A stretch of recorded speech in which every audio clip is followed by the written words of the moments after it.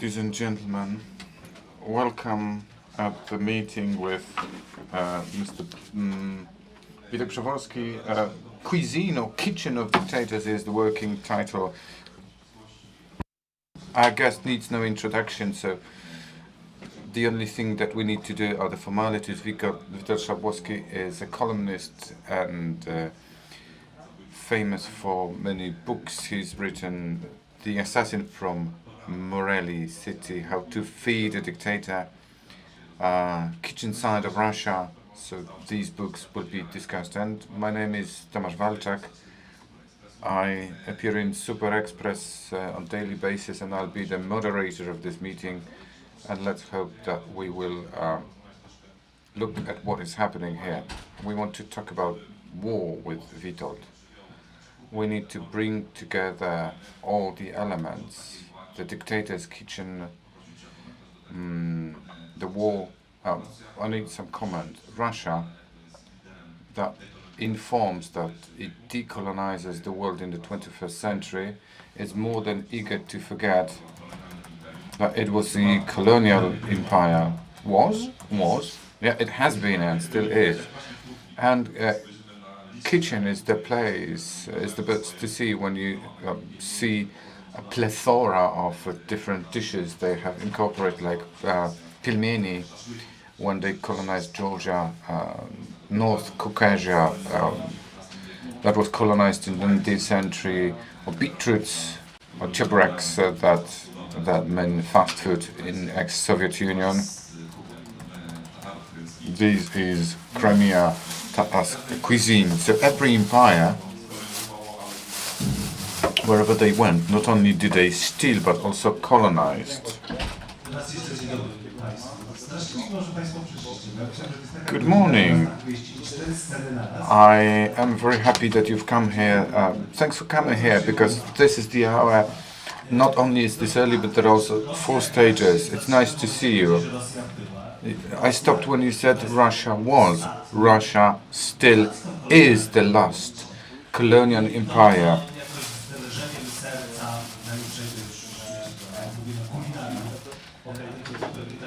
My heart is trembling, but what we are looking at is whether the last empire that is ready to conquer and send the people from Caucasia and Siberia and local peoples, will it fall to crumble, or will we have to wait?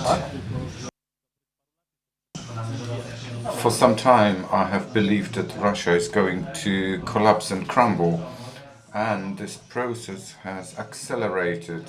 All the cracks and all the tendencies will only deepen now. Will it happen now, or will they be able to sustain it with the power of special forces? Because in my opinion, it's sufficient to take one building block from this and it will collapse. What is most symptomatic with regards to Russia is Cheburek's story. The Tatars that were supposed to be ruled out of history, deported from Crimea just in a few days. They were sent to Uzbekistan or Siberia.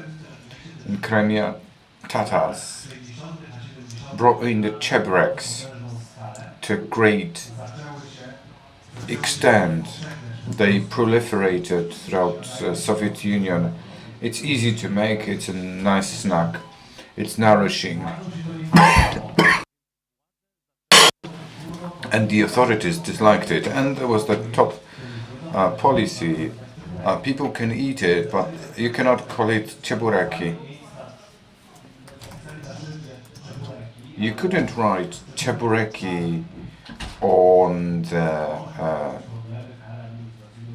banner. You might have been fined with administrative fines. They were supposed to be called southern fillings, southern dumplings. You might have heard it that Russians believe that one of the fronts of this Ukraine is the war for borscht. Is this Russian or Ukrainian? Russian Minister of Foreign Affairs issued out absurd ideas They are so awful, these Ukrainians. They wanted to appropriate Polish. And the Polish battle has continued since 19th century.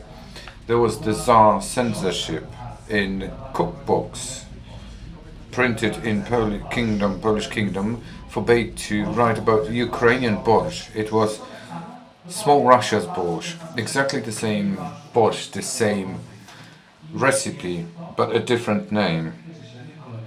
So this is colonial kind of thinking, but the kitchen side.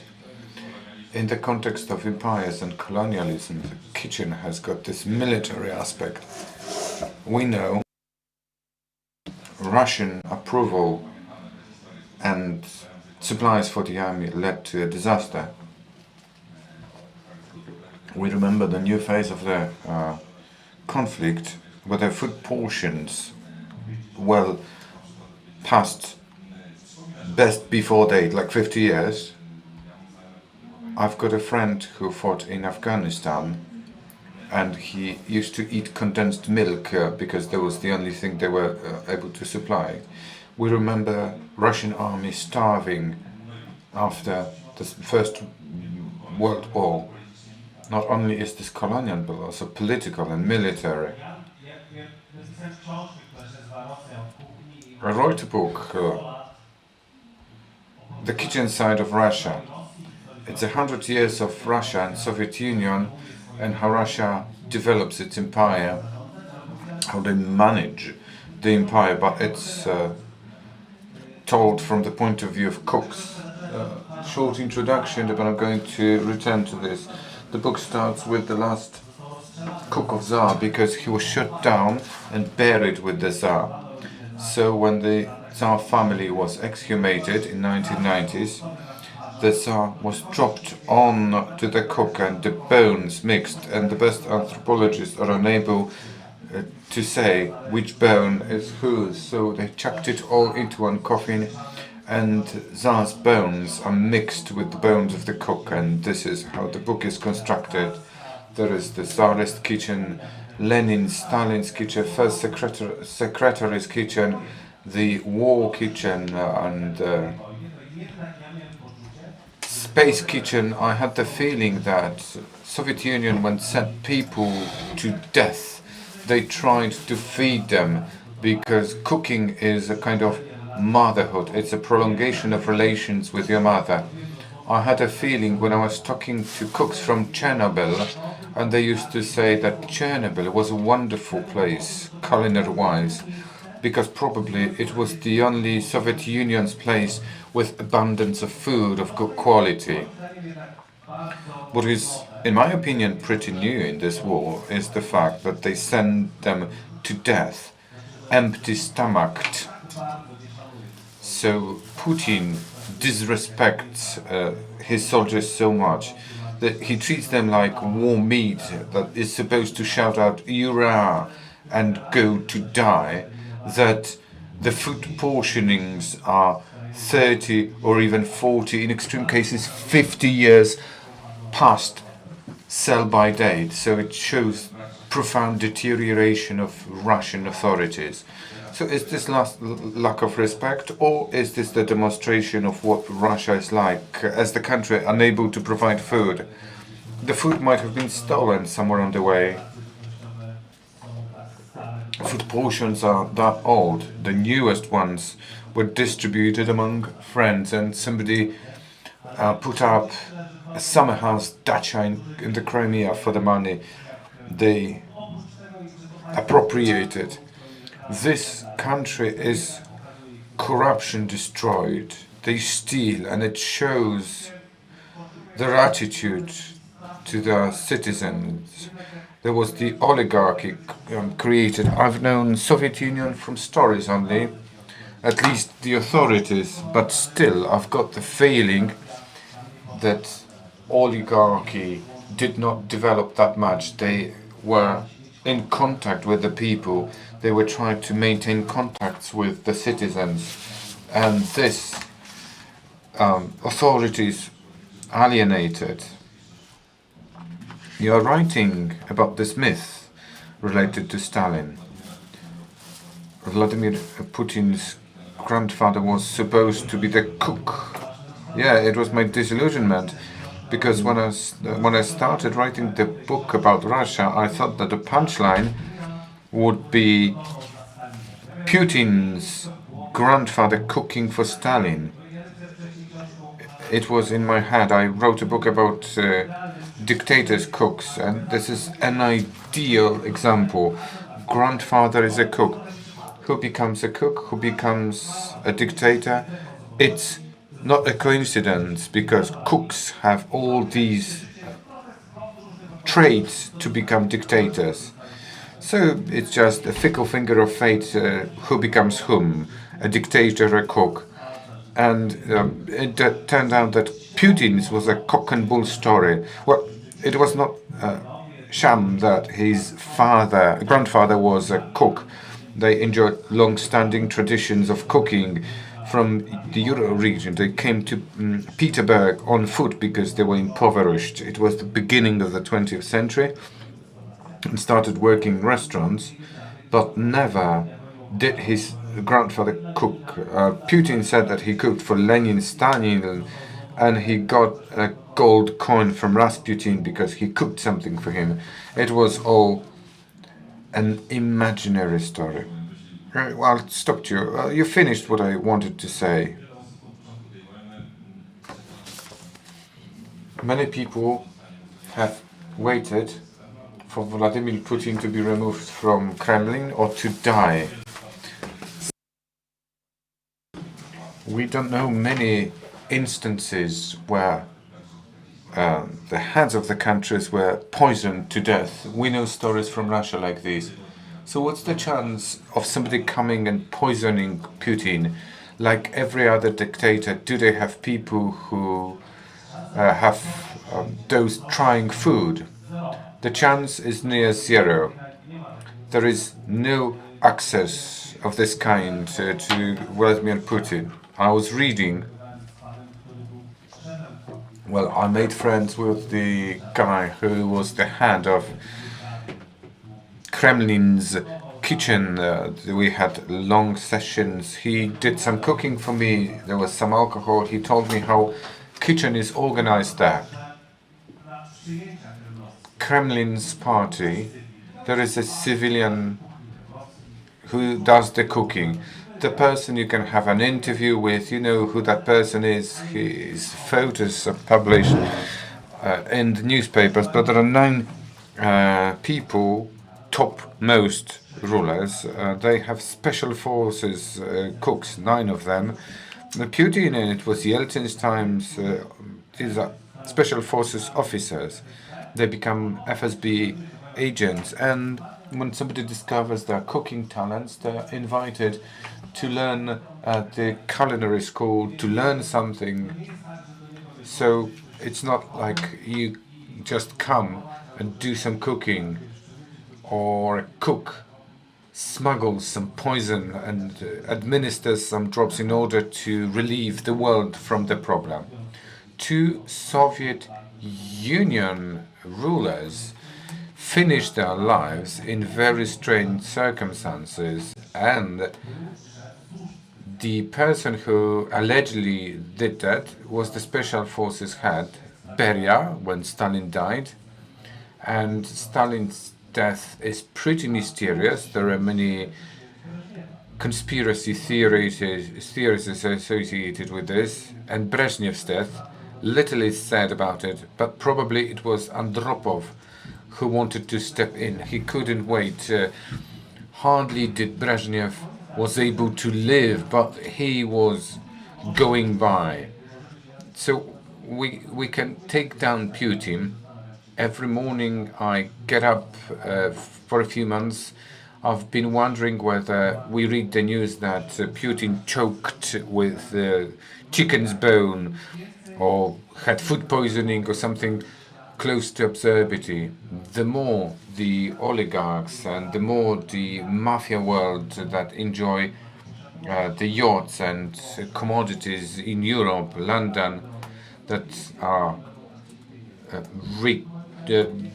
expensive so much, the more money they burn, the greater the possibility is to get rid of Putin because it pays off. Putin is the face of war. If you want to put an end to the war, you need to get rid of him. Anger as a killing weapon, as a political tool to subjectivate people. There is a little bit of mess in Russia. You can do many things in that country. But the burial place of Lenin is a temple. You cannot take photos, you cannot wear shorts, you cannot talk too loud. This is the only place where they care about anything. Stalin is next to it, the biggest perpetrator in history, so Russia should undergo decommunization, de-Leninization, de-Putinization, and this is my greatest worry. Isn't that they'll exchange the authorities, but the ball continues. We assume the broader perspective. I'm wondering, you mentioned that collapse of Putin may mean thorough remodeling of Russia. Let me share an anecdote. A friend of mine, a Russian, came to Poland to screen a film about Jaruzelski, and hardly did he understand that we dislike Jaruzelski. Why did we hate him? And he was a liberal from Russia. He explained, we may dislike them, but we respect them. They can live a peaceful life and they make their lives difficult. So if liberal milieus of Russia believe that those who have already took a farewell need respect, hardly can we believe that anything change here. I started by saying that Russia will fall into parts and it will happen during our life. We are going to observe the processes. They'll be hugely interesting.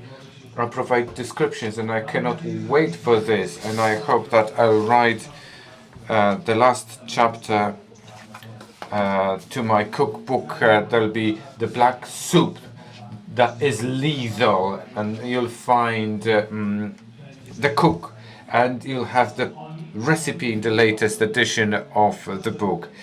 They are poisonous country. Both Stalin and Brezhnev got something, but Afghanistan intervention started with Karzai, who was a huge supporter of Soviet Union, but they discontinued to like him. They wanted to swap him. He was KGB poison. They changed the cook, and 2 weeks later the cook gave him poison. Little did he eat. He was fasting. So the poison didn't work, and they had to help him with a machine gun. And this is how the intervention started. They do things of this kind. They are used to that. Perhaps you remember when the first Maidan was approaching, so to say, where Yushchenko was the presidential candidate, and he posed threat to Yanukovych and his team. Well, it was all about the same. These are not just internal conflicts, but colonial ones. Well, I was present at that first Maidan. I could see Yushchenko's face. We saw the toxin pouring out of his face. It was horrifying. Luckily, he survived. But not everybody was so happy. Those targeted by Russian secret services. You also dealt with Middle East. You met numerous dictators, personally just one. But you researched on others. When we observe Vladimir Putin and his war, how come they did not cope with waging war? Obviously, we have a military disaster. Such a weak country as Ukraine seemed, and they are unable to conquer it. But he is a man, a hard-ruling man, with inefficient army. Well, pretty simple. Dictators will not listen to those who could criticize them. They are truth resilient. There is this famous briefing between Putin and his secret services 2 days before the invasion, when somebody was trying to disagree, perhaps the war was not the best idea. and he simply hammered them down. It's a structure. We know what Putin wants to hear. He wants to hear Ukraine is going to surrender on the third day. Our army is invincible. We have greatest army. And such a structure keeps on going for 20 years. An average employee reports for 20 years from the field to what his boss would like to hear. The boss added some extra, reported to the general. The general added some extra to score some points and reported to Putin. And they would put into those reports whatever they wanted. True bullshit. And Putin must have been convinced that people in Ukraine would welcome the Russian army with flowers. He believed that because that's what the report said. And this is the trap for most of dictators. First of all, they start to think they are geniuses. I'm convinced Ceausescu believed he was one of the most genius people ever born. I believe Idi Amin believed he had an army to conquer Tanzania. 4 days after he did it, he ceased to be the president. So when they are surrounded by blind supporters, by people who would only applaud whatever they say, it's like whatever they say, the dictator says, it's like gold idea to be printed and posted on buildings. They are out without touch with reality. Well, on the other hand, we have a democratic state, Ukraine, where, first of all, they managed to separate politicians from commanders, and it looks different.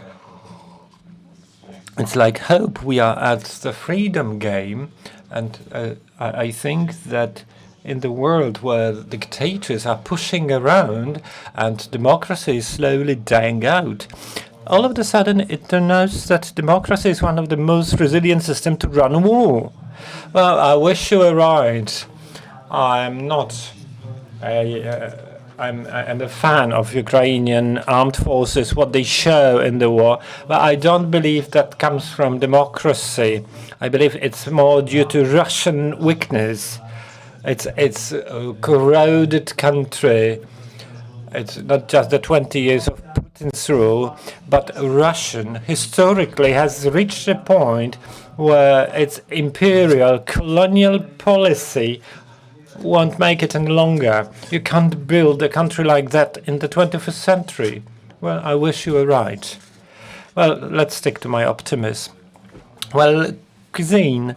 In the beginning of war, Western companies started to leave Russia, McDonald's included, and McDonald's, very proud of their cuisine tradition, their general independence, and it turns out they couldn't live without McDonald's. You can remember those long lines waiting to get in final McDonald's. And then there was Dziadzia Bania. Initially, they had different name.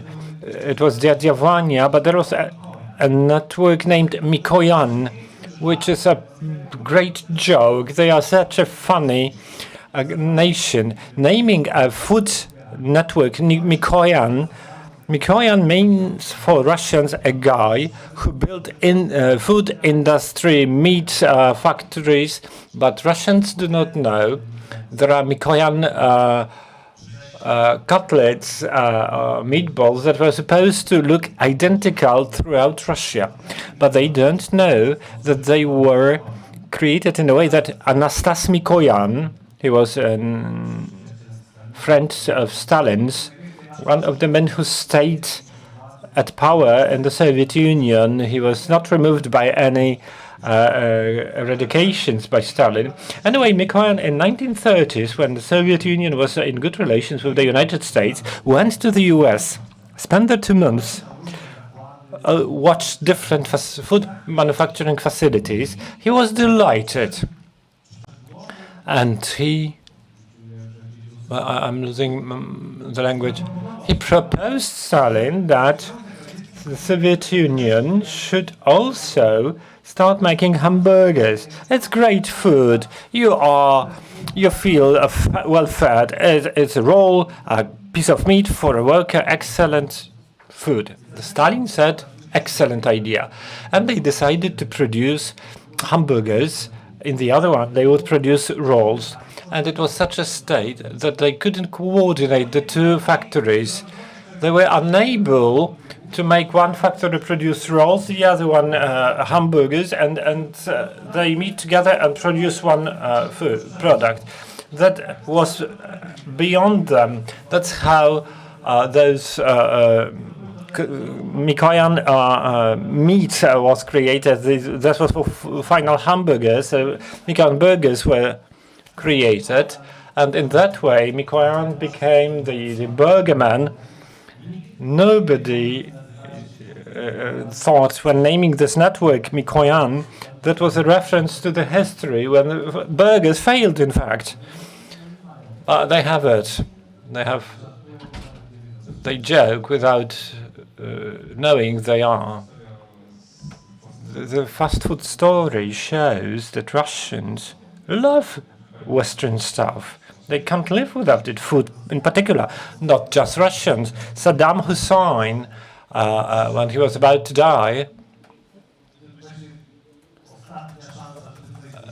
his final meal, he ordered a burger.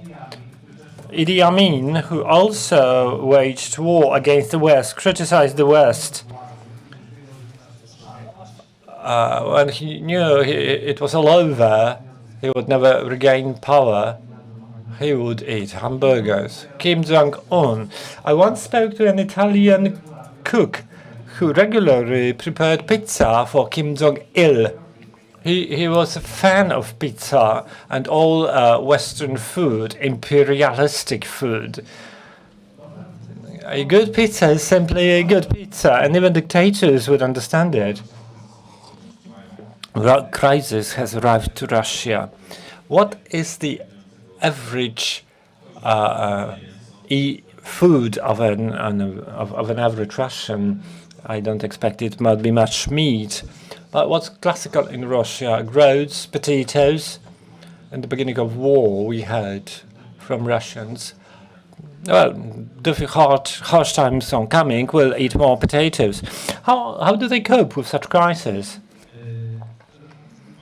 In my opinion, Gubinka, that is the Russian countryside, well, it's strength of Russia.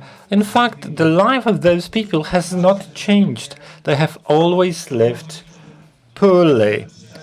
They are people who need to explore their small plot of land to survive.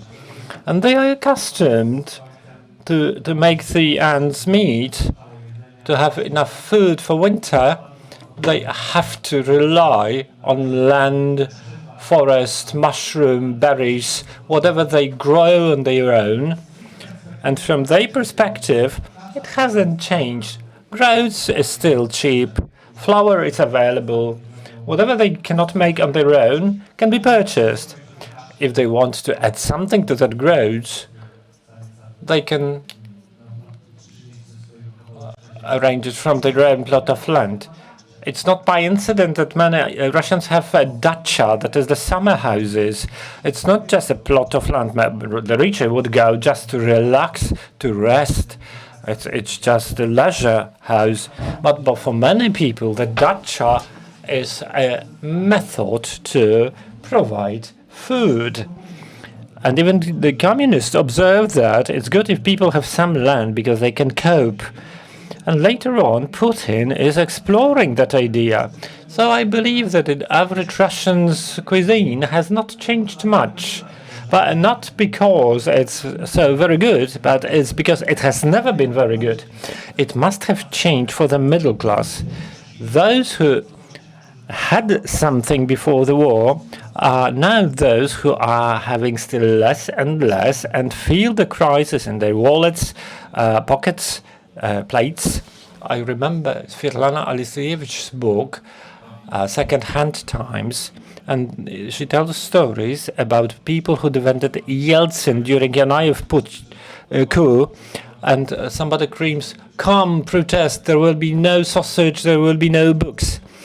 Well, there is a moment, there are no books, they are still more and more difficult to get, a book critical against Putin, but what's the middle class The urban middle class suffer from shortage of sausage and face the nightmares of the Soviet Union. That may happen. The question is what they will do about it. I believe Russians, as far as the Tsar's time ago, they've been accustomed to this famous saying, the quieter you go, the further you reach. Do not protest, do not show your opinions. There may be no sausage, but it will come. I don't know what comes out of that. I don't believe the middle class is strong enough that they could do something. I believe they will feel it. We spoke about Belarus before we started talking here. When I went to Belarus, I felt that was a model dictatorship of the 21st century, because people in Belarus had everything people in Europe have. I don't know how to name it, a Silicon Valley in Belarus. There were whole companies that built startups. There were people who made several $1,000s a month. Myriads of such people, well-educated IT specialists, and they lived like we in Europe. They would eat in good restaurants in Minsk. They would fly on holiday to Egypt, Thailand, Greece, wherever European people would go. If they wanted, they could fly to Paris, Italy, London, Warsaw. They had their Netflix. They had soy latte. Their life was no different than the life of middle-class people in other countries. The only thing that was different, they couldn't oppose the authority. And that's all. And for a long time, I had that feeling that would be the image of dictatorship of the 21st century. You've got what you want. No Big Brother, no Orwell. Nobody is interested in what you discuss at home with your family. Nobody cares about your opinion. Just do not interfere. And Belarus surprised me. 2 years ago, the protests, I believe Belarusians were surprised by the protest, how far the dictatorships made them tired, how far they were fed up with their president. I believe in Russia something similar may happen. However, it won't originate from the middle class. I trust it would go into regions that would start to separate. So, not economic problems, not food problems, but the mobilizations made the war painful for people, that made them flee Russia. They started to run through Georgia. It was like a trigger. Well, on my Facebook and my Reporters Journal that I've been running all the war, I wrote, I do not trust 80% support for war in Russia. I believe Russians, to a major extent, believe it's in Ukraine. If somebody lives in Siberia, Ukraine is far, far away. But their attitude to what, just before the mobilization was announced, there were minor mobilizations in regions where people were strongly persuaded to join the armed forces. All the republics, like Yakutia, declared they would send 30,000 volunteers. 80 arrived. And there were those sad pictures where those 80 candidates, that was not the best decision in their lives. So you see those 80 guys standing. You must say they were not the smartest in the village. You could see the faces. But they started to understand something was wrong, and they were standing in some rubber boots, boarded on a Russian time bus, and they go to fight Ukraine. It looks like Yaroslav Hasik's Schweik. From the very beginning, I saw the war committees burning. Do you know what's the everyday name? The official name is Vojenkomat, and the common name is meat machine. They know this is just sending people like cannon meat. And that is the true support for war. Not that if they ask me in a survey, somebody phone me and I say on the phone, yes, I support President Putin and his special operation in Ukraine. The true support is in how many people are ready to go to war. And they have shown that. That is the true support, or lack of it. I believe that Putin, like Freud's, I believe that his major error is that in the 21st century, you can wage wars like Stalin ran World War II, and this is his first basic error. The second error is he believed he could fight Ukraine like he did in Syria. You can simply bomb people with artillery, bullets, and they will not react. The Syrians were unable. The Ukrainians are. They supported by NATO, they can push them up to Ural. This is the authors' meeting. There are your readers, so I would like to hand over to them. We still have a couple of minutes to ask questions. I believe there is somebody with a microphone. Raise your hands if you want to ask the question. You'll be provided a microphone. There is a first speaker at the back. Good morning. I've been thinking, I read about Russia pretty much, especially recently, considering the Ukrainian conflict. I'm trying to understand the Russians' awareness or lack of awareness. What wonders me is why they cannot, mind you, they travel around Europe and the world. When they get back to their hometowns, wherever it is in Russia, they don't think like we used to think, that the West is so good and we got it so bad. But the most changes that happened in Central Europe began because we went one day to Paris, Amsterdam, London. We got back to our Łódź, Warsaw, Kraków, and we wanted the same. It all initiated all the changes, our joining the EU. Why? They come back from Sicily, Egypt, back to, let's say, Novosibirsk, and why they do not think, why can't we have it? I believe they do think so. Ukrainians had a meme recently that presented Iranian women protesting. The question was why Russian men cannot be so courageous as the Iranian women. Well, frankly speaking, I have no good answer to that question. But what I know is that there is silent protest going on. All the hackers group, half of the anonymous attacks from the beginning of the war against important Russian sites and networks, half made by Russians themselves. It is said that lots of sabotage of burning military commissions, burning companies, factories that produce for the military, that may be moderated by the Ukrainians, but they can be also done by Russians themselves. So resistance is building up slowly. But even the Iranian women took time to reach that critical point. I believe it's still ahead of us. I trust, I hope.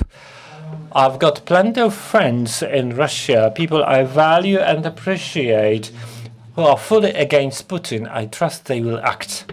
Thank you very much for this question. Who's next? There's a lady sitting in the back. My question pertains to the role of Turkey. It's very interesting because Turkey is dictator managed and it's kind of intermediary in peaceful debate on the war, trying to whitewash it. They send drones to Ukraine, and at the same time they keep talking to Putin, keep trading with Putin. So Erdogan's role, how do you see it? Who's been trying to show himself as the one sitting on the fence. Erdogan is the only dictator I met in person. I had a dinner with Erdogan. It was President Duda and Erdogan. Yeah, there was an episode in my life. I was a guest after the Turkey's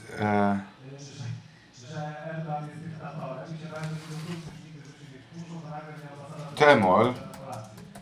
I told about it in every television set. I thought they would never invite me, but the embassy invited me for lunch or dinner. Yeah, he plays to gain as much for Putin.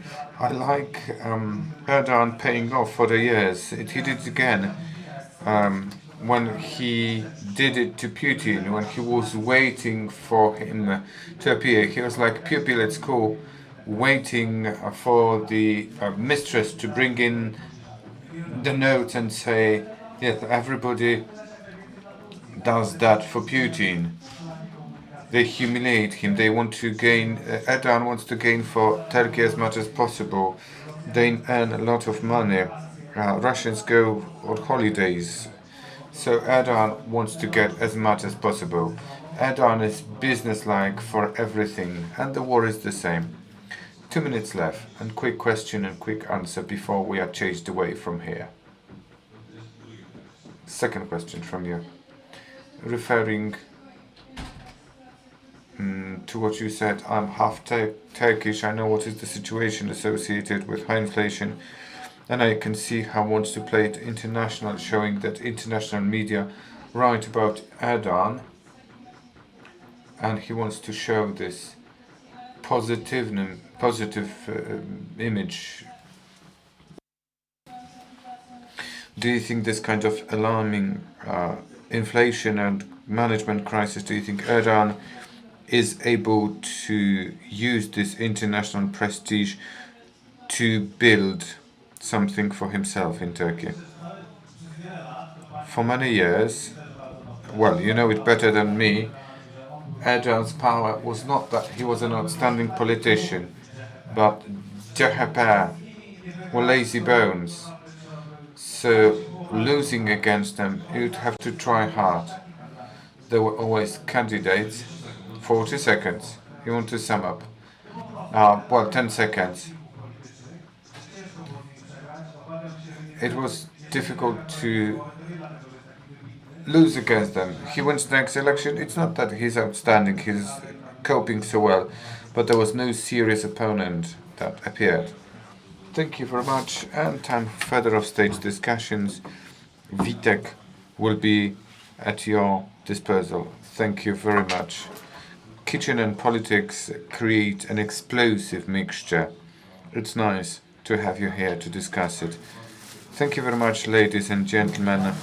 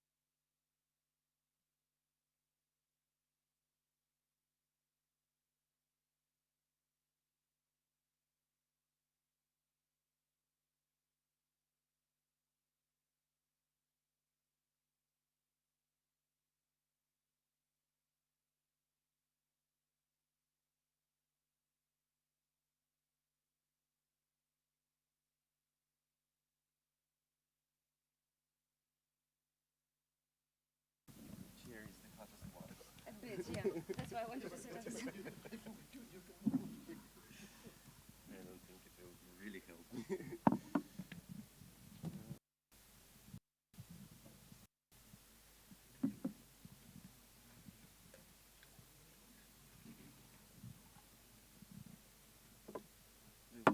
I get just sitting so far for once.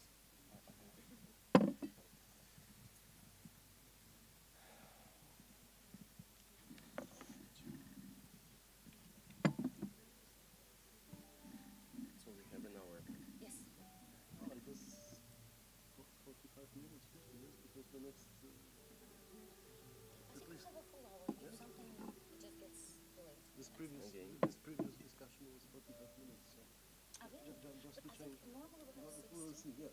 But I mean, Probably. also we'll see for the questions. Because maybe there is a break afterwards. So. I think so. I think if we finish, I mean, we don't have to make it a full hour. If we have nothing to say either. Maybe there will be some questions. Yes, that's what I'm thinking. Yeah. Give them at least 15 or 20 Yes, minutes. yes, yes, yes. But I mean, since we're free, it's I think we'll have enough time. I'm a little bit more worried for poor people. For people, it's hard to moderate. But I mean, even for you to speak, each of you would have like 5-10 minutes. Okay.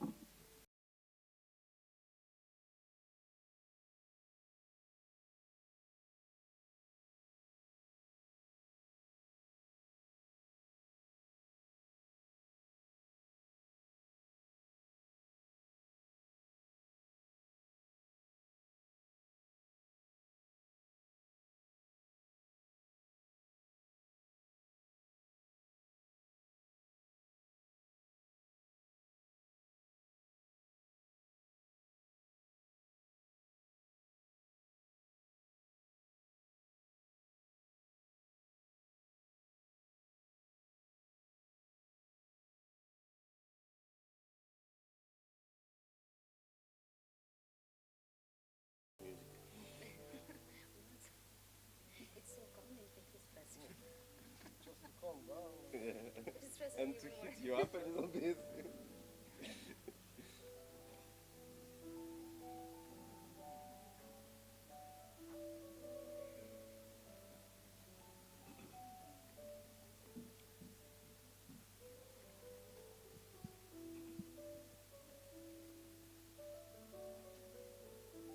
Only Rainak.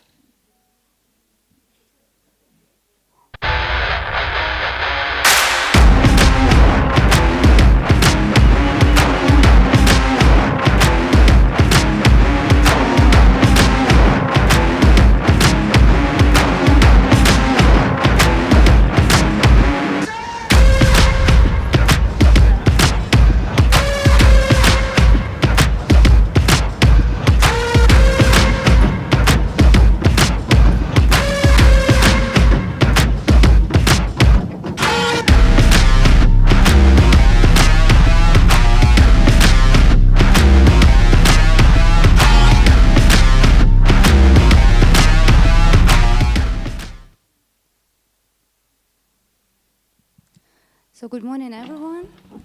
I think we can start now. Thank you very much for coming to this morning session. This panel discussion, which is co-organized by the European Liberal Forum, which is the official think tank of the European Alliance of Liberals and Democrats, based in Brussels, and we're representing almost 50 organizations across Europe working for liberalism in countries both within EU and outside of the EU. And my name is Maria Alesina. I'm a policy and research officer from the Liberal Forum, and I will be moderating this, I think, very interesting discussion this morning, which is dedicated to a very interesting and controversial topic about the informational space in Russia and how it impacts international affairs, as we all know, quite intensely recently. And we're in the middle of a conventional war, as we all know, and me myself as Ukrainian, I know it even better. But we are also in the middle of an information war, which has been lasting even longer than an overt military aggression of Russia against Ukraine. And while Russia might be losing in a military conflict, as we all might see in the last couple of weeks at least, month, Russia is still very strong on the information front, and at least within the country itself, the propaganda machine remains strong enough to keep this aggression even possible, to keep the popular support in the country, in Russia, possible for 7 months to continue the war against another country. And so informational offenses, both within and outside of the Russian Federation, is quite a well-known fact, and it makes a big element of the Russian hybrid warfare. Maybe its most powerful element, and today we will try to reverse the discourse, reverse the narrative, and try to see how the collective West, all the liberal forces within Russia and outside of Russia can gather their forces and try to combat Russian state propaganda. And for that, Russian state propaganda aimed primarily at its own internal audience, which makes Russian external actions possible. So today we have two very interesting speakers with us whose perspectives are very complementary and I think will be very beneficial for the discussion. On the right side, on the left side of me, we have Mr. Ivan Kolpakov, who is editor-in-chief of the biggest Russian independent media, Meduza, in April 2020. Okay. I hope you can hear me. So in April 2021, Meduza was claimed by Russian authorities foreign agent, and it was blacklisted in Russia, and it was since then it has been functioning in exile from Riga. So Ivan will tell us more about that later. The second speaker is Professor Dr. Ryszard Mechnikovsky, who is the Dean of the Department of International and Political Science at the University of Łódź, and he will provide us with a more academic perspective on the topic, because his expertise includes terrorism, European security, security domain, and transnational relations. So he will have a more he'll have a more academic and theoretical perspective on the topic, but I think we'll have a very interesting interplay between the two positions. And to start the discussion, I would like to give you both one after another the floor to provide your very initial remarks on the context. First of all, maybe we can start with Ryszard, because I have one question to you. I have read an article of yours from 2017 where you said that the conflict between Russia and Ukraine will eventually lead to the collapse of the Russian regime, and you compared Russian aggression against Ukraine to Soviet operation in Afghanistan, and you said that that can be a very similar scenario for the regime eventually, because it just weakens the country. But it was 5 years ago, and I would like to ask you what's your perception on this issue now when the situation has escalated. Okay, thank you very much for this question, because, well, not many people in Poland actually know this article. It was published in one of periodicals in Romania in 2017, and of course I had even a response from the United States at some moment for this kind of approach to the problem. And of course it was initially heavily criticized because this perspective of the collapse of Putin's regime in Russia was not very close from the perspective of 2016 and 2017, when people who were just involved in the analytical work were perceiving these problems. I was assuming that the conflict in Ukraine, which was frozen at that moment when I wrote it, is going to continue, and at some moment it's going to be hot. It's this cold kind of war, information warfare rather than actually physical kinetic warfare, will suddenly at some point is going to start and transform itself into just a normal war like we see today. I was rather skeptical about the year 2022, so I was not expecting that it is coming to so soon. But I was thinking that probably by 2024, 2025, the real war between Ukraine and Russia will break eventually. And this was my second assumption, might lead to the situation that Russia is sliding itself into the position of internal crisis, which may eventually lead to the collapse of the regime and change of regime. But of course, I couldn't imagine the details because, you know, all this social transformation in such a country like Russia is so complex that you really cannot imagine the specific way of the potential transformation. But from the perspective of 2017, more skeptical voices were seen by me and were heard by me at that moment, but I think that after these 5 years, this article is in a different perspective. So at least one part of my prediction actually materialized, so let's wait for the second part of this prediction, and hopefully we will see the change of regime in Russia. But I don't know when, because I hadn't in a position when it could be when I was writing this article. So, but thank you for noticing it, because it's.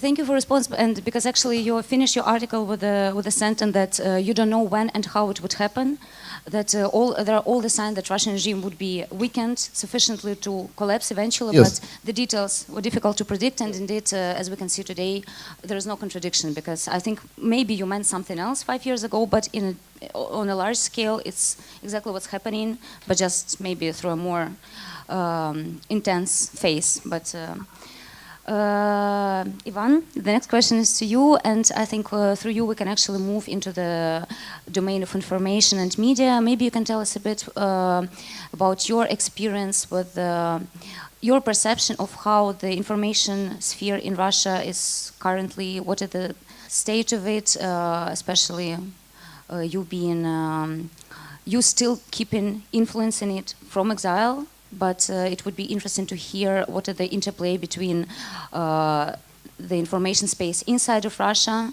and those media which are trying to influence it from abroad. Yes, thank you. Thank you for having me here, and I'll try to, I think this is just, right now is a very interesting moment with what's happening, in Russian propaganda, in Russian information sphere. Just briefly, I want to introduce myself. I am editor-in-chief and co-founder of Meduza, and Meduza was launched 8 years ago, soon after the Crimea annexation and when the first military conflict in Donbass was provoked by Russia, and it started from the very beginning from, it started the operation from exile. So it actually started working from Riga in 2014. And I moved from Russia in 2013.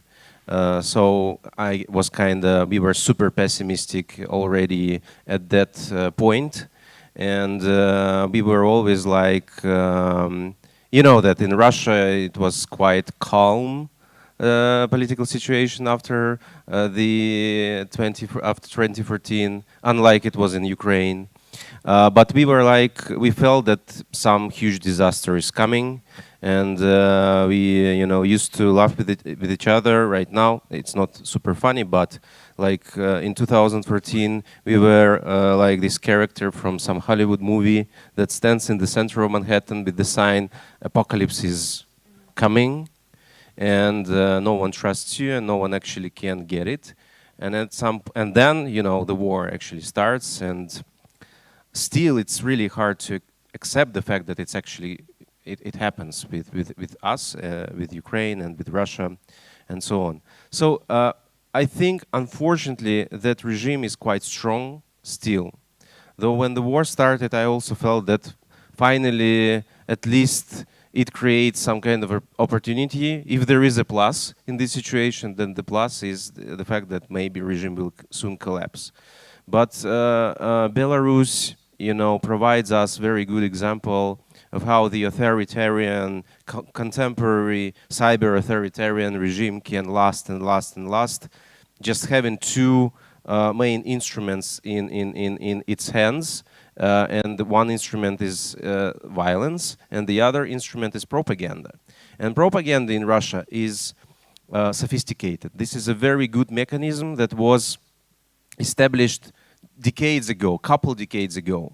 And you know, we can talk about Russian propaganda for hours, but I want to underline like some interesting features of Russian propaganda. Well, first, it doesn't try to, you know, to provide, to promote a certain version of truth. It simply destroys the concept of truth.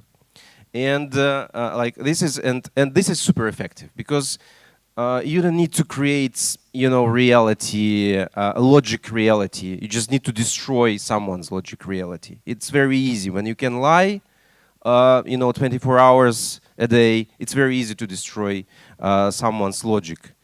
Second, of course, Russians and you know, all the people who used to live in the USSR, they have this experience of consuming of the Soviet propaganda. It means that a lot of Russians, when they watch the television, they don't trust the television. Somewhere deep in their hearts, they understand that this is the manipulation. Probably, in some ways, it is lie. But it's so easy for that isolated society to, you know, like, how does like normal and average person thinks? Yes, this is, we are certainly understand that it is lie, what we see on Russian television. But what we get from abroad is probably the same lie, but from our enemies. So we would prefer to trust our own, you know, version. It's easier. And also another interesting feature about Russian propaganda is that it actually provides you a feeling that there is a discussion. Like when you watch Russian television, you all know, you've seen these YouTube videos when some Russian crazy political talk show where people yelling at each other and punching each other.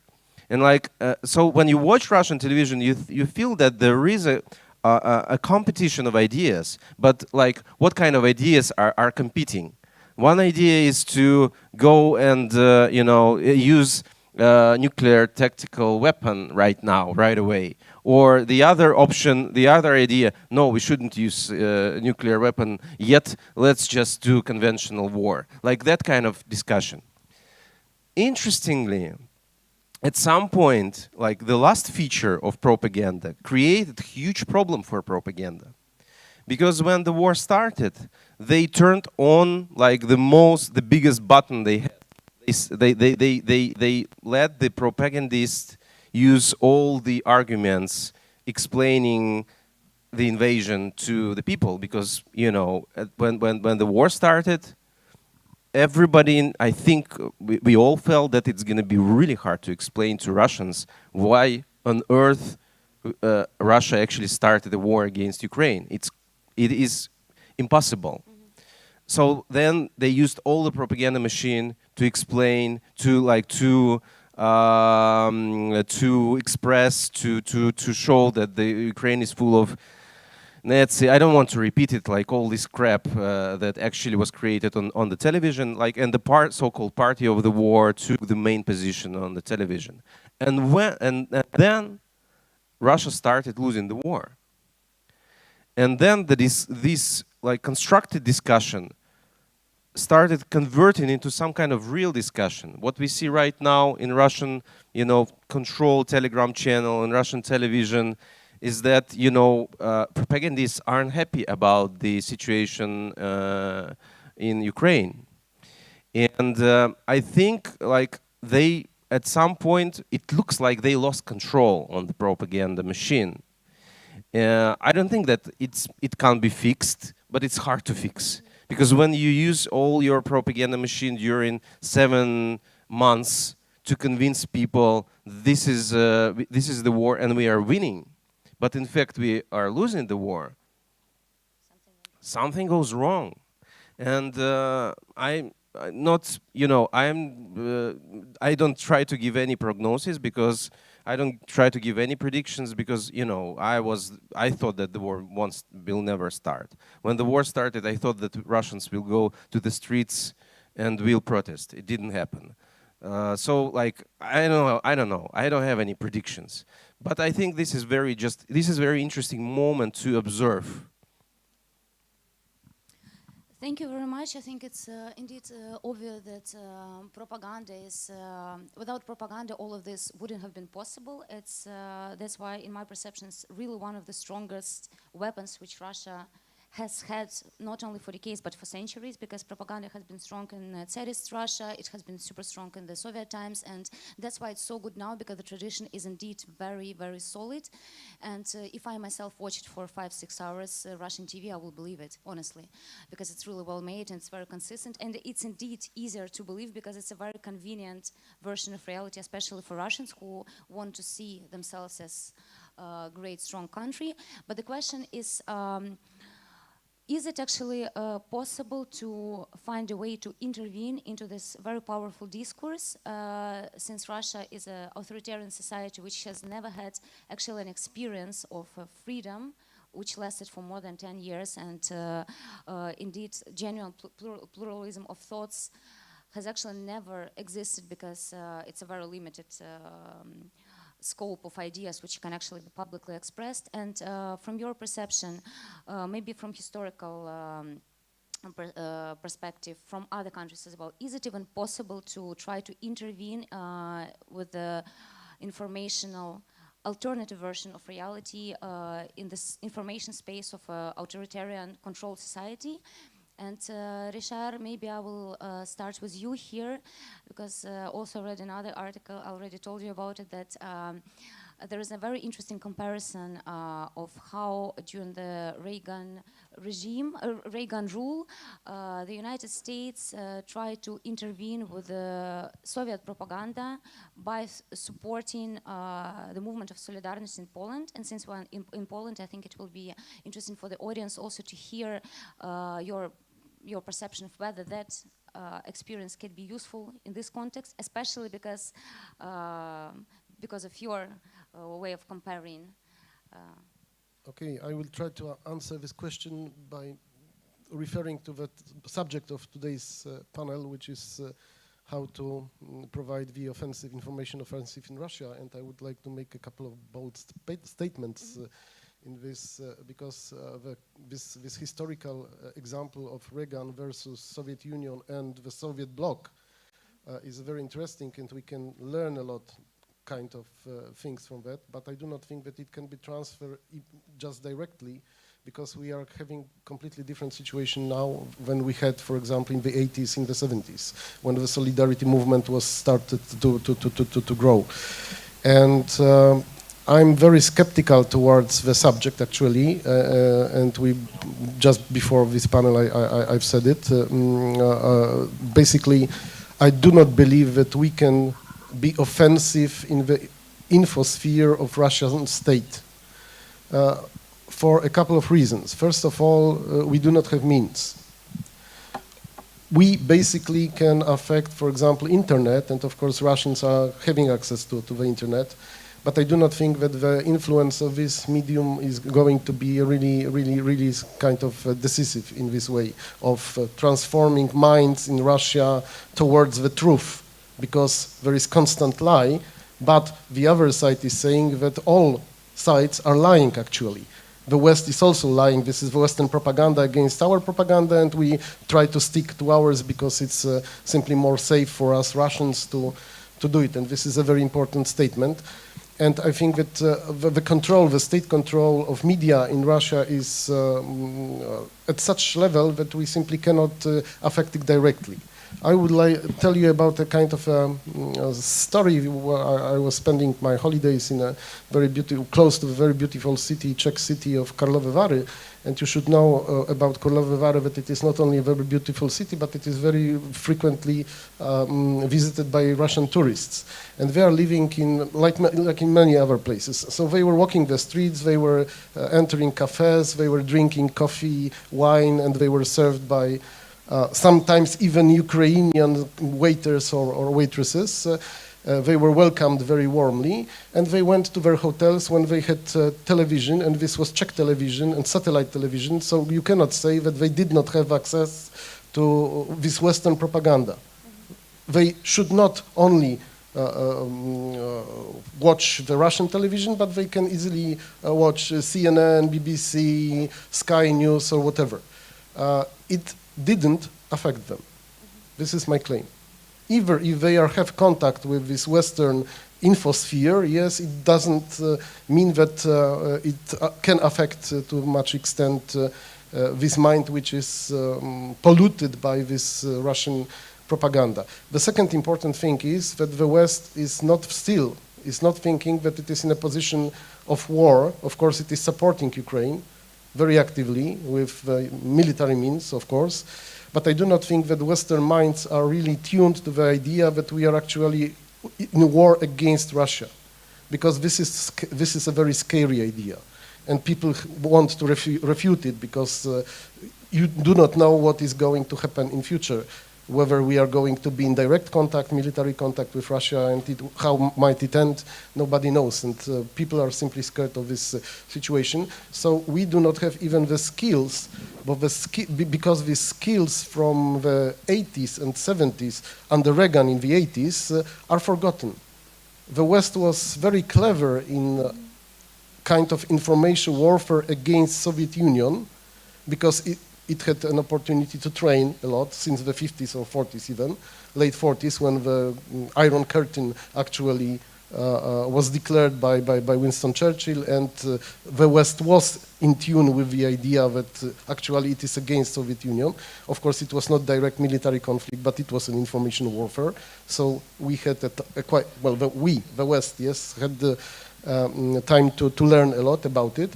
But my guess is that all that was forgotten, simply forgotten. After 1990, after 1991, when the Soviet Union collapsed, when Russia was considered to be just a normal state, maybe a very peculiar, but just normal state, which is actually supporting the global affairs, and it is going to do the business with the West. So why should we take care of them? All these specialist institutes, for example, in the special services, but also in civilian and academic sphere were closed because there was no more need for specialists in Russia. People were not learning Russian because, well, if you cannot understand the language, how can you understand the mentality of your potential enemy, and so on, so on. So the my second claim is that we simply not only do not have means of influence, but we do not have enough skills. We have to learn a lot from the current situation. Mm-hmm. So just not to talk too much, so maybe these 2 points, if I may say.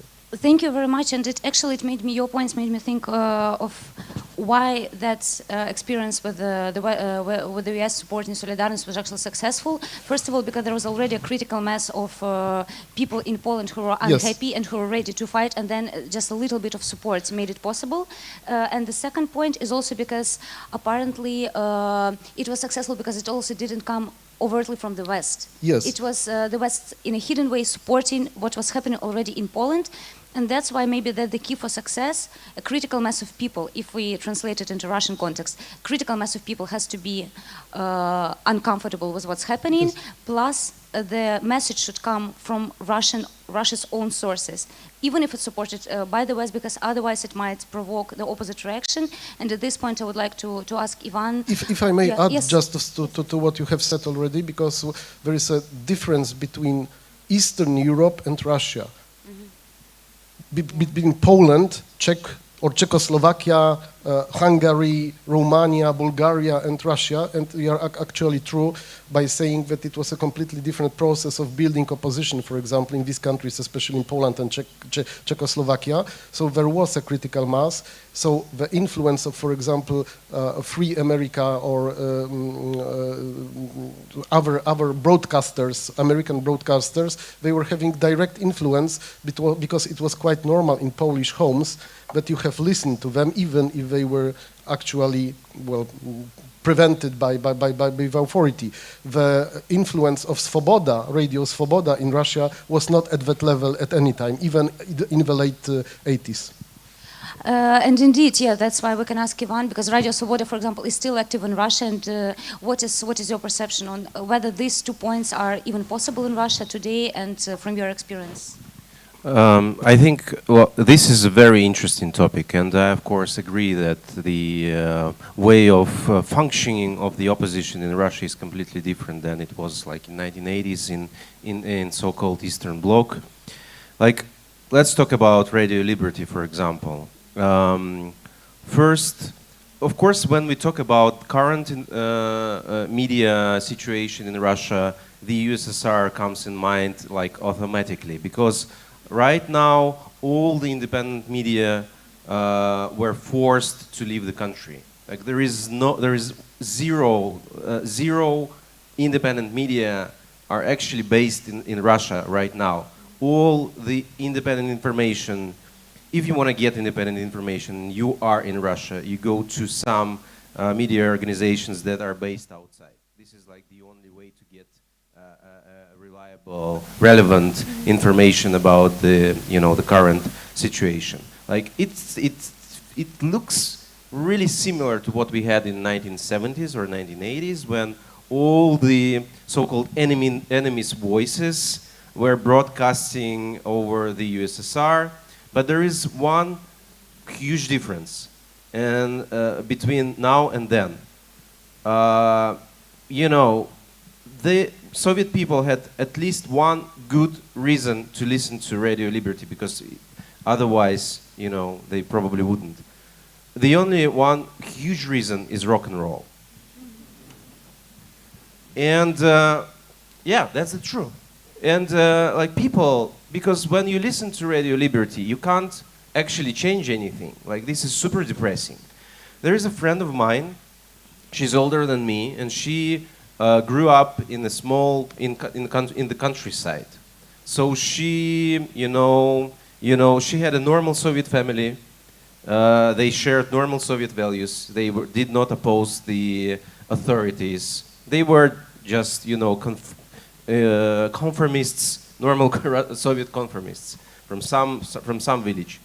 At some point, she was a teenager. She goes to Moscow to her relatives, and her relatives in Moscow are Russian intelligentsia, and they listen to Radio Liberty and stuff like that, and they say, "Hey, listen, check this out. This is Radio Liberty. You're gonna love it. You are a teenager. It's rock and roll. Listen to Radio Liberty. You're gonna have fun, but don't tell anyone."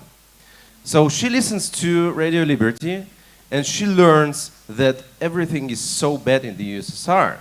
Like, there are huge lines. It's really hard to buy a television, a TV set, or something like this. Like, there is a deficit, etc., etc., etc. So, like, they were super critical on the Soviet reality. Why wouldn't they? And then she said, like, wow, if the USSR is such a bad place, what's going on the West? It might be a disaster to live there. Because, she grew up in the reality of, this is the best place in the world. She haven't seen anything but USSR. And now she understands that, yes, she can compare what she learned from the Radio Liberty with what she sees. Yes, this is true. But what's going on there? And like, this is, it means that Radio Liberty wasn't super effective in terms of, convincing millions of Soviet people. And now is more or less the same. If you're an average Russian person and you're watching Russian television, like 20% of Russians were traveled outside of the country. It's like something completely different from Ukrainians. You guys were traveling in tents throughout recent years, especially.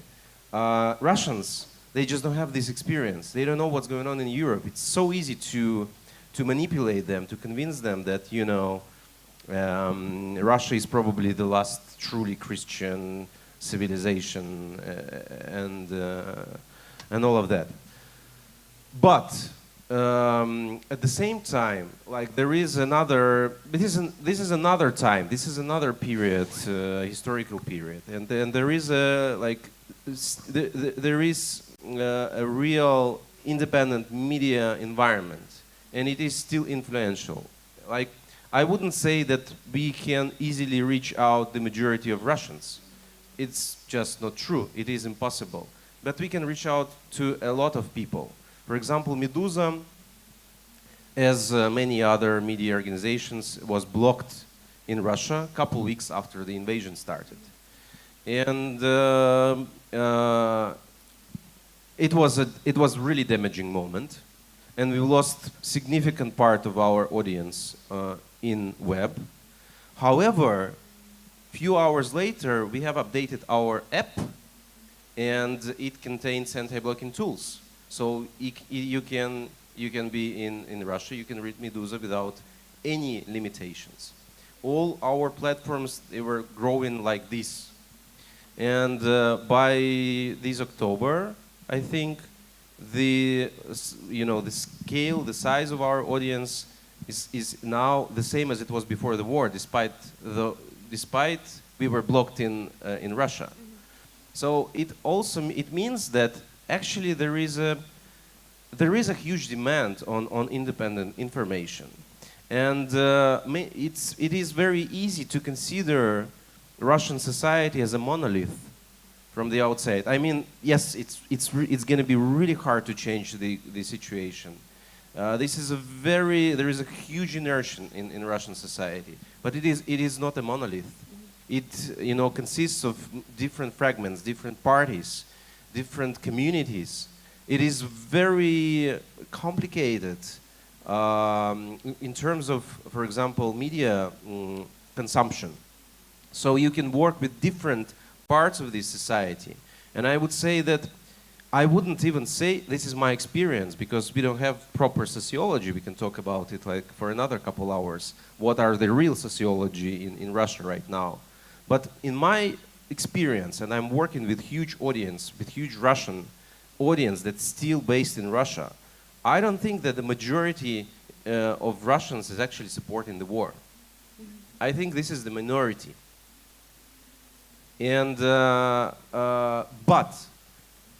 of course, Vladimir Putin is happy that we all think that the 80%. Like, have you seen this last sociological survey about the support of the annexation? Like 80%, it is said, supporting the annexation of for Ukrainian territories.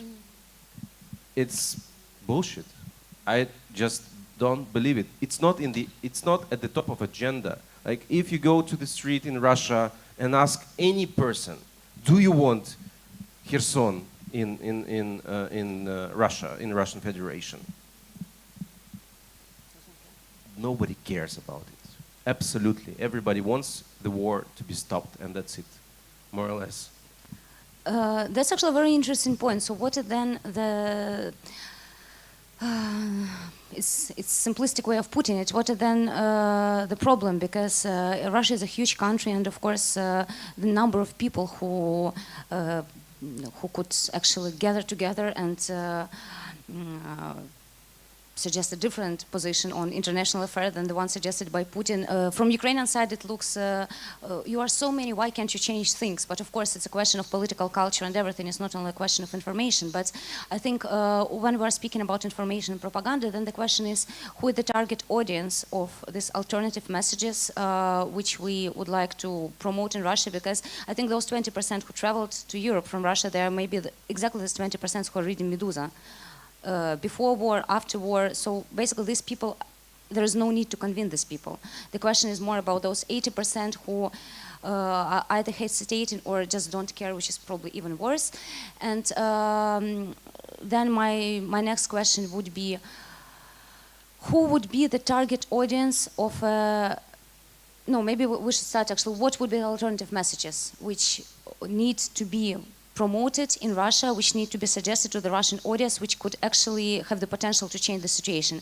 Shall it be, for example, if we're speaking about informational offensive, can it be, for example, information about the number of Russian soldiers who are actually dead in Ukraine?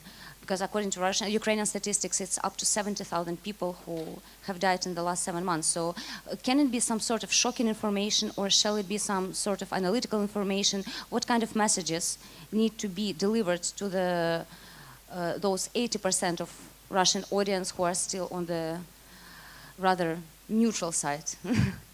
If this is a question for me, I can honestly say I don't know, because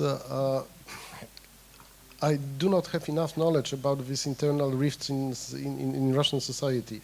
Definitely there should be some segments which are very prone to hear to these news and to absorb it.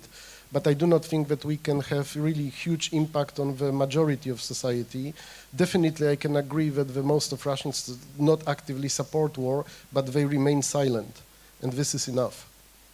So this is the question about the person who was just before us here in this room, the very first panel, and there was a meme, Ukrainian meme, showing the Iranian women protesters in the streets of Tehran and other big cities, and there are no such equivalent in Russia. So I think that this is the huge difference. So honestly, I cannot say, because it's very difficult, but I would like to make a point towards the West, because it would be really very huge success from the Western side if we stop supporting and helping Russians in spreading information offensive to the West. What I'm meaning, what I'm having in mind, there are outrageous speeches and some kind of informations which are coming from Russia, which are actually making familiar to each and every person who is actually interested in the problem of Ukrainian war. For example, former President Medvedev is telling outrageous things, and when he just finished writing something on Twitter, I know it because Polish, American, British, French, and German information agencies instantly are informing me what President Medvedev has just said outrageously. This is a huge mistake, because what is the most important thing from propaganda? The broadcast, yes? The means of broadcasting it. The Russians shouldn't even care about the broadcasting of their own messages to the West, because the West is doing this for them. So they do not even have to make offensive information offensive to the West, because actually it is done by the West itself. If you remember, for example, the very beginning of war and this pre-war period, January 2022, December 2021, when the American sources were telling, it's going to start. Yes, the Russians are going to invade Ukraine. What was the message from the American side? I was observing it very carefully. Ukraine has no chance. The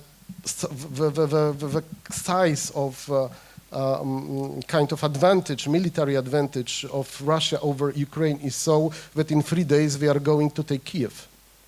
This is defensive, and this is really very, very damaging for Ukrainian people, because if you are hearing from CNN that in 3 days Russian troops are going to walk the streets of Kiev and you have no chance because your army is not effective, which is not true actually what we see today, it is really strongly influencing the minds of people who have to be sure that they can actually defend itself. So sorry for switching a bit point, but I think that it is quite important to say.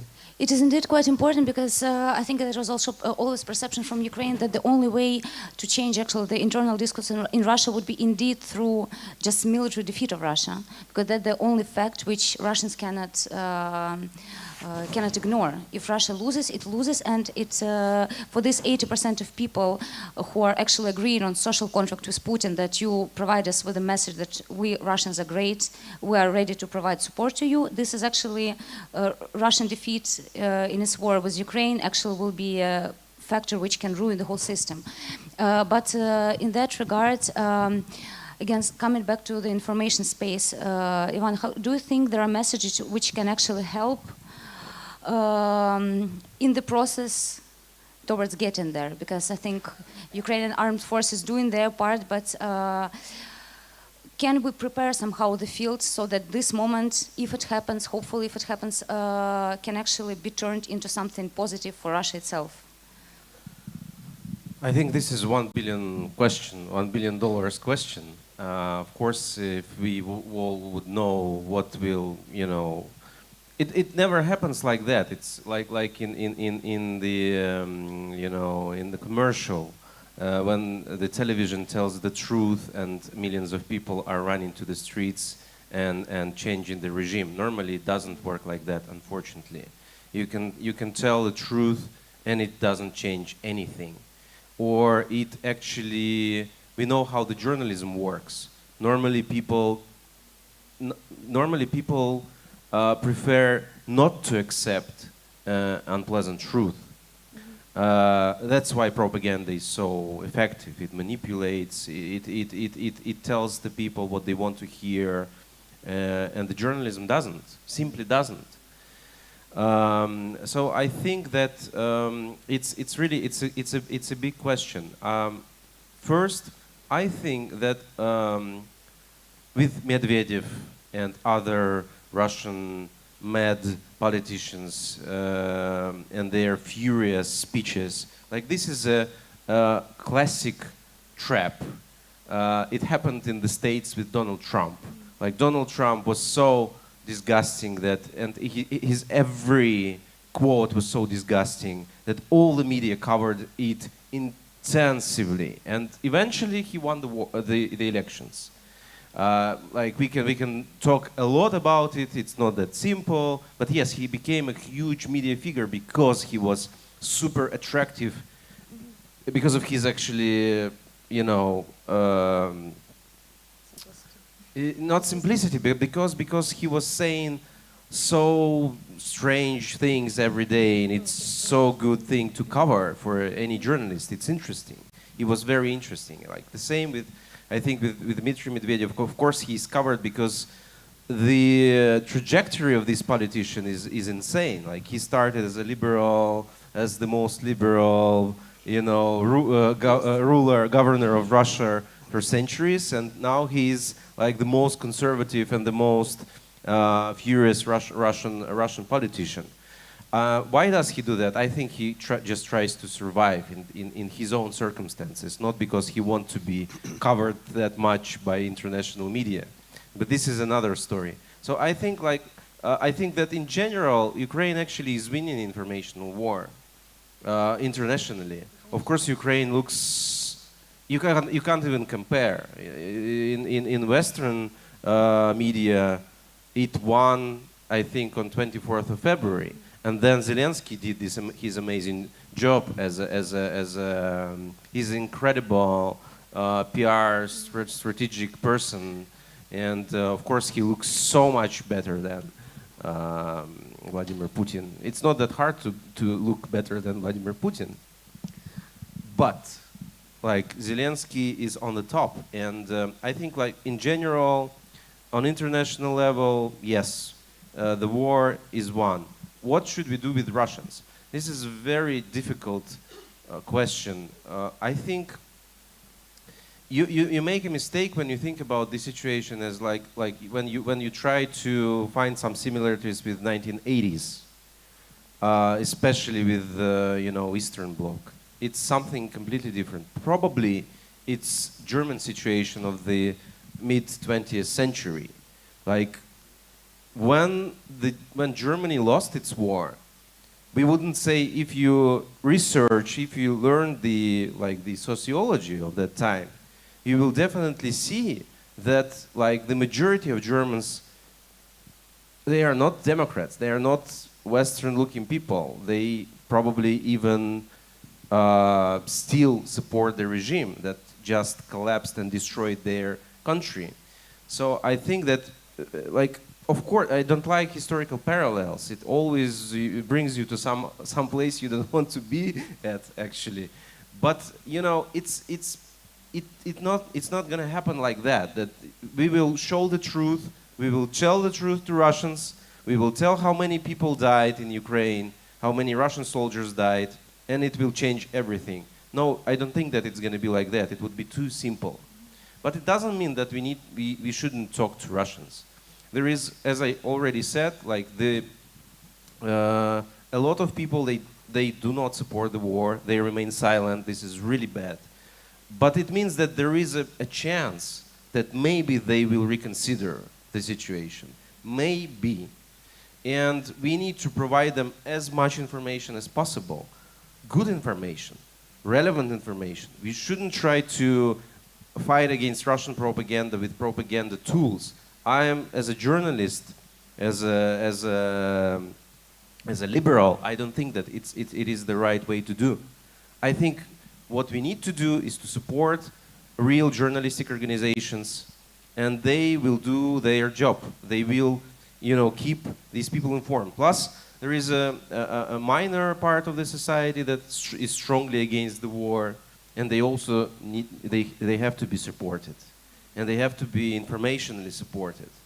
And if we, like, there is a very small chance for a better future for Russia. Unfortunately, I think, like, Russia destroys itself right now. But if we believe that there is a chance for a better Russia, we need to support these people who are strongly against the war right now, who are participating in anti-war movement, though it's super dangerous, who are running from the mobilization. Even these people are our allies in Russia. And they have to be fully equipped with independent information. This is my belief.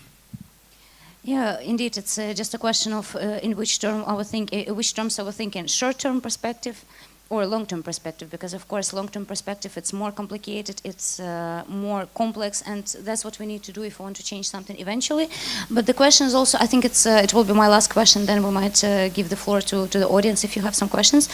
my last it's egoistical, I'm just curious about it, because we talked about independent media, but speaking about state media, Первый канал, for example, this funny episode which happened on the first Russian channel, you all probably are aware of that, when a TV presenter, a very famous TV presenter who has been promoting propaganda for quite some years, Marina Ovsyannikova, she entered into live stream in the first days of war with the slogan "No to War," and then she was fired or fined, and then she moved to the West. And I'm still curious whether, Ivan, your perception, whether you think it was something staged or it was a genuine informational offense. But because from my perspective, there is no live stream on Russian state channel, so I'm curious how it happened. My answer won't be super simple. Like as a person, as a journalist, as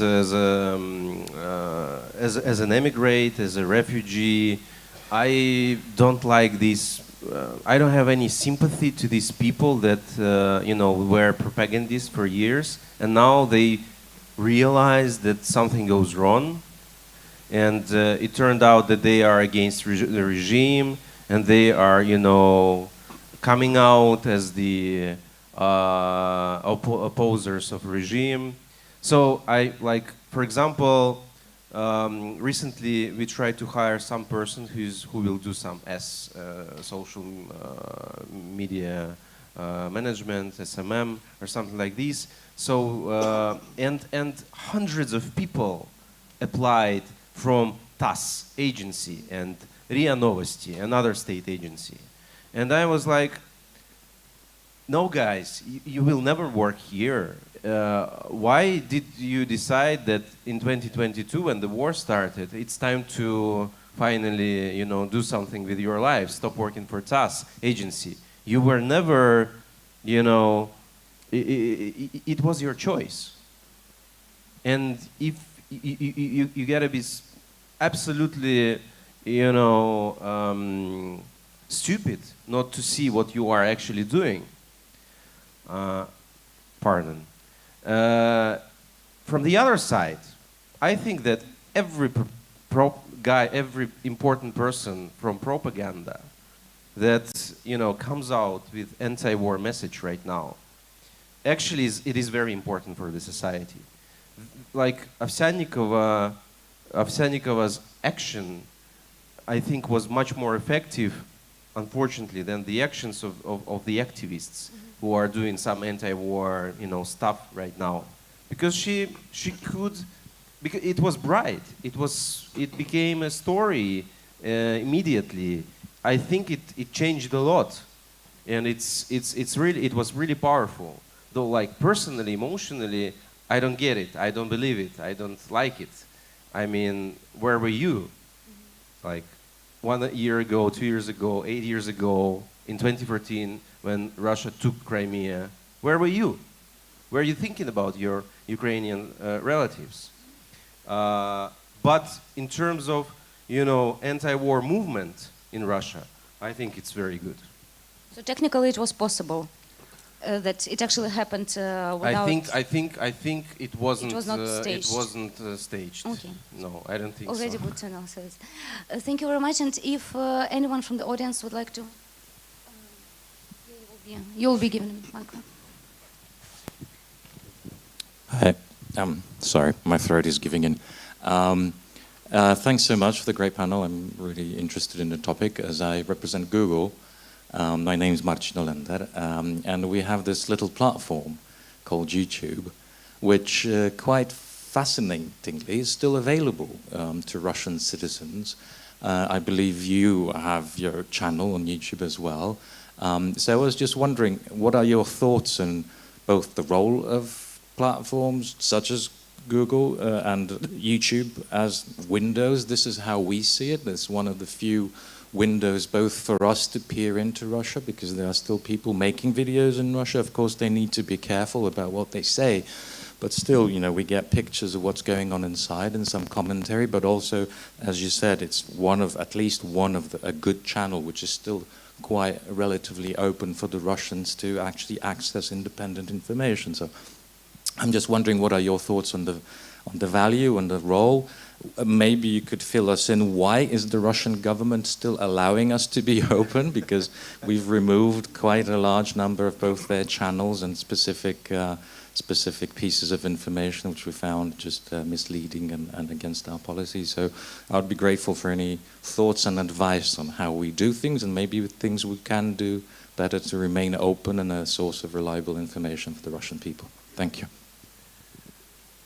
I don't have any insights, unfortunately, about the fact that Russia did not block YouTube so far. YouTube is one of the most important, one of key platforms that are still accessible in Russia, and there are a lot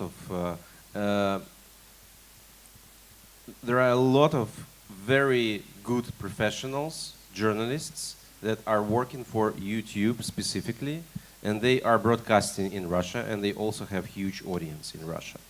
And also important political figures using YouTube to provide, their ideas. For example, Alexei Navalny, who is now in prison, like, he's the biggest oppositional figure in Russia. He also has super popular YouTube channel, and probably he he published the most influential investigation on Russian corruption during the last few years. I think there are few reasons why they didn't do it. First reason, they can't replace YouTube, and they use it as a propaganda tool. Of course, because they need to work with just like all of us, they think about the segmentation of the audience. They think how to reach out to younger people. And they create a lot of content for YouTube.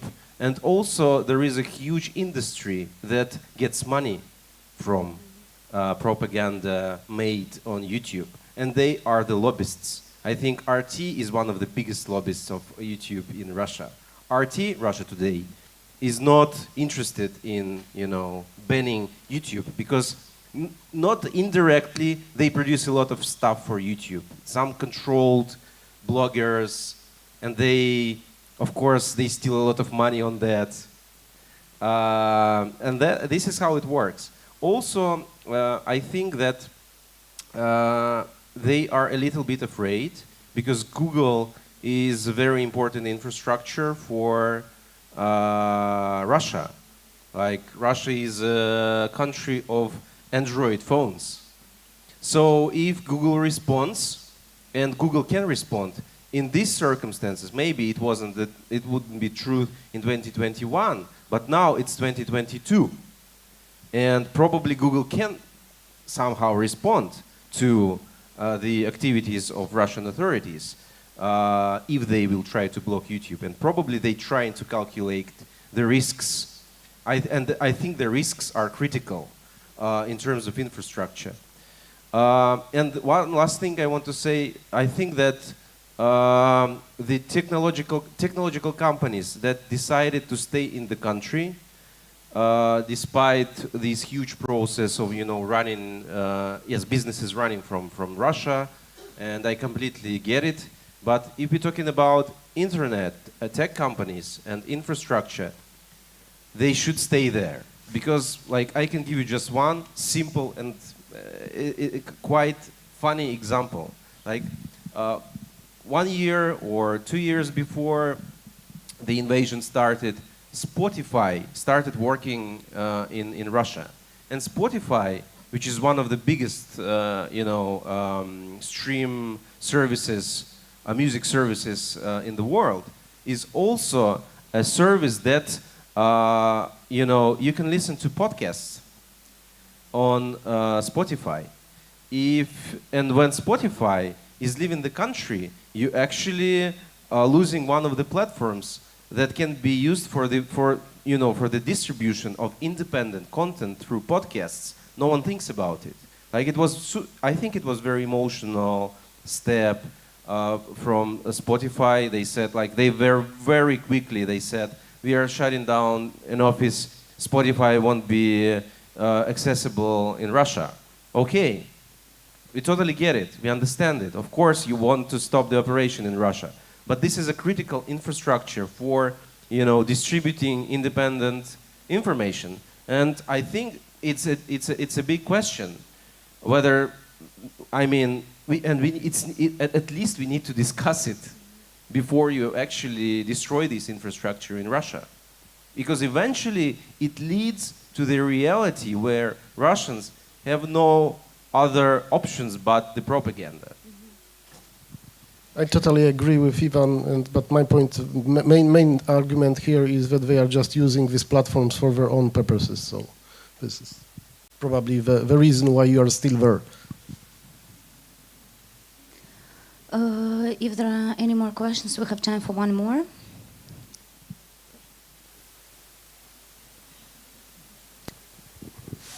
Dzień dobry Państwu, Marcin Adamusiak, obywatel. Good afternoon, Marcin Adamusiak. I represent nobody, but czytając tak, jak zapewnić ofensywę informacyjną w Rosji, zapytałbym, jak zapewnić skuteczną ofensywę informacyjną w Polsce, na Węgrzech, we Włoszech, w Hiszpanii, w Szwecji, jak zapewnić skuteczną ofensywę informacyjną w Stanach Zjednoczonych. Wszyscy rozumiemy, co mam na myśli, prawda? I jak zamienić ofensywę the media offensive that do not promote patriotism but promote nationalism, without understanding these exclude each other. One sounds beautifully, the other sounds like shit. But that doesn't apply to Russia only. It affects the whole world. Yesterday I wanted to ask, because we frequently hear the word populism. Populism is the narrowing of the topic. It should be used in the context of nationalism, and nationalism is present worldwide. Still, we are progressing towards authoritarian regimes. Finally, how to convert democratic elections based on the Polish example, because the election can be democratic, how to turn democratic elections to elect democratic governments. How can you have the situation that the Polish president is the constitution raper? How could we change this information status? Question to Richard, because it was in Polish. And very briefly, please. Well, it's a bit. We are going in different direction from the main subject of today's panel, I guess. I do not want to compare, for example, Italy, even Hungary or Poland with the situation in Russia, because as we have already heard, the majority of information sources state-controlled in Russia. It is still not like there in the West, and the access to this kind of alternative information is still available there. The question is, what is the broadcast? What are the ideas, and why these ideas are not affecting people to such an extent that they are just forwarding this nationalistic movement? This is a very deep question. And it affects the whole globe. In fact, as you have said, it is really true that it is not only the question of Russia, it is a question of Europe, but we are going outside Europe. But I think that we are just running out of time, so sorry for not going into deep into answering this question, because the organizers can kick us out, so sorry for just brief remarks. Thank you very much for being so brief. And yeah, I think I'm afraid we have to finish, but I hope it gave you food for reflections, food for thoughts, and thank you very much to our amazing speakers. Thank you. Thank you. Thank you. Thank you for an invitation. Thanks a lot.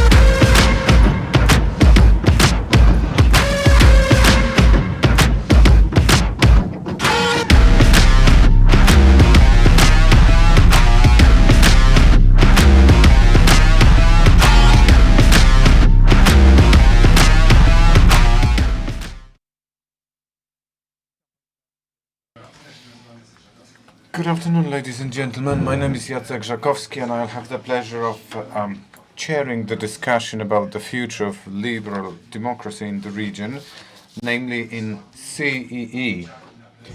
I can feel shivers down my spine when we have this topic announced, because I haven't heard anything optimistic in this regard for many years. And I hope that we can discuss it with these wonderful panelists that are sitting in front of you. Thank you very much. Crystal Morehouse, Senior Program Officer. Welcome cordially, and he's going to give you an introduction to the topic. Dr. Barbara Brudzińska-Mirowska, political scientists, Poles know her, at least those sitting here, because she appears in the media. She represents the chair of media, communication and journalism at Nicolaus Copernicus University, Toruń. Kamila Gasiuk-Pichowicz is going to join us. She's just a few kilometers away from here, so she should be here with us soon. And I can tell you that she knows more or less the introduction, so she'll be able to be a part of the discussion. And Detmar Dering, Friedrich Naumann Foundation for Freedom representative. Ladies and gentlemen, we are short of time. This is why I'm speaking so fast, the fastest I can, because this is a truly hot topic. A plethora of research and millions of literature intervention, lots of books in the recent years on the future of liberal democracy, including liberal democracy in our region. Let me mention basic titles, the hot ones, if you have not read them. Fukuyama's Mark Leonard, Wiek Niepokoju, Timothy Garton Ash, In Defense of Liberalism, and for those who have been heated, Patrick Dennin, Why Liberalism Failed. Here is our star. Welcome cordially, Kamila Gasiuk-Pichowicz. So, the debate is pretty advanced. If you have not read these books, Concilium Civitas has got Grzegorz Eckert's text, his Harvard representative, and speaks about fundamental problems related to liberal democracy as such. Simple information worth digesting and remembering. Starting 2005, every year there are more declining democracies than developing democracies. So this democratic regression has continued for 2 decades. And in our region, only Estonia and Croatia have kept the quality of democracy without improving. So they have just retained the same level. In 8 post-Soviet totalitarianism, only Kazakhstan has not lost these few attributes of democracy it used to have. This is the point we're in. And if you couple that East and West is brought together by anti-liberalism international movement, what is happening in Italy, there is much to be afraid of, I believe. Having said that, I give floor to Crystal, who is going to scare you even more, and then we'll have to discuss what to do with it.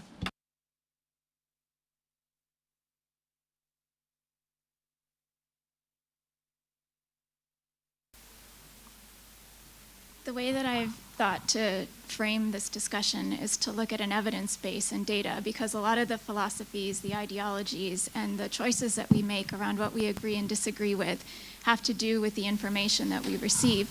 And so in this case, we can have a combined bird's eye view of a few pieces of data, and then we can ground a bit and tie together a lot of the conversations that have been taking place here in this room previously, also around propaganda, but also in other fora, for example, dealing with citizens' assemblies, and unpack a little bit of this idea about what is the problem and where exactly are we in terms of our challenges.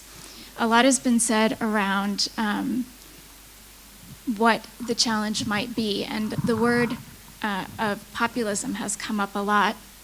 And if I could please show the presentation, I'll be able to advance the slides and also give you some ideas around this. So the data that I'm showing you here is around a group based out of the University of Gothenburg. They're called the Variety of Democracy Institute, and what they do is benchmark democracy. And democracy is not one single thing. Democracy is not binary, you are democratic or you're not democratic. But there are very pluralistic ways in which democracy is lived out. And the strength of that democracy is important. And so this institute has taken a look at various indicators. And we think about liberal democracy, everyone has a different idea in their mind. And sometimes people think about liberal democracy as an ideology, something that someone else thinks that has a particular insistence that you have to believe or not believe certain things. But what liberal democracy is in terms of benchmarking democracy is the relationship between the state and the people. And so if you think about autocracy as being the state there so that the people supply it with its power and fuel its power, that is sort of the extreme version of an autocracy. But if you think of a liberal democracy, and you may not like that word, but let's say the opposite extreme on the democratic side, is where the state is there to serve the people. And so this is where in the spectrum between democracy and autocracy, this organization, this research institute, tries to place states.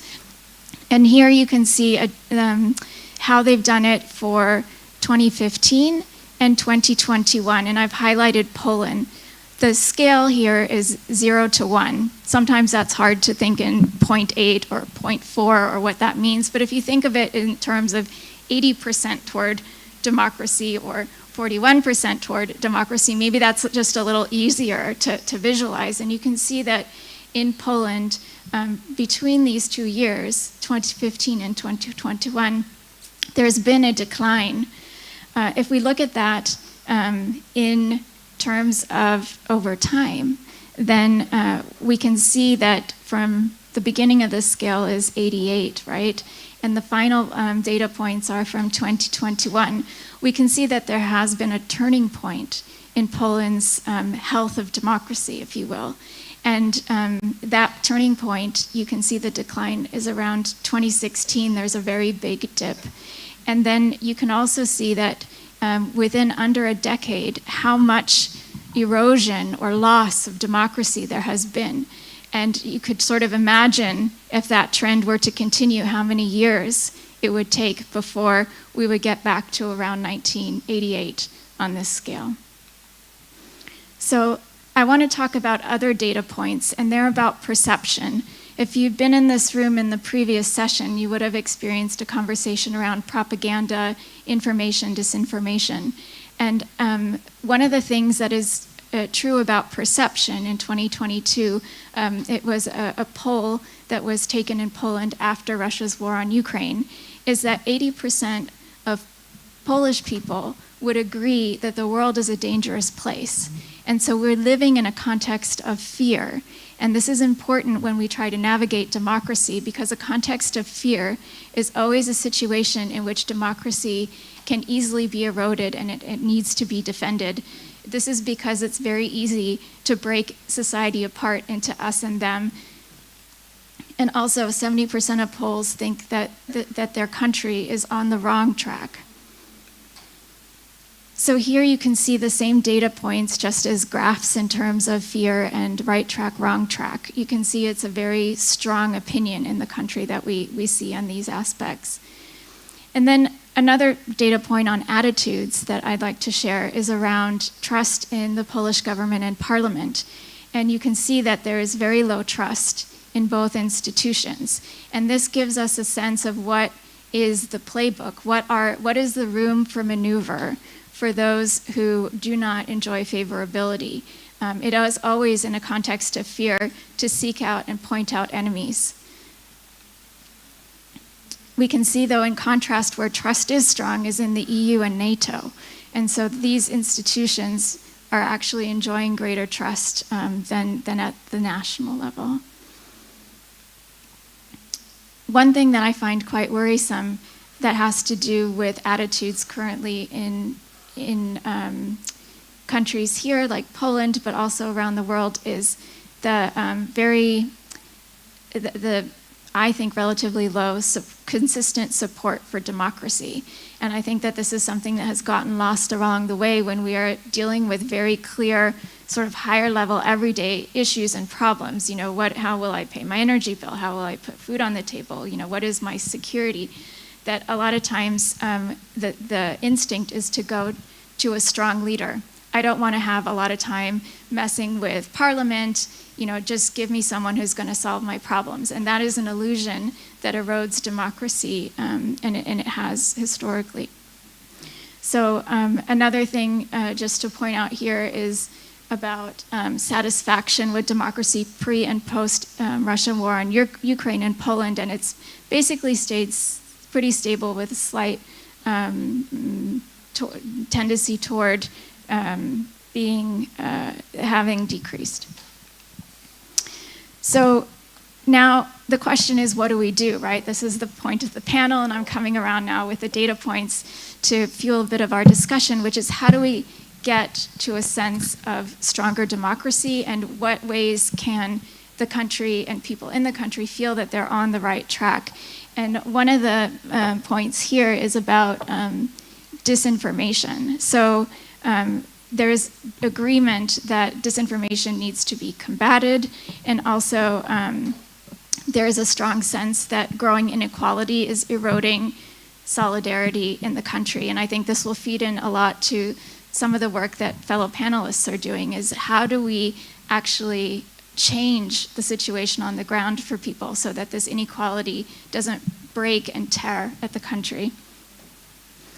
And finally here, this feeds into so many other of the panels, but independent news, right? To have a strong independent media sector is one of the main ways to bolster democracy, and we can see in Russia that it's one of the main ways to stifle democracy. And so I think in Poland it's very, very important that there is a healthy media landscape.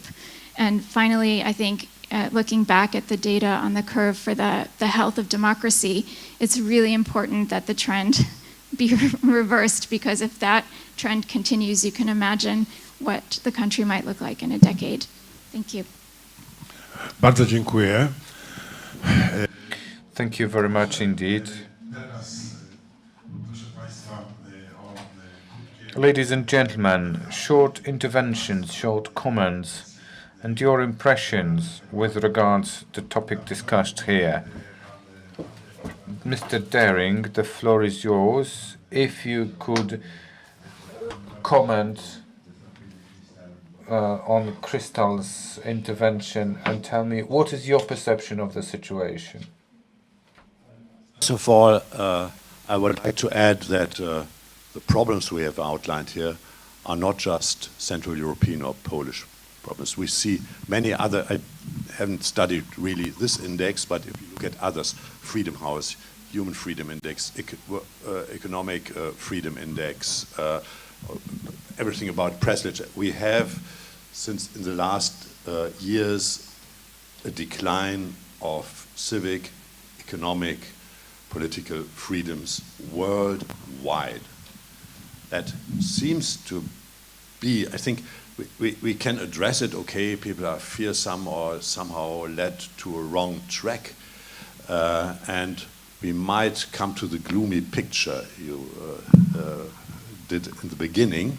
Well, of course, there's no reason for big optimism, but there are sometimes some bright spots or so. One of the problems why liberal democracy is facing opposition, such strong opposition from a nationalistic, somewhat authoritarian, anti-elitist anti-globalist movement, if you can describe it like this way, often simply said populist, but I think that's a very imprecise term. I think it's not an answer. That's just it. These people don't give any answers to any problem, because putting back globalization, if you look at history, every period in history where this happened, before World War I, or before even in the interwar years when the nucleus of international institutions were disestablished, it ends in a catastrophe, cannot be a solution. But it's also a problem whether it is a response to something. And well, of course, I do think that international institutions, especially the EU, never really grew up to the task of post-89 world. And I think Ukraine may be, I dare to make, not a prediction, but it's at least a chance that it happens, that Ukraine, the invasion of Ukraine, changed something of that. It had put Central Europe back on the map. Before that, I think at least where I come from Germany, there was always a vision that Central Europe, yes, okay, they, after 89, they joined the EU and they just integrate into the narrative of Western Europe. And that was certainly not sufficient, I would say, and led to a distrust in the EU that is higher than in Western Europe, because it was not their narrative. Nothing based on German, French, all these kind of things. But I do think that people now recognize that Central Europe is more important, and that the EU may change. They have brought back defense issues on the agenda, which were bluntly ignored in Germany, simply didn't exist. If there's a green development, if there hadn't been war, the Green Deal would have been friction between Central Europe and the rest of Europe. Now we don't see it so clearly, but to combine, for instance, economic reasonableness with green change. Also, there are many contributions Central Europeans can do, and I think the populist forces are not invincible if we start a discussion about the purpose of Europe again, and the ball is somehow in the field of all liberal globalists.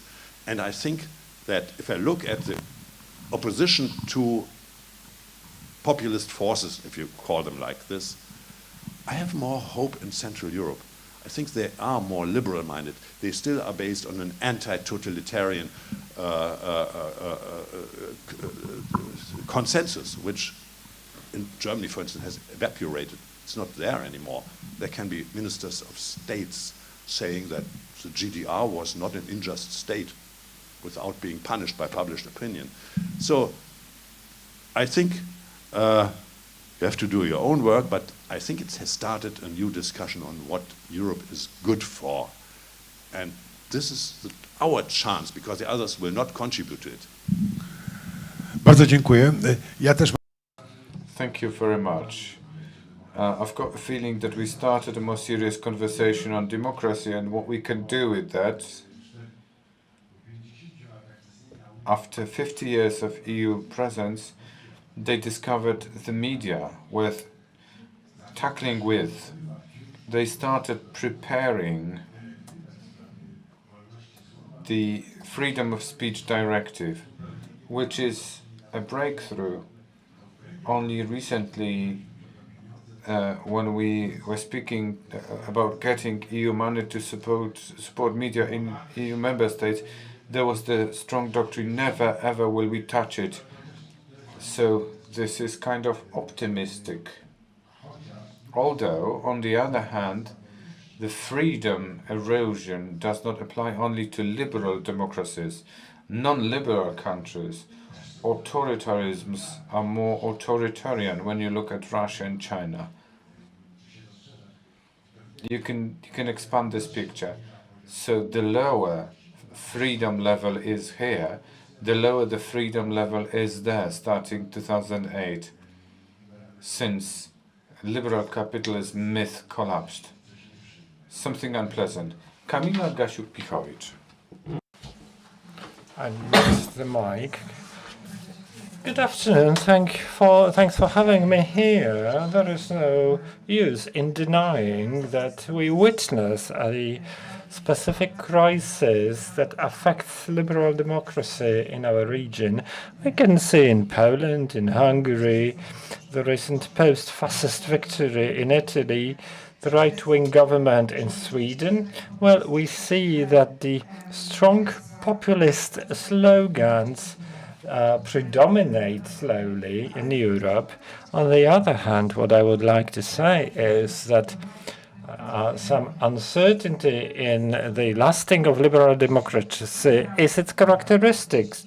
Nobody promised in liberal values to be permanent, that it's given once and forever, and a beautiful constitution would be lasting. The mechanism of control and balance in Western liberal democracies have never in Polish democracy guaranteed stability, because liberal democracies have always demanded something from the people: involvement, participation, voting, searching for objective information, diligent information.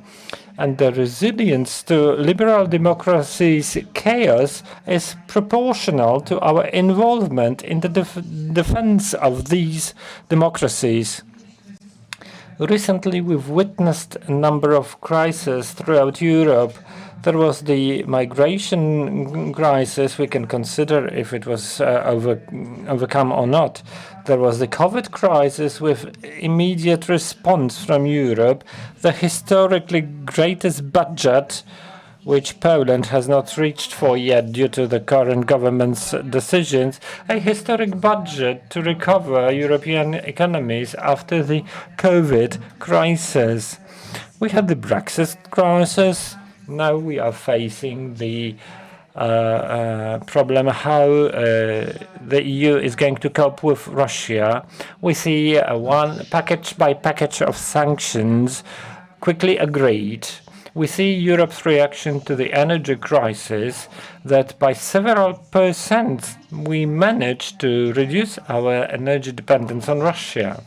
Within my field of expertise, that is justice, we could see quick response from the EU to the crisis that has happened. Please notice European jurisprudence, the European Court of Human Rights, the Court of Justice, the European Commission to review annually and prepare reports on the condition of democracy in particular member states. A powerful mechanism that is supposed to force states to respect the foundations of the European Union, that is the conditionality mechanism. It works. Hungary has its 80% of budget suspended. Poland, in a moment, would also be affected by the effects of this mechanism. Milestones. All that shows that we can discuss whether it is. These are all the steps the EU could have taken, but certainly some steps have been taken. And this is a characteristic of liberal democracies, to defend through involvement, through innovativeness, looking for new solutions. I need to say that I'm looking into the future in an optimistic way. I trust that we are witnessing we may be witnesses to forging of even stronger bases that would reinforce liberal democracy. I always remember Winston Churchill saying, "Do not waste a good crisis." Perhaps we should use the crisis to find mechanisms that would help us fight for what's important for us.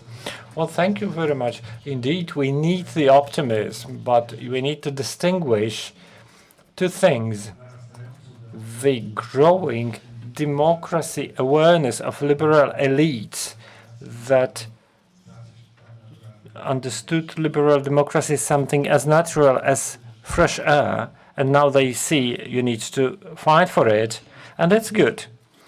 So far, however, EKR has been receiving money from the European Parliament, though in its essence it breaches the Parliament's provisions that only parties that respect European values can get the money, and nobody in the Parliament would opt to take the money from them so that Ziobro doesn't run his election campaign for the EU money.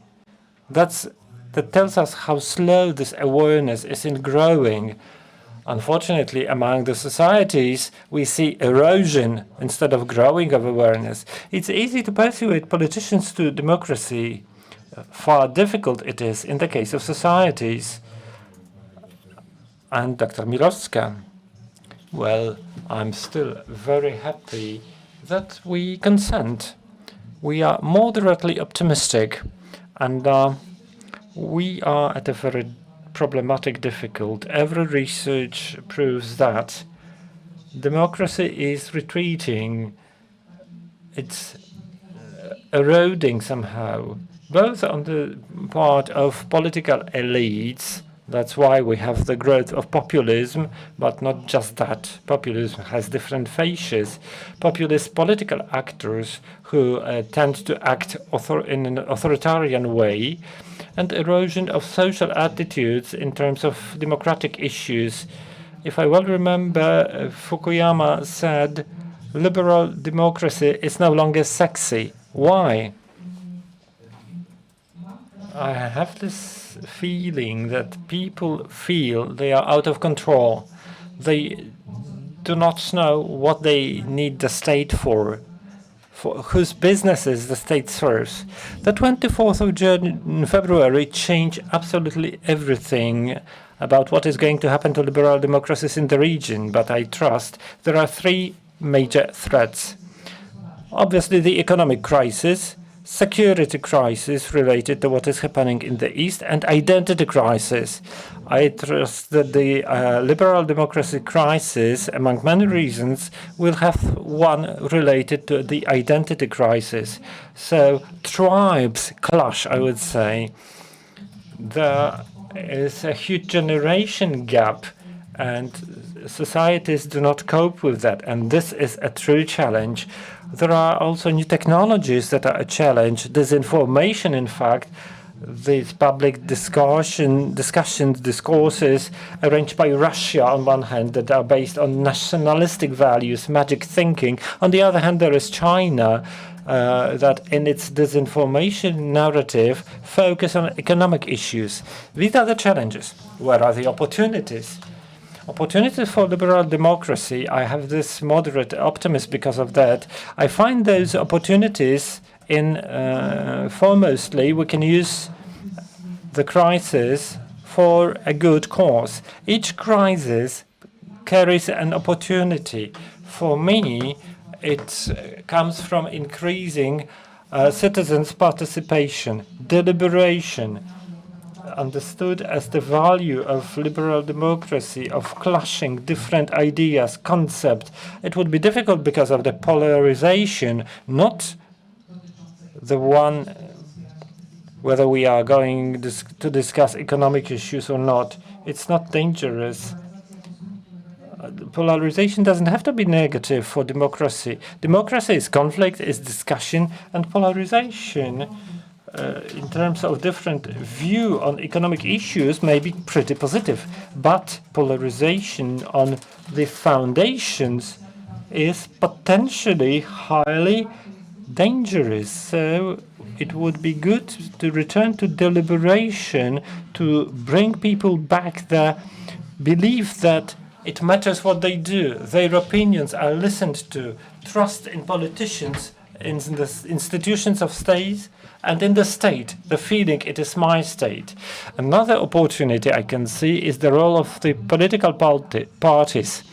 Political studies have been proclaiming the end of political parties for many years.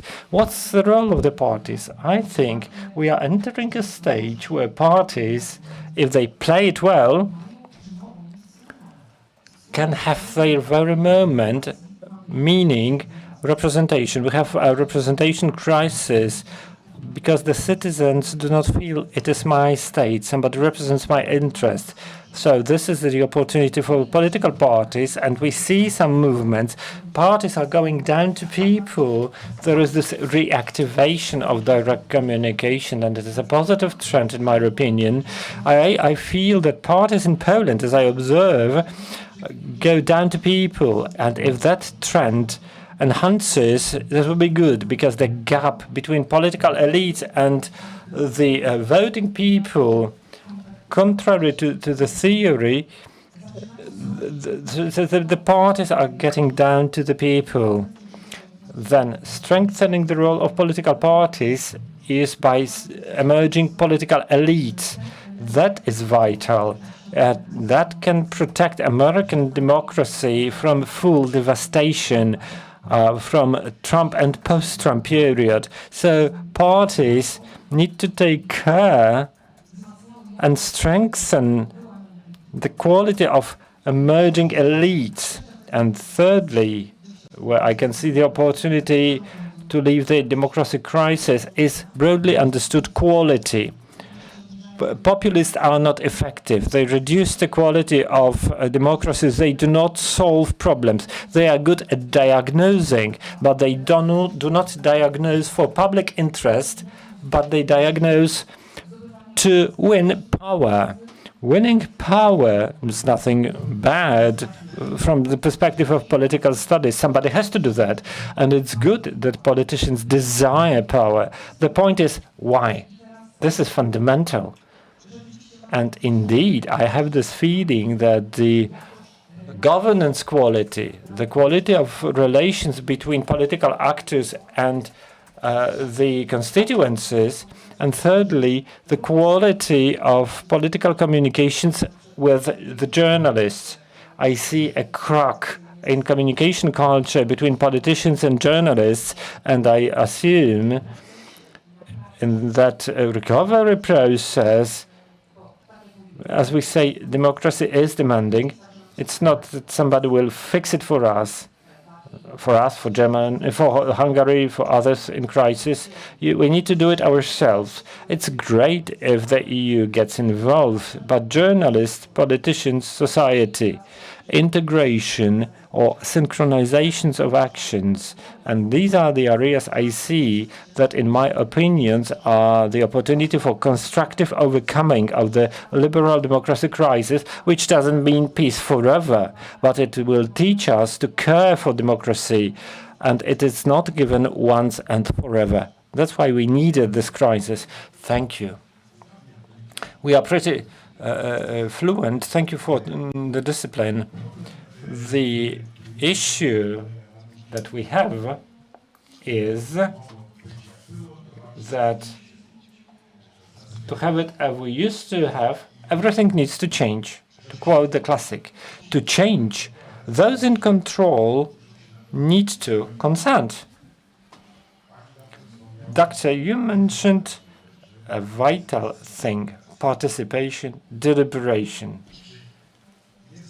Is there at least one sign, say for Belgium, that the political elites inclined to give part of their power to the deliberation mechanism, like panels, citizens' panels,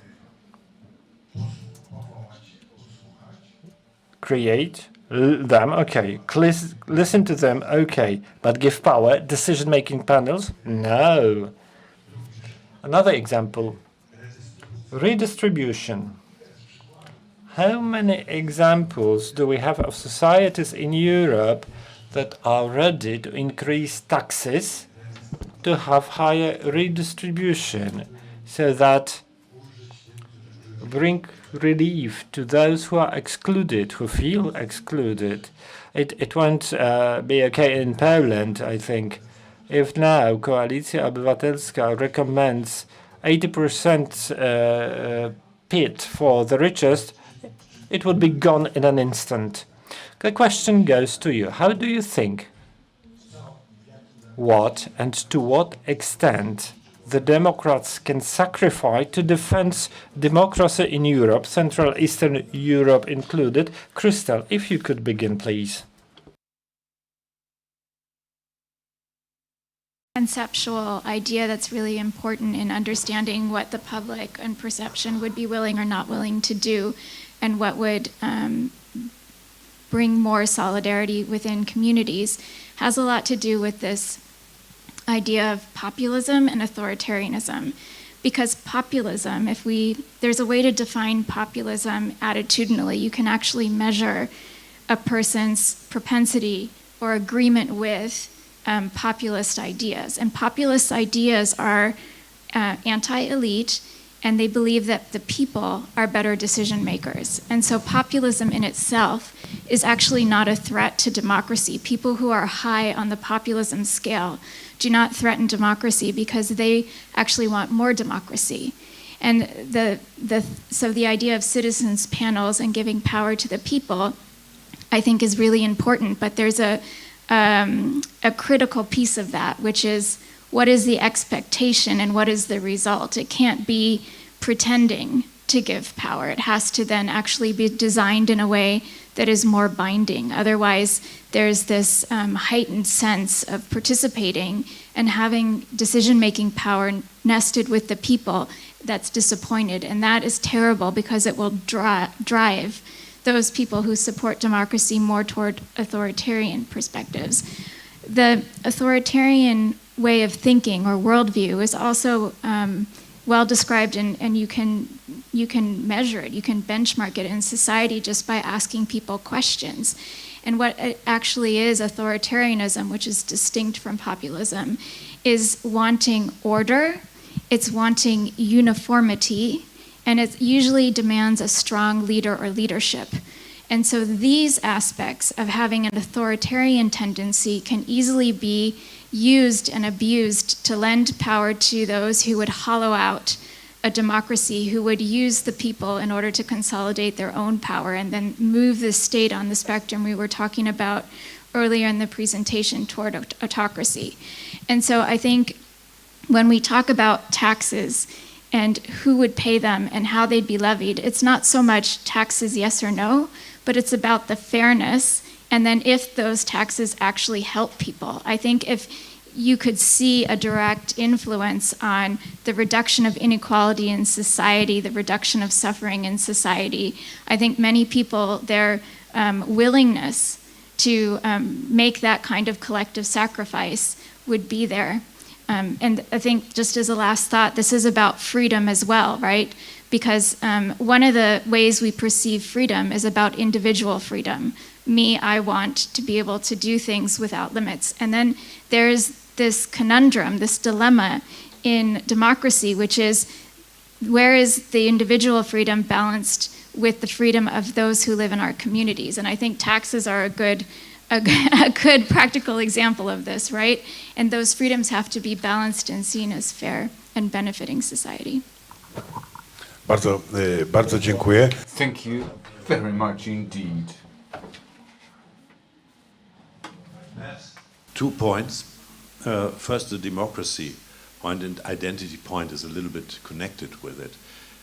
I think there is a perceived but also a real democratic deficit in the world as we see it today. One cannot simply say that if you transfer more and more power to international institutions, which as such is a good thing, that you do not somehow damage democracy, because then you have negotiations between executives. Even the EU will never be put into transferred into a democracy just like many national states are. And we have to think about how to translate this negative nationalism into a debate on how to structure democracy, the relationship between democracy and governance within the EU, talking about the principle of subsidiarity, which I think is very much toothless at the moment, because the EU itself decides who can do it better. We haven't done the discussion, and so we have something that is perceived as not really democratic, is obviously unable to solve certain problems. We knew that there was a problem with Russia and all these things. We knew it all the time. It didn't do anything, but fumbles into what type of cheese should be sold. That's very efficient. And I think one could have a discussion on that, a renegotiation on that, and because that makes people feel uneasy about democracy. Second, redistribution. If the answer to economic exclusion is just redistribution, we will be very poor off. I'm sure that will end dramatically in the wrong direction, because, I mean, we have enumerated already a lot of crises. Ukraine, one of the things, climate, everything, but also we see the intergenerational problem. We see that the welfare state, the redistributive welfare state, obviously will in the next years, when people like me retire, at least in the Western Europe, run into deep problems, and we will have heavy spending on something that does not produce anything constructive, just keeps people somehow alive.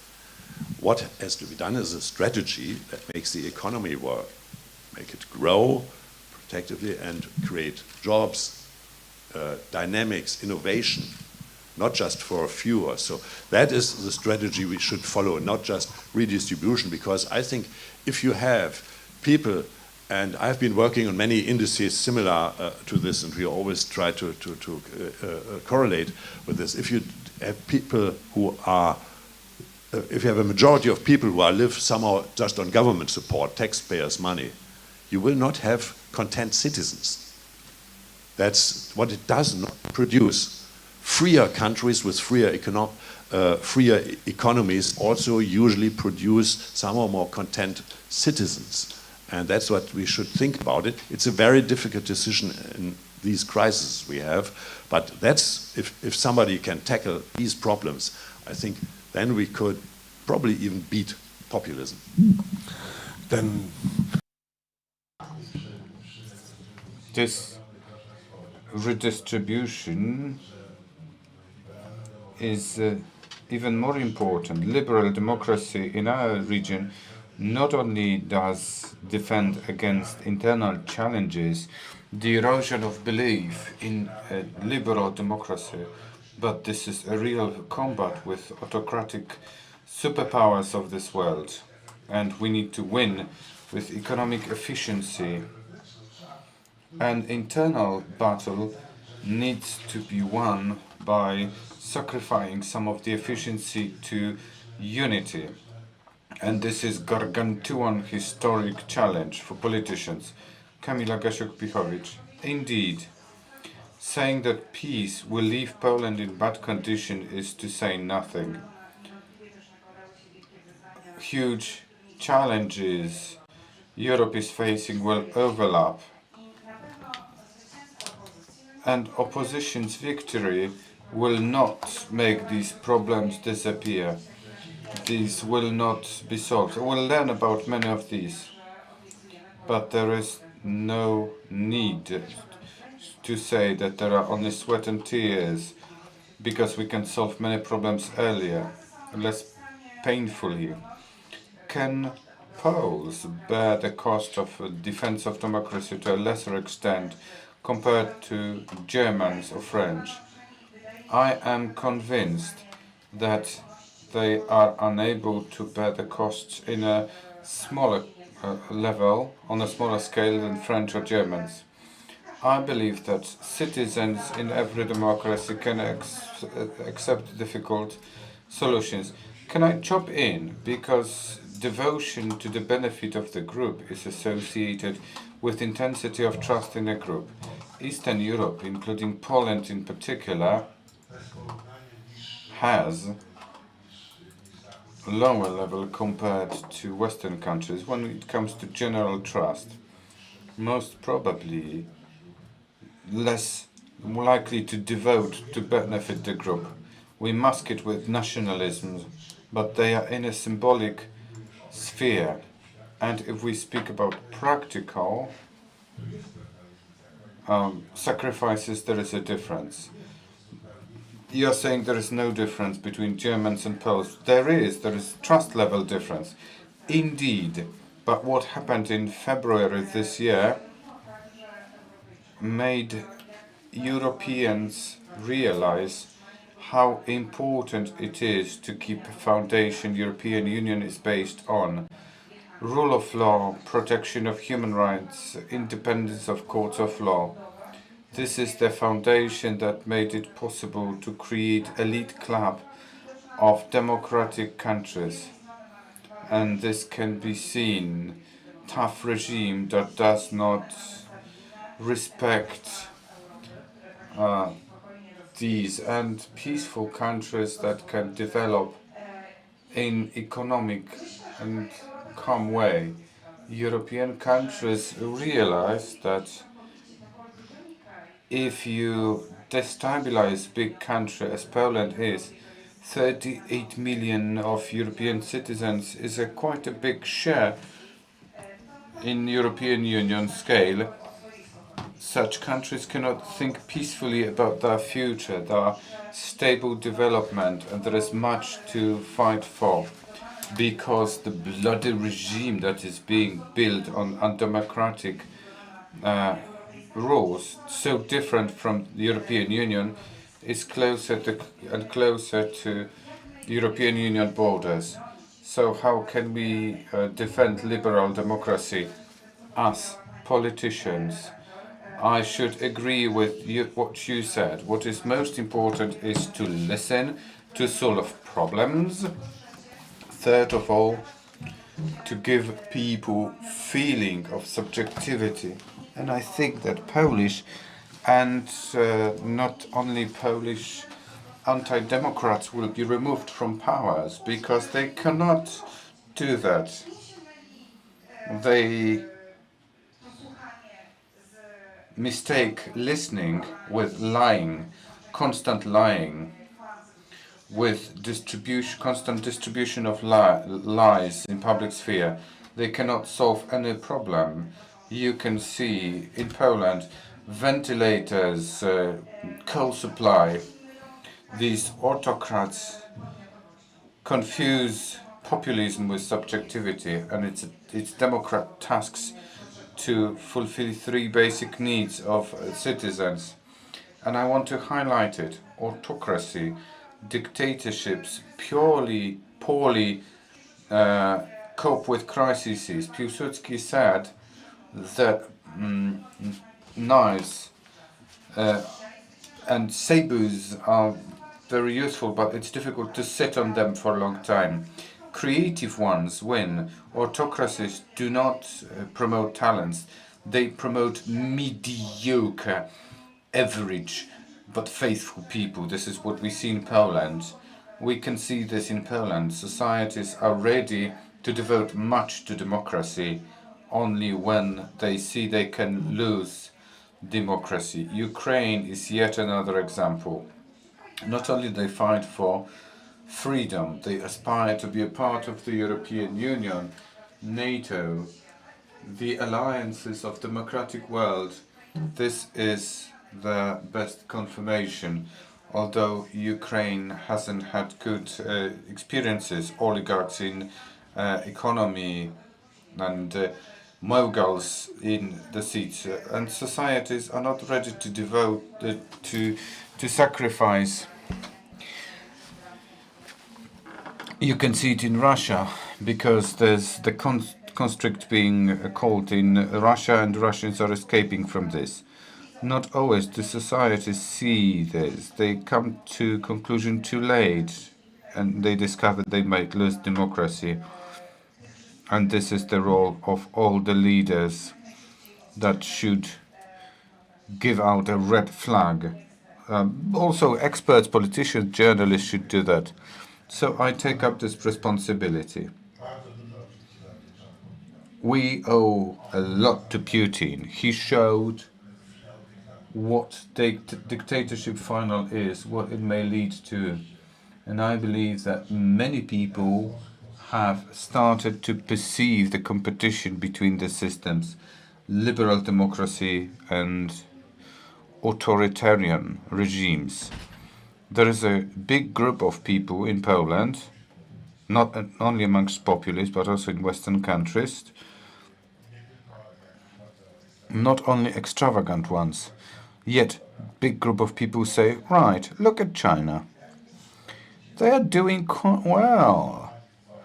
In 2008, there was an economic decline, and they are heading forward despite the fact that we are unable to rebound. If somebody is going to Beijing, they are joyful because, Beijing should be in Warsaw, some say. A book was published a few years ago, Beijing Consensus. For many people, it's sexy. The new sex appeal. Democratic countries are developing this way, nationalization and similar ones. I'm afraid it's not easy, and the example of this scary Putin is not example. If there is Chinese success, that is a carrot. Dr. Brodzińska-Mirowska. 4 minutes, and each of you 1 minute intervention. I agree with what you said with regards to China. I mentioned about it a few minutes ago. You can gain a lot economy-wise, but you can turn a blind eye on liberal democracy values. This is pretty dangerous. And this is the basis for left-wing populism, the other side of the spectrum. Chinese bring in offers, and they are not asking about the rule of law. They say, yeah, we offer lucrative solutions to boost economic competition, and they pay under the table. From the point of liberalism and crisis, it's dangerous here. In our discussion, I'd like to draw attention to one thing, sacrifice thing.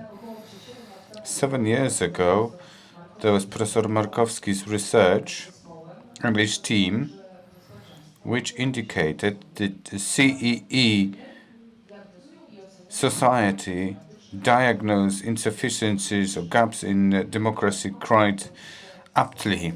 So we can feel that people see that and understand it. But the question is different when it comes to sacrifice, especially in economic dimension, in polarized environments. Not only is this Polish problem, it is the problem of the countries that face erosion. There is the fight of tribes, kind of. So there is a group of people that feels exploited by the state. Why should they share? And the other thing, a strong state. Liberal democracy guarantees a strong state. In the context of what you're saying, if it is strong, protecting institutions, developing citizens' trust. Citizens, I'm not speaking about Poland, that is a different story. They accept differently higher taxation question if they trust the state and they see what the money is spent on, what is the quality of services delivered as a part of their tax contribution. Democracies that are doing quite well in the countries with high taxations, we can see the sense of paying taxes. People can see the sense. They trust. Polarized societies say, why should I contribute? I'm gonna pay for Kaczor. It's fundamental. This is a question of freedom, foundation of liberal democracy. Where is this equality in a situation where one has to work a lot? They carry the burden of heavy taxes, others do not pay anything. So the employment question should be tackled by liberal democracy. Where does wealth come from? From work or from something else? So when there is polarization, as far as the foundations are concerned, the social ability to carry the burden to defense democracy might be different. But still, 24th of February changed everything. Even if there were no doubts, social perception of what is happening in Ukraine, we think many people have the feeling of relief that we are a part of the European Union, and it's worth not deepening of what is happening here, because we might have been in a different place. The tragedy that touched Ukraine shows that we should play a different game. A romance with totalitarianism may lead you astray. The EU policy has strengthened its policy because if Putin is the alternative, you know it. 1 minute for each of you for final contribution. And the question is, what saves liberal democracy in CE? Crystal. Thank you. And I think one element is actually all of our identities, and your identity in particular, because we know from the attitudinal data that people feel mostly their national identity, so in this case Polish and then European, and we forget that people's identities are so core and important into how they conceptualize and understand the world, and we've left the idea of national identity to the extreme authoritarians for far too long. And I think going forward it will be important to define what Polish is and what being Polish is in the current world, in the current context, and not to leave this to the extremists. Thanks.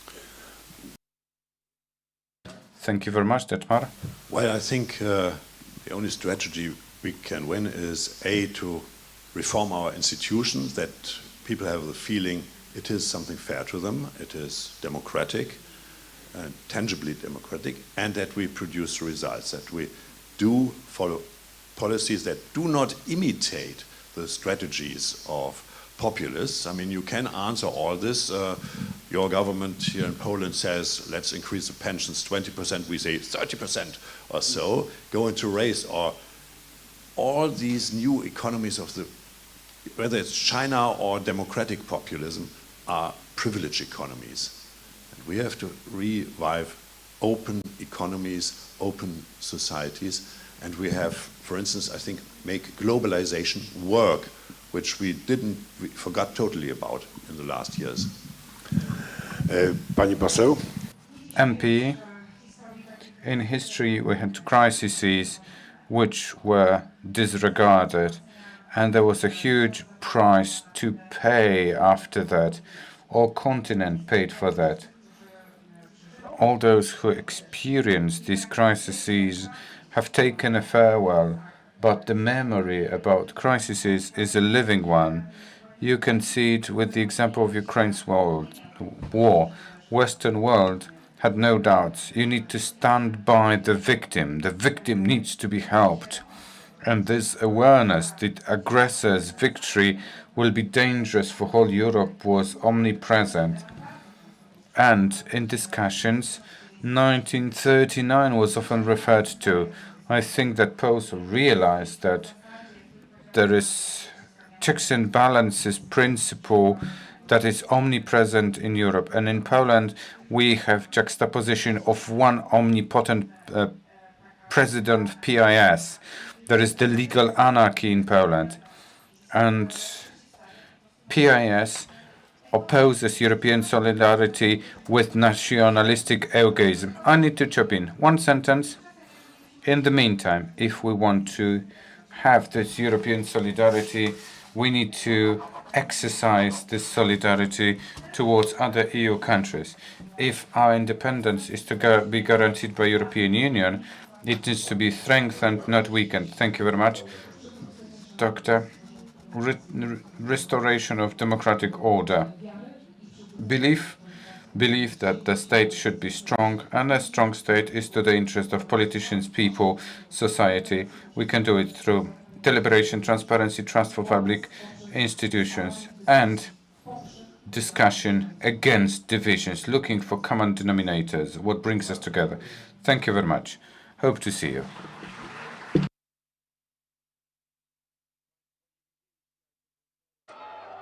It's not always You easy to couldn't see that, recognize. but we were It may look terrorized like by this. the clock. Or like this. It may be a burden, but it is a responsibility that we embrace nonetheless. But if it means this for one person and this for someone else, maybe it ultimately means being there for one another. It isn't handed to us, but we know where to find it and how it feels. how it tastes, and what it sounds like when we finally have it. It means different things to different people, but for many, it means everything. And if we all fight for it, it will eventually bring us together. Ihre Ausreise.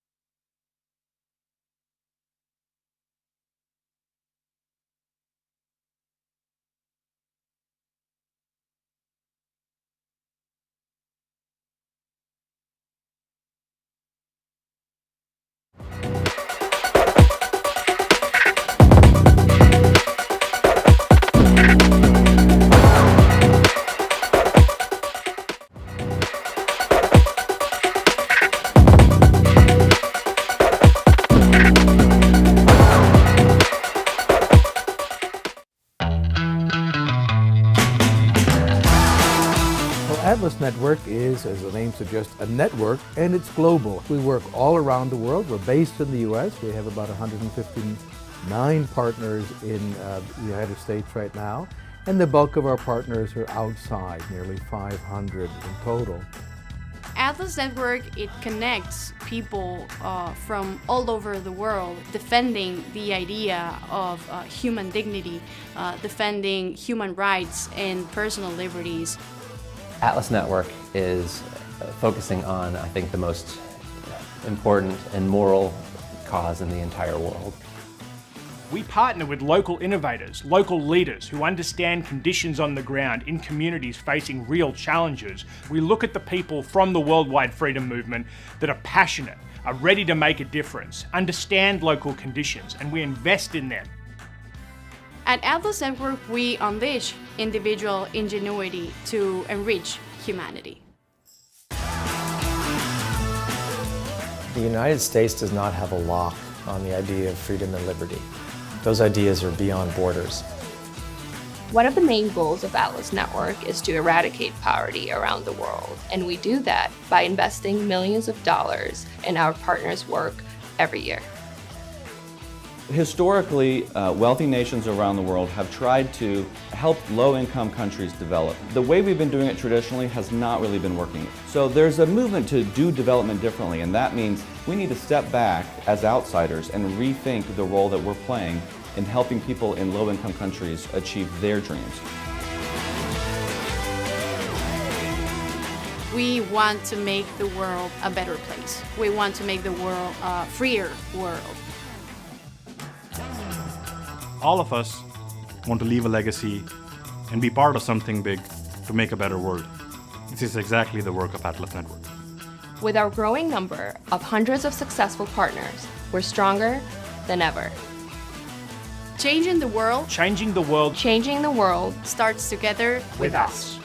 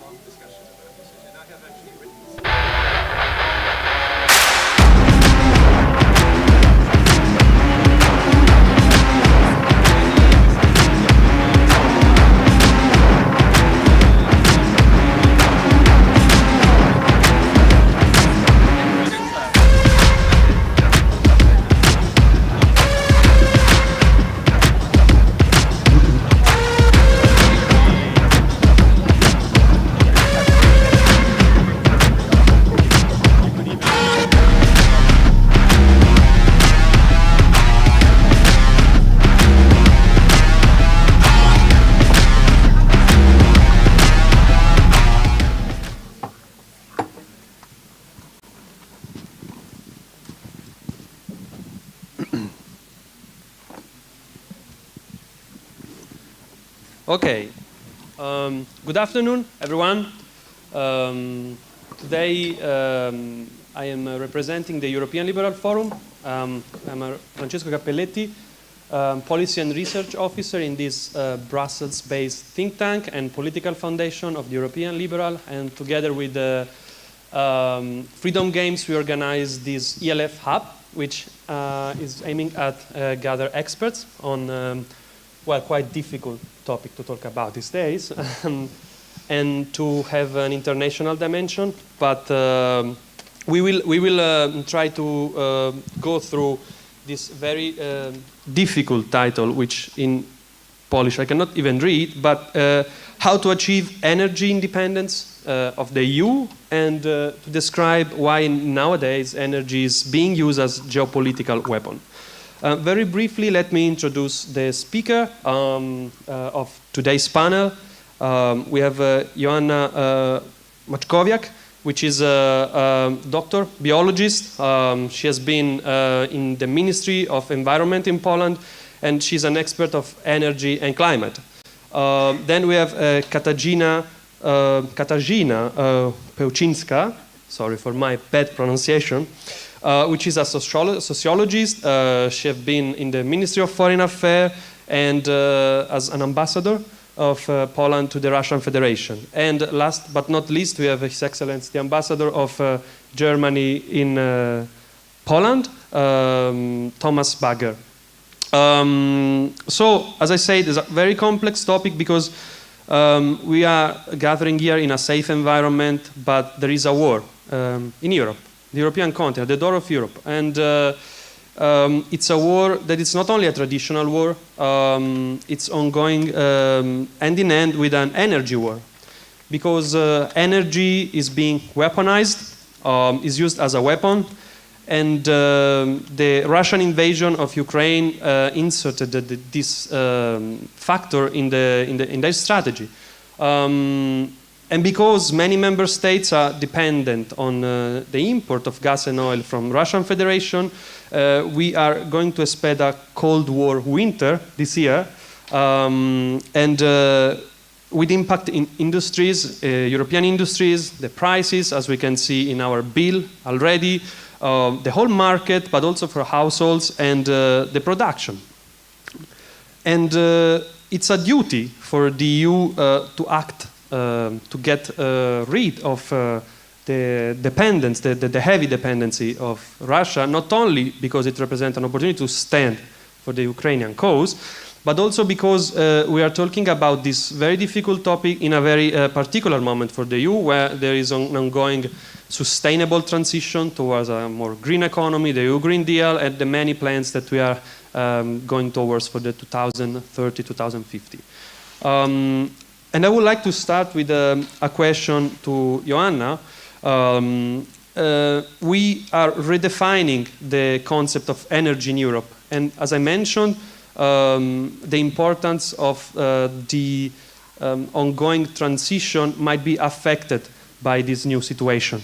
So redefining energy security means inserting in the discussion the new renewable sources and what is going on in eastern part of Europe. So what is going on Ukrainian soil and the consequences.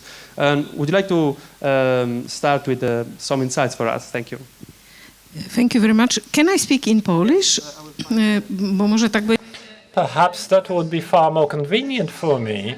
Indeed, what has happened recently in the past half a year, although the gas crisis has been going on for a year plus, because we need to understand that Putin started to manipulate gas prices a year ago and then only escalated and continued, and that is the result of overcalculation of Putin. He is detached from reality.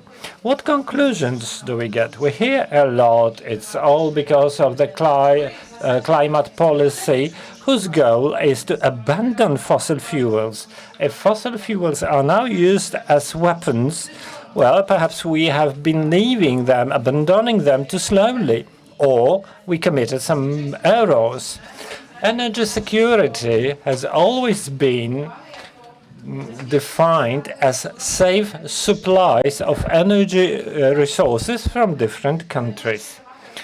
And when I've been dealing with energy and climate for 20 years almost, I noticed some time ago why I mean here progressive groups that support energy changes, why don't we participate in the discussion on energy security? If technologies change drastically, we are not fully dependent on fossil fuels, but we have new technologies, renewables, energy storage.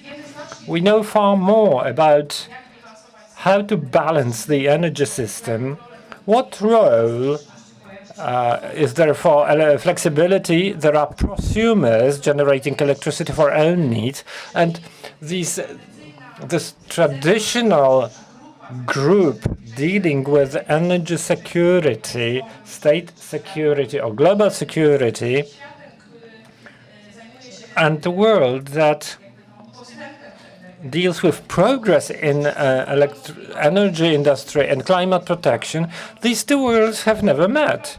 And we indeed have tried many times to join them. We participated in the Warsaw Security Forum debate within the climate conference in Katowice. We had discussions in Poznań. It was always difficult. And it turns out that this old definition of energy security is no longer valid. We need to change the thinking. Our future is not the excessive use of fossil fuels. Every country will be abandoning those in an optimum way with a different strategy. But the future is to provide stable supplies of electricity based on renewables that use local resources like wind and solar energy. These are the resources nobody can manipulate, so nobody can affect. Of course, there is not always when the sun doesn't always shine, and these are arguments for conservatives against renewables because they are so chimeric, but there are many countries that cope very well. Sweden, for instance, they also have hydro energy systems. For us, the definition of energy security should change. All the institutions, ministries, this is the official energy strategy of the European Union, that with the structural deficit, we cannot conjure gas or oil. We don't have infinite sources. We need to transform, but think seriously about energy security so that whatever is happening now, and it will continue and will be truly exhaustive for economies, we need to prevent that situation to reoccur. That is why I believe that the future lies in electrification based on renewables. We need to redefine energy efficiency and all that makes energy security, that we consume less. The energy less affects our wallets, and that should happen in the debate in Poland, but also in the European Union. I do not see that on the level of the EU, or the United Nations, or any other international groups. That would be all from me as a starting point. We will be back, especially on positivism for a techno-sustainable future, because it's something that TLF we are very interested in, also technology driving the sustainable transition, and we are truly believers of that. Now I move on to you, Katarzyna. As energy security deals with the security perspective of this topic, and as I said in the beginning, talking about geopolitics and the geopolitical weaponization of the energy sources has been a driving factor of the Russian strategy. And what is behind these strategies? If you can briefly go through these, and my personal opinion, my personal question would be how long this can be sustained by the Russian Federation and the Russian establishment, like how long they can use this as a weapon before member states, the EU, the US, and all the others will take some other steps. Thank you very much. Good afternoon to everybody. And I'd like to begin with arranging the picture. We have a tendency in Europe and in Poland to think about Russia, that Russia is using energy industry and energy resources as weapons. That is true. But what happened after the 24th of February is the explosion of economic war. That conflict had been truly heated up before. Now we have a full-scale economic war waging. It is not that the EU or the West is only defending.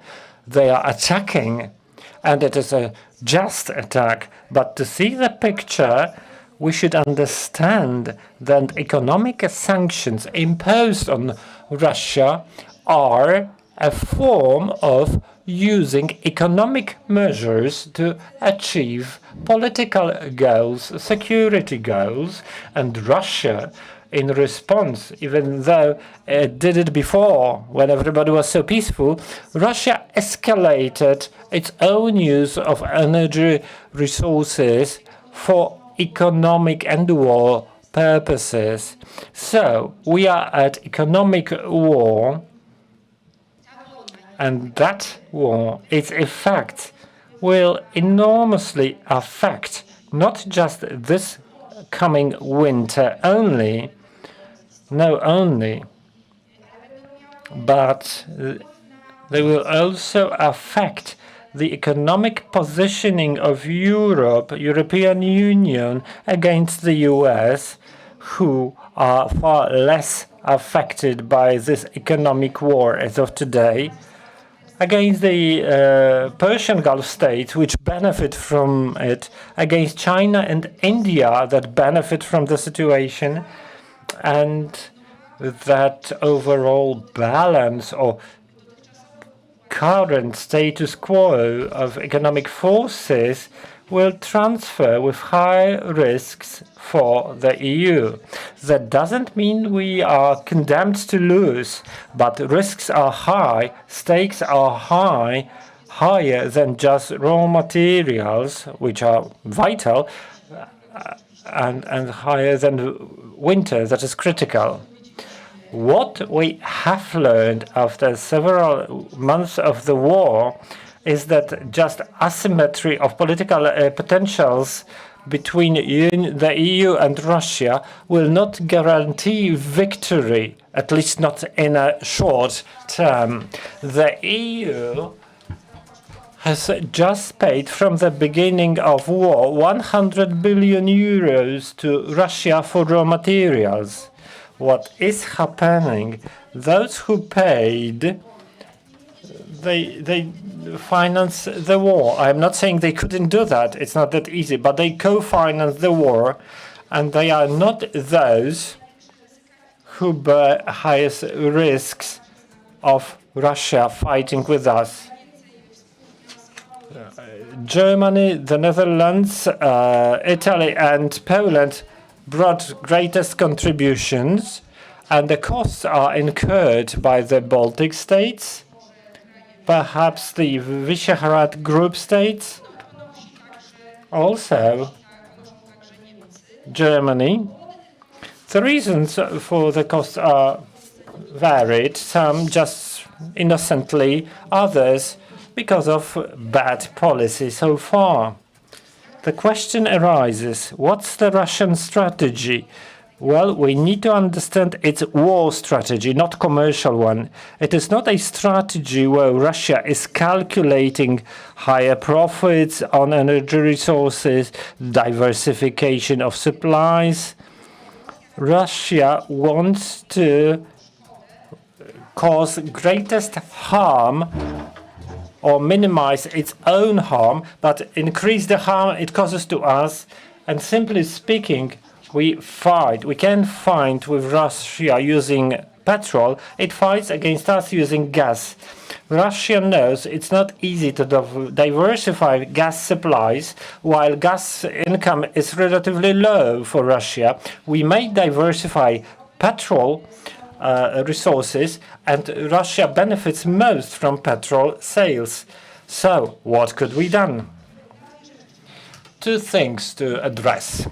Primarily, if we are supposed to use petrol as weapon, it needs to be effective. We are discussing prices, imposing limits on petrol prices, but the most effective tool that is overshadowed by the discussion is the petroleum transport, which in September itself, Russian petrol on the sea was transported by European companies and 60% insured by European EU companies. This is the mechanism where we can act, which is somehow ignored and not launched. If the EU decides to restrict Russian exports of petrol this way, plus price limits combined with that, there would be an opportunity for success. The experts are advocating that. Politicians cannot hear. Another issue I would name joint European action that builds trust. That's like a platform to Ambassador here, and a question from me. Building trust and joint actions are enormously critical. If costs are different, resources are different in different countries of the EU, it is vital that all the countries, especially those most affected, do not feel that because they are poorer, like Bulgaria, they pay more, incur higher costs than Germany, that is richer, and it can secure its society by a larger cushion. The question comes of this German proposal of 200 billion euro support, internal support, in respect of compensation for society for the growing energy prices. The Germans can afford it, others cannot. The effect would be that some internal trust is distorted. To balance that, well, the Germans are not the only ones who play and rise distrust. In my opinion, our Prime Minister's speech in Spain was awful in terms of sustaining trust. Blaming Brussels elites and building internal European conflict, it only serves the Russians. Thank you, Katarzyna. I want to pick up on this for going to the ambassador, Thomas. So recently, like a few days ago, on 12th of October, there was the meeting in Prague of the ministries of energy in Europe, and they wanted to, to check the price cap, if it's feasible, if it's not feasible. Well, it was not feasible because there is some opposition. So the EU is made of 27 member states, talking 24 languages, and we understand the usual process is going on once again. But indeed, you quote Germany, but in a different context, I would like to quote Germany because it has been for years for other European member states, the best practice in many fields, in production, in technology development. It's the biggest state and the biggest economy of the EU. Let's face it. What happened? What happened with energy? Can you tell us how did we get here? Because the complex situation, getting rid of nuclear was not maybe the best idea, but you couldn't foresee what could happen, what has happened now. So, what's going on, and what do you think can be the next step to also stick to what Kadri Simpson saying, acting together decisively and in solidarity? The appeal of Kadri Simpson, the energy commissioner in Prague. What can be done? And Germany can lead again, in my opinion, but how? Yeah, thank you, and thank you for the opportunity. And to follow up on my two previous speakers, I think from what Joanna said, interestingly, when you look at Germany, we always thought of ourselves as being ahead in in the energy transition, the energy transformation to renewables. And I'll come back to that in a second, how that happened and how we got to where we are. And now we find ourselves, as Katarzyna said, in a situation of full-blown economic war that has in store a very difficult winter and probably another very difficult winter in 2023 for all of us. And there's a lot of debate in Germany of how we got there and where we went wrong. But I think when you ask the question of why didn't the Germans see Russia's war coming against Ukraine, it has a lot to do with the way we look at our energy relationship. It was a mutual investment into willful interdependence, and few people could imagine in Germany that Putin would be as foolish to self-destruct his own business model, which he essentially did. And that will be a problem for Russia in the long term, but it's a problem for Germany and all of Europe in the short term. Why didn't we see that coming? Because we were relying too much on categories of economic rationality. We thought there is, how can you be so foolish as Russia as to destroy your own business model without having an alternative in place? But we failed to see that Putin was actually thinking in terms of historical greatness, historical mythology, categories that don't lend themselves to economic considerations. So that's how we got here, in my view. Now, there is, of course, a second strand to that. As I'm born in the 1960s, I grew up when the anti-nuclear movement in Germany became powerful in the early 1980s. Above all, energy security in Germany was above all about the dangers of nuclear technology. And after Chernobyl, there was no more nuclear power plant built in Germany. And if you ask me, I find it hard to believe that one will be built at any point in the future. It's sort of a societal consensus that it is a very dangerous technology. And that hasn't really, I don't see that has changed, even though we have a discussion now of whether we prolong the running time of those power plants that we still have. So then, most of what drove Germany's energy policy was climate considerations, which after a broad consensus to phase out nuclear, which was put into law in 1999, the next big thing was to get out of coal, because coal was the dirtiest of all other forms of electricity generation. So now there's a consensus basically to get out of coal by 2038, or maybe even a few years earlier, because we have to speed up what we need to do to prevent climate change. Well, you start to expand on renewables, but you realize that takes a lot of time for an industrial economy like Germany. So you need a bridge. And that bridge was supposed to be gas. And the gas was available, and the cheapest gas available on an economic rationality basis was Russian pipeline gas. There were even attempts to build liquefied natural gas stations in Germany, but they never got off the ground because you would have had to pay a security premium. You would have had to buy, as we will do now, LNG from the US and other places, and companies said, no, we don't need that, and the government sort of was not thinking about a security premium worth paying. And so now we have to build them in a hurry in order to get over the next winter, to diversify supply.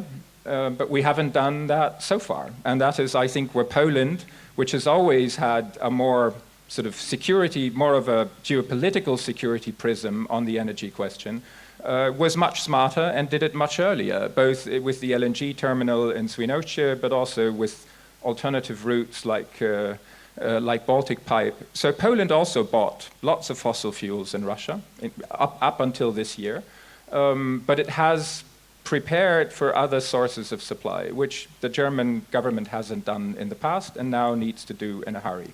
So that's one thing. That's sort of that's how we got where we are. Now I think we have a short-term problem, which is a problem of how do we get through this winter and the next, and we will need a diversification of supply. And that is why we talk to the Qataris, why we talk to the Norwegians, why we talk to the Americans, where I think the largest share of LNG will have to come from. We have, secondly, an issue of pricing. And the two, we can talk about that, but the two are sort of not well aligned, because if you want to impose a price cap to lower the price of energy, you run into potential supply security issues, and you have to square that circle in the months ahead, and that is what Katarzyna also referred to with this sort of, the German government has announced a big package to relieve some of the costs of rising energy prices to consumers and to industries. We're not the only country to do it. The number of our package is bigger because it's a bigger economy, it's a heavily industrialized economy, but I think it's quite clear that, and it needs sort of, you need to structure the package well so that it also has some incentives to save energy and not just to make it cheaper and continue to use it. But it is only part of the answer because it's not yet a European answer. And part of the price challenge is that we compete among European nations for scarce alternative sources of gas. And so the price rises further.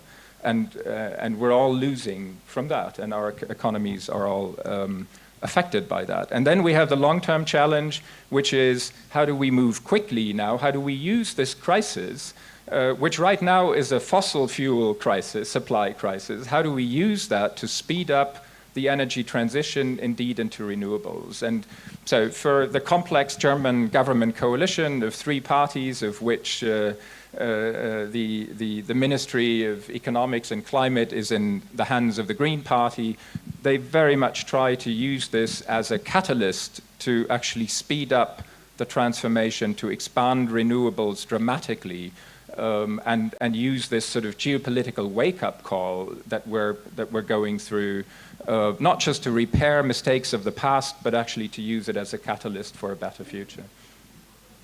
Thank you so much. Now, I would like to put some questions. Maybe you have some follow-up, but I wrote some questions, but I would like also to give the opportunity to the audience to have questions, but I'll try to put them together. So, I mean, it's understandable that there are some divisions, that there are some different view perspective, that there are some countries that can afford some maneuver, and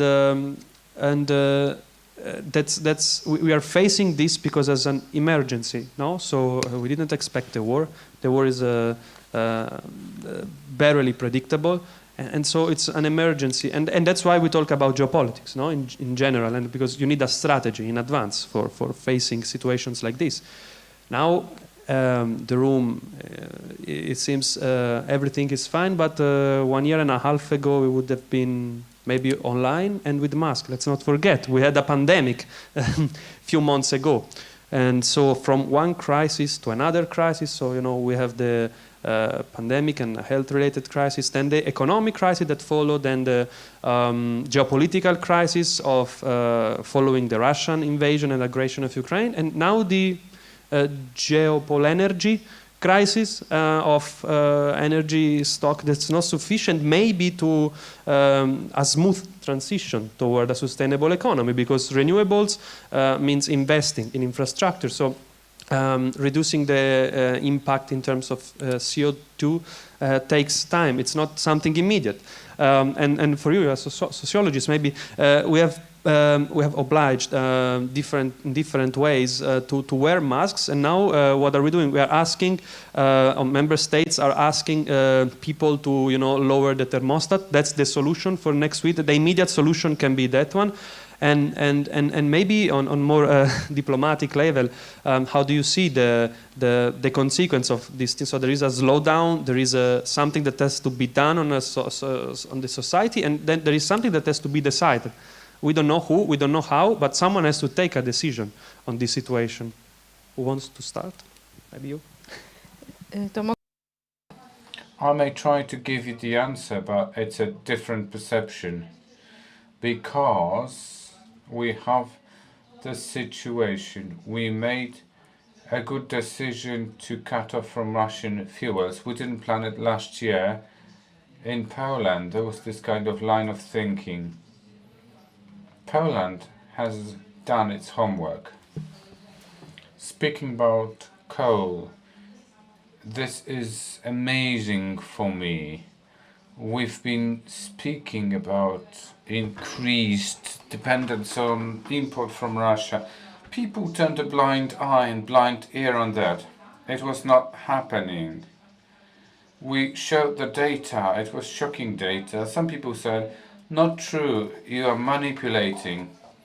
And all of the stuff, then we discover we need to make the decision, that's the right one. I'm referring to gas in Germany and coal in Poland. Coal-based country allows to bring in 10 million tons of coal to be incinerated. We have polluted air, and the argument for it's cheap, it's local fuel, employment, and then we discover it's not true.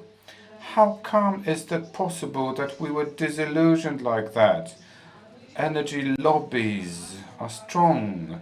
We've got huge prices, and there are different reasons for that. Not only physical shortages, but speculations and manipulations in the market.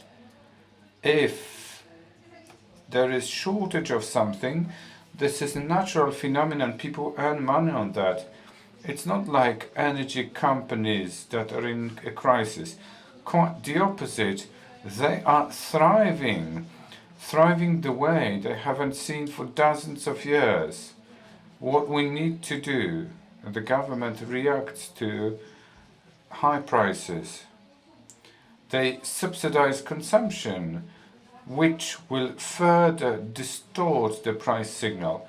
Neither we introduce activities that reduce demand. We don't pay for reducing demand. And the second factor is the price. But we are trying to say that the price will not change. We decide that we'll pay from the budget, we'll subsidize. Many of these promises were not calculated, and suppliers may say, no, at this price we are not going to deliver this energy. We are not reducing demand. So we don't even know what is really the situation of the sector. We pay relatively low bills and we'll get new ones in spring, and this will aggravate. So we might have physical shortage of electricity, heat, and structural problems. And the energy market has been destroyed.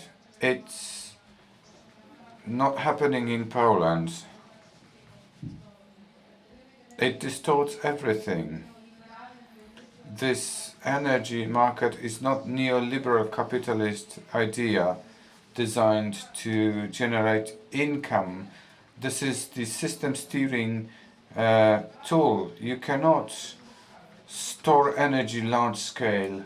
So we need to send out signals to deliver energy in short term and long term. We need energy market to control this. And this tend into crumble. So I've got a feeling that the situation is pretty difficult, the situation we are facing.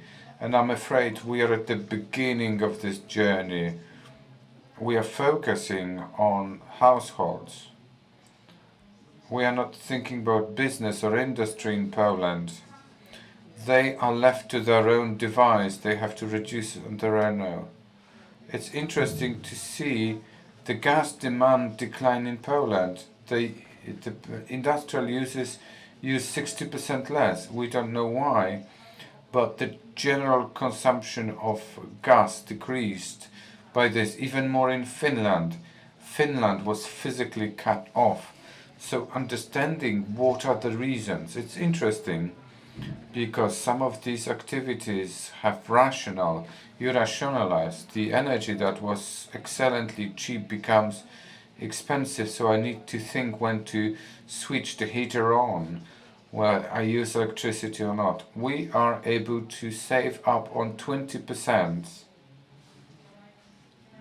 acting on low cost, but larger reductions might be the trigger of a deeper crisis, and some facilities being closed down, as it happened in the case of Azoty, one of European Union's producers of fertilizers, the second largest user of gas in European Union. We are going to have problems because somebody's going to produce fertilizers. But understanding these dependencies is a challenge. What we are short of, what is the foundation, is limitation of electricity use. This is the only way to bring down prices. If we do not have the pressure, demand pressure, where you fight for every gigajoule, we are not going to bring prices down. And the consequences might be huge. Instead of looking for solutions, we focus on looking for people to blame. And who are to blame? There are different versions depending on the week or a month. Who is responsible for that? Let me repeat. In climate policy of the European Union, it is not a mistake. We do the right thing. What did we made a mistake? Our attitude towards gas and import from outside the European Union, because we haven't noticed that we run short of our own resources. We produce less coal. We have excavated coal for 150 years. There'll be no more of that. And gas, switching to that, should not be the foundation of our strategy, energy strategy. Thank you. Of course, there are also, just let me add one sentence, there are always costly trade-offs in any transition. But when it happens during a crisis, it's very more complicated. But thank you for your insight. And costly trade-offs are also happening in terms of society. So I would like to pick up on that if you want to follow up. Yes, the social and mental one is one of the most important elements of war. On the European side,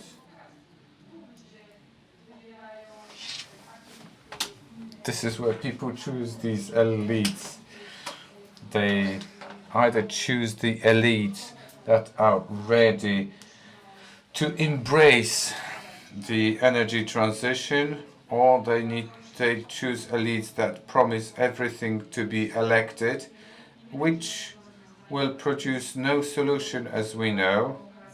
But for democracy this might be pretty dangerous. I think that this is something, element of something bigger. European lifestyle was created and developed, nurtured with the provision that there will be no pandemics, no war at all. And everything was, as Ambassador said, around the idea that everybody follows the business model based on win-win solution. Everybody has got a rational way of thinking. Pandemics are in Africa, not in well-developed Europe. And thinking about pandemias was utopia, because humans are the same here and Africa.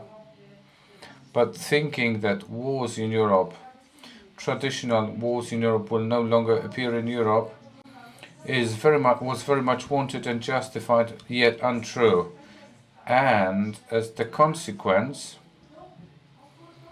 a very good, comfortable way of life in Europe we all like has not foreseen that the most traditional war will return to the continent, and there might be pandemic, and top civilization is not able to protect you against viruses and pandemics. So we need to change the style.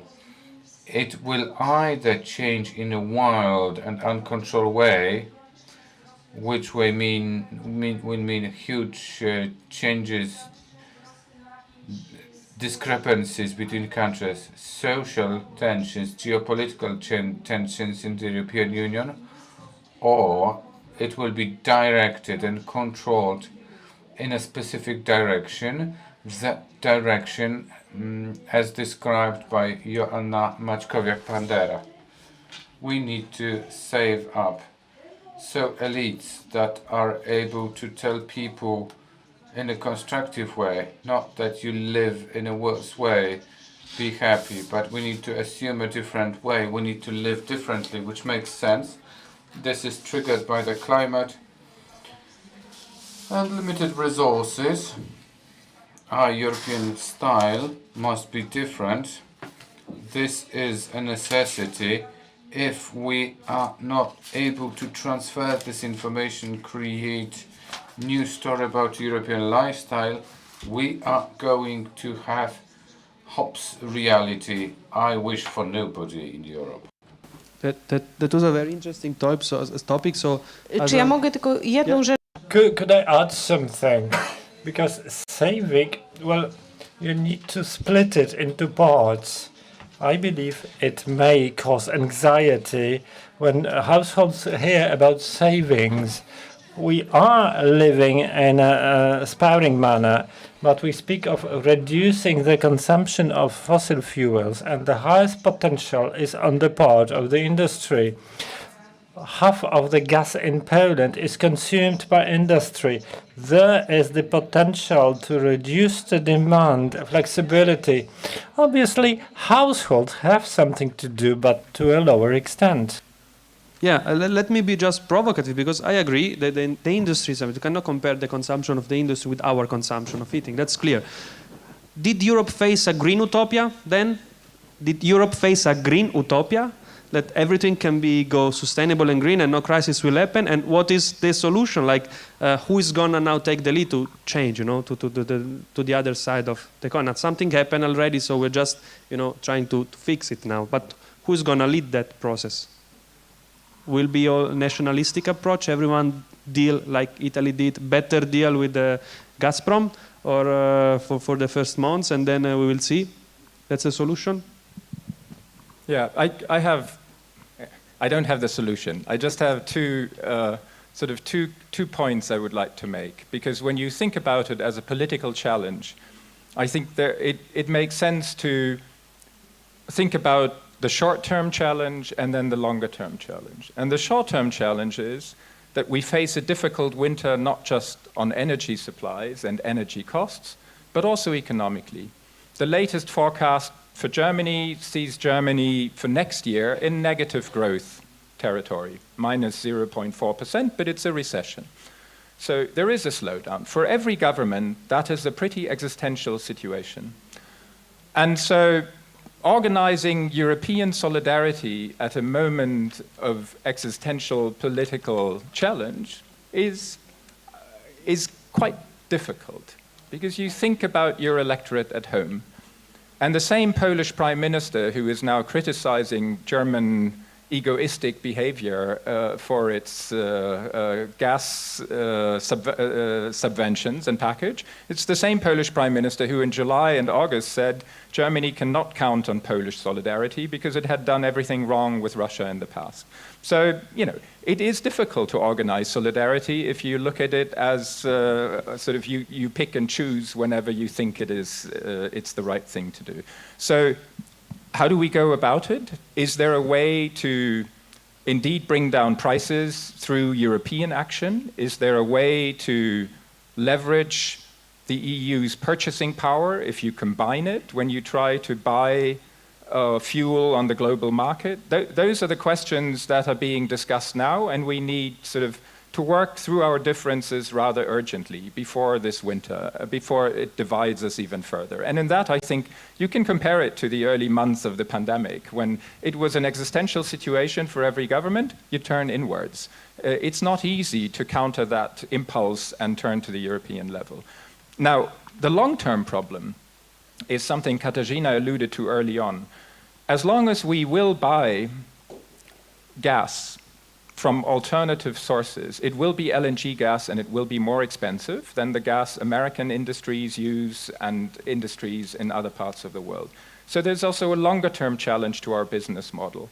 And that we can, so either we, including in Germany, we will deindustrialize progressively because industries will go where energy is cheaper, or we move forward and we find a way to build a model of renewable energies in Europe with a full green transition that will become a model not just to keep our industries where they are, to transform their energy use, but to keep the productivity in our own economies, and then become a model for the rest of the world again.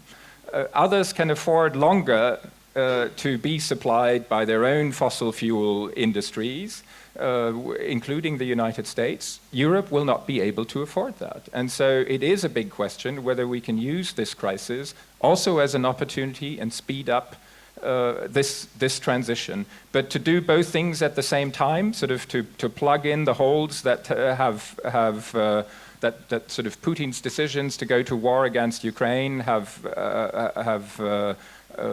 produced, and speed up a much longer, much more complex, much more costly transition is very difficult. But that's the challenge. And I think, as Joanna said, I think the Commission is trying to do the right thing on that and trying to keep that project on the road, which is really important, and not to say this was only for good times, but now we have bad times, so now we go back to coal and to everyone saves himself. Well, nonetheless, we have to trust someone. But now I would like, I mean, since we are going slowly to an end, and we will go, I think, going on this discussion for a long time, but I would like to ask if there is anyone from the audience that would like to, yes. Many. You can take mine. And please then, if I don't have my microphone, direct the question to the speaker if it's not a general.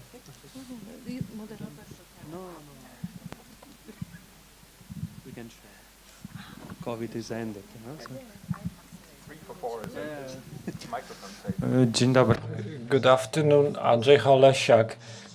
I'd like to address the word independency included in the title. This is vital. So far, we have looked at the map focusing on Europe, that is EU and Russia, but the global map is broader. On the one hand, it is good news. There is places to look for alternative sources of supply of gas and petrol. But when you look where the petrol and gas is, there are not many options, and plenty are not attractive because we need to address regimes who are not far different from today's Russia. And we are trying to bring back to the market countries like Iran and Venezuela, countries we didn't want to speak not long ago. My question would be tricky, and it's a general question. But if my impression is that the EU wants to save the green transition, it paradoxically needs to invest into traditional energy sources because transformation demands energy. So we need to refresh gas projects, those that were closed in Europe due to different reasons, because only that will guarantee short-term independence.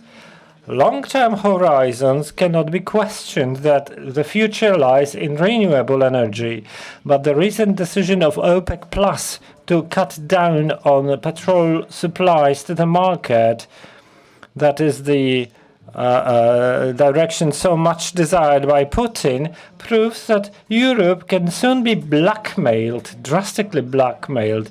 So, tricky question, saving green transformation, doesn't it require short-term investment in traditional energy sources? Maybe you want to pick this? Or just, yes, gather some questions because, yeah, there's so many hands. Be concise, please. 20 seconds each, because we have only 8 minutes, 45, 44, 43. Dzień dobry, Paweł Plewiński. Paweł Plewiński, good afternoon. I would like to ask a question, more technical question.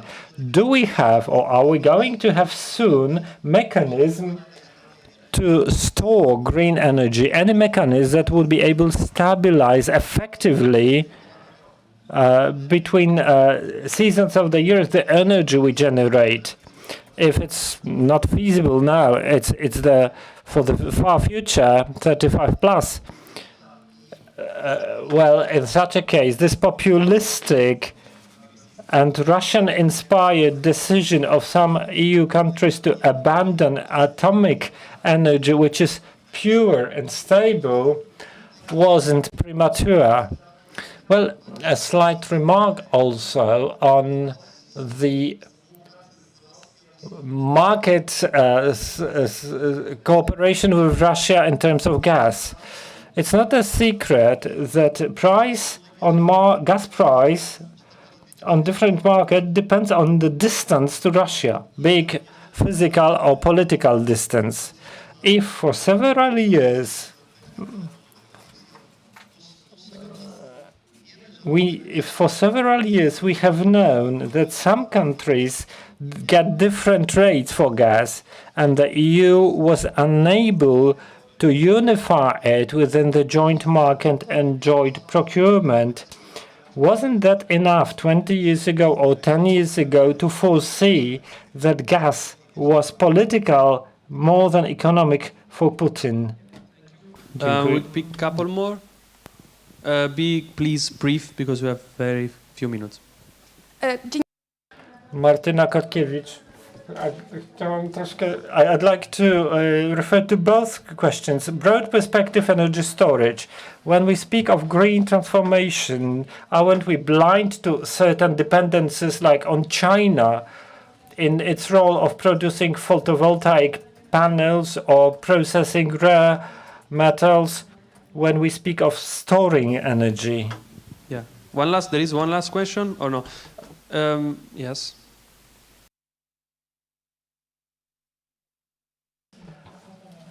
Jakub Kapiszewski, Onet portal. Don't you feel that Europe is over-ambitious in looking for new energy sources? There was this initiative Desertec to build solar energy farms in North Africa.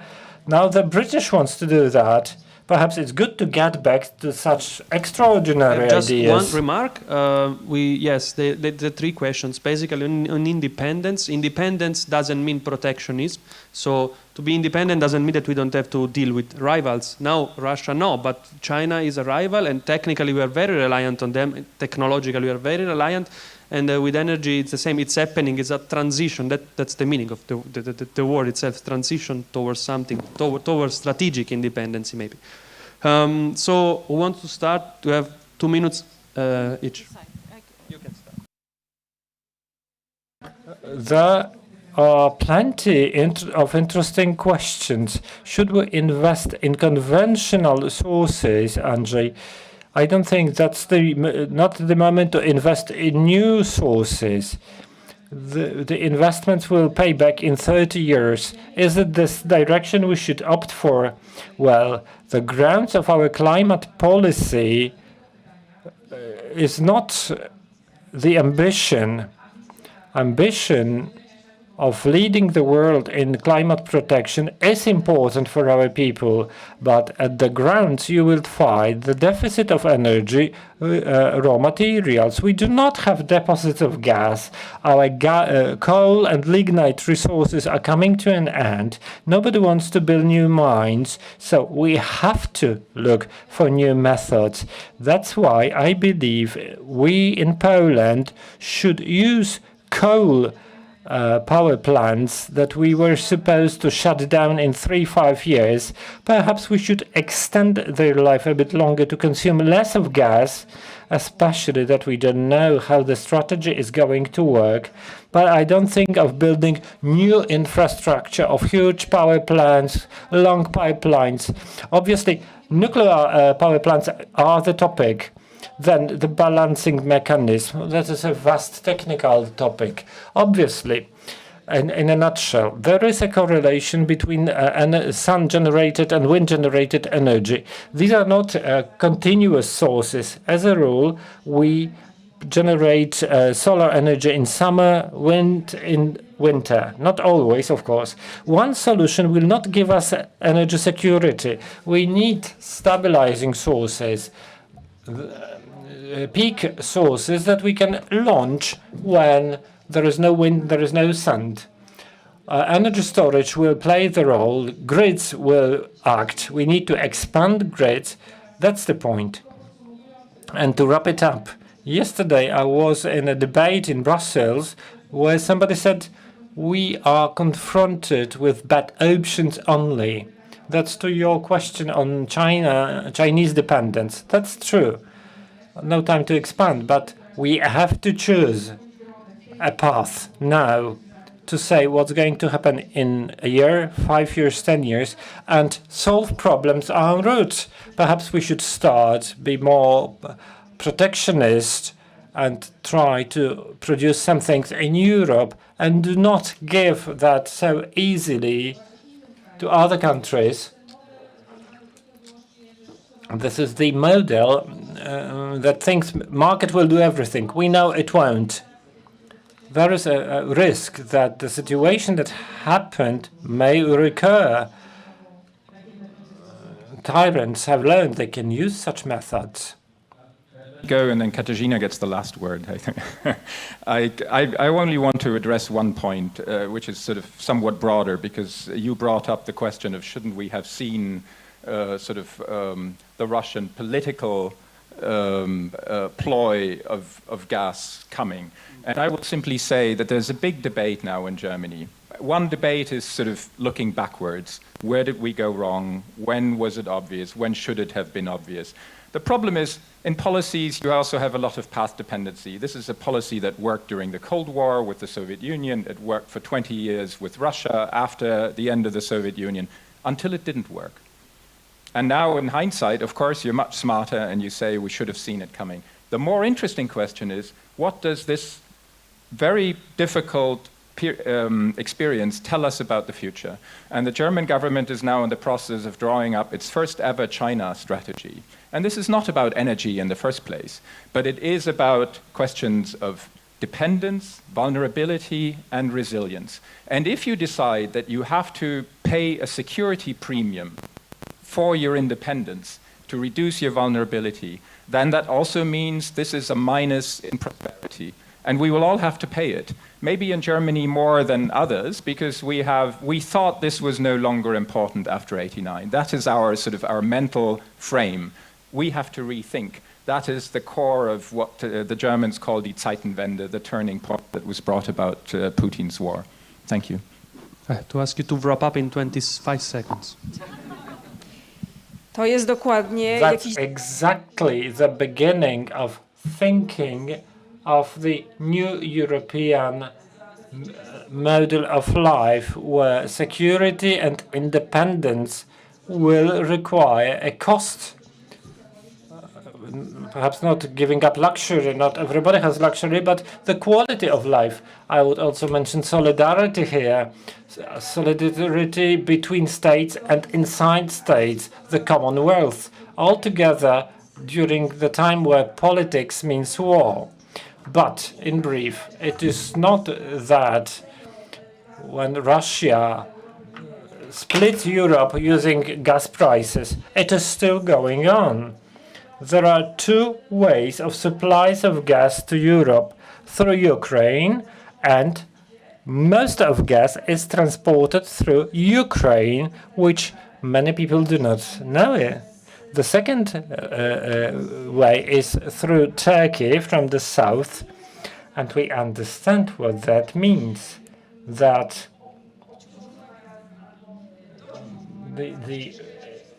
the most loaded path goes through Ukraine.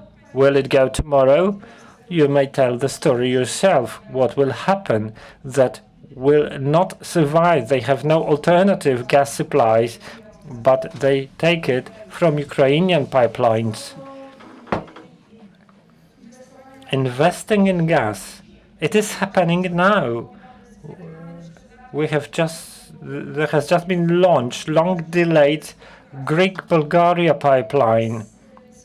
There are investments in new LNG gas ports.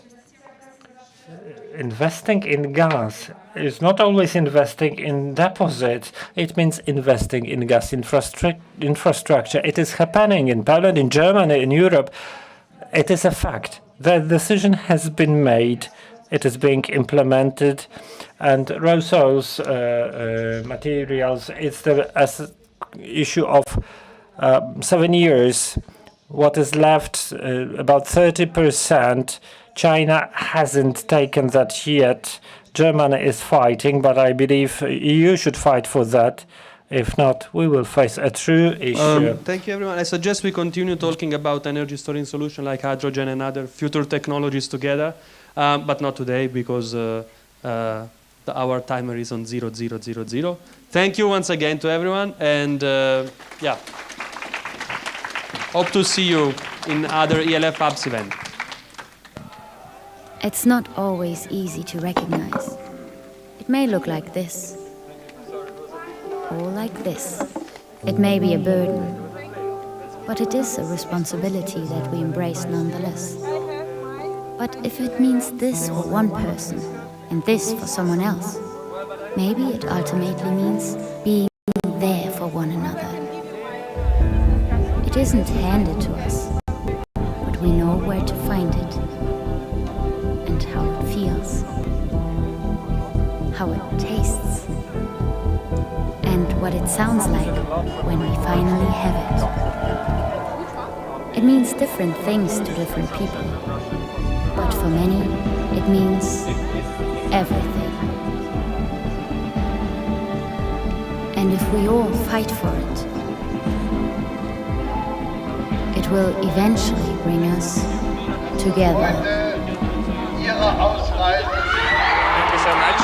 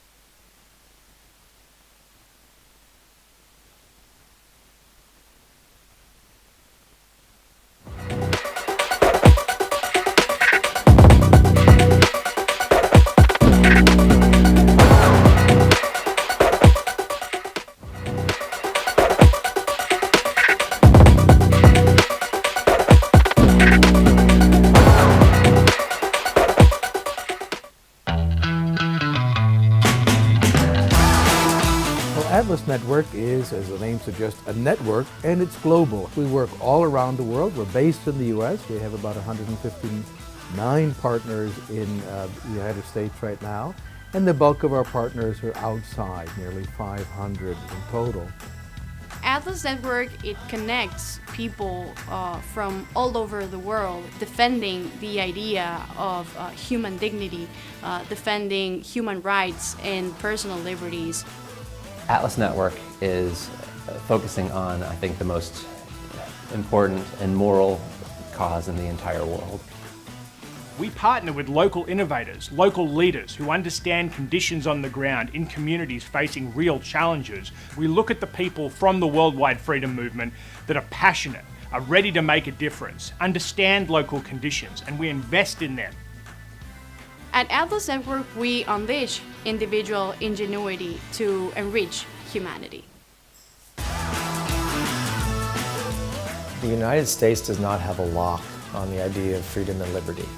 Those ideas are beyond borders. One of the main goals of Atlas Network is to eradicate poverty around the world, and we do that by investing millions of dollars in our partners' work every year. Historically, wealthy nations around the world have tried to help low-income countries develop. The way we've been doing it traditionally has not really been working. So there's a movement to do development differently, and that means we need to step back as outsiders and rethink the role that we're playing in helping people in low-income countries achieve their dreams. We want to make the world a better place. We want to make the world a freer world. All of us want to leave a legacy and be part of something big to make a better world. This is exactly the work of Atlas Network. With our growing number of hundreds of successful partners, we're stronger than ever. Changing the world. Changing the world. Changing the world starts together with us.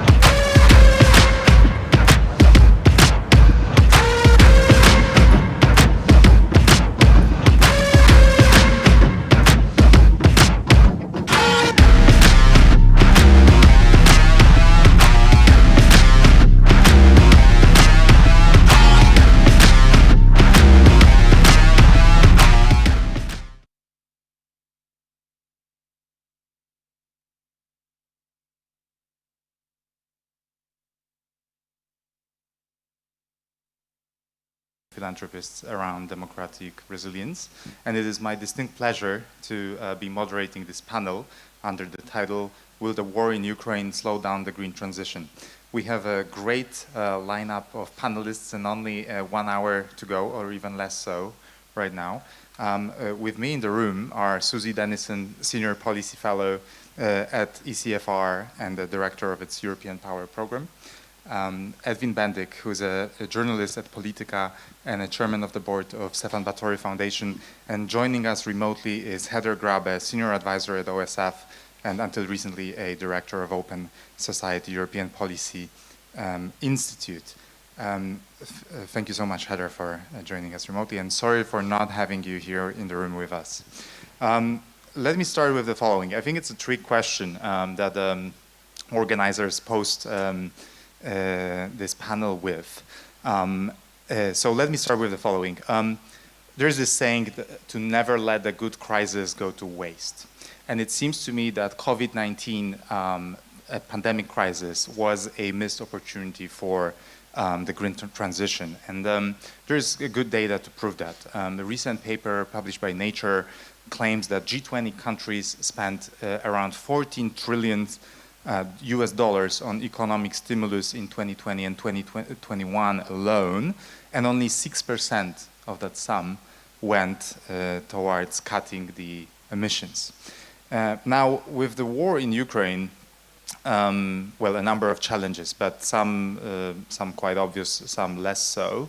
There is a surge in electricity needs after the pandemic. It kind of coincided as the world rebounces. Again, there is an urgency to move away from fossil fuels, goes without saying. And but on the other hand, coal production is restarting to cover the demand. Now, I would like to think that green transition is a political topic as much as it is an economic one.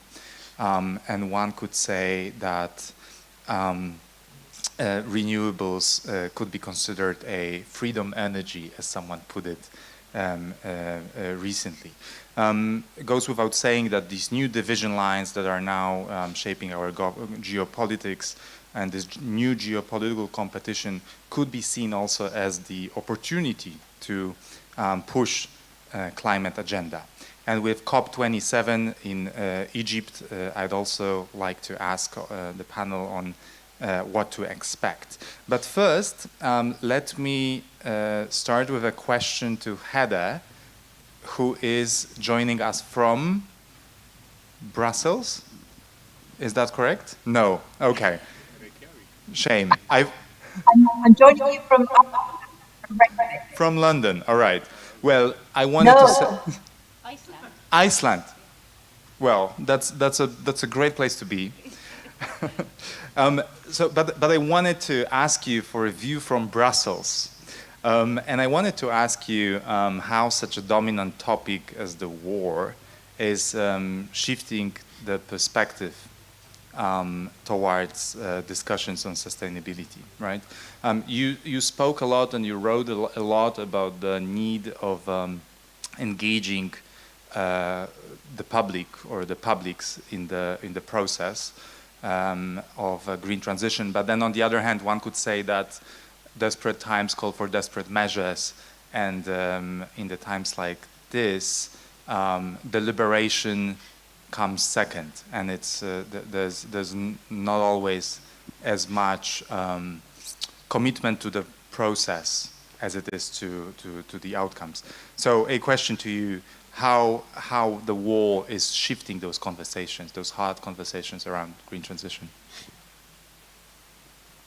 Thanks very much. I'm really glad to join you.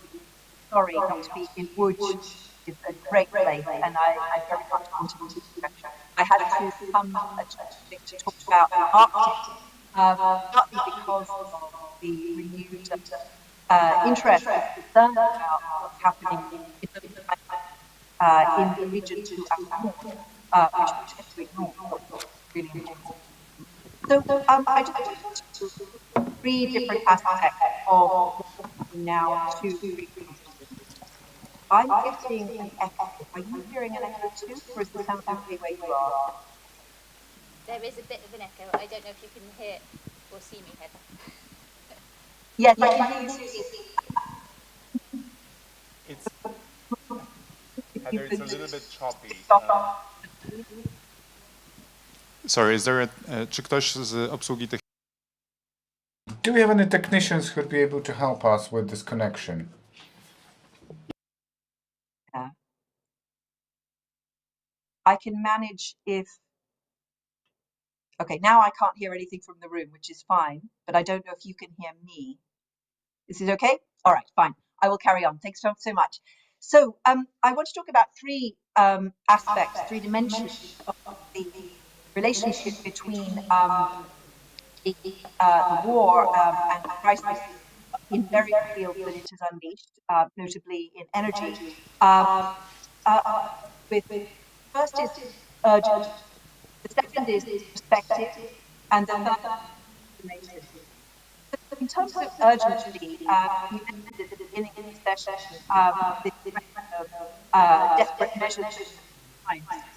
And definitely the energy transition here means that we have moved decisively out of quite toxic relationships, politically toxic, but also economically and environmentally toxic dependence on fossil fuels. So it's clear now there will be no to Russian gas.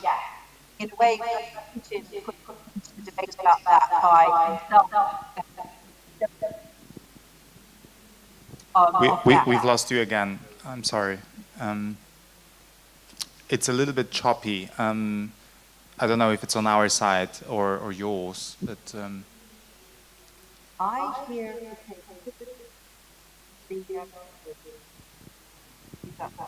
I still hear myself speaking, but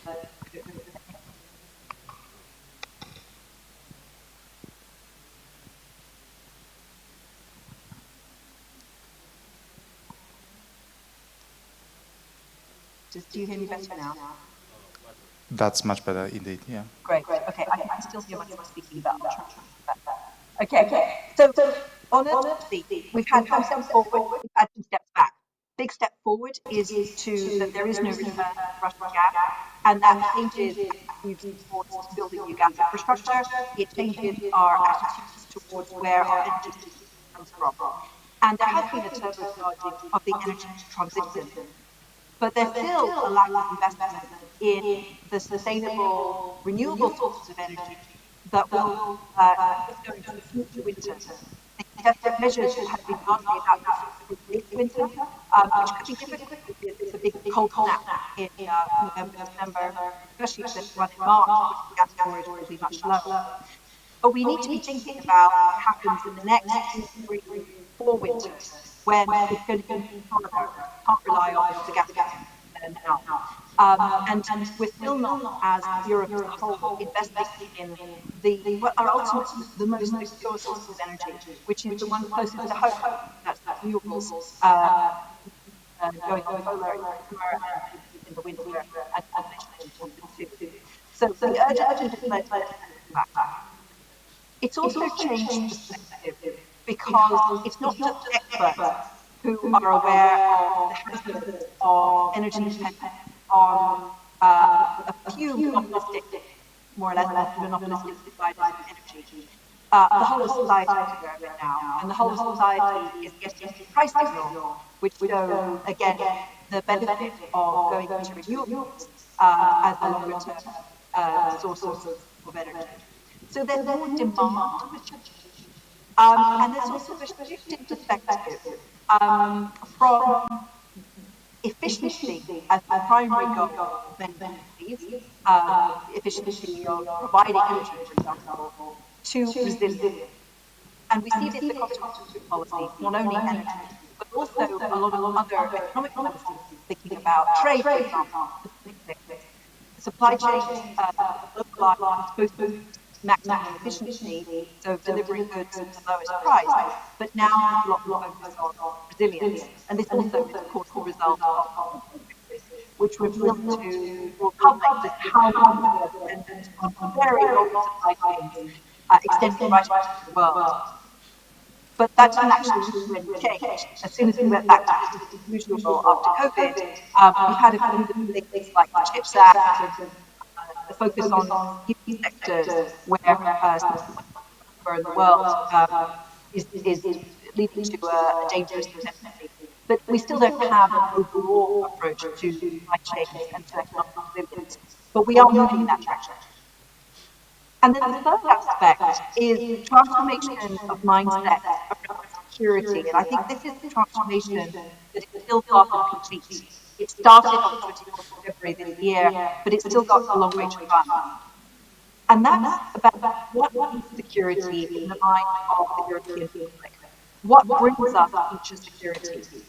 We see the downside of independence in terms of security supply, in terms of energy, in terms of consumer goods and commodities and other things that we want.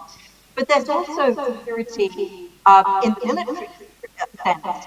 And there is a big change Sweden and Finland to join NATO, for example, big interest in investing in defence, with a huge amount of money now going in Germany. But what ultimately is that going to buy us? And we've also had an extremely hot summer this year and flooding in Europe. So we've had both droughts, flooding, and extreme temperatures, which has brought the physical changes that climate degradation is causing much more to the attention of the public, much more into the awareness of the whole society. And I think the danger is that if we don't pay attention to climate security, to stabilize the environment, stabilize the climate, as a key part of security, we're going to be in an endless cycle of crisis response. Now, that's very expensive in terms of public spending, because crisis response involves unanticipated spending, it's usually not very efficient, and also it's politically expensive, because it tires out public goodwill and faith in the political class, in politicians, in democracy itself. So we would enter into another cycle of crisis response, I think, at the peril of European democracy. And the physical effects of climate change are happening not only in Europe, but also elsewhere in the world. More than 33 million people are displaced in Pakistan right now because of floods. And that's because of glacier melting, as well as changes in the monsoon patterns because of climate change. Those kinds of major regional climate-induced challenges will have spillover effects in Europe. We can foresee that in future years there will be water stress in North Africa, for example, the Great Danube River stopping to provide water, only source of fresh water to a large section of the coast. So problems with Atlas Mountains and climate change, reducing the amount of groundwater available. That's right on our doorstep, much closer to Pakistan. It's going to affect a very large number of people. So getting out of the reactivity cycle is not only about ensuring new sources of energy that are not controlled by Vladimir Putin. We needed to do that in the short term. Have, in fact, responded to that with much more decisiveness and good planning at European level than perhaps could have been predicted if we'd been having this conversation this time last year. That's encouraging.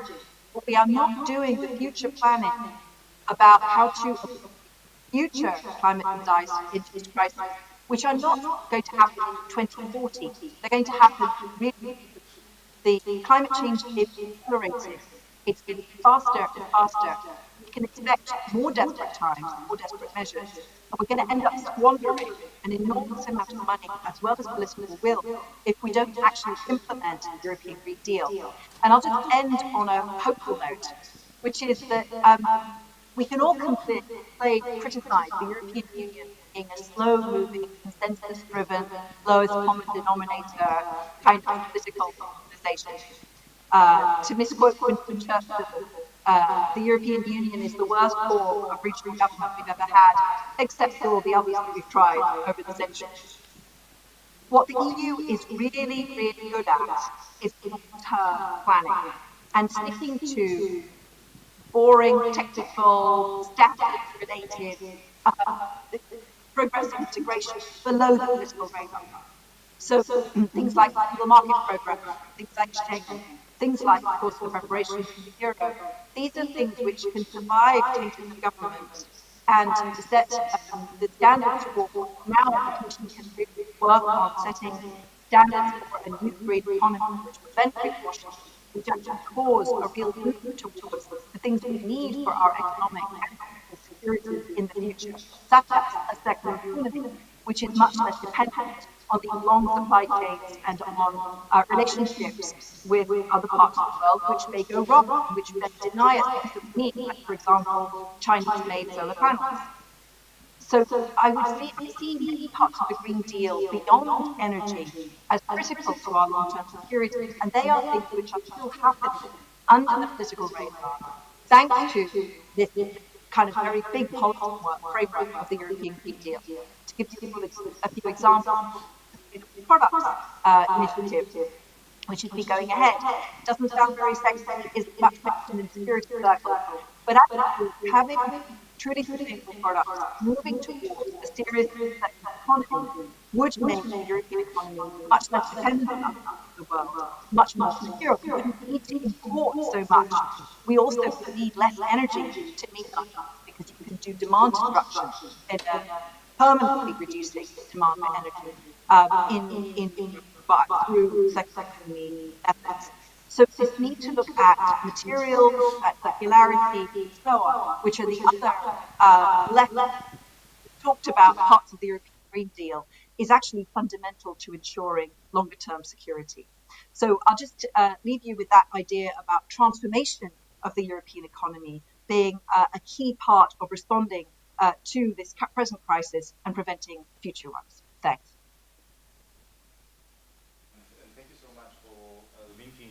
Security. These are the topics that are, I think, especially important to be discussed not only at security conference and closed door fora, but also at festivals of ideas like this one, where there's a lot of citizens who are interested in those topics.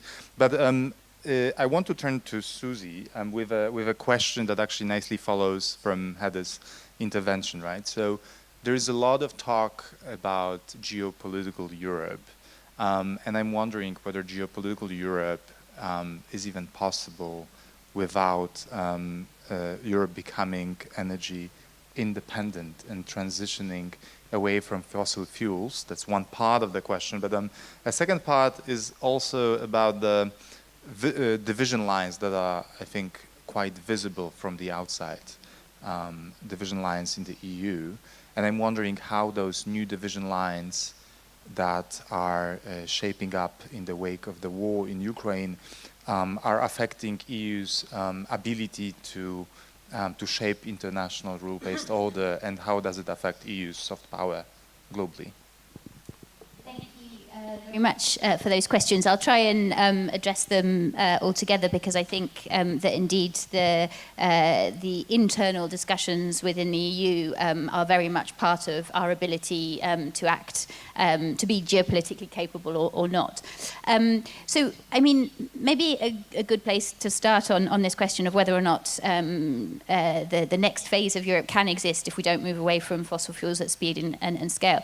I think I've been reading quite a lot of fairly upbeat stuff lately on the progress that we're making on this front, and indeed I was quite amused to see that Politico recently made Putin one of their green influencers of the year because of the kind of kickstart that his abhorrent war in Ukraine has had on us speeding up the transition, the energy transition. And I think this is all really good because it's important that we have a positive narrative about it being possible to do both, geographical diversification away from dependence on Russia at the same time as decarbonising and keeping our plans on course with regards to the Green Deal.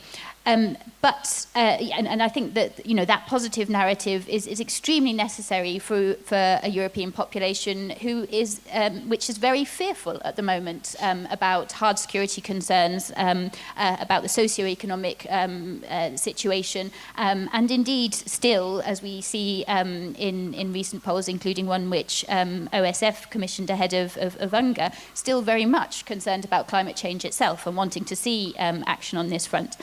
But I think we also have to be clear under that narrative about this being possible that we're not yet there, that we're not necessarily in the place that we need to be on balancing the short-term needs with the long-term imperative to keep decarbonising. And a lot of the risks and the reasons that we're not arriving there are to do with us not yet being geopolitically capable. We haven't built up what a lot of the stuff that we write at TCFR about this we refer to as being our energy sovereignty. So our ability to work collectively together at European level on ensuring that we can manage the interconnections around energy that are necessary to us. So, you know, some of the examples over recent months, the fact that we had to push Canada to circumvent its own sanctions, to send kit to repair Nord Stream 1, sort of indicates the extent to which we're not there yet. Now we have Putin telling us that Nord Stream 2 is the only way that he can supply gas to Europe, so we'll finally have to open it.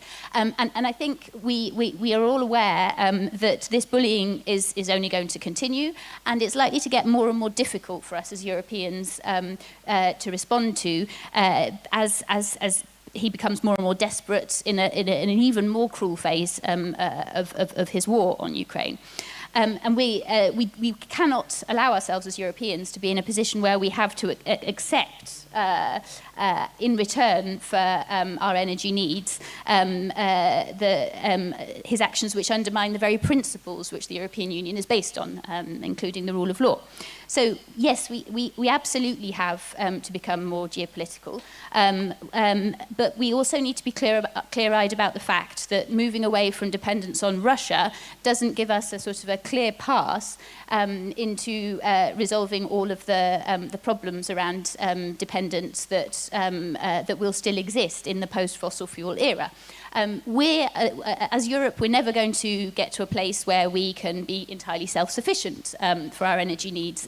Heather's already highlighted some of the ways in which that is true around the green tech that we will need for this next phase, and the raw materials that will be needed to feed in that. We will be dependent on a strong set of relationships in the next era, in the same way as we will as we have been up to now.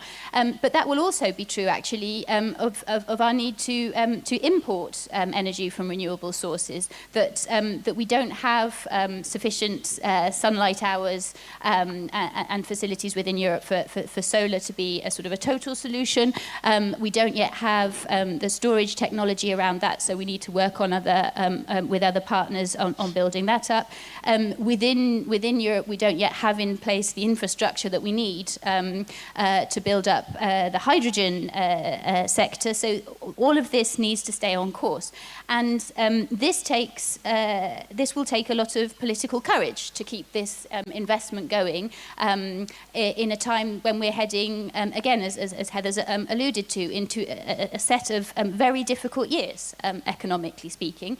And so this is why I think it's important that we come back to this question about the narrative on this process, in order to build a European consensus around the need for what we could call sustainable energy security. And by sustainable, I don't just mean incorporating a clean dimension, although that's absolutely crucial, but also that it has the diplomatic network surrounding it for the relationships with other countries that will allow us to build that in a way which can endure changes in a turbulent geopolitical environment. I think this probably does mean thinking about relationships closer to home.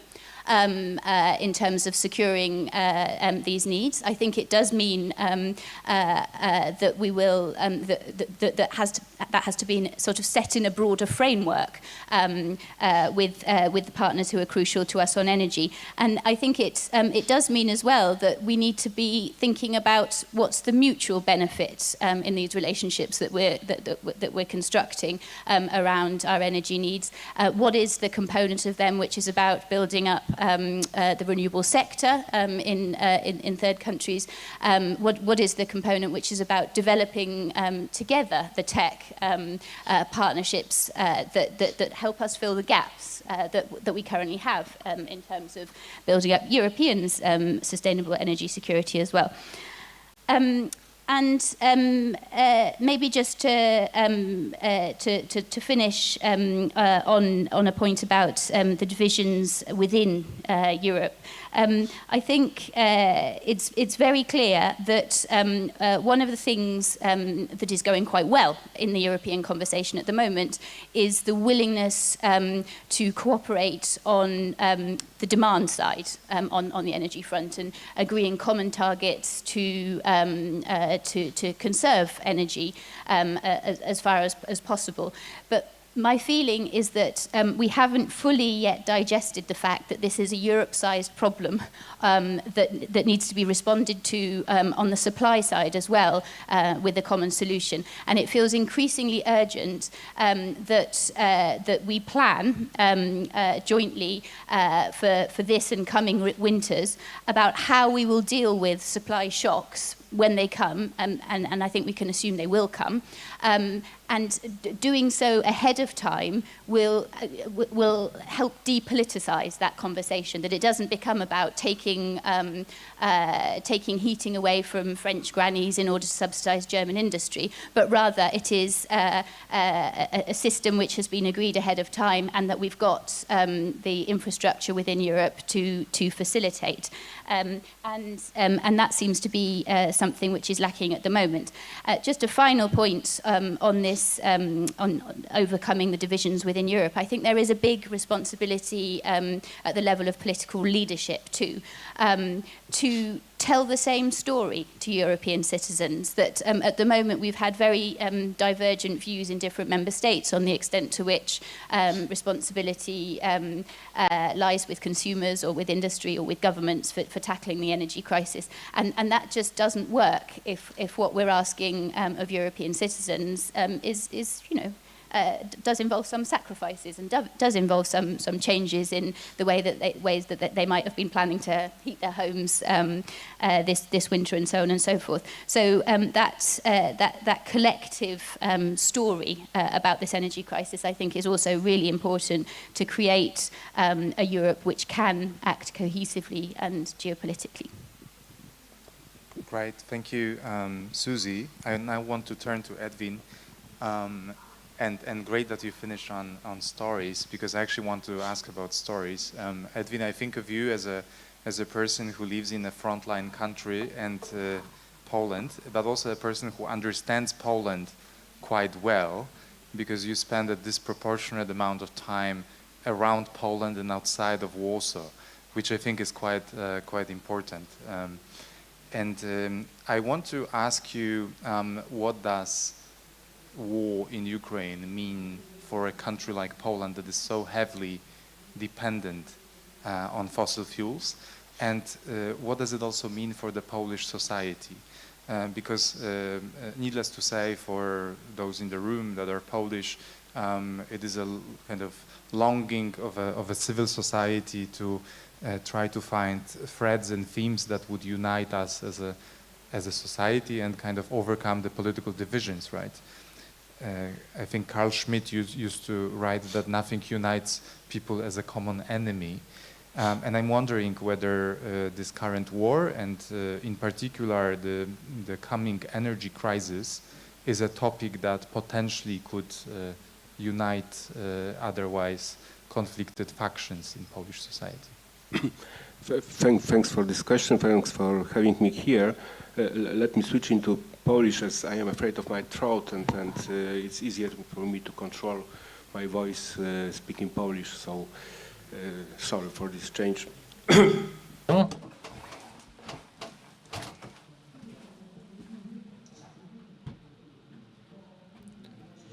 Indeed, the question is of extreme importance and difficulty to answer, because the war factor, the essential factor to which we know no answer, how the war is going to progress, and the forthcoming winter in Ukraine will not result in another wave of refugees who will first come to Poland. Our system has fully exhausted its capabilities. The system is fully based on local authorities and NGOs. The state system, well, the state has taken some regulatory solutions, but structurally not much has been done. And that is the basic question, because that is overlapped by the energy crisis.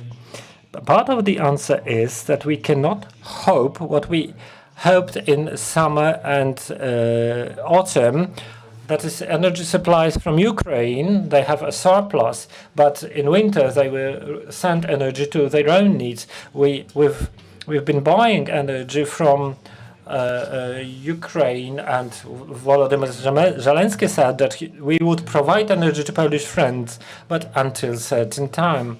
It only illustrates like the system of codependencies in Europe is important. We all time import energy from Ukraine, recently from Sweden. It's like a side note to what Susie said. An essential problem for Europe is what happened in France. So unlucky coincidence of events that resulted in maintenance work in atomic power plants were shifted to this year because of COVID. Half of the power is off. The power plants will be reactivated early next year at the earliest, but still they will only be able to work with 80% capacity. France, and that used to be the greatest energy exporter, is an importer today. It only shows how a coincidence changed the math. Now, get back to Poland. And the question how far this common challenge named energy can be a binding factor in the election year, not to forget it. This election year says something. It cannot. It would be the polarizing system that the government, who is aware that we are not prepared. Of course, it will all depend on temperatures, what winter we shall have, but we are not structurally prepared for this crisis. Therefore, the government started to play the game on shifting responsibility. It's like buying coal by local authorities. And it was a suicidal attack. The society doesn't understand that. The government aspired to be problem-solving government. It turns against its assistive rule. It says that local government should apply to the government for assistance. It all of a sudden says the local authorities should join the work. They are not appointed for that. There is a distribution sector for coal. 100,000 people working there. They can do the job. You need to communicate. That was bad action, purely political, and its goal was that local authorities dominated by opposition or neutral political forces to pull the local authorities into the game. The local authorities will anyway deal with the issue at the end of the day. Recently, we've had a meeting with a group of local authority representatives from Poland. They participate in our program, and they are all aware they do have to handle this assistance, help, and devising the assistance like in the pandemic, like during the migration crisis, refugees crisis. You need to run a triage method. You need to find those who will not survive. Lonely people, people with disabilities, people with extremely low income. With the soaring prices, they will not be able to survive. That comes together with the local authority structural problem. An example, as we heard in our workshop, Pałąków municipality, 6,000 people, one of the poorest in the Silesian region. She has 11.5 million zlotys of the budget, of which 900,000 was allocated for electricity by old prices. If the prices go up, as negotiated now, by 400%, what can you switch off? You can only switch off street lighting and school. The school has no swimming pool, no concert hall, no infrastructure. They can only cut off the things I've mentioned. Then there is nothing else. This presents the scale of the problem for which there is no solution. And we can see that in the political space an intensive game is going on that is purely unclear. How can you explain those price shifts when the margins of state energy companies, state-owned energy companies, is 70%? It's pure making money on the crisis. These are state-owned companies. There should be a political will to change the situation. Why isn't that happening? It is a very good question. It will happen one day, and it would be a great success of the government. But this is a situation, if we consider it's the end of October, it's a worrying situation. To sum up this current situation, the forthcoming winter, we can only hope that, like in the pandemic, like in the refugee crisis, together by the self-organizing civil society and local authorities, we will manage somehow, which is not sure any longer, because initial estimates show that 12 metropolitan cities will end the year for the first time in history with 10 billion zlotys deficit. That less money for crisis operations, rescue operations, there will be no money for that. That is a true issue. However, the situation looks better in long-term perspective. Nobody doubts in Poland that the transformation is a must. The question is about its form. The model as of today is that it should be a controlled transformation, controlled by the state, a model concentrated in terms of capital and politics. It is symbolized by the Baltic Pipe, a strategically successful investment, but considering Nord Stream 2, pretty unsure. We can expect the sabotage in here. When the Baltic Pipe was being erected, we could have built biogas plant in parallel, where a biogas production capacity based on waste would be 8,000 billion cubic meters, exactly as Baltic Pipe is supposed to bring here. This is negligence. It would be a dispersed system, several thousand of such biogas facilities, less susceptible to sabotage, malfunction, but there is a clash of philosophy of the state and understanding of security. We combine energy and security, and we see that the current political system thinks about security in all aspects: protection of the population, energy security, central authority controlling key decision-making and generating systems. That makes a sense. You can look for arguments in the world of present risks and threats for the infrastructure and the Ukrainian experience, where we see what decentralized resilience system means. It's very dangerous. We could see what happened when the Bełchatów power plant, the greatest one in Poland, went off. 3-4 units were down, and the power drop was by several gigawatts.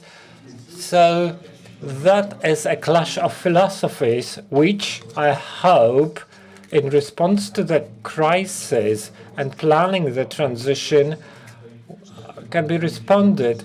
Before this panel, we had round tables with idea-generating milieus. We spoke about transformation, and the moods were okay, positive. They comment on the politics, but they are not involved. It was like a consensus on the need to find the solution based on dispersed models, different forms of property, not only state-owned or capital-owned, but also cooperative forms. So the potential for the future can be achieved if we unlock the political option. Also, there's still the Polish society, still, despite polarization axis and its deep political division, and the issues regarding the transition, the need to put in new energy sources, the society is not divided that much. Of course, there is peace electorate opts for carbon and lignite, but it's not like religion division. It's like a shift within several percent.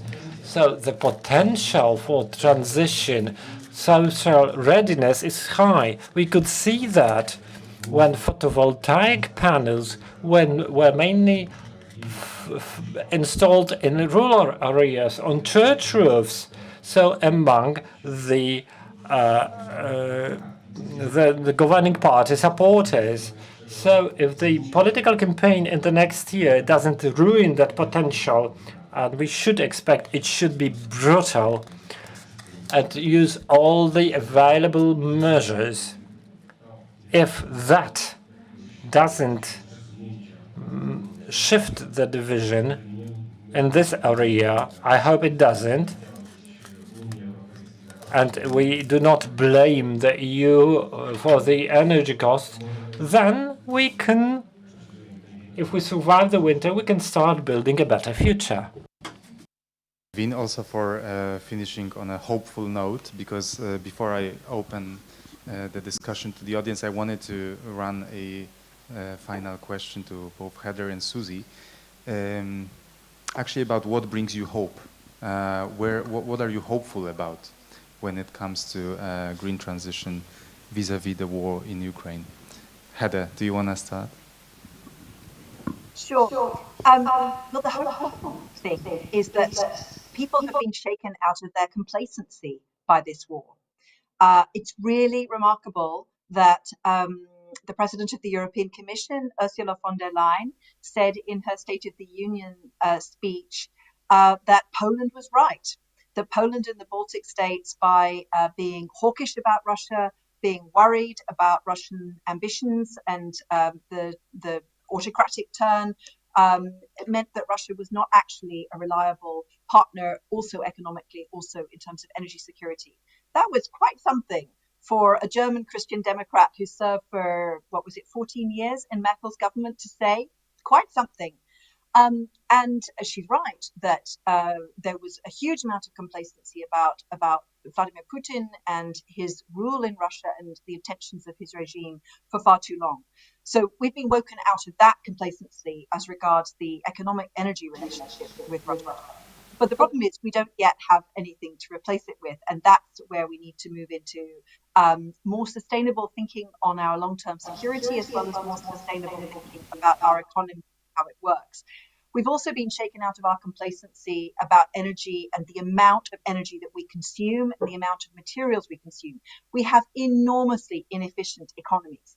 They're efficient in terms of delivering more and more goods and services to us, but they're not efficient in terms of the toll that they take on nature and the capacity of the planet to continue providing these things that we think we need, capacity of the planet to continue providing human needs, and the enormous cost of our current model, our current economic model, in terms of the cost for future generations, for our children and grandchildren, is becoming clearer. And the enormous cost that it's going to have in terms of the cleanup we will have to do from future droughts and extreme weather and floods and so on is also becoming more evident. And that was the case in Europe this year, but it was also the case in the United States, really for the first time, which is something quite remarkable. How the environmental lobby in the US is now no longer just democratic; it's bipartisan. So this war is changing people's perspectives about how secure they really are. We've had 30 years of peaceful transformation and the reign of neoliberal economics and capitalism in Europe. Both of the premises underlying both our security order and our economic thinking have fundamentally changed this year. Some of them because of longer term trends. It's not just because of that. I'm not sure I would call Vladimir Putin the green influencer of the year. Thank you, Susie, for raising that. He is in the same way that Trump deserved the Charlemagne Prize for uniting Europe a few years ago, because you were quoting Maciej, the Carl Schmitt on nothing unites people like a common enemy. It would be dangerous if we thought that our only enemy was Vladimir Putin. He undoubtedly has put himself in that role, but the other enemy is kidding ourselves that we can continue just the way we have.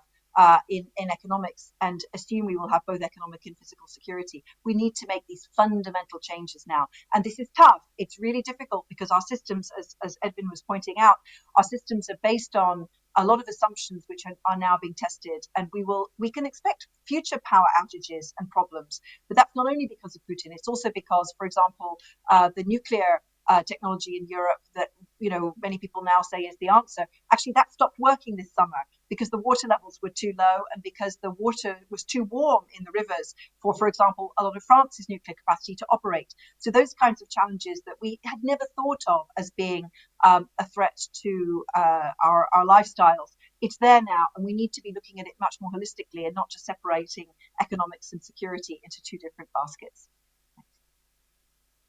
Susie, over to you on hope.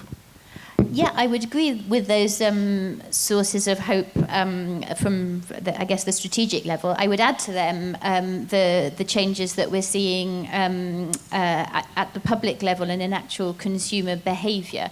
I was looking earlier this week at the massive uptick over the summer in purchases of heat pumps for housing across Europe, and the way that industry has suddenly started to boom. And similarly with the thinking about putting in place solar panels, we've seen huge increases in willingness to make those choices. And that seems to me to be a far cry from where we were back at the beginning of this year, when I think the Czech Republic was one of the first countries to talk about this idea of a campaign around turn down your thermostat 1 or 2 degrees to oppose Putin. And everybody I spoke to at the time said that's a crazy idea. If that's the best that we can come up with in terms of a sort of a collective response, that people have to make a sacrifice in order for Europe to be able to stand up to Putin over this, then we haven't got much hope. But actually what we're seeing is that people are willing to make that sacrifice and are willing to make the connection between the choices that we make collectively in Europe and the long-term future of our energy security. Edwin, anything to add on hope, or we turn to the audience? Lokalnie. Locally, this time is important because at the end of the day, we are going to say goodbye to the myth of coal as the prerequisite of energy security in Poland. We'll give up on this fantasy. We had known it back in the 70s. I hope the political awareness will encompass that. It will speed up the transformation process in Poland. And as we were saying before, it's a source of hope for me is to discover there is no return to Russia as a supplier, a strategic supplier that we are dependent on, which means that diversification means that we won't be looking for similar supplier. More distributed ones without geopolitical interest will be of interest to us. So we turn towards Africa.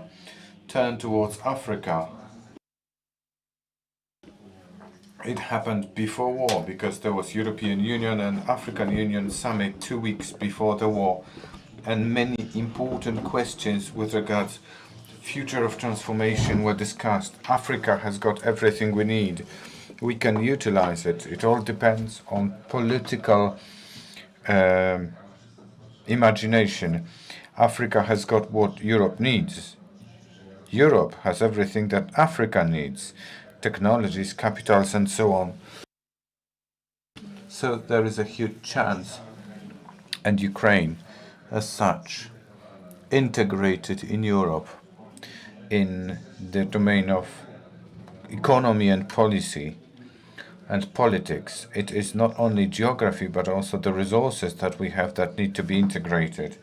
Knowledge, technologies, utilization of these in the chains connecting European systems.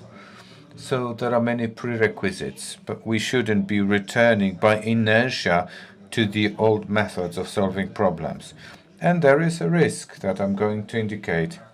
Contracts signed at the moment by German utility companies on green hydrogen are input materials, exploitation type of model.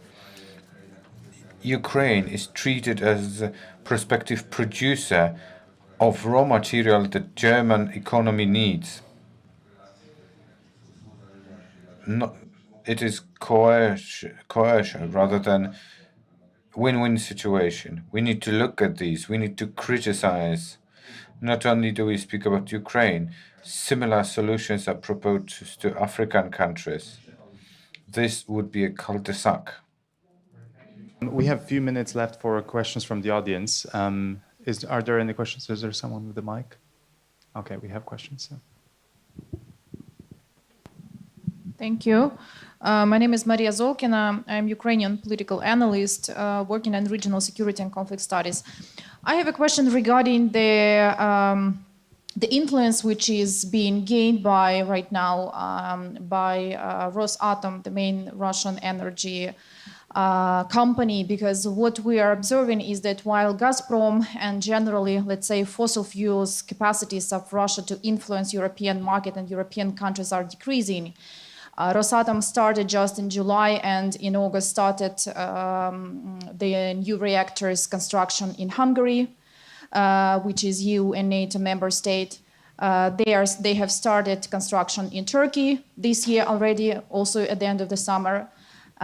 They are studying the project in Egypt, which is less of, let's say, European Union interest, but nevertheless. So what to do, how to reach the balance, not to make specific NATO and EU countries fall in another type of energy dependence on Russia.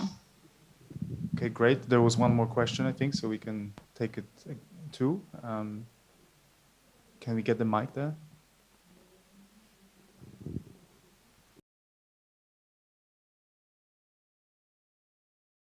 Thank you very much, Gabriela Lenartowicz, a Polish MP. So I'd like to ask and at the same time express my hope that the situation that we are facing at the moment will support the return, and I want to ask about it, to return to greater social aspect of generation and consumption of electricity.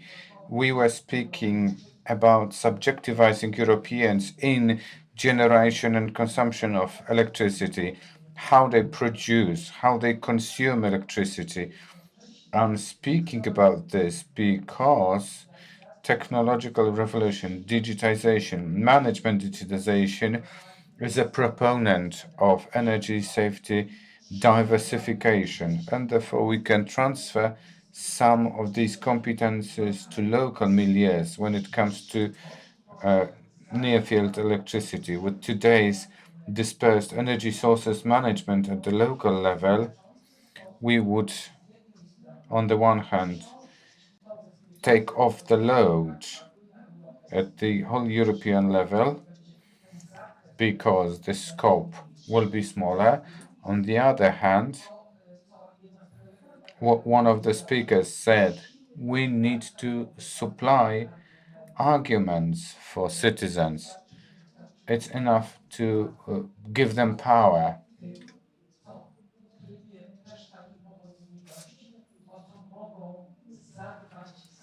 Something that they can take care of themselves. This self-assistance, it is possible, and regulations should be also in place.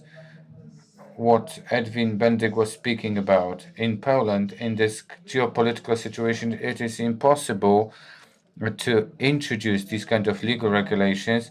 My bills are staying in the parliament freezer, and I cannot do anything about it.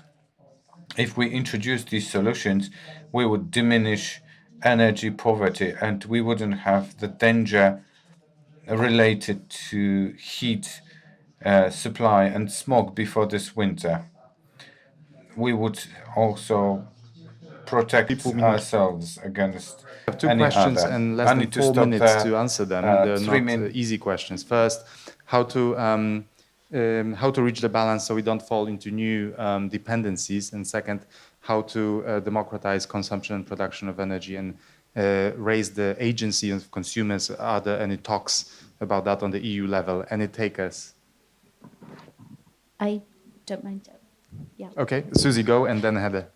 Yeah, I mean, I would very much agree with the risk that you're highlighting around the risk of new, of not a new dependency, but sort of hidden aspects of our continuing dependency on Russia. And I think this is absolutely part of what I was referring to when I said that we're not there yet in terms of having thought this all through, and the fact that we are still in a position where these kinds of projects can be set up within EU states underlines the extent to which we don't yet have full cohesion across the EU about what it means to transition to a situation which is long term, which is a long term new geopolitical reality in terms of the way we need to work without Russia. I think that the huge steps forwards that we saw in the first half of this year were very much in a crisis scenario, and an expectation that this could be something which could be resolved within a matter of years. I think we're now going into the harder long-term picture, and as part of that process, we need to be absolutely mapping where all of our ongoing dependencies are. Working our way out of them, and then thinking about in the next era how we avoid making those same mistakes in new relationships, because risks will always be there, and partnerships are never completely unchanging through the long term. So we need to future-proof our energy security by building up a range of relationships and by being sort of clear-eyed about what is in them. I think I'll leave maybe the other two questions for the other speakers because I've gone on too long. Sure. Heather, 40 seconds. Yeah, two quick. One is there's no point exchanging our dependence on one autocrat for our energy to a new set of autocrats. How great, it's not great that we're now doing new contracts with the Saudis and the Venezuelans. These are not regimes that we should be dependent on. Much better to do, in fact, what the second question was about, which is move to locally produced energy. The best and most secure energy is the one you produce nearest to you from your rooftop, through solar, from your local wind turbine, because that kind of decentralized local energy production is much more resilient. You don't have power outages because of a strike, for example, or a sabotage of a large energy system, as well as you're not dependent on foreign suppliers. So this gives much more power to citizens, because it lifts them out of energy poverty once that initial investment has been made. But also it's much harder to disrupt a centralized system. And if there's one lesson we can learn from Ukraine's amazing response to this war and huge resilience of society in Ukraine, of civil society, it's that the decentralization of Ukraine and the extent to which people are self-organized at local level is an enormous source of strength and resilience. Ukraine's small and medium-sized farms are continuing to provide food, which would not be available if Ukraine had a centralized agricultural system under the Common Agricultural Policy. It would be much easier for a foreign invader or aggressor to disrupt it. So this decentralization and local production is essential for environmental reasons, but it's also a really good source of security when we're going to have to live with Russia on the European continent. It's not going away for the future. So let's think about what we can learn from Ukraine's example. I think looks from the organizers that they have to wrap up here, and I hate to do it, but I hope that we can continue this conversation offline. So thanks again, Heather, Susie, Edwin, and thanks for the organizers in the audience. Thanks a lot.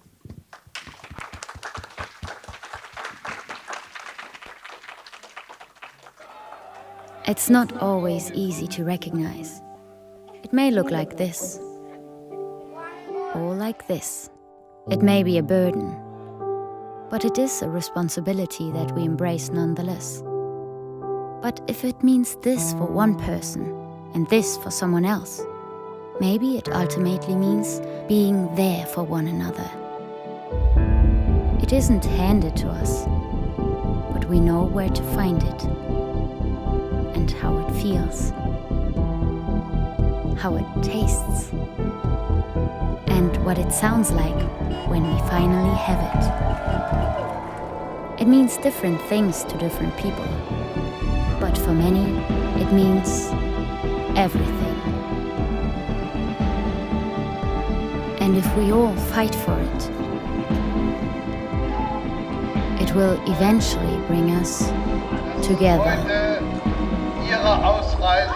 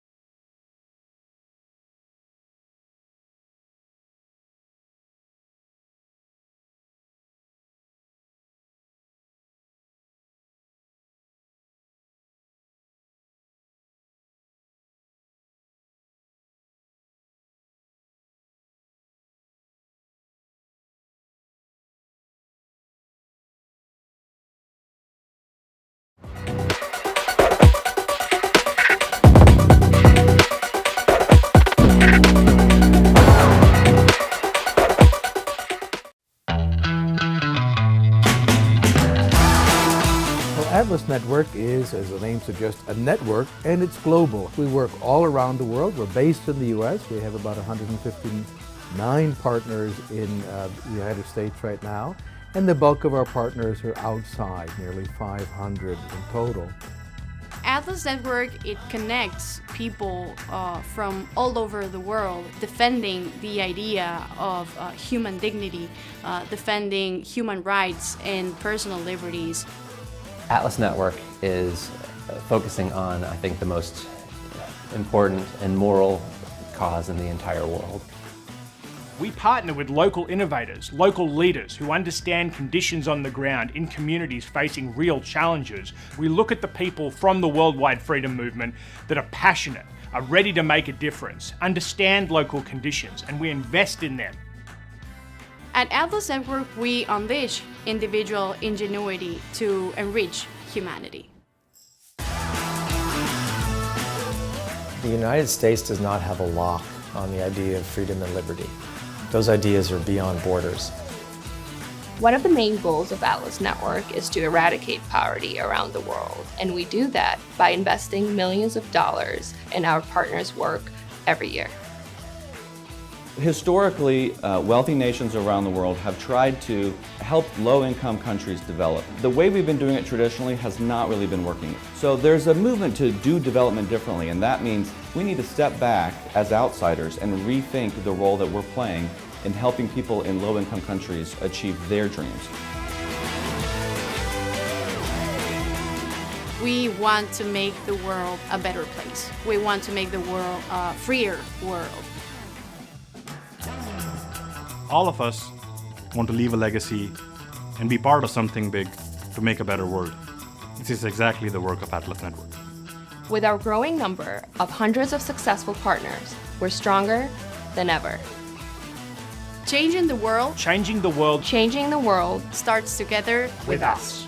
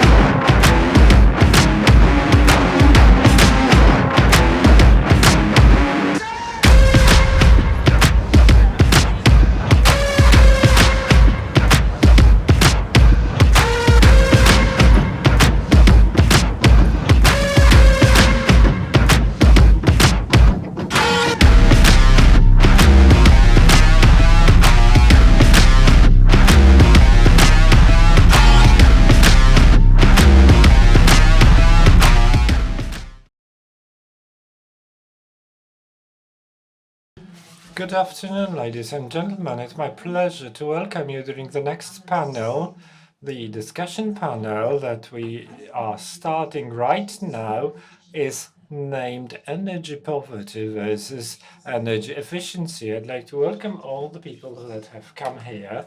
I welcome everybody online that are watching us on different platforms, and I'd like to welcome the speakers. It's my pleasure that you have accepted the invitation to this uneasy panel and discussion that will certainly bring a lot of bitter thoughts.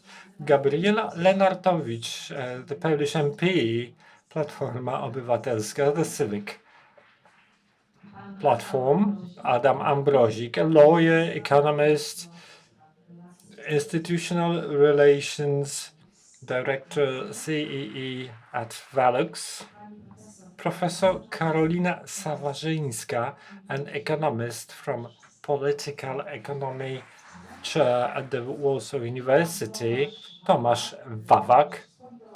He is a political scientist. He is a district leader of inhabitants, member of the Independent Association, an activist, and a city councillor. It's the next year that I'm hosting panels during the Freedom Games.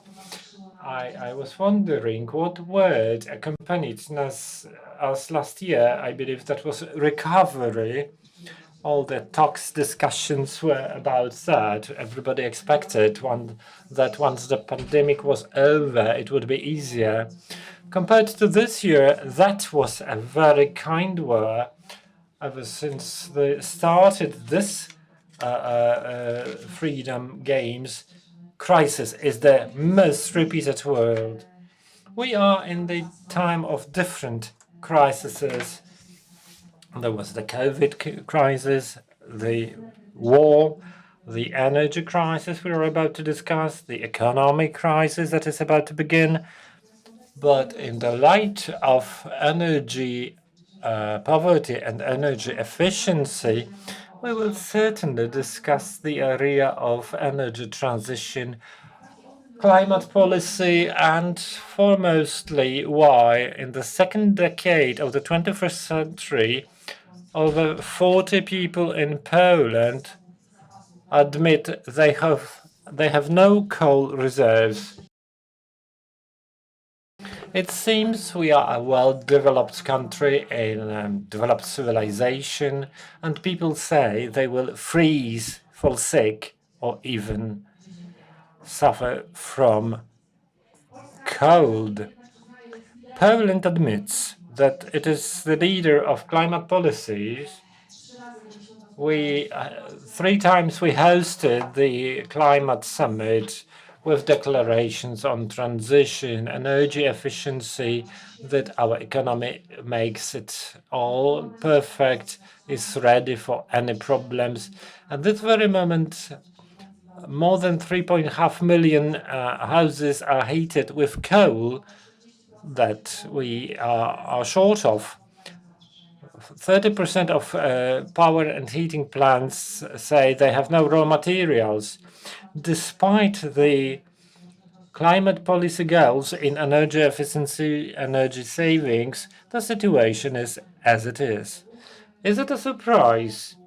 Experts, ecologic activists have been repeating for years that we need quick and effective energy transitions towards renewables. They warned against potential Russian aggression against any European state, and they kept saying we should be ready for any scenario. Now, these movements, this policy is accused of no fuel. To finish with my opening, you were familiar with the topic of politicians encouraging people to burn whatever can be burned to cover up the shortage of fossil fuels.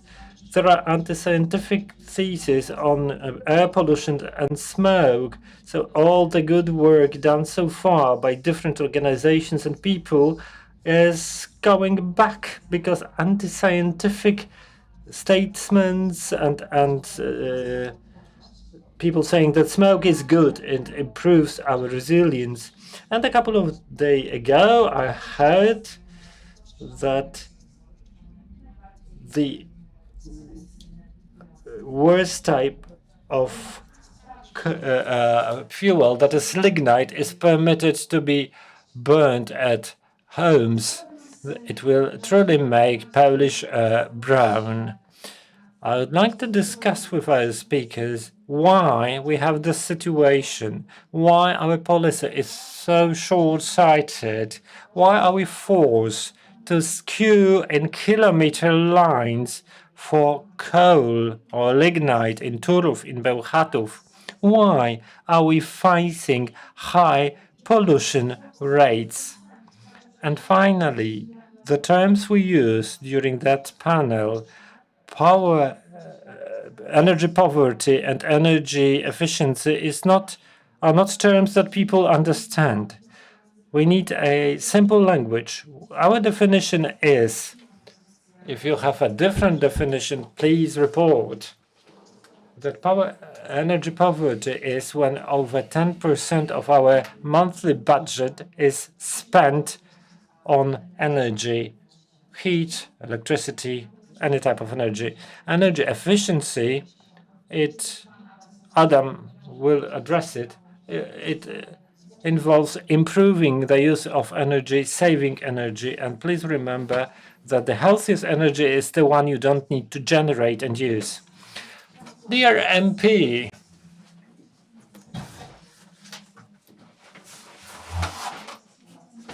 why there is so much negligence in energy? Didn't politicians from different sectors speak about quick, efficient energy transitions?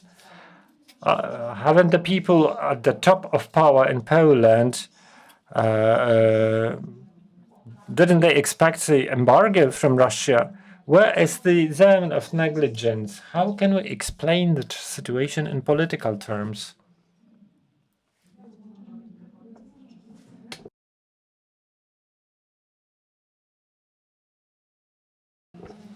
Thank you. Of course, we can look for the culprits, but only to find true solutions. However, I would like to start from addressing the topic of our panel. Energy poverty versus energy efficiency. Today, it is a true challenge.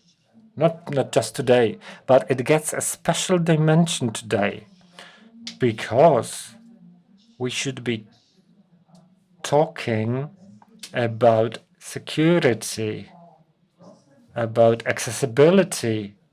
I'm talking about energy all the time, of course, and efficiency of consumption. And subjectivity, because this is a conversation about how far we, citizens, consumers, and producers as well, can decide about our security and energy supplies, energy availability within the expected standards, both in terms of life quality and care for the environment, is one of the essential rights that is not satisfied. Because this dry definition that you quoted only says how much we spend per family to have energy at home. It doesn't say if we have to spend that much. We should speak about it. How much comfort, heat comfort costs in our homes, and that heat generated and delivered. In simple terms, Anybody can be energy poverty if they heat huge house in a non-ecological way, a house that is not insulated or drives a vehicle that consumes loads of petrol. It doesn't say whether the person is poor or not, whether a person acts sensibly or not. Why has it all happened? I'll tell you a simple story. In terms of heating our houses, this is the greatest anxiety today. Most family houses, some 4.5 million, are heated with coal. Coal that we have so far imported from Russia. Not because we liked that direction, because that was the best to use in our old-fashioned boilers. It was of proper calorific value, it was of proper size, etc., etc. This government has from the very beginning demanded to reduce or block the import. Alas, it acted to the contrary. In 2012, 13 million tons were imported from Russia only to heat houses. At the same time, nothing was done to quit that import. But quit because it would be unnecessary. It would be unnecessary if we allowed local solutions that combine efficiency of energy consumption and its generation from local sources together with its management. For example, this year, since the very beginning of this year, we allowed Putin to earn huge money for our import of coal instead of giving that money to Poles, because we know what to do.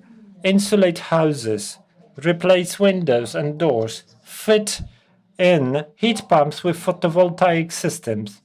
That would drastically remove the problem. And addressing the politicians, bill I proposed that would eliminate old boilers and smoke. It would provide security of cost-efficient heating of houses, has since 2017 been presented to the parliament, and now it is still in a freezer. It's freezing, Poles are freezing, and we would need to spend on it far less than we are uselessly spending on failed assistance. In the light of energy efficiency, I wouldn't like to use simple theories. I would rather like, in the context of this conversation, not to focus on those with huge budgets and overheat their houses. Of course, it's important because it's pure weight, but we are facing enormous winter crisis when millions of Poles wouldn't be able to heat their homes. Let that be the subject of our analysis. Let's use examples rather than definitions. There is the problem, there is no coal. Professor, the question on being ready for the energy mix that could solve the issue. After many years negotiations of climate policy, country-state energy strategy, we spoke that we need more renewables, we need to build prosumers energy generation that is generating for your own needs and then selling to the grid. We need solutions that will make us independent from importing fossil fuels. What went wrong? Couldn't the energy transition be carried out efficiently and quickly? I'd like to mention the money, like the ETS money that was supposed to be allocated for transformation activities. I like your questions, but you misaddressed them. I'm a theoretician. I can tell you what should have been done, what we should do now. The crisis will be here. Our law is unstable in terms of investing in renewable energy sources. People who invested in photovoltaic panels, if they made it until a certain date, they will benefit. If they invested on another day, they will not benefit. And law should be stable, and investments. Well, transition is a multi-year activity. We should plan several years ahead. We are in the situation we are. I can't tell you why. There was not enough good planning. There was no vision. We scientists have been long saying that investing in renewables are a must. They will reduce crisis probability. They will reduce costs for people. And what for me is vital, we have a lot of things to do which we are not doing. We have this problem of poverty increasing, but when I was working at the project, and we wanted to make a project, we wanted to have subsidies to exchange coal boilers for gas boilers, well, not today, but half years ago, and we assessed whom we would like to address was the group of people who could afford, but who never applied. Now it's too late. The project lasted so long. We were getting ready 2 years for it. So I have no answer. I think this answer was right to the point. We know that you are not involved in political processes, more in the context of the transformation and what this might look like. We all agree that RESs should have been developed earlier. Adam wants to have his say. It might be a paradox that specific group, impoverished, was not pushed for exchange of boilers free of charge. Many experts believe that it was a road to nowhere. Homes that are vampires of energy, as called by Madame Emilevich, having swapped for ecological heat sources, they became money vampire because ecological source is expensive. Gas has become a trap. Energy poverty a year or 2 years ago related to a narrow group of people. And even people who are well off are now a part of energy poverty because of wrong policy. Experts who were involved in this policy said, efficiency first, then the heat source that is in line. I started the initiation of your intervention. For those who don't feel what we're speaking about, you gave your definition. I can define energy efficiency, but this one will be complex because it refers to kilowatts per square meter as definition. Primary energy also, we are speaking about energy efficient building that utilizes little energy. And there is winter on the horizon. The Prime Minister said, fellow citizens, refurbish your house. Yeah, the reaction was, it's easier to say than done. But we are not helpless. But there was a funny situation a moment ago. A technical guy came up and he asked, can't you improve the air conditioning? I wanted to switch off the heating, you cannot feel that there's a huge screen behind us that generates huge, and I can see the air conditioning open to stay in. It's the first reaction. Energy efficiency. Switch off the heat source and air conditioning. So energy management in a building is cheap to implement. There'll be product placement, solution in control, in Windows in automated way. You can buy it with us, and it costs like a good dinner with a bottle of wine in a restaurant. This is the price level. How much? 500 zlotys. The central control unit. So it's good wine. Good restaurant in Łódź, whole family. Right, two dinners, let's say, 2 lunches. And I know there are people who cannot afford it, but the cheapest energy is the one that you don't use.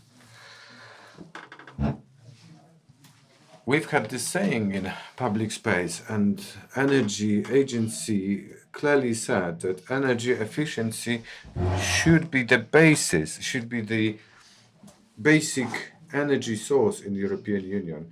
This is where you look for savings.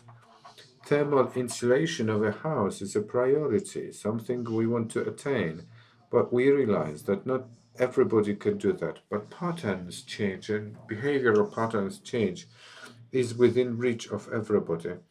I've recently met UN Habitat that deals with well-being of those impoverished, and they have a guidebook how to reduce energy consumption with simple energy, window regulations. I don't know, there are 2 settings of locks, summer and winter.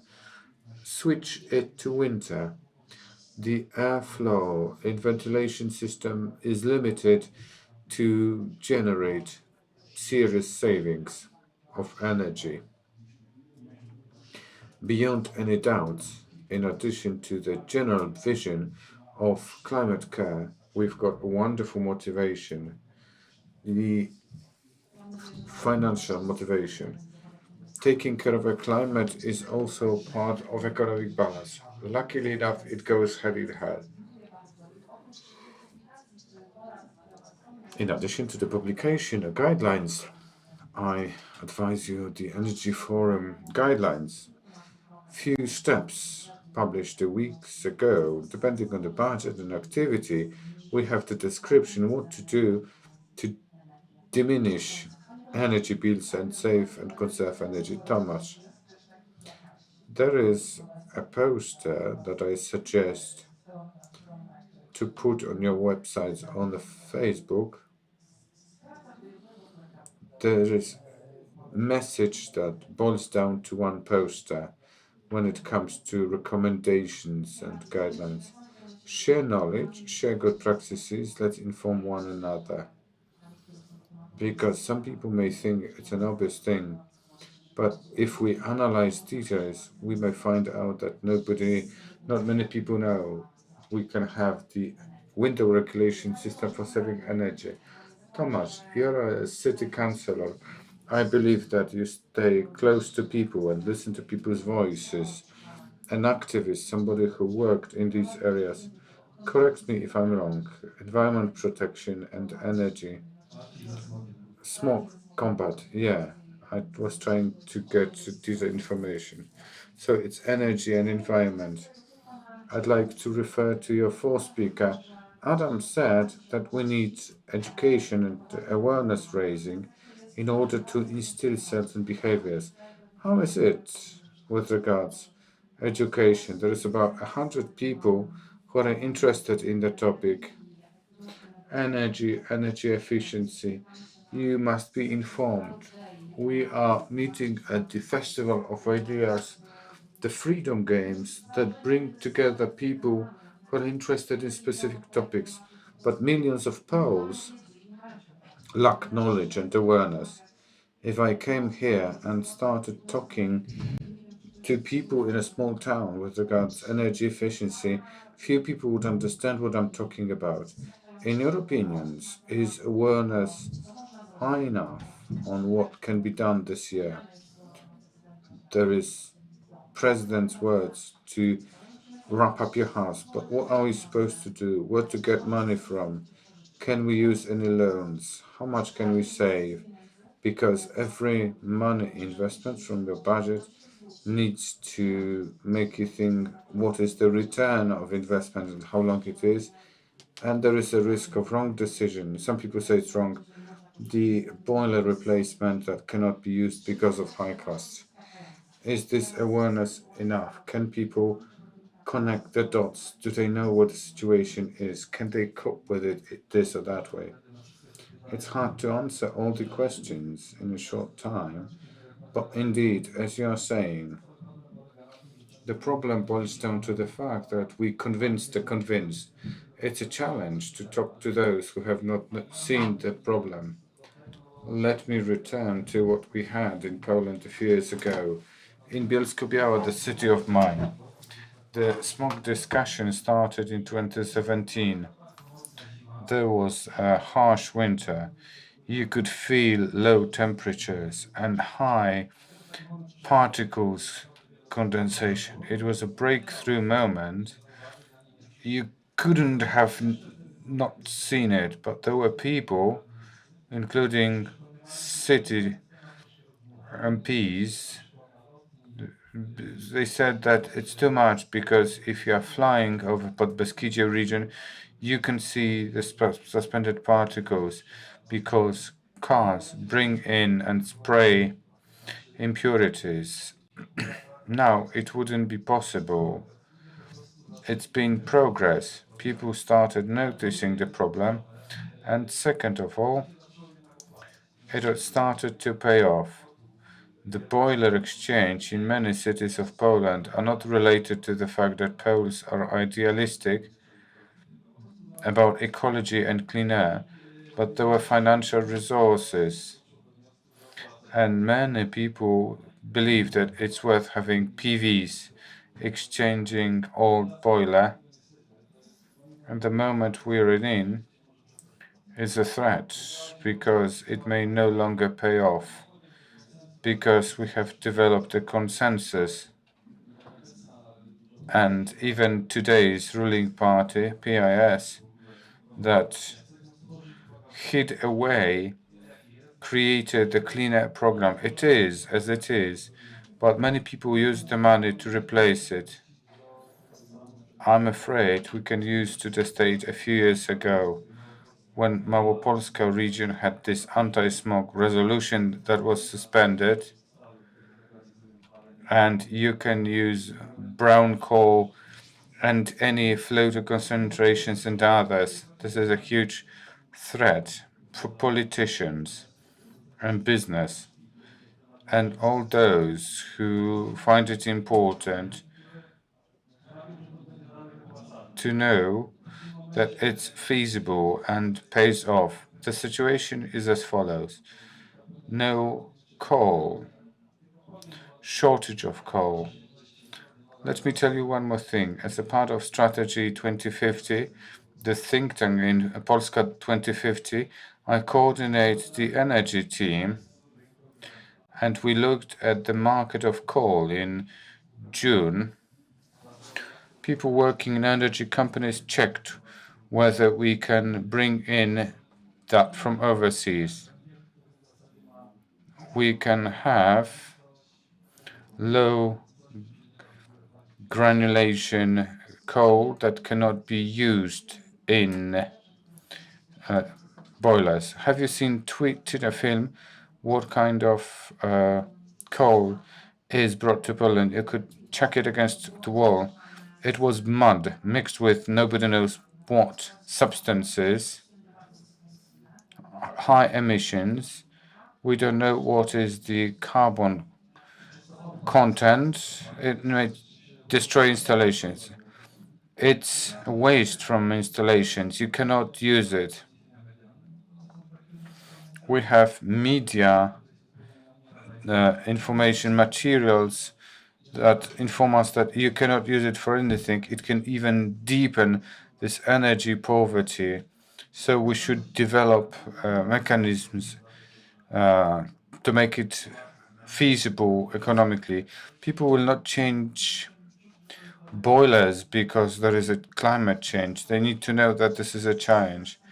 In the previous discussion, we had this return to the basic value discussion in the context of Maslow's pyramid. We encompass safety, not necessarily do we associate climate change with a threat for our life and health, but we should.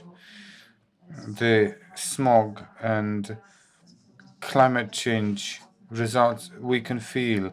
It will be even more important in the context of our home budget. The inflation is soaring, so many people will be guided by this, even if they thought about environment in the context of reduction of emissions. I can see that you want to comment it.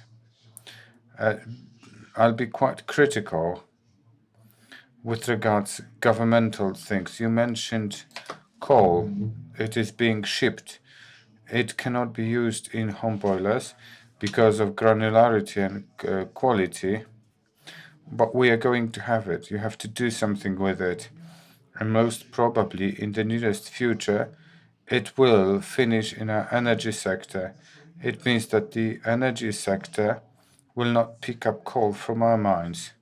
And because we are pretending that we are coping with the problem of coal for the upcoming winter, we are generating a huge problem.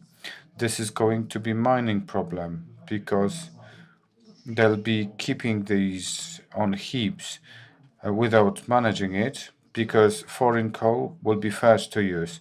This is short-sighted perspective. I started criticizing the heat sources replacement policy because it was short-sighted policy, similar for Colombia and many other. A few million tons we are short of, but different coal, not the one that they are bringing. Let me refer to that. I don't know whether they are shipping it. It happens. It's somewhere on the seas. It's difficult to identify what it is because the government decided to shift it on local governments to solve the problems. But I want to say that something will land in large-scale energy because when electricity is generated, well, you could see Jaworzno problem. And now and again, we've got the failure of low-emission, cutting-edge energy unit. At the same time, coal in global markets is becoming more expensive because of the crisis in Ukraine and war in Ukraine. Polish mines exported lots of coal because they run on a high margin we are short of. And they couldn't stop their contracts because they were afraid of contractual fines. This is the margin that is generated for state-owned companies, and people demand pay rises. Not only companies, but also miners need to utilize the margins. Trade unionists say so. We are speaking about today's regulations. We need to be aware that security and safety pertains to health too. But the scale of senseless decisions which increases poverty is really alarming. I'll give you pure examples when it comes to standards with regards coal. Hard coal, we removed requirements for 2 years when it comes to communal services, that is homes. So you can boil anything apart from muds, but it's not this. This act and this ban tells you you cannot trade in it.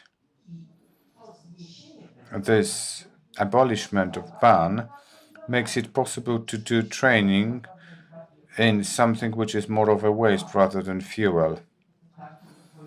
But in Silesia, you cannot use it as fuel because there is local assembly's resolution in force.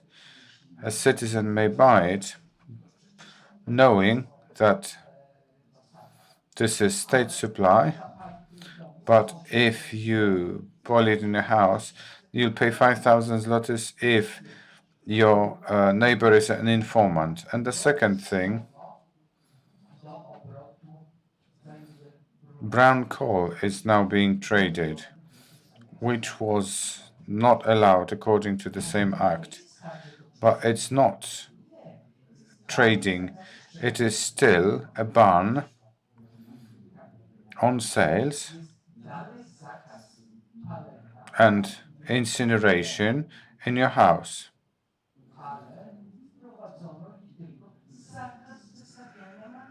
And there is ban on fines. You can buy from Bełchatów and Turów, but we have the act. But when you buy it, you cannot find this person. This act change, authored by Minister Tchórzewski, we protested it, showing the absurdity. It doesn't help at all, because this barrier is immoral. It's moral not to give fines for illegal activities. If somebody gets a fine, in this very act you've got the wording.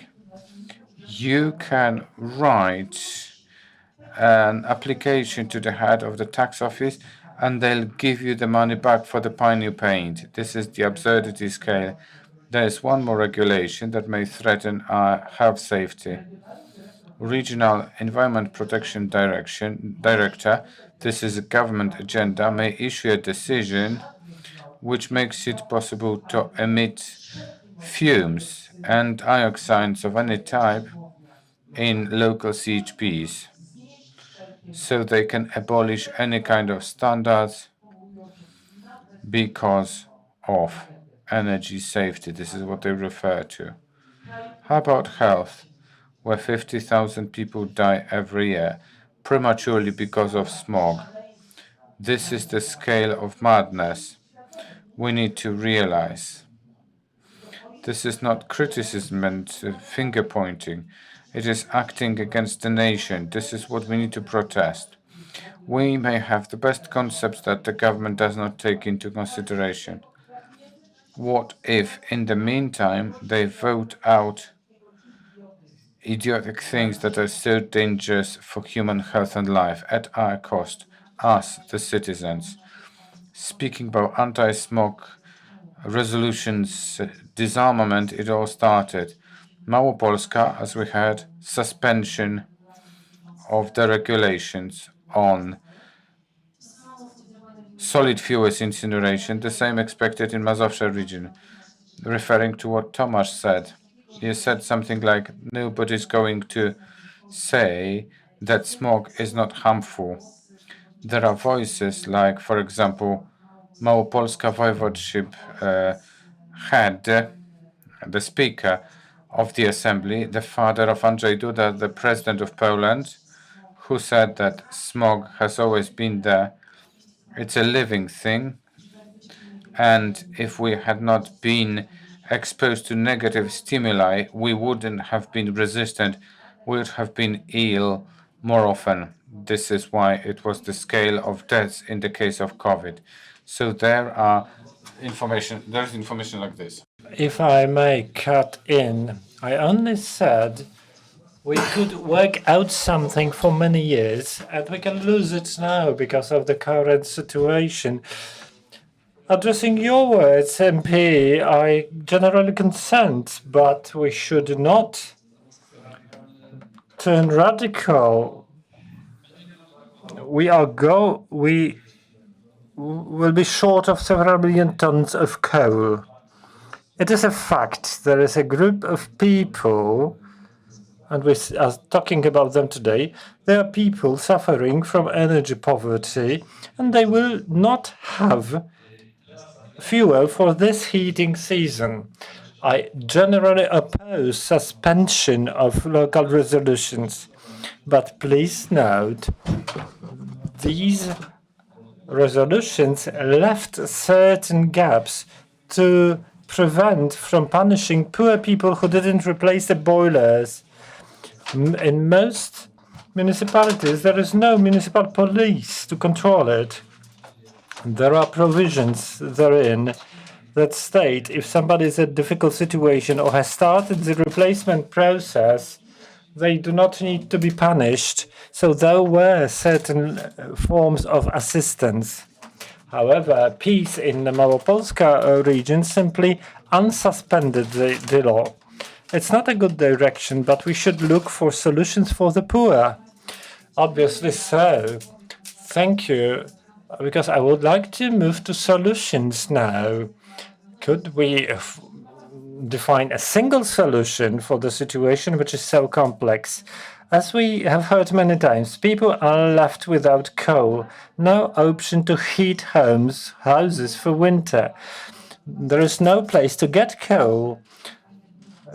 Queues to mines that sell coal directly count in tens of kilometers, hundreds of vehicles, and nobody knows how the houses would be heated. We focus mainly on heat. Dear MP, I know you are not from the governing party, but what can politicians tell when people ask where should we get coal fuel from to survive? Well, it's a late question. Now the situation is, the answer is go to the mayor. This is the only thing those who caused the situation tell us. I mean here this chaos, no supplies, not war. But I have serious grounds for hope, because local authorities will handle the matter anyway. My hope relies on the fact that, contrary to what it may seem, we are a good self-organizing society, as we proved during the refugee crisis. I'm convinced that such local community, this is how I perceive the role of local governments in as forming the axis for mutual assistance, will result in that we will be able somehow to cope with the problem, especially in the case of those most vulnerable, like people from poor families with disabilities, etc. Well, what I need to say is that the solution is on the table. That is a moment when we understand how critical that is, how that can assist us, that supplies energy security on the local level is taken over by local authorities. Energy plants that will allow for aggregation of different energy sources, but different mechanism to build the energy efficiencies you mentioned, where the municipality can create an operator, and that would be a community operator for energy and heat comfort, but also including environmental and economic issues. There are tools for that. Digital management technology has progressed. We have resources. So instead of this virtual clean air program, instead of the money from traded emissions spent on nothing, that money should be allocated for economically efficient support for municipalities. It should go to local authorities that are under control of communities. It would allow to select tools for energy supplies, but also to take care of the poorer, most vulnerable. We have tools for that. We have this energy subsidy that can think of what I'd like to say one more word about how our money is redistributed to help with increased energy prices. I'll tell you how it works. Based on an example of freezing energy prices for households, it's not freezing for households, but for the meter. Imagine a single person, quite well off, living in a flat in Warsaw, a flat in Sopot, and a summer house in the mountains, doesn't cook for children, doesn't make the laundry, and gets 3 discounts of 2,000 kilowatts for the countryside cottage, flat in Warsaw, room in Sopot. And a family with a huge family card, it could be a family of 2 pensioners with 3 children who live together. That's an example of by an MP presented in a commission, and that family with 3 children will get lower allowance despite the need to use more energy on laundry, I don't know, daily use. So just distribution, allocation. But it's wasting money in the wrong place. Those who put in this small electrovoltaic system and heat with electricity through a heat pump cannot use this 1,000 zloty allowance for electrical heating, because in the same house the other family installed the electrovoltaics. Stupidity chases stupidity. It's very, very expensive playing with our money at our expense. We need public support.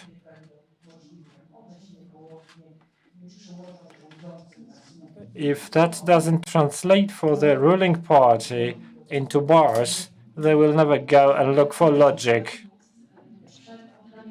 Still a couple of minutes before we hand over to you, dear audience. Tomasz, we have just heard from the MP. Go to the mayor, go to your local authorities. How can local authority respond? Thousands of people come to you saying we have no coal, we cannot heat our houses. What, if anything, can the local authority do? Well, go to the mayor, but the mayor needs to find the coal somewhere. As you said, that is discussed mainly in Upper Silesia, in municipalities with mines. Coal is there, but it's not always accessible. It's mainly for huge heating plants.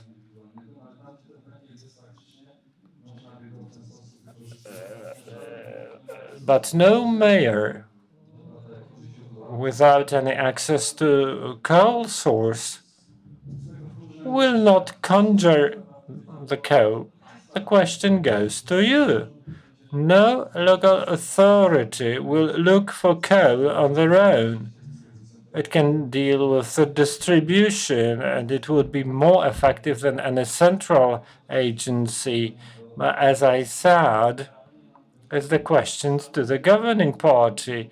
We are facing the shortage of several million tons of coal. If there is still time to discuss solutions, we can recommend something on saving energy or looking for extra resources, like by taxing extraordinary profits by energy companies. There is a plan. 19 billion zlotys would be allocated from profits of energy companies. Is it a lot or not? To be discussed. Question to Adam. What's the role of business in shaping awareness of the need to introduce energy efficiency solutions to cut down on bills? You, as the construction products company, did you try to address people? Insulate your home, it will pay back. Install some systems, you will protect the environment and the health of your neighbors. Well, today there is a trend for renovation. I believe it started some 17 years ago. And indeed, we look at it business-wise. The volume of products sold for renovation is increasing from a few percent up to several percent. Each company in the construction industry takes a number of educational activities. That's the only thing we can do. This winter is lost, as the MP said. All these funny recommendations, collect dry wood, are useless. We can look around us. If we have those most in need who face real danger, not just economically, everybody will suffer in terms of money, but there are people who have no fuel to heat up houses. Paradoxically, this is the first year where we should be happy about the climate heating. Well, that would be bitter joy indeed, but we should think it's a pity we are wise after the damage, but never better later than at all. We should get ready better for the next year. There is huge potential to save energy in Poland for the needs of the housing construction without much ambitious strategies that go in hundreds of billions of zlotys, but by simple, smart disposal of public and private money. You can't renovate the economy with only public money. We need to create a policy of incentives to make people spend their own money that they believe is investment in ecology, economy, it pays back, health, as we discussed, and obviously there are plenty of methods. Final sentence. Every year we publish the Barometer of Healthy Houses report. And we talked to people who thermally upgraded their houses. We asked them why they spend so much money, time, organizational efforts. The first answer was to improve the comfort of living. The second, the look of the house. At the very bottom, you would find subsidies. Subsidies are important for a group. You named it very well, just distribution. Just doesn't mean equal. Equal would be injustice. Of course, you need to help the poorest, but those who can afford it should be just encouraged with proper incentives. And subsidy is not the best solution here. Professor, before we go to sections, how, from the economist's perspective, what should we do in terms of this transition? We spoke about investing in safer energy sources.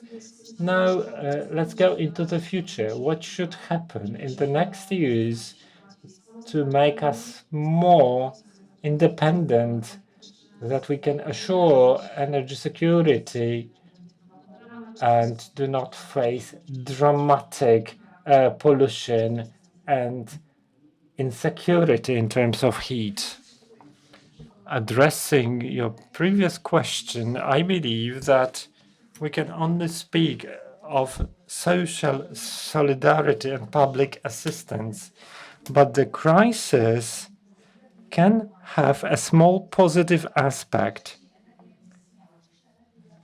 Earlier, there were no costs for energy at homes. We don't know how efficient our fridge is. There are no bills. We just travel by car wherever we go.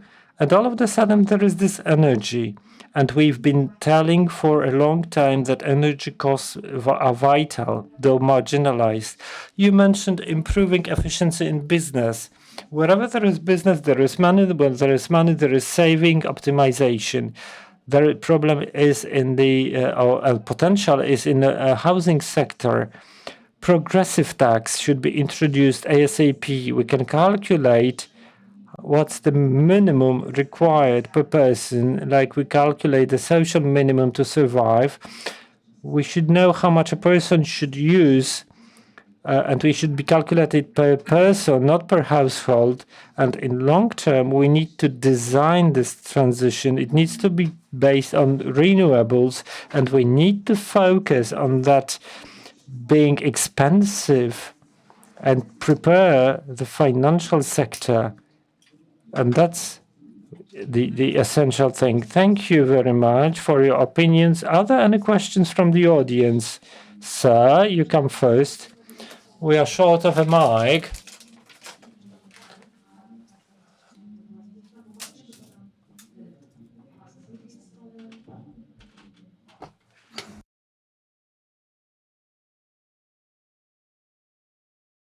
Please name the addressee. Jakub Dymek, I'm a journalist. In January this year, I wrote about energy poverty for Newsweek, and I researched my Lower Silesia region.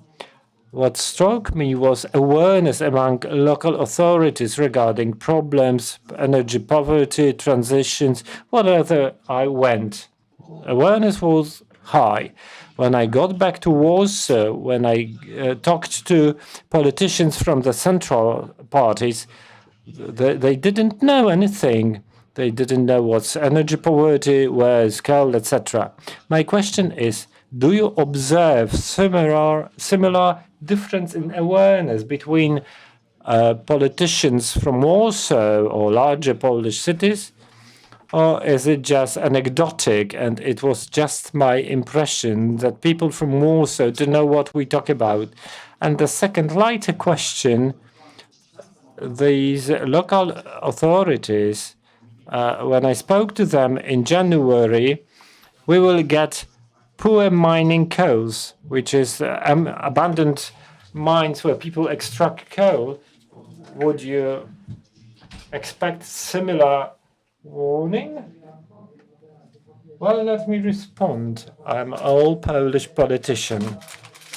I'm fully aware, and we participate in numerous debates, and I am not a separate issue. Perhaps you didn't make it with proper people. What we suffer from is to bring interest to the media that are a sort of conveyor belt to the public. So I'm happy that you deal with the issue. Well, those poverty mine, they may be back. I come from Silesia, something that used to be everyday phenomenon, stealing coal from rail cars. Many deaths were caused by that. But there is such a risk, especially that we can only guess that it would be pretty accepted. Thank you. I'm being told to finish. Just one more question.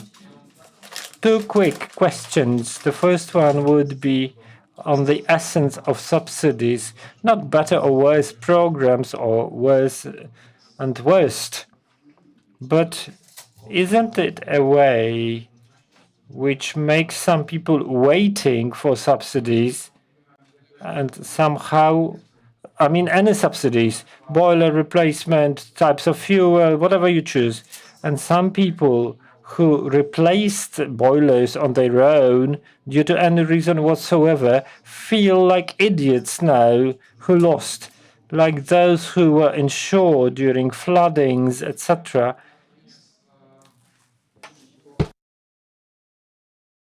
The comment is not only about this party or that party. We are in a socialist mentality. Don't you think we need a situation where some people suffer from non-perspective thinking? They suffer from their own mistakes. Then the society will understand they should take their own fate in their own hands. We are not a huge family, we live next to each other. The second question is, you speak a lot about renewables, alternative methods to fossil fuels. Poland is not Norway. Our population is far dense. We don't have vacant places to install systems for water, for wind, for sun. Today only, decisions are being made about atomic energy, which seems to be only sensible alternative for coal, petrol. If I'm wrong, correct me.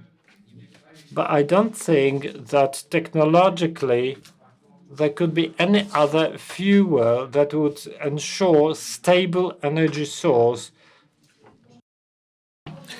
Brief answer, because we should have finished long time ago and we can discuss further on stage. The first threat, it's Darwinism that people have to learn and become wiser. And your question refers to efficiency of subsidies is a broader question. How to offer social policy which subjectivizes rather than deprives of the rights. And the second, you are not right with these technologies. Poland has got huge RES resources, not necessarily water as in Norway.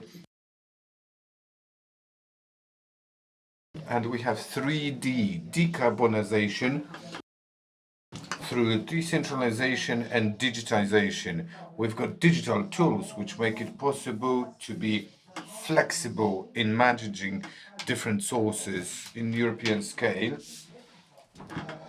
not only locally, but on a European arena to base energy safety on in 100%, almost 100% on RESs. Like biogas is stable. Poland has got potentials as large as Nord Stream, the Baltic Pipe. We need to finish. You will answer the questions during the break. Another planner launches. Thank you very much. Gabriela Lenartowicz, Adam Ambrozik, Professor Karina Safrańska and Tomasz Wawak. We hosted them here.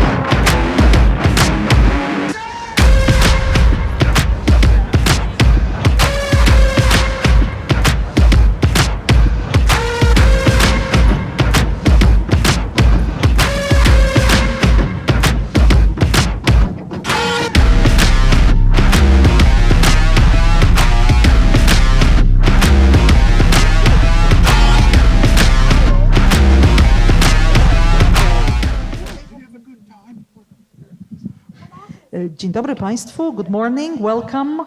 I think we will be having the session in English. I believe this is the best idea because we are having all the foreign participants, and I hope it's not a problem for you.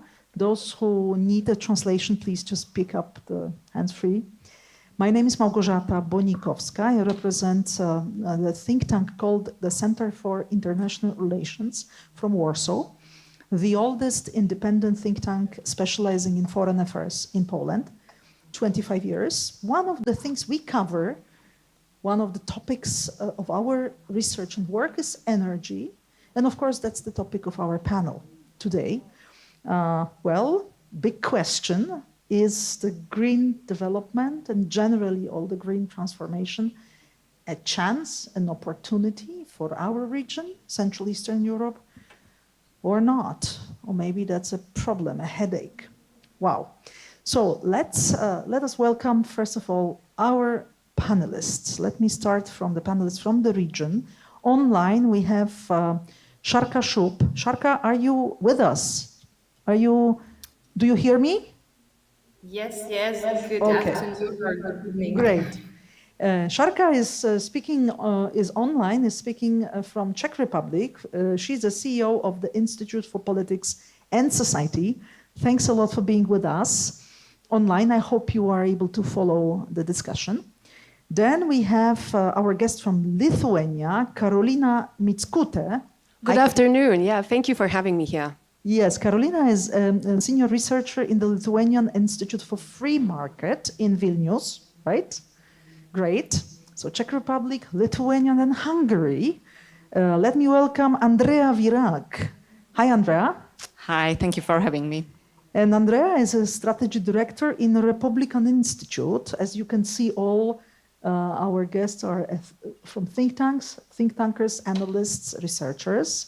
And we have two guests from the other side of Europe. Let me start with Riccardo Silvestre. Hi, Riccardo. You may think he's an Italian, but he's a Portuguese. He comes from... he's representing a think tank called Movimento Liberal Social. Social liberal movement. All people, as you can guess, are liberal think tanks. So Portugal, and last but not least, definitely, is Christopher Gliedl, correct? That's right. Thank you very much for having me. He is a president, actually, of the Paddy Ashdown Forum, coming from the UK. What a pity you are not anymore in the EU. Deep regret, but still welcome. Thank you very much indeed. I do call my nationality as British European. That's great to hear that. Right. So let me start by putting to all the panelists this initial question, and then maybe we'll start with Szarka. As far as the online participation is always a little bit more difficult. How do you see now, after what happened to us, meaning pandemic, then the war, and then finally the wave of this huge economic and energy crisis? How do you see this issue of green development? Is this something which is now in question because people are worried? Or on the other way around, it is really a process which is speeding up in very practical terms? Yes, please, Szarka. Thank you for this question, and also thank you for having me at this discussion. I hope you hear me. Well, the general consensus of Europe and the Czech Republic is that the legislation should support green development. I hear the echo. Do you hear it? Yeah, it's a little bit, but let's try. Let's continue. So you said basically that it should support, the legislation should support it, right? Yes, should support green development, even throughout the current energy crisis. And if anything, the later edition has only encouraged the need to increase the domestic energy supply. And the Czech Republic or the Czech government has stood by the notion that both more energy and more sustainable energy can be accomplished at this time.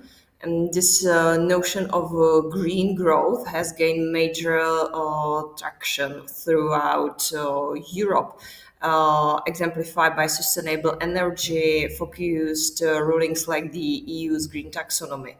And this proves that politicians back the concept of sustainable growth. For example, back in 2019, the original plan set by the Czech Coal Commission called for the fast phase out of coal used for electricity by 2038.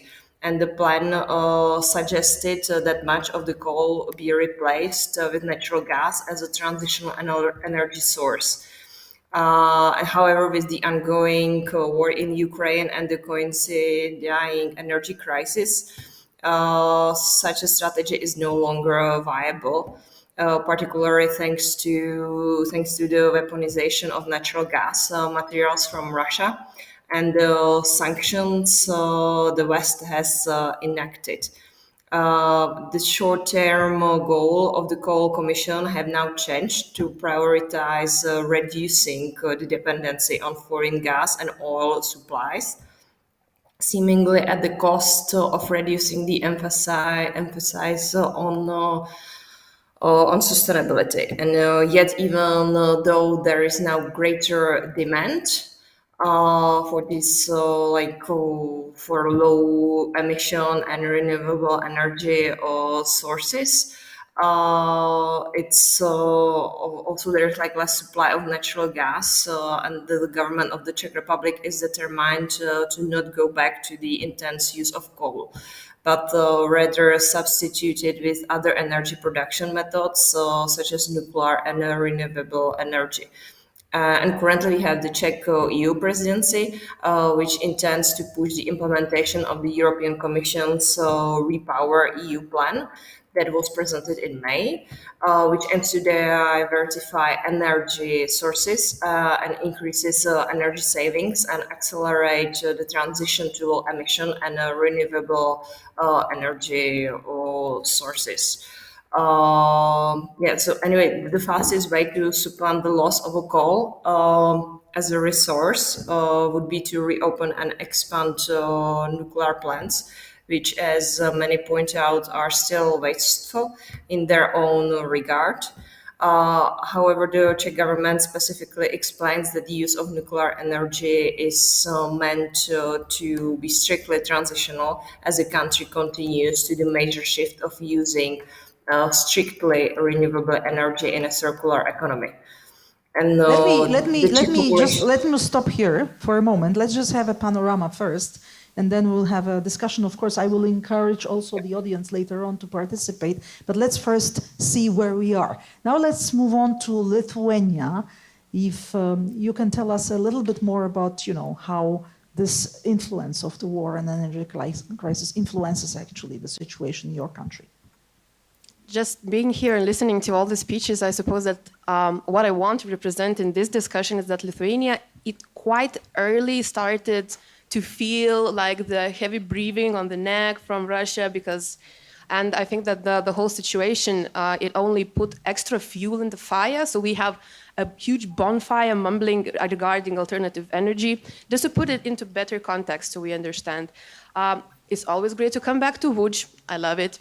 I love the people, I love the city, it's super exciting, but what I had the most luxurious experience yesterday, I plugged in my laptop, my phone, I heated up the electricity to have a heated floor, I turned on my TV, so I'm sort of like an electricity tourist because in Lithuania the prices are soaring so much because we only produce and cover 30% of our electricity needs.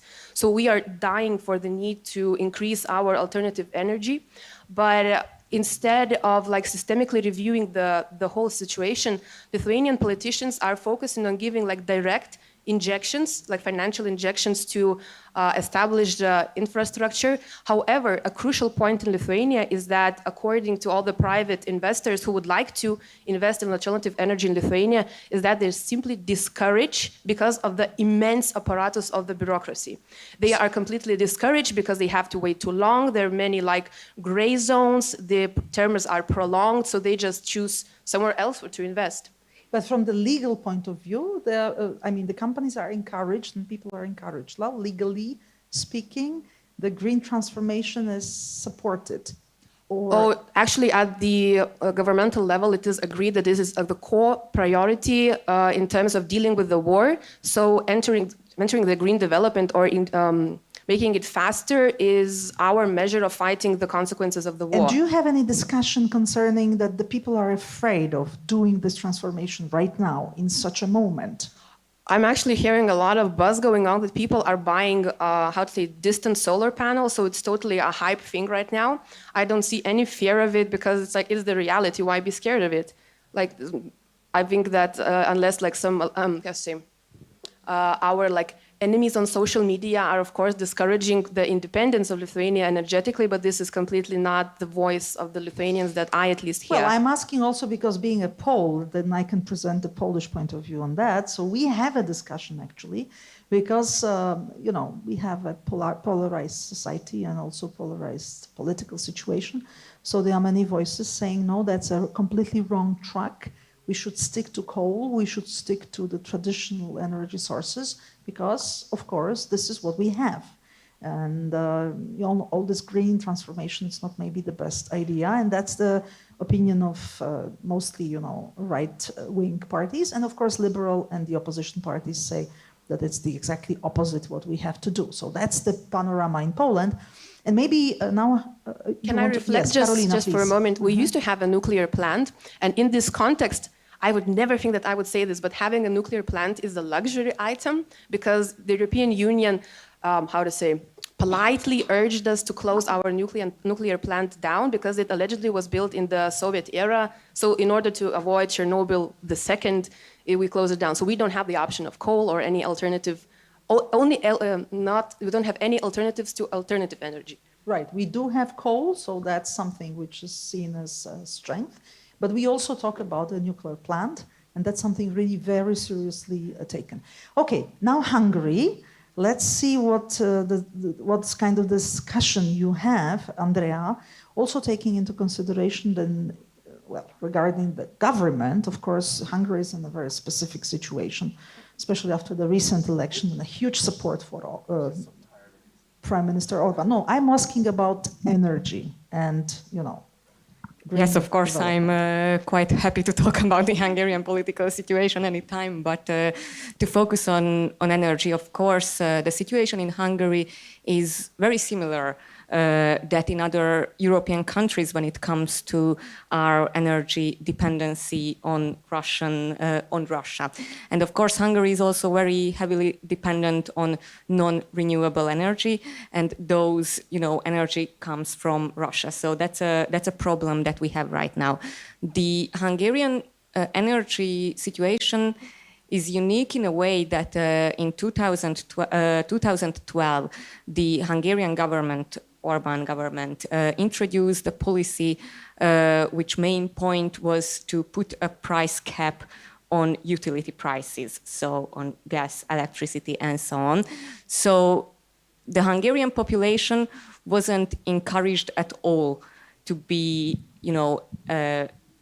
wise on using energy, on being green or anything like that, because it was very cheap to not be sustainable. So right now, of course, the situation is different, and the country has to rethink its energy policy, of course. There are different points of view when it comes to how should we move forward.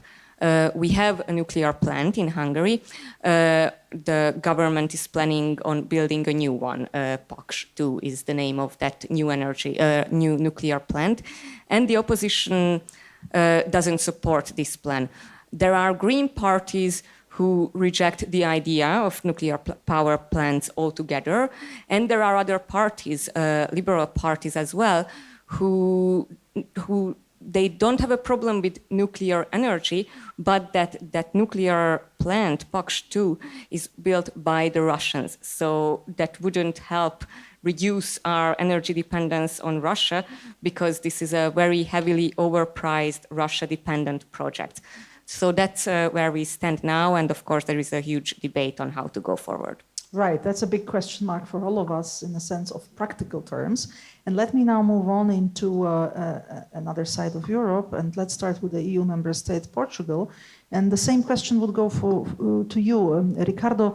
First of all, as far as what is happening in your country around that, because of course Portugal is far away from directly the Ukrainian-European border, let's say, but definitely it's also one of these countries, hit by the effects of the war as well.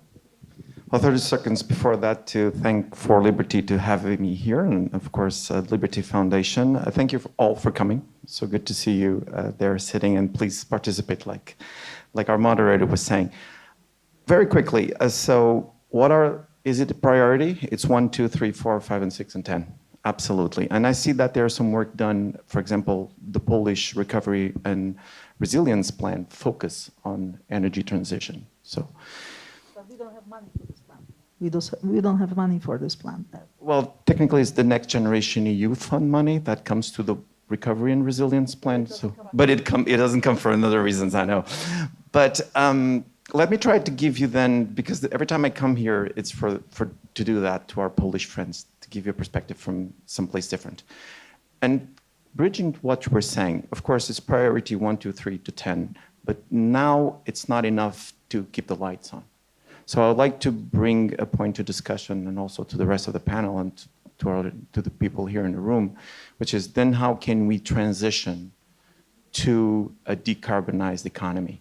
And in that point, I want to make the connection between Portugal and Poland, and that is we should be the guarantors of at least some transition with natural gas. And I know it's a polluting source. With the port in Świnoujście, I hope I said that correctly. Thank you.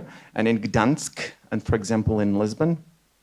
But Ricardo, I wanted to ask this as a next question, what to do. But let's first, because for the people of the audience, in the audience, it can't be maybe so clear where Portugal is at the moment. Because, in the region, for us, it's a huge transition, right? But you are in the EU much longer. Maybe you're not a member, the founding member, but you joined the European Union a really long time ago. So share with us what is the effect of war and energy crisis on your thinking, what to do in your country first. Perfect. That's the good moderator focusing the debate. We are in a transition period, like Poland, like Hungary, in different system, of course, Lithuania. And our focus is to decarbonize as soon as possible. So to answer your question, that is our focus in Portugal. It's from the politicians, it's from the government, and it's from the population. The idea is to transit. That, because I'm not going to make my Polish friends really angry with me, we have a lot of sun, and it's very warm, and it's very good, and we have a lot of ocean and a lot of wind. So we have that advantage, which is we are in a place in Europe where we can really go full tilt with a renewable energy. But still, I would like to come back, with your permission, to that point, which is also Portugal, Poland, we can be very important and at least maintaining some energy independence in these years as we go into a full non-polluting economy. Thanks very much, Ricardo. Before we start also discussion with the audience, let me just go to the UK, because of course, from our perspective, you are on the north, and we know that also, it's a huge effort that the Nordic countries also, including the UK, are doing. It has been a while to implement the new sources of energy into the mix. What's the situation right now in the UK? And what is the effect of war, if any? Oh yeah, there's an effect of the war. I can't obviously speak particularly from the government perspective this afternoon, because it may have changed this morning. But the main thing is... But do you have still the Prime Minister? Well, yeah, has the Prime Minister changed? I don't know. Is what it's actually... You see, the main impact of the war is, again, obviously on the prices. And it's and because obviously the energy companies are just absolutely making so much money because the cost of production hasn't changed. It's just the cost of selling it. So they're making lots and lots of money. So it's actually induced a huge amount of fuel poverty in the UK. Now there has been an intervention by our current government, but they're refusing to tax the energy companies to pay for it. So it's actually the people of the country who will pay for it over a long period of time. So they're not getting anything for free. But also one of the other things is because also they're hell-bent obviously with development of 2 new nuclear plants. What they're actually continuing to miss is actually all the really cost-effective opportunities to actually advance action both in energy supply and dealing with a multiple of other climate and biosphere-related issues at the same time, which are incredibly cost-effective and could be introduced to Poland across. In fact, it's why I will discuss practical solutions when I'm allowed to, but incredibly cost-effective using the integration of high-tech, low-tech, and biotech together. And by that action, what actually happens is you're using today what we already have. You're not just constantly knee-jerking your way into more and more and more new innovations, which may never even happen, may never even be scalable, but you can create the gap by dealing with it now. And the UK is still missing that opportunity, even though they've been given a wonderful time to do it. Right, thanks, Chris, for that. You know, the main topic of this panel is to think about Central Eastern Europe, so meaning, you know, countries Czech Republic, Lithuania, Hungary, Poland, represented at least in this panel, to see and to ask ourselves if this moment we are now in, it's really an opportunity for us, right? If this is really the green development can be an opportunity, because like what we had in the 90s, we skipped several, you know, stages of the development, for example, of the financial sector. We were very, very fast because we just, we did it, you know, after a certain time where the sector was already developed in other countries. So that's the major question of the panel. And before I put my next questions to, especially to Ricardo, because you already started to talk about it, is anyone who wants to comment or jump into the discussion we are having now? Okay, yes, we have a question there. We don't have a mic. Okay, so let me just take a mic from Chris because I need it actually. And the young gentleman over there, if you can just introduce yourself. Hello, so my name is Victor. I'm in high school in Warsaw. And I got a question for Andrea from Hungary, because I don't know like the point of view of Hungarian people. And I just wanted to ask you how's the discussion works in your country? Like, because as it was said, in Polish you got like 2 different perspectives. Some people really want the changes in the energetic field, and some people really don't want it. So I just got a question: how is it looking in Hungary? So how's the people see the and what is your opinion? What do you think about it? So I'm really pro-transformation, 100%. So see, Ricardo, that's what we are. It's not like in cases of Portugal, that it's priority number 1, 2, 3, 4, 5. No, it's really a discussion going on where we should be. Andrea? Well, to be honest, I think it's difficult to say, because up until this energy crisis that we are having right now, the Hungarian energy mix and energy situation wasn't really in the focus of political discussion in Hungary in the past few years. So just so you get a picture of the Hungarian political landscape, apart from, you know, Fidesz overwhelming everything, we do actually have 2 green parties in Hungary. They are not big parties at all, rather small parties. But to be honest, despite their, you know, them being green parties, their main identity doesn't come from green policies or being green.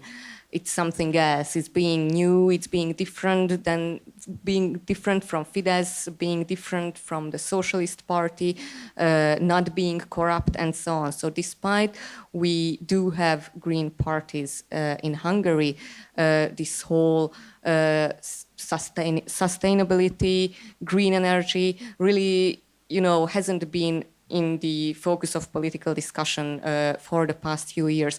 Right now, of course, it is, and there is different ways of looking at this question. As I said, one opinion is that Hungary should build this new nuclear plant to be more self-dependent when it comes to energy. The other point of view, of course, that we should invest in renewable energy and go on a more sustainable path. But I think we unfortunately are not at a point where the vast majority of the population has a really clear, defined opinion on these kind of really complicated energy questions. So if I may jump into, just to sum up, it's in the Central European countries, there is a discussion because of, especially countries like Poland and Hungary, where the governments also have certain doubts. Or, let's put it this way, some of the politicians are even against this, maybe not totally against the transformation, but about the speed, the moment, etc. So we are in a different situation, while in Brussels, of course, taking into consideration the whole of the EU, the major, line is that that's the most important project for the European Union per se, and the war should speed up the transformation.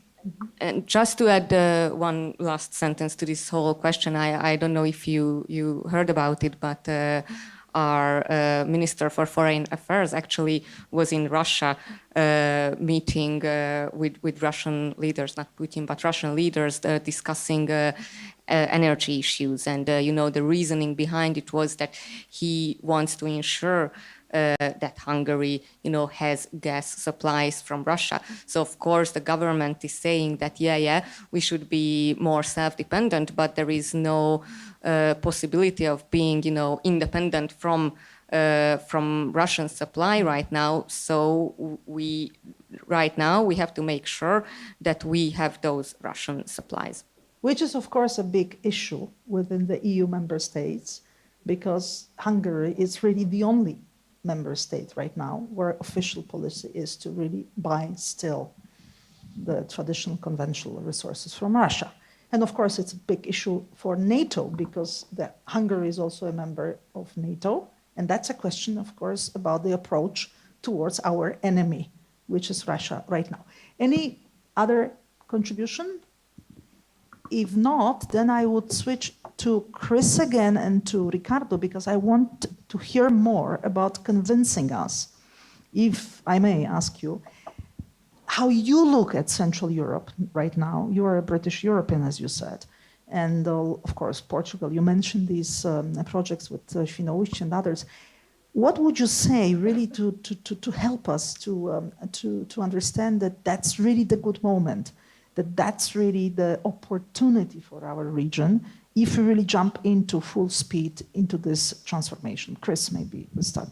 Yeah, thank you.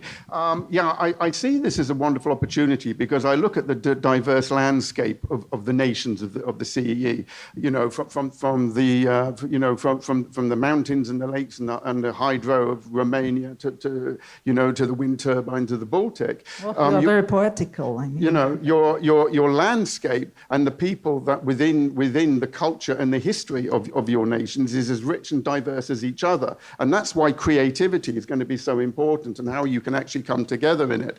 So by looking at how, for example, if we're looking at energy supply and we're looking at the built environment, now, like, for example, in a lot of the nations here, of course, private ownership is typically very high as a walkover legacy from the Soviet era. So that would normally drag people because of cost. So we've got to look at cost as a really important factor. And so it's about also looking at maybe localized district energy supply, using a lot of the waste that isn't used at the moment to generate that. Then you can link that into so you can use some medium tech to do that, and you can start introducing some biotech into that, which rapidly raises the productivity of that, which then links to the agriculture. And food security. So we can link the energy and the food security together.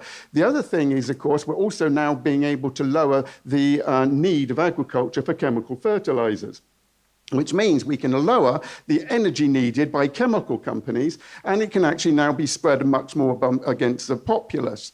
So now we're linking industry, we're linking the built environment, what we're doing is we're popularizing what actually a green transition can really look like at a local level, a district level, and a regional level, because they can actually be systemically all linked together, because they'll all operate by feedback loops. Which is how the planet works. And by feeding back across each of those spheres, what you actually then do is you're actually beginning to start generating other opportunities within the economy. So you can actually start underpinning people's skills in problem solving or raising skills and developing new skills for these localized district and regional energy centers, which will be linked to the agriculture, we can link to industry. And then we start linking some of those feedback loops back into the cattle and the poultry, because we can use some of the same biotech, which means we can raise the productivity of that rapidly, and then that feeds back also again into the economy. And then we can even link into, for example, cleaning of the buildings and the probiotic uses for those, which then feeds into your water systems and helps keep your water systems clean, which means you're using less energy into your water systems. And so we have feedback. And that's the kind of opportunity in a very, very short space of time that I absolutely believe that your region is an empty palette for, and it's absolutely right for it. And if you look back through your history and your culture and everything that you've actually given the world, you're creatives. And this can actually give you a position where potentially you could lead the world in how to do this really, really cost effectively. Because I know cost is going to be absolutely critical, but do it cost effectively and at a rate that's exponential above linear, where everybody else is. They're just knee-jerking their way down the same railway track. The decisions that cause the problem and the thinking that caused the problem is still being the thinking trying to apply to the answer. Well, it doesn't work like that. And this is where you have this fantastic opportunity to actually show your Western friends and partners how actually working together in a system as components of a system is actually a lot more effective, because being part of a family is always better than being strangers through a free trade agreement. I mean, for example, being a Brit, I'm very happy to hear that. I mean, you know, and I passionately believe that, because Aristotle said a couple of years ago that the whole is greater than the sum of its parts. Now, the thing is, Gestalt, of course, is the German philosophy where you can create the whole, which is greater than the sum of the parts. And that's what I'm talking about. I'm talking about the application and the practical application of systems thinking. And that's where you are. And you can do that and show everybody else how to do it.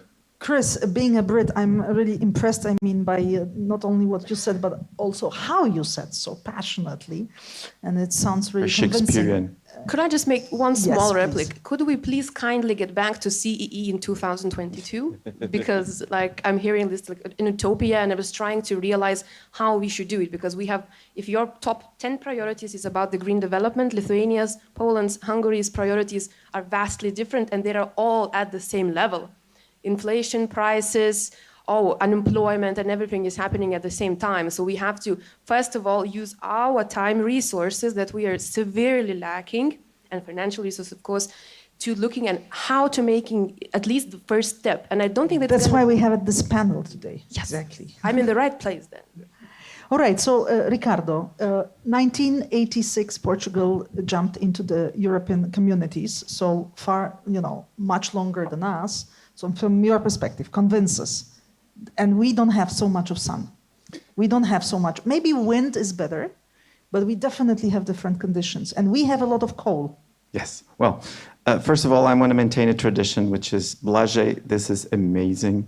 Congratulations again for another year of Freedom Games. I say this every year that is here with us. Please do that for me. A round of applause to the organization of Freedom Games. You guys are amazing. Now, Yes. let's talk about systems. And let me add something else to the system that Christopher so elegantly described, and that is the governance. And this is how I try to convince you guys. In Portugal, we have all the defects that you guys have here in Poland. Corruption, bad governance, bad incentives, bad decisions. Are we so bad? Until we understood that we can make a lot of money with green energy. And then, oops, all right. Then we can sell energy to our friends in Europe, German friends, our Dutch friends, our Belgian friends.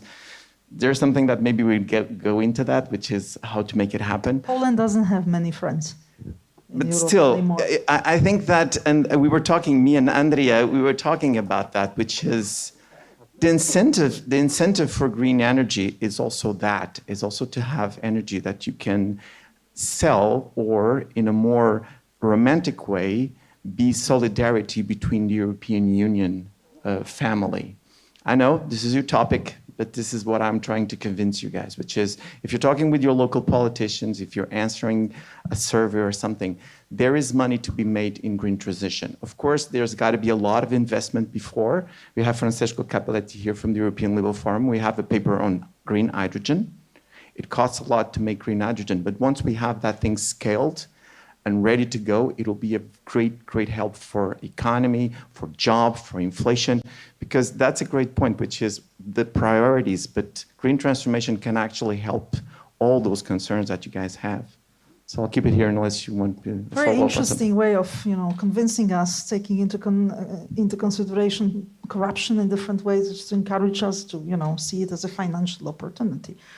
Well, okay, I'm taking it from here, and then I'm jumping back, I want to be back to the Central Eastern Europe, to the region. And if there is no other question or contribution from the audience to what we are discussing, I want to come back to our situation, our countries, and especially with Czech Republic. Šárka, are you there? Are you following our discussion? So let's concentrate a little bit on what can be really done and what are your benchmarks, or, people like you. We are all, people supporting this transformation. So we are looking for also not only arguments, but also very concrete solutions, benchmarks, projects, inspirations. So what can you tell us? Where are you looking for inspirations and concrete projects you would like to repeat or, copy, implement in Czech Republic? For the Czechs, maybe it's a little surprise, but whenever an individual asks where to look for some effective green development, most eyes turn to Scandinavia, particularly Denmark, Sweden, and Finland. And the one key trait that each of these nations have in terms of their green development is that it's wholeheartedly supported at the base in the community level, up through the corporate legislation. And Finland, as an example, focuses on implementing policy as the state, business, and municipality level, priding itself by saying every Finn's contribution is important. And another key distinction in which the Scandinavian countries approach green development is how they look to public transit in terms of both consumption and modification. And the consumption aspect is quite simple. Biking culture is very prevalent, particularly in the case of Denmark. And the Danish government has spent significant attention to the creation of bike lines through cities such as Copenhagen. And as a result, many civilians choose to cycle on their ways about the city. And the second aspect is a little more industrious and innovative, which are the cases towards the modification of the existing transit systems. And Sweden in particular has been seen to make use of newer technologies, such as having mass centralized heating and cooling systems in major cities. Another fascinating development is the heating of Stockholm's central station, which captures body heat from over 250,000 daily commuters. And the heat is sourced into water via a heat regulator, and then the heated water is pumped to provide heating. And the cooling of the building is provided by water from the nearby Klara Lake, making maximum use of the surrounding environment. And on top of this, Sweden achieved running its public transit on a renewable energy back in 2017, even though that there was a goal for them to reach by 2025. And these Scandinavian countries have begun to form daily life and education around sustainability. And green approaches to life and industry are even beginning to be discussed in grade school to start young. And what Sweden has emphasized in recent years is that the key to sustainable economy is changing how people meet their consumer needs. And this means that every product has a mapped life cycle and that customers become users rather than owners. And this falls under the essential concept that more transitions from linear to circular economies are needed in order to achieve sustainability needs. Thank you very much. I presume not only for Czech Republic, Scandinavia would be kind of a place we look at to look for inspiration and some concrete examples how to implement green development. So Karolina, now in Lithuania, concrete suggestions, projects, benchmark, you are... Just bear with me. We will get to the very concrete part. I'd just like to make one turn that, oh, by golly, I thought that Lithuania had it bad, but now I see that we're still in the great situation since our government totally agrees that this is the priority for us. But so thank you for this opportunity to feel a little bit better about myself. But generally, me and the Lithuanian Free Market Institute, we find that this could be a general opportunity. Having in mind that I sign off on everything that has been told, we offer a different approach, that this should be an opportunity to renew the state itself. For example, we had a migrant crisis that we had like a huge flow of persons coming in. They were refugees, they wanted work visas and so on. You were talking about the crisis with Belarus or? The 5 crises before that as well. It's like we're in a consistent perpetuum mobile of crises. So the government apparatus, we'll get there, was so heavily, had such a huge workload that it actually managed to cut out like half of the functions of, accepting third world countries' residents, that it actually saved costs and the process became more efficient, and this didn't harm anything. So this is the outlook that we would suggest on applying to the whole public sector. And they are actually, I would like to humbly brag that we have, not we, but Lithuania has initiated the reform of the public sector, and it's currently in the parliamentary level. But it sort of lacks the key component to what I think needs to be most. We hear this that the state doesn't listen to the private sector enough. So I just want to for me to continue next, I have to do a little bit of empiric analysis.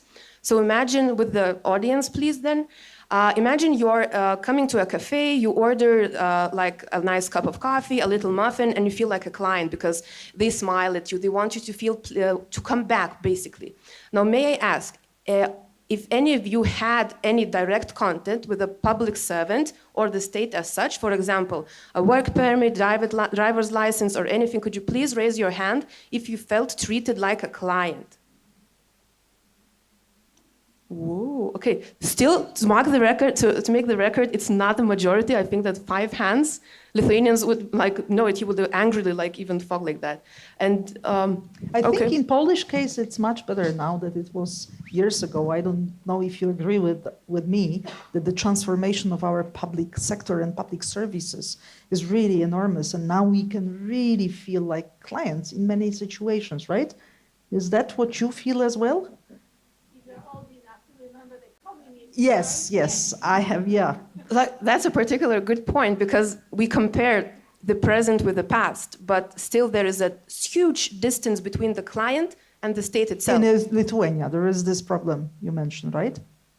That's what you want to I say. could find other country representatives that would agree as well. Okay, speaking particularly of Lithuania, we had a huge distance because when the state has a monopoly of certain service provision, it doesn't care about client satisfaction, and people cannot vote by leaving somewhere else.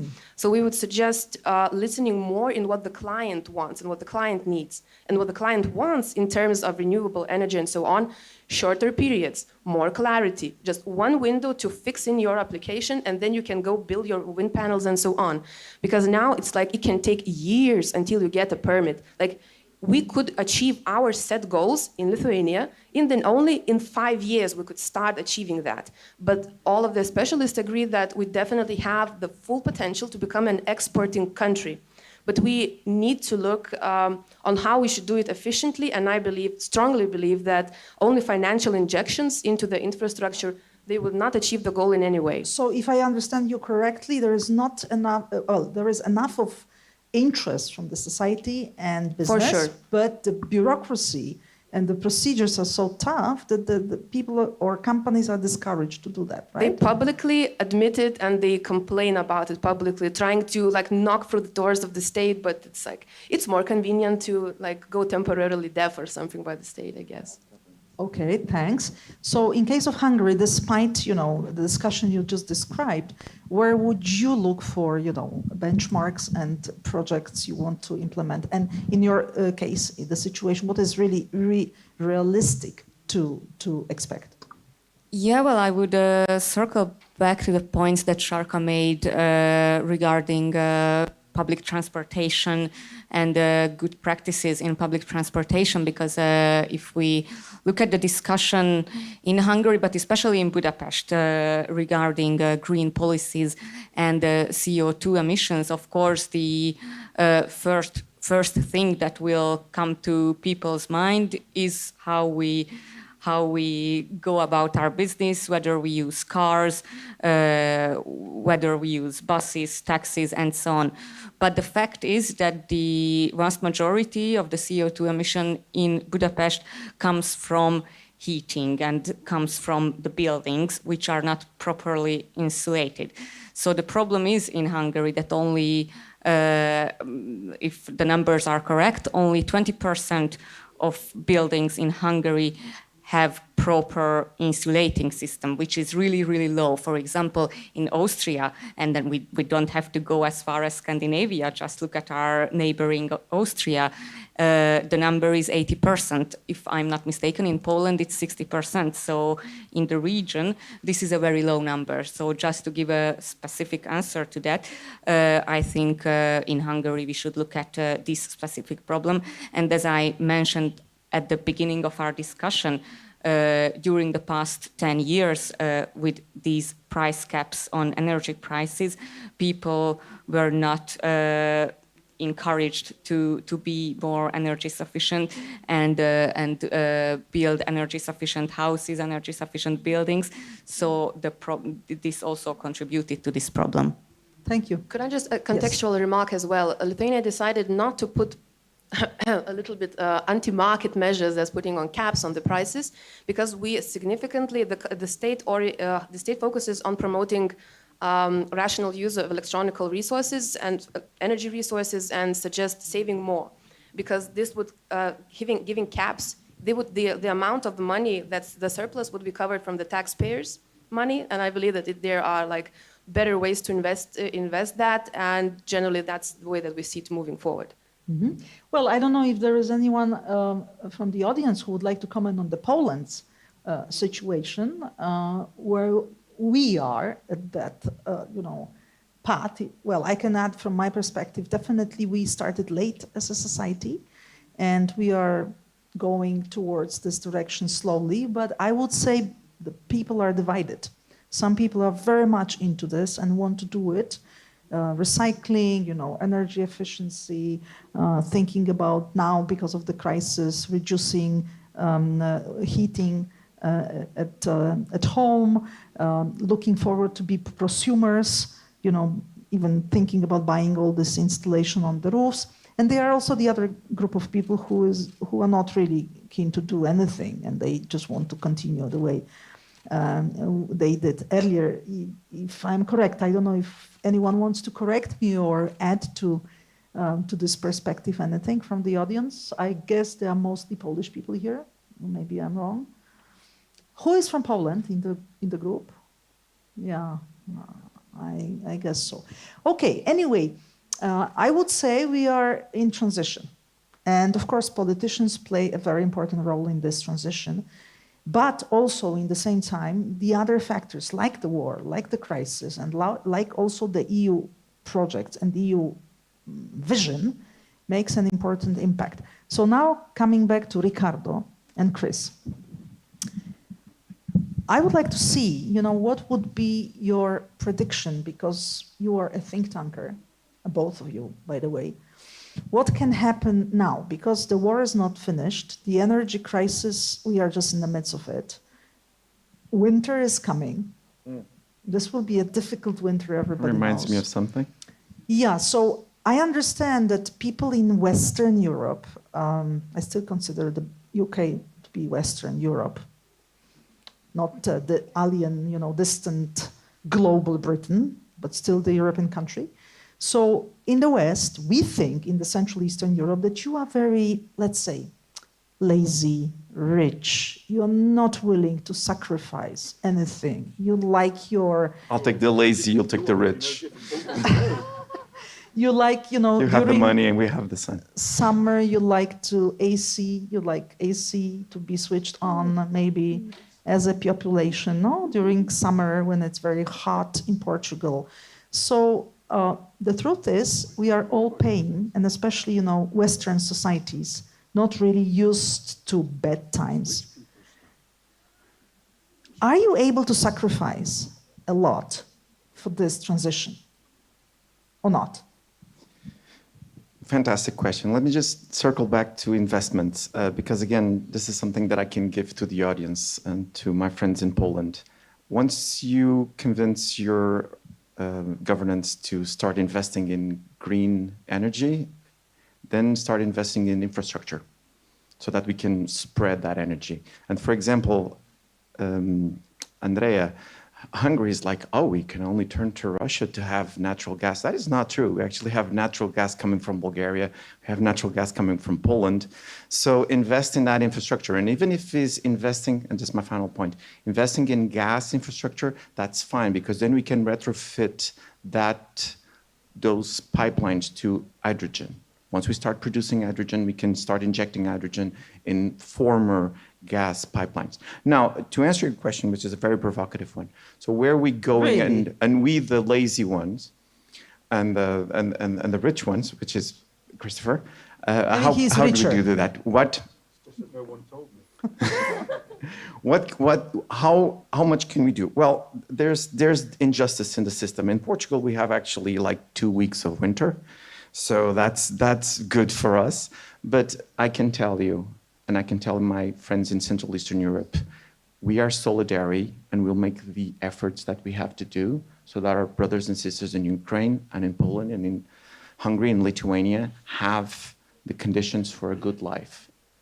That is something that I can tell you the Portuguese people are behind it. Actually, one of the engines for all this shifting, because in Portugal, as you were saying, we're lazy. We have things going slowly and calmly because we can go to the outdoor cafe and spend the afternoon just chatting. Now it's like full speed ahead. Why full speed ahead? Because our European friends need our help. Of course, there's money to be made, but we need to help. Portugal needs to help. Either it's with an entry point for natural gas, for liquefied gas, and then send it to hydrogen, which is we're investing millions and millions of euros in green hydrogen production, on renewables, on electricity. So we are here to help our friends, and we will do effort for that, and we will compromise and sacrifice for that. I can guarantee you from my country. What a pity that Prime Minister of Portugal, maybe one day. But that sounds very great. Thank you for this declaration. Okay, Chris. Great. So the question is, what can we as a nation do to help everybody else? Also, how far, your society is able really to sacrifice your own, habits and nice life you are having. Let's put it this way. Okay. Well, Maybe maybe we should put some context on this. The gap between rich and poor has never actually been wider in the UK than ever before. Even Charles Dickens would be a little bit on the horrified side. That was tough. I would argue. Okay. But yes, but it's all about relativeness and it's all about context. So I do get the point of the question. Well, there are a lot of sacrifices that the nation can certainly be making. And like Portugal, we invest vast sums of money into the new technologies, which hopefully will make a positive contribution into the future. Now some of those technologies are soaking up billions and billions of pounds on a dream that hopefully one day they will A, actually work, and B, actually be scalable, so they can become practical. But also we have some amazing universities doing some amazing work at the smaller scale. Which also can, when actually combined into systems, so instead of looking at single technologies, you can actually combine that high-tech, low-tech, and biotech together. And then those can become extremely innovative, which can then be passed on, and everyone will be able to have the utility of. I'm asking also because you know that there is that general point of view of Central Eastern European countries, those who joined the European project later, that we have many more issues in front of us, many more investments to be done, especially in, let's say, energy sector and all this Green Deal, right? And someone has to pay for it. And of course, we think it's not only us who have to pay because we will be not able to implement it. Sorry. And especially in the time of war, when we have an extra effort to do. So you mentioned solidarity, and that's also something we are mentioning. We thinking about Central Eastern European countries. What is also, we call it Eastern flank now, or Eastern front in the sense of, war in Ukraine. So it's very important to hear that we are all on the same page, we are all in the same boat, and we are trying to, speed up this green transformation. Let's just hope that this will happen despite the crisis we are all heading to. And that's the last chance also to you, if there is anyone for a comment or question from the floor. Yes, please. Yes. Okay. Maybe I would prefer another mic. Yeah, just a comment. Maybe for a just introduce yourself. Yeah, I'm Francesco from ELF that has been mentioned by I know, Riccardo gently. Yeah. From European Liberal Forum. Maybe and for Italy, right? I'm from Florence. Yes.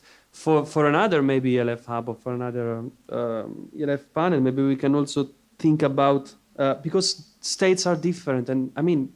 It's fine to not be an exporting country in terms of energy because capabilities can be different, can be naturally, can be a country where you can achieve 80% of solar energy or wind energy and some other country where there is no time to speak. Or some other country where, you're technological, at the forefront of a technology. But what I want to say is we should have a level playing field in terms of regulation so that the regulation are harmonized so that any technology and any forthcoming ideas to achieve sustainable and green goals and green deals are even in Europe, in the and world. I'm very happy to hear that from an Italian when Italy is just having a new government with a very interesting coalition. So I just wonder how this government with the prime minister will influence the thinking in Italy, especially of the government. What will be the approach to this green transition? Do you expect any moves from the new government towards that? Green transition might be in every political agenda, but it should be that there are costly trade-offs in transition, as has been mentioned by Chris. And implementing technologies is difficult, is costly, and it should be feasible for the industry. If it's feasible for the industry, it will be feasible for the government at some point, because there are certain capabilities of pushing towards, and that's what I can suggest. If you can't convince your government, that's happening in Italy. Maybe we will be victim of the rule of law mechanism soon because of the new situation. But if you can convince that the government is deaf, maybe you can start from NGOs and go to the industry and have a bottom-up approach. Well, we can convince the government. We can always change the government, like you did. You just changed the government. But do it for the good, not like us. Okay. Anyway, let's close down. If there is no other comment or question from anyone, let's wrap up. Thank you very much for this discussion. I hope it was interesting. We are different countries in different situations, but we all know one thing. Despite winter is coming and it will be difficult, we have to really use this opportunity also for Europe, because one thing which is certain is that Europe doesn't have enough of conventional sources of energy, gas, coal, oil. We just don't have enough. So it's the only way for us to be independent, to jump into this green development. There is no other way. Otherwise, we will be dependent, if not from Russia, then from the other partners, even from the US. We would be now hesitating to be completely dependent. So let's think about, being completely free, and let's just think about this transition as a source of our security for the future. Thank you very much.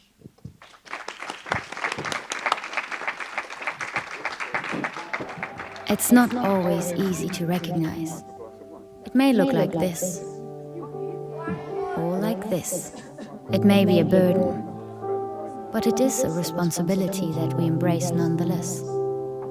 But if it means this for one person and this for someone else, maybe it ultimately means being there for one another. It isn't handed to us, but we know where to find it and how it feels, how it tastes, and what it sounds like when we finally have it. It means different things to different people, but for many, it means everything. And if we all fight for it,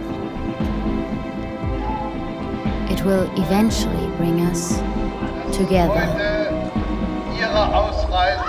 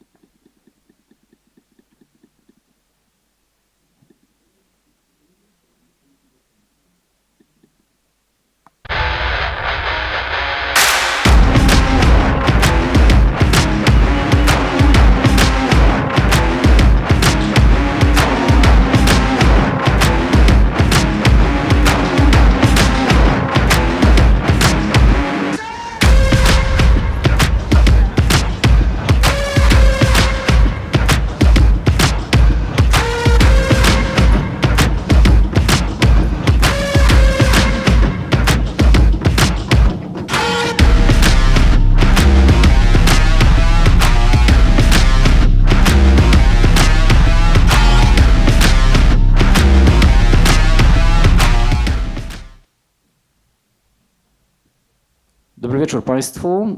Witamy Good na evening, ladies Igrzyska and Wolności gentlemen. na Welcome panelu to pod Freedom tytułem Games. Nowa odpowiedź UE. That's the panel entitled EU New Response to War Refugees. We have Natalia Mielnik, the Executive Director. Cieszę się.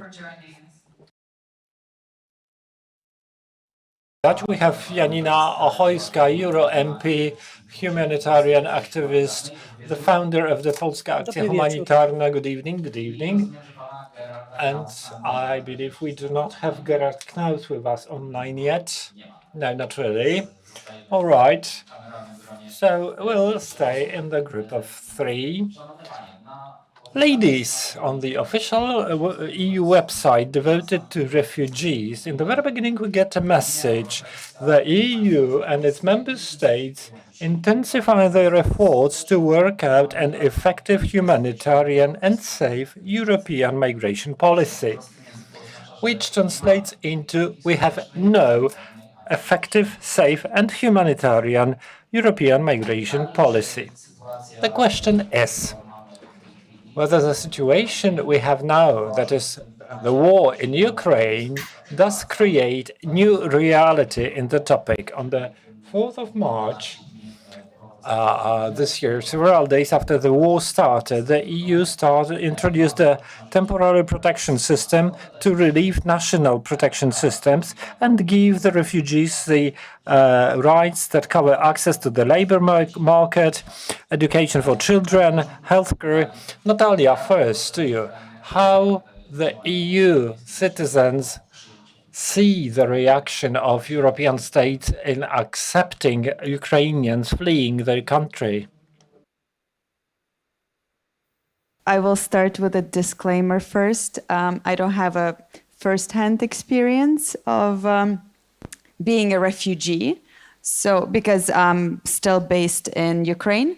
So I'm gonna be talking about the experiences that my friends and friends of friends have gone through, but also my perception of what's going on. And the main one would be that it was probably one of the biggest shocks to us as Ukrainians, the way that Poland handled the situation. Obviously a pleasant shock, a positive one, because you know we've had our historic issues, Ukraine and Poland, but the response to millions of people crossing the border was overwhelmingly positive, and it's very much appreciated because. You know, Ukrainians had a plan A, right? Because we knew that there was a military buildup at the border, and we knew that there was a possibility that that would happen. That's why a lot of Ukrainians had panic bags packed, probably all the way back even in October. So October, November, they had the bags packed, and they kept complaining that because it's taking so long for Russia to attack, they kept eating snacks packed in those bags, so they would have to restock all the time.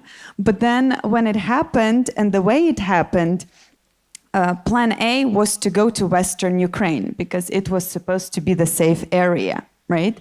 And then February 24th, Western Ukraine was bombed as well. So to a huge shock of a lot of people, and that's why we saw waves of Ukrainians headed to Western Ukraine and then crossing the Polish border. And then Western Ukrainians themselves panicked and crossed the Western border. So Poland basically opened the border completely, right? So you didn't need to have any kind of documentation to leave the country, even if you were leaving with kids. And we know that according to the data, 93% of Ukrainian refugees are women, and a lot of them are with children. That was one of the main motivations to leave the country. And we do have the numbers that say that 5 million Ukrainian refugees have already returned to Ukraine, but most of those are without children.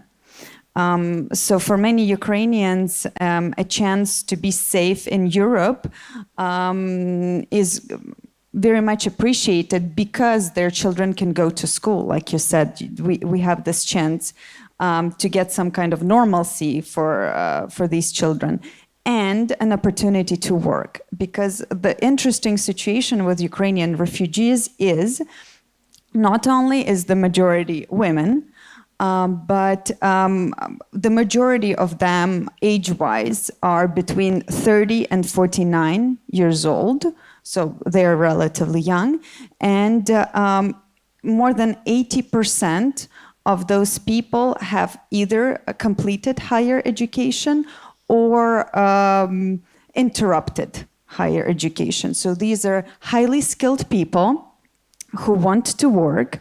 And the latest data I saw said that 300,000 Ukrainian refugees are employed in Poland right now. And that Poland was expecting to have over 300,000 Ukrainian children enrolled in schools, but surprisingly, the number was a lot lower than that. It's 185,000. But it's explained by the fact that a lot of Ukrainian children do online schooling because of the fact that these refugees are planning to go back. One of the surveys that I saw said that 91% of these refugees want to go back home, but they do not necessarily know when they will be able to do so. So it's not necessarily the immediate future. So we do have this quite unique situation, I would say. And but definitely the EU countries' response and Poland leading the way was overwhelmingly positive, which we will never forget, I can tell you that much. Thank you very much indeed. We have Gerald Knaus with us, the president and founder, European Stability Initiative, the author of the book entitled What Borders Do We Need? Now the question to Janina Ochojska.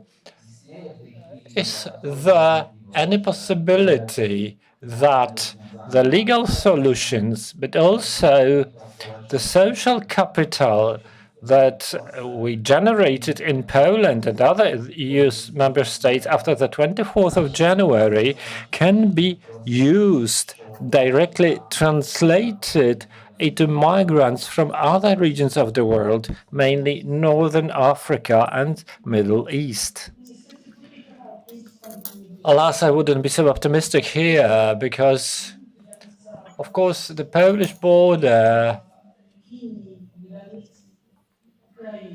along Ukraine was really open. Ukrainians were allowed to freely cross it. But please remember the cases of people who were staying in Ukraine but were not Ukrainian nationals. They were students or en route, and those people couldn't cross the border so easily. That is one thing. Then, exactly at the very same time, a bit to the north on the Belarusian border, people were pushed to forests, swamps, barbed wires. There were children, pregnant women, migrants, mainly from Syria, Afghanistan, Yemen, Iraq. And there was no such an opening of the border as in the case of the Polish-Ukrainian border. Well, these were decisions made by our authorities. However, until today, these matters have not been regulated, and I keep wondering how far the success of Polish society in being open to Ukrainian refugees could be translated into the will to understand and accept refugees who come from other countries, from countries at war. And here I can see no consent from the state.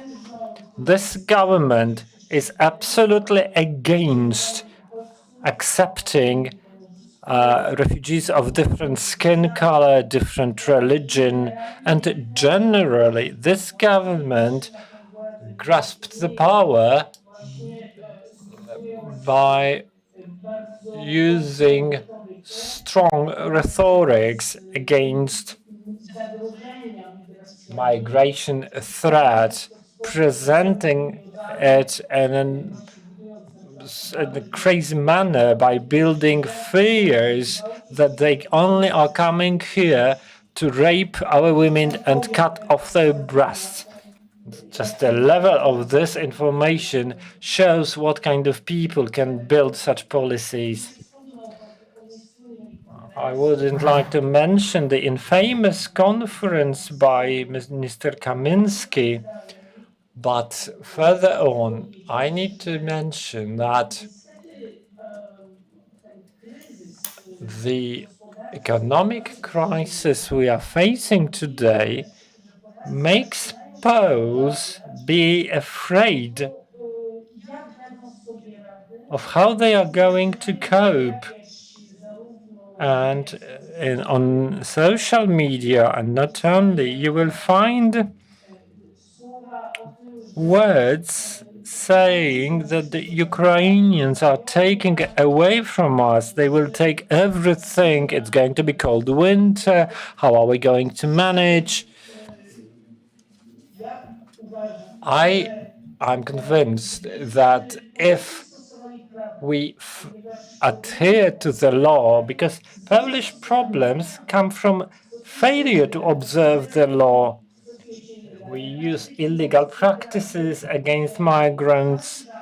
Every person has the right to apply for international protection, and the state may reject the application, but it all should be by the book. Then, even the opposition today, because the election campaign has started, the opposition is not building a positive policy around migrants, and we need migrants. So they are not building this positive policy because they are afraid that speaking good about migrants will make their bars drop. I'm not truly convinced. I believe that building the positive vision that we need migrants and they need us. If all goes by the law, there will be no problem. Poles accepted about 3.5 million Ukrainians. A majority of them who stayed here are living in houses rented from Poles or are hosted by Poles, and we didn't get any pura. Nothing wrong is happening. This experience only shows that we are capable and we have place in Poland for as many as 5 million refugees, migrants, and certainly we could use those people. And briefly addressing my first speaker's words, you sort of confirmed again that people who flee, especially at the initial moments of war, are the people who have certain resources and people well educated who know how to cope in life. So the first wave is usually the most valuable because they are people who can work, who can provide different types of jobs, and lack of knowledge is not an obstacle here. Thank you. Gerard, over to you. Is it possible to have one coherent migration policy throughout the entire European Union, or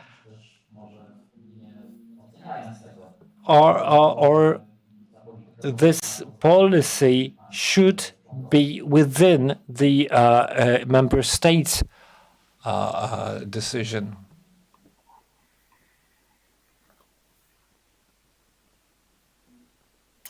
Hello, I hope my connection is good enough. Do you hear me? Yes, we do. I hope it works.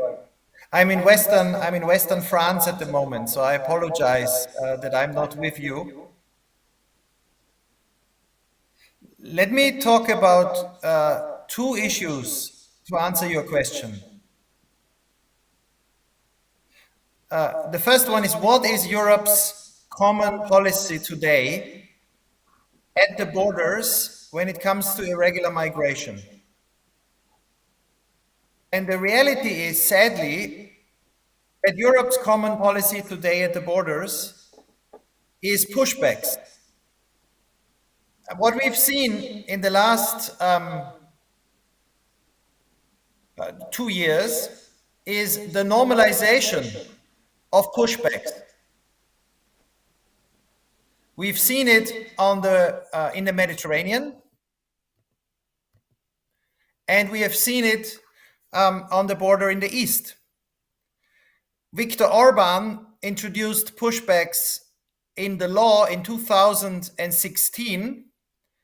The European Court of Justice condemned his asylum law, saying that automatic pushbacks to Serbia were illegal, and Hungary has refused to implement the judgment by the highest court in the EU. Since the last 2 years, nothing has happened. We have also seen last year Poland, Lithuania, and Latvia pass laws that allow the pushback of people into Belarus, including children. These laws have not been challenged. We have also seen by the European Commission. We have also seen the constant practice of pushbacks at the Croatian-Bosnian border and at the border of Greece with Turkey.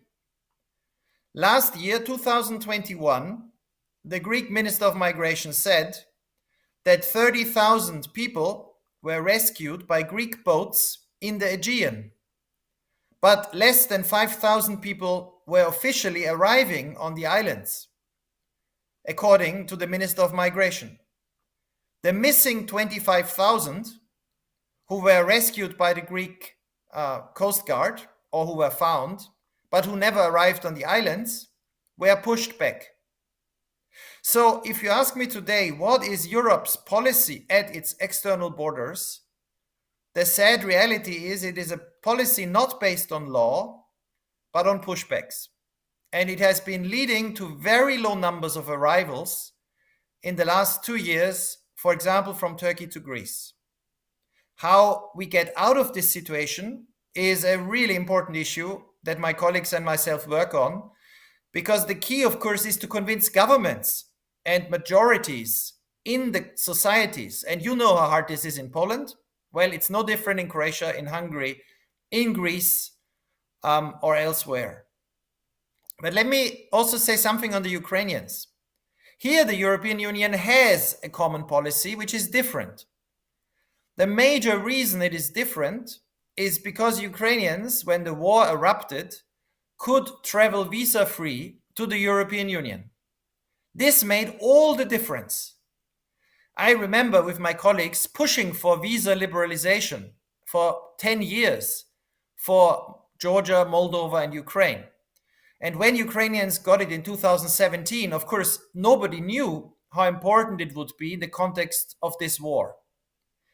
When Ukrainians started crossing the border in incredible numbers in the first few weeks of the war, nobody in Europe was so cruel to suggest to introduce a visa requirement. No government. So then it was clear that Europe had no control. However many Ukrainians wanted to come would come, and it was clear that no asylum system in Europe could cope with so many applications. So the decision that was then made, which was the right one, was also without an alternative, that all of the European Union agreed that Ukrainians could go to any country and stay without an asylum application under temporary protection. Now, what has been the result of this? The number of Ukrainians who have applied for temporary protection in the European Union at the moment is around 4 million. The distribution has been by laissez-faire. Ukrainians can go wherever they want to go. The result is, however, that today the distribution is incredibly unequal. We have, if we look at the temporary protection applications, a very high number of applications, and that means it's the best indicator how many people there are in the Baltic states, in Bulgaria, in Slovakia, and especially in Poland, and most of all in the Czech Republic. The Czech Republic has seen 430,000 applications for temporary protections from Ukrainians. That is an incredibly high number. Now, by comparison, Germany until now has about 1 million Ukrainians that have registered. The state of Baden-Württemberg, which has the same population as the Czech Republic, has taken in 130,000 Ukrainians, which is a record number of refugees for Germany, the highest number ever, but it's a third the number that are in the Czech Republic. Just to show you how much the Czech Republic are doing. And yet, if you compare the state of Baden-Württemberg, which has 11 million people, and 130,000 Ukrainians registered for temporary protection, with France, you see that all of France has less Ukrainians than Baden-Württemberg. And France, Spain, and Italy together have less Ukrainians than the Czech Republic. Now, you could say that's fine. It's working. The trouble is what will happen this winter if the strategy, the cynical strategy of trying to create more refugees through terror that is being announced by the Russian government and by President Putin, by destroying infrastructure, heating, electricity, bombing cities, very consciously trying to create reasons for people to flee again. What if people have to flee Ukraine during this winter? Where would they go? And so I think what we need to discuss today in Europe, in the European Union, is how countries could cope and provide humane conditions if this winter another 2 to 3 million Ukrainian, mainly women and children, who have been here before and who returned to Ukraine in the last few months, as has been pointed out, have to come because it will not be safe to live in Ukraine today. Now, let's all hope it will not happen. Ukrainians want to go home, it has been said. Many of them did go home. They would like to stay in Ukraine. But let's also make sure that if people come, Europeans are able to provide them with humane conditions. And that requires planning now, because in Germany or in the Czech Republic, if another 2 million will come now, there would be likely tent cities like we've seen during the refugee crisis 6 years ago. But if we manage to mobilize reception capacity, families in Spain, in Italy, in France, and in other countries, it should be possible to host even another 2 to 3 million Ukrainians without any serious difficulty. So this is the kind of debate we need in Europe today. And it means that the laissez-faire approach we've had in the last 8 months might not be enough for this winter.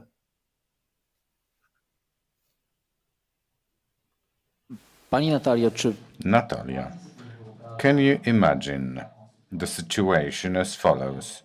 European Union makes Ukrainian refugees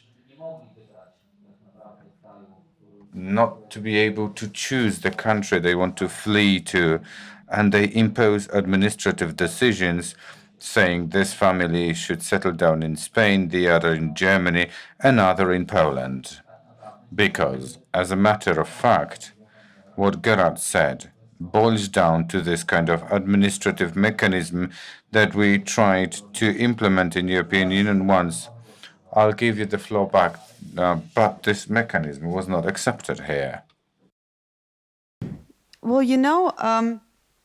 when the first wave of Ukrainians that fled, I don't think that they had a chance to really choose, right, where they're going. So obviously, to most of them, Poland was first destination, and when they got a bit of time, they started researching whether they should stay or whether they should move on. And it really boiled down, partly to what countries offer as financial assistance, because we do see differences from countries to countries. And another thing is basically local regulation. One of my colleagues is in Germany right now as a refugee. My other colleague is in France.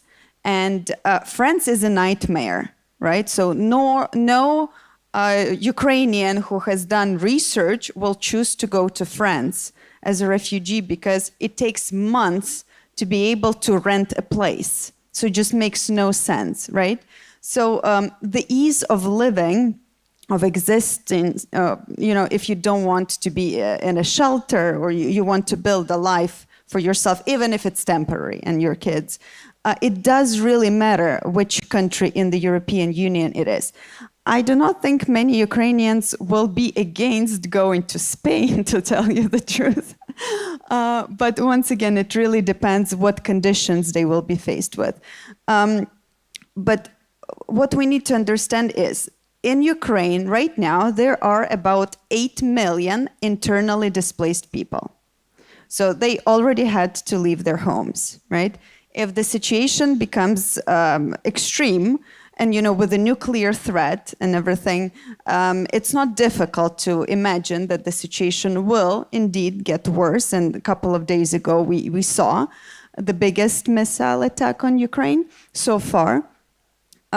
People will leave again. And if what you said would happen, I don't think that they will really be choosing, right? There's this famous saying that says, beggars can be choosers. So in a desperate situation like that, they will go where they are told to go, right?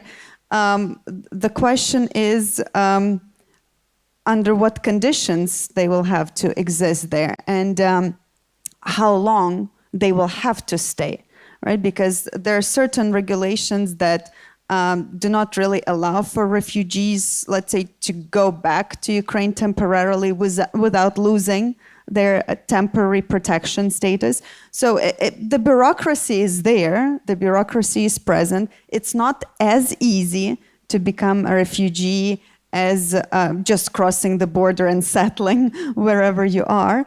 And it takes weeks and weeks of, signing up for things, receiving documents, and so on and so forth. But we are in a very desperate situation. And Ukraine is a very big country.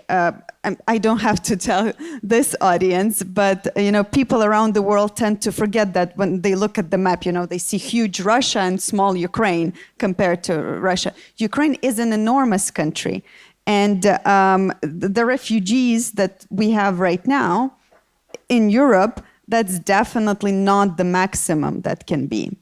And it doesn't really relate to your question, but I think regarding Ukrainians, the best united policy for the European Union would be to make sure that Ukraine wins this war as fast as possible, so that millions more of Ukrainians don't come, and then the millions who are in European Union, they can actually go back home. And this would be, I would say, the best investment into resolving this specific refugee crisis, which can get a lot worse.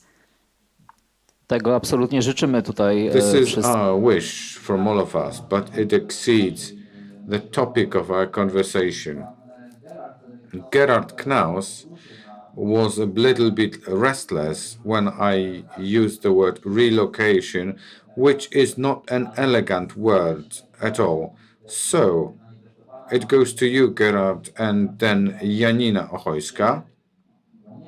European Union and EU countries, can they introduce any other mechanism rather than coercive mechanism, so that the natural wave, in case of Ukrainian, was heading for Poland and neighboring and close by countries, but in the case of refugees from North Africa and Near East, naturally stopped in Italy, Spain, Germany and France, and UK before Brexit.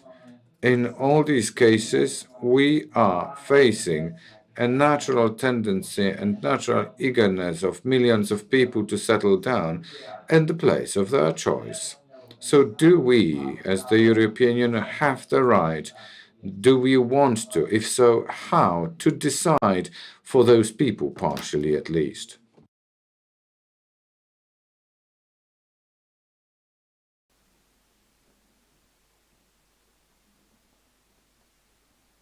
Nie słyszymy pana? We cannot hear you, sir. Does it work now? Tak, teraz tak. Okay, very good.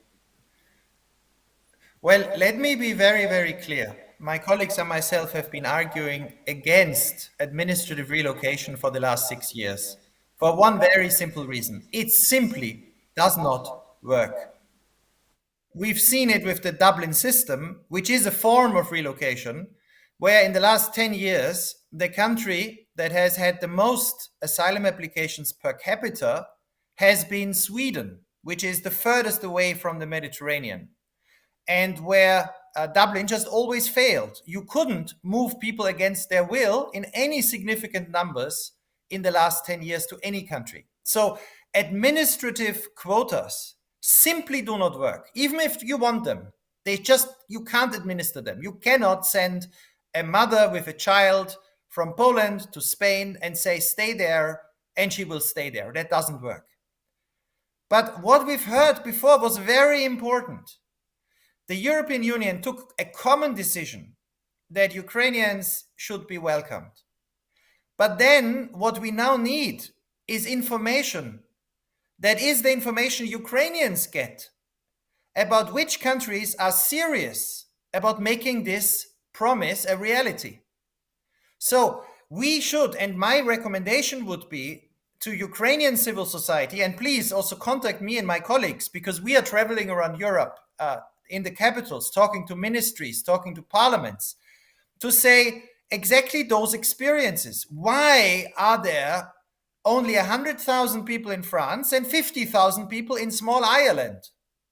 You know, there are not no big Ukrainian diaspora in Ireland, and there are 50,000 and there are 100,000 in France.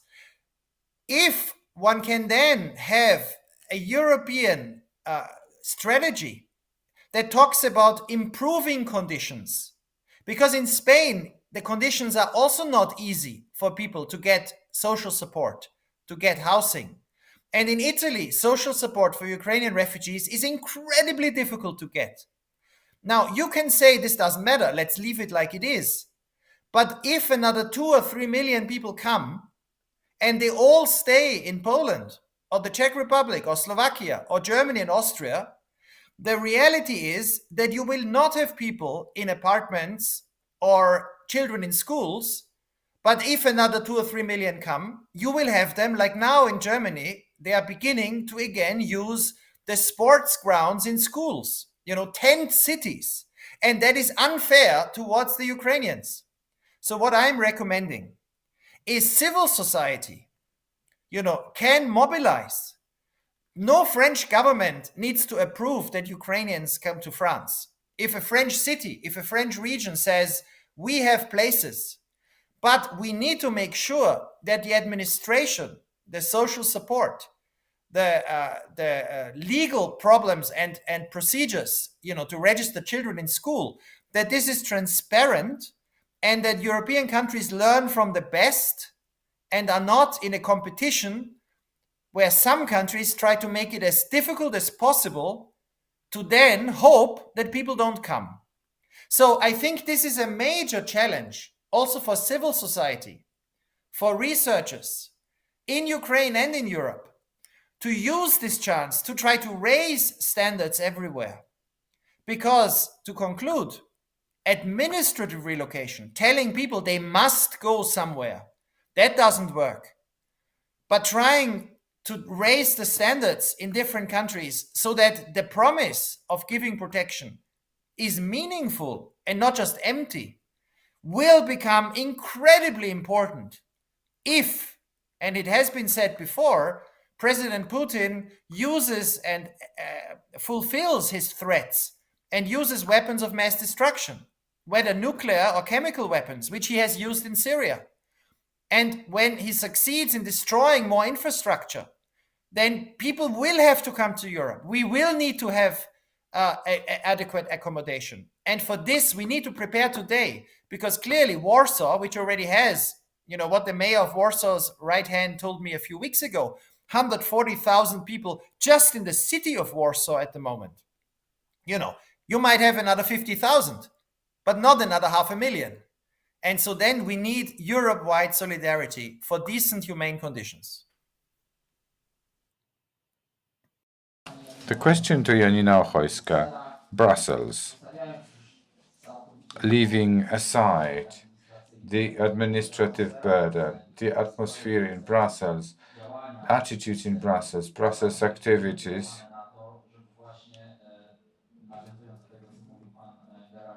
what Mr. Gerhard Knauss was speaking about, support like financing, transfer of good practices, regions should kind of self-trigger themselves and open their arms, open their organizations so that they can accommodate refugees from Ukraine and also the ones who are still waiting. In Turkey, for example, this is what we are going to discuss, who want to come here. This non-administrative line of thinking, but this line of thinking that is designed to support when it comes to knowledge and finances. Can you see this kind of thinking in Brussels? Much to my worry, there is no strategy that would foresee what we are going to do in Europe during the upcoming winter, because many refugees from Ukraine will come here owing to the fact that it will be difficult to survive during winter in Ukraine.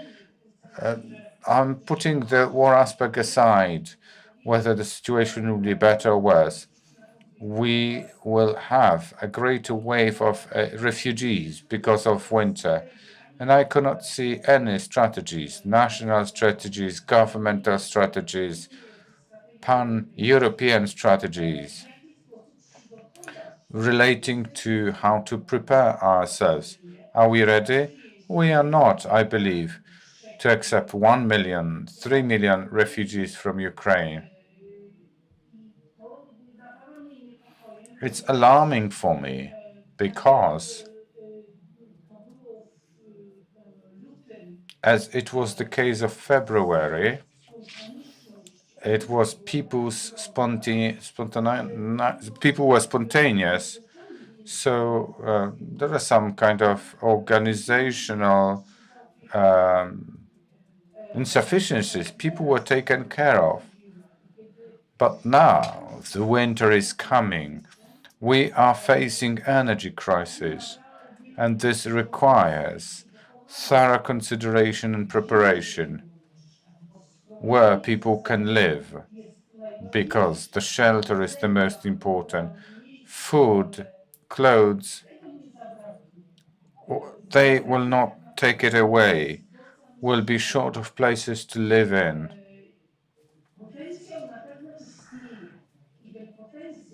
Potentials exist. It has been there for good. So when Russia attacked Ukraine, we might have prepared some facilities. We might have started this kind of work. Now, it's too late to do anything. And it's hard for me to say how Europe will be coping with this, how we are going to cope, we in the sense of Poles, because we'll have the biggest wave here in Poland. I'm calling out, start now if you have not started yet. There are self-governments that are getting ready. But remember, Polish self-governments, local governments, have very limited capabilities owing to the state's policy that tries to staunch the self-reliance of local governments. Poland is one of the few countries that has not filed in the application to European Union to be financially assisted when it comes to the care of Ukrainian refugees in Poland. Money is available in different funds. Poland, because Mr. Kaczynski said, we are not going to beg. I'm not going to be a beggar, Kaczynski said. Poland has not received the money and will not receive unless they submit an application. This is what I don't understand, because this is quite a lot of money. I hope that different countries will exercise their solidarity, because we're speaking about relocation. When a wave of Ukrainians were entering Poland, there were orders from different countries or information, 50 places in the Netherlands, 40 in Spain, and families and people from Ukraine, if they made a decision, they were transported, but it was an informed consent. And every country has to prepare their social assistance to support Ukrainians. But this is a different story. Question to Natalia.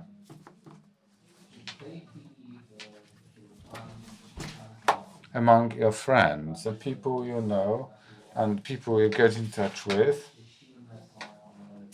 are the fears strong that the hub that we are having now, as you said, is mainly based on civic involvement of people, simple involvement of people, to a lesser extent, involvement of the state, will run out of this energy. People's energy will dry off.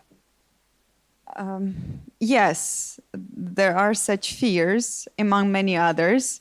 And these are the fears that we Ukrainians back in Ukraine also share. Because we know that the load is heavy of having to accommodate and support millions of Ukrainian refugees. We also remember about the energy crisis. we're going to feel it too. And my co-panelist is absolutely correct in saying that a lot of Ukrainians won't be able to survive the winter in Ukraine the way it is now, because according to our estimates, over 800,000 homes were either destroyed or damaged. And when the weather is warm, there are other ways in which you can survive, but without electricity, heating, not just hot water, but even cold water, there isn't much you can actually do. So there is fear that people will get tired of having to deal with our problems, that they will get frustrated with the energy crisis that will also be painful for populations all over Europe. We do see fears outside of the country increasing due to the nuclear threat as well, right? So there's more talk about Ukraine needing to concede some territory to avoid this doomsday scenario. But I'm going to say that there is another fear as well. And in Poland, it won't realize as much, but in other countries it will. And it is the fear of dealing with so-called Russian refugees. Because if from Ukraine we're talking about the majority of refugees being women and children, in Russia's case we're talking about young men. So that's also one of the fears that Ukrainian refugees are dealing with, because they are afraid of hostility, they are afraid of possible confrontation, and there have already been cases of those in Europe. So, just one extra issue to deal with. W tej chwili jakby ta sytuacja. At this very moment, the war in Ukraine put away the challenge related to refugees from Northern Africa and Middle East. Today, when I was getting ready for the panel, I looked at the official website of European Council that surprised me, I would say, or even shocked me. It reads, from the culmination of the migration crisis in 2015, the EU has been implementing measures to control borders and influx of migrants. Therefore, the number of people staying in the EU without regulated status has dropped by 80%. That is on the official website of the Council of Europe. Proud that we paid the Erdogan's regime to keep a couple of million people in the country and not let them go on, even by force, which means we are not focusing on people feeling good in Europe. We are focusing on preventing them from entering Europe. Janina Ochojska first, then Gerard. The situation we are in, we have been in since the 24th of February, that is the influx of Ukrainian refugees may change something for good in the perception of refugees and therefore open the door broader for refugees from Northern Africa and Far East.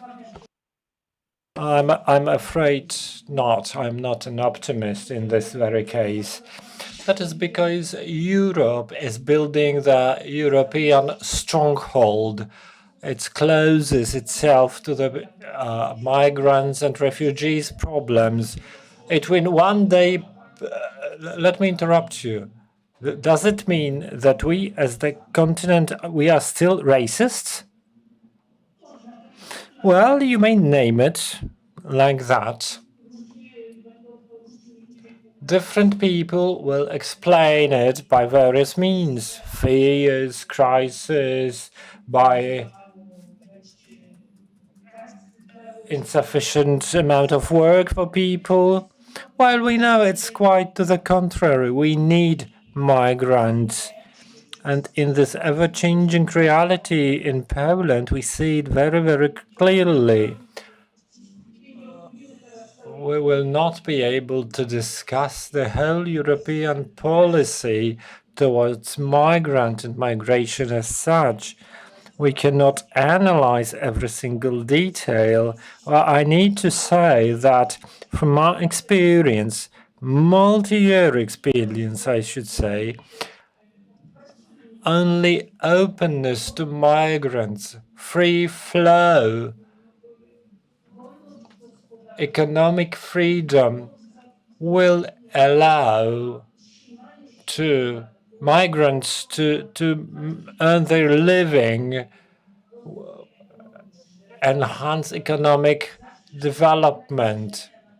Any restrictions imposed on a human, those that enslave and humiliate them, bring bad results. I need to fully highlight, if Europeans are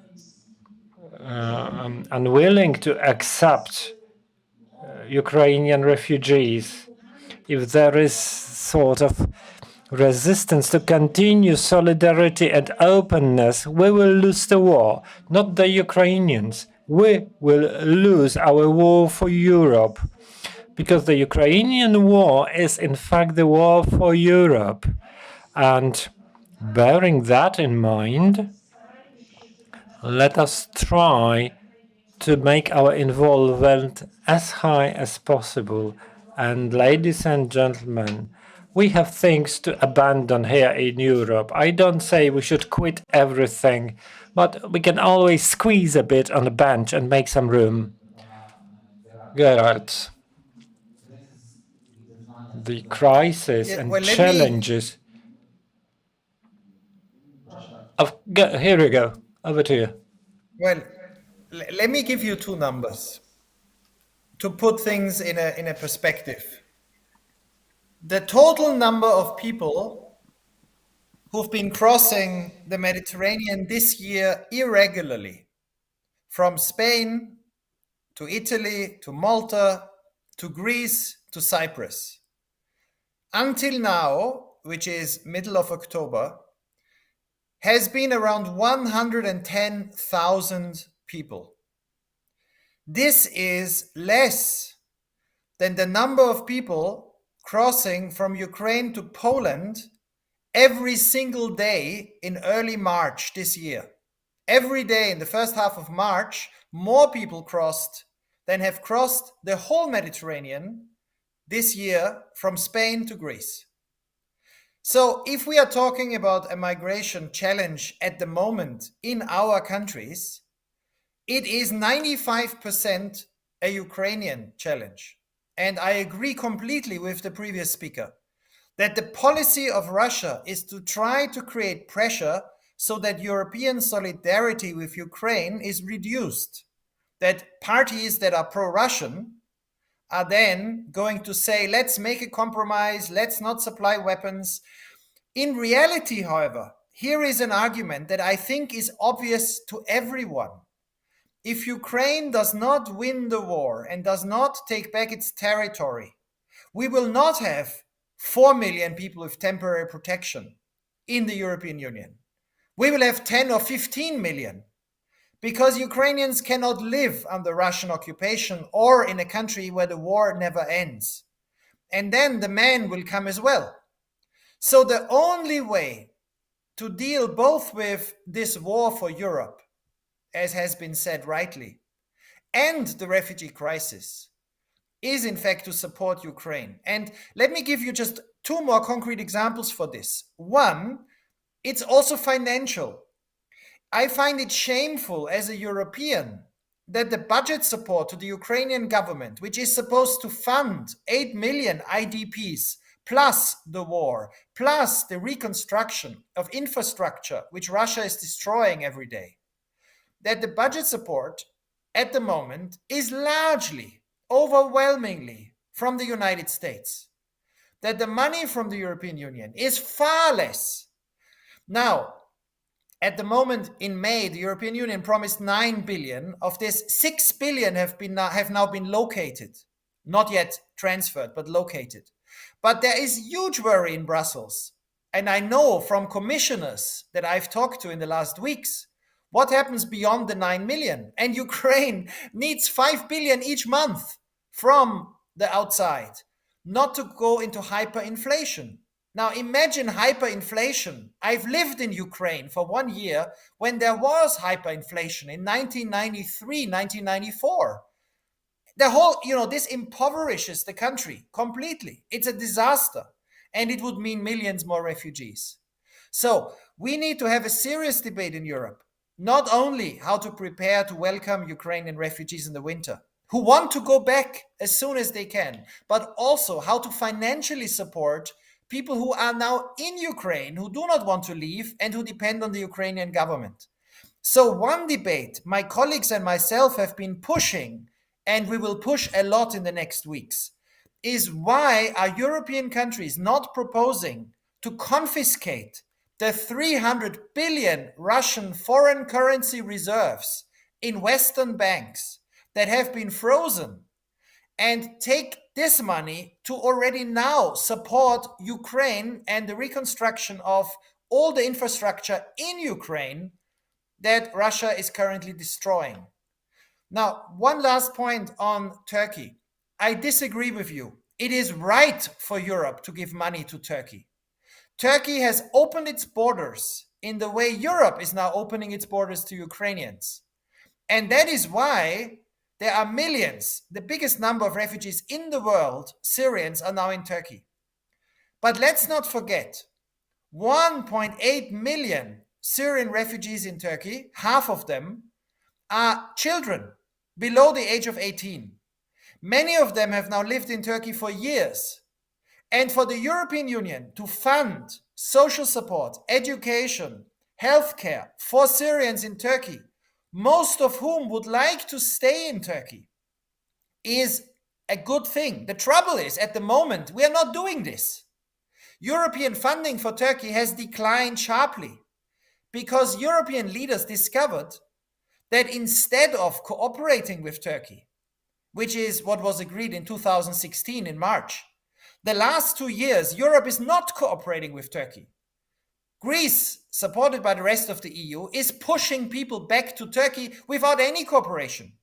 There is no agreement with Turkey at the moment.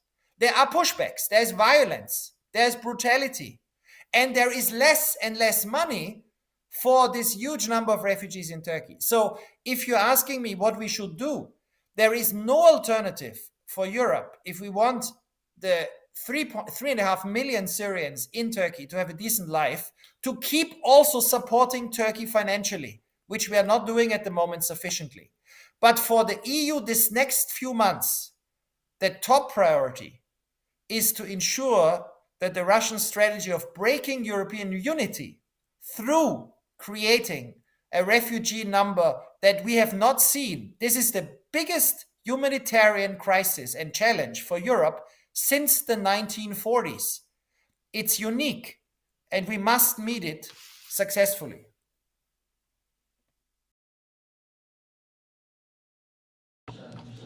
I think that the first part of your speech was a cold shower to what Natalia said, good and positive, about admitting Ukrainian refugees. So we have counterbalances here. Both stories are true. Ladies and gentlemen, we are about to finish this debate and our conversation. I believe that the key here is that we as citizens are involved fully to help Ukrainian refugees and Ukrainians from wherever the world they come from, who have it far worse than we do. Do not subside to bad emotions. Do not stick to stereotypes. We have with us Natalia Mielnik, Janina Ochojska, Gerard Knaus, My name is Piotr Kozanecki. I'm head of Onet News. Thank you for your presence. It's not always easy to recognize. It may look like this, or like this. It may be a burden, but it is a responsibility that we embrace nonetheless. But if it means this for one person and this for someone else, maybe it ultimately means being there for one another. It isn't handed to us, but we know where to find it and how it feels, how it tastes, and what it sounds like when we finally have it. It means different things to different people, but for many, it means everything. And if we all fight for it, it will eventually bring us together. Ihre Ausreise.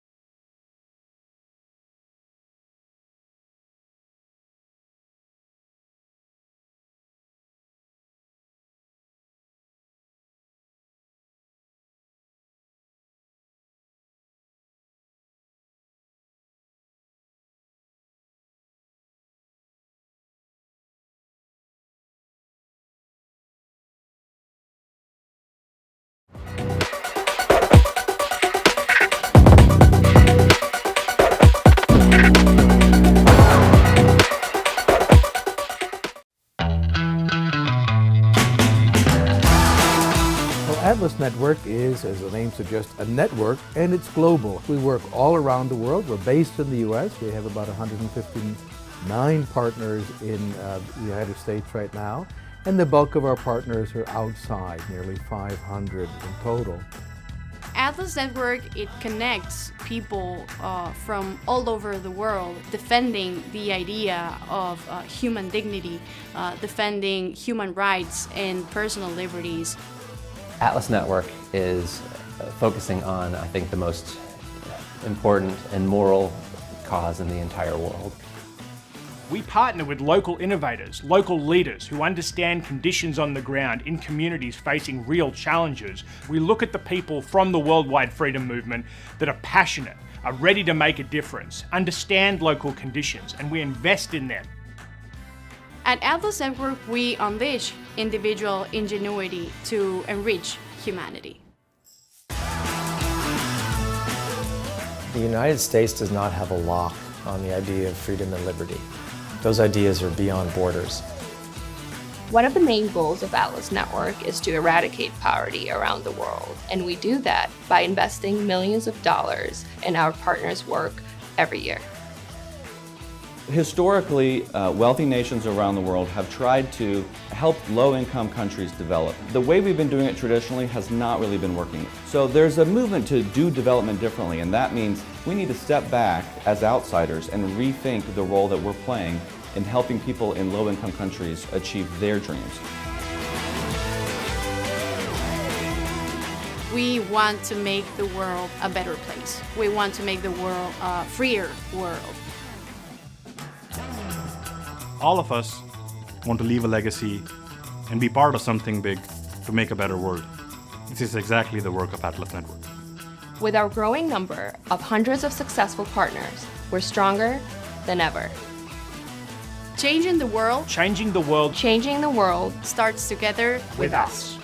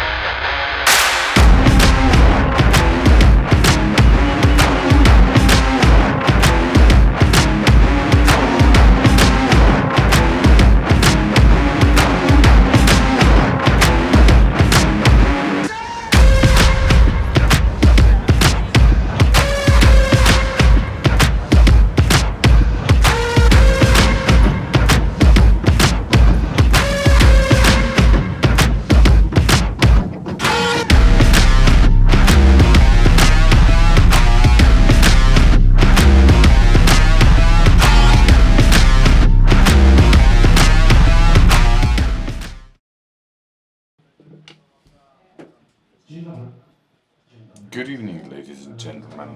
Welcome cordially. This is the next of numerous debates and panel discussions held within the Freedom Games scope. It seems to be abstract, but as a matter of fact, it delves into the most burning questions of reality. And what is the reaction of social sciences to Anthropocene? We've got 4 excellent guests and only 58 minutes for this discussion. And we are all using our own language. For people from Poland speaking Polish, Professor Kin in English, so you might get hold of the appliances that transmit live interpretation. This is a fresh notion, but it was popular in the recent 20 years. There are controversies who used it. Paul Crassen, probably a chemist from the Netherlands, to speak to the geological clocks unit where human species has impacted geological development of the Earth. And conclusions are as follows. In brief, we live in post-Holocene period where human impact is the most important one that impacts the atmosphere and geosphere, which means that the borderline between nature and human has been blurred and is of no greater sense. It's a paradox. In Anthropocene, we cannot be anthropocentric. In this era, we cannot think about our own fate only, but also about the fate of other species, because their persistence on Earth is inseparable from our conditions of life. And we need to think about this world in systemic categories, dependencies of the world, and dependencies between human and nature. We are going to discuss this epoch and relation to social scientists. We have representatives of different branches of sciences, a philosopher, political sciences representative, sociology representative. Therefore, question goes to our Australian guest, Professor John Keane. Well, this question will go to other participants, but Professor is the first to answer. Anthropocene. Is this the right notion, the right name to describe today's condition of the world, today's standing of the world? Jensen Moore, Donna Haraway, and other authors say that Anthropocene suggests that people have rebuilt, have reshaped the world. But we need to ask, which people? Or white, rich males from highly developed countries, probably? Inhabitants of southern countries? They could feel the results of their changes without actually being the agents in it. So Anthropocene, capitalism, centrism, or any other notion, which one would give a good description of the situation we're in at the moment? Dziękuję bardzo, and good evening, ladies and gentlemen. I think this is a period in which there is what the French, great French sociologists called a period of classification struggles. I mean, there is an effort to find terms and a language to grasp, to make sense of, to name, politically to act upon the destruction, the accelerating destruction of the biosphere in which we dwell. And there are competitor names. You mentioned Donna Haraway. She speaks about Thulacine. This is quite a tough word even to pronounce in any language. Some insist that this has everything to do with capitalism, Capitalocene. Bruno Latour, who sadly passed away just less than 1 week ago, was sure that terrestrial, the concept of us as terrestrials, among other terrestrials, is a better way of speaking. Anthropocene is one of these words. In my view, already you can tell that I think it's one word among others. This is, in my opinion, a period in which there should be 100 flowers, 1,000 flowers that bloom, in which there is these classification struggles continue. One last point to make about Anthropocene, we have not much time, is that it is not for me an adequate term, and it cannot be the master signifier, you know, the big word that captures everything. Why? It has anthropocentric connotations. There is a kind of species narcissism in this word, the belief that the Holocene is ended, that began 10,000 years ago, and now we have a new geological era. There is also the problem of present-mindedness. You know, there is a kind of arrogance in the word. How do we know that we are now the principal drivers of a new geological era when we are only at the beginning of it? This is unclear. And then lastly, you already mentioned it, Mikat. To speak of Anthropocene, you know, it suggests that all humans are equally responsible for driving this destruction. In fact, it depends how you look at the statistics, but no more than 1/5 of the world's population in matters of consumption and extraction of resources, species extinction, no more than 1/5 of the world's population is actually driving this process. So I have an open mind about this. I think, if I may say one last thing, the good thing about the Anthropocene, the discussion of the Anthropocene, is that it forces us to see that so many of the familiar words in our vocabulary need to be rethought. I give you one example. Democracy. I spent most of my life writing about the past and broadcasting and talking about the past, present, and future of democracy. It is, if you think about it, the most anthropocentric political ideal known to humanity. What could be more anthropocentric than the principle that the people are the sovereign power and can decide on our planet how power should be distributed, how it should be processed, how it should be handled. Democracy has to change. And that's what some of my work now is about. How to transform the meaning of democracy so that it is no longer, you know, an anthropocene. And it's thanks to the big discussion since 2000, in the last 2 decades, thanks to the discussion of the Anthropocene, that we're forced to rethink keywords: society versus nature, human rights, democracy. These are all candidates for redefinition. Thank you very much indeed, Professor. We shall be returning to this theme: who should be represented in democracy, and is this still democracy? We shall be returning to it in the second round. Now, Professor Radosław Markowski. So I'm going to introduce some streamlining observations. Anthropocene, the term described by life sciences, is not what we deal in social sciences, like it or not.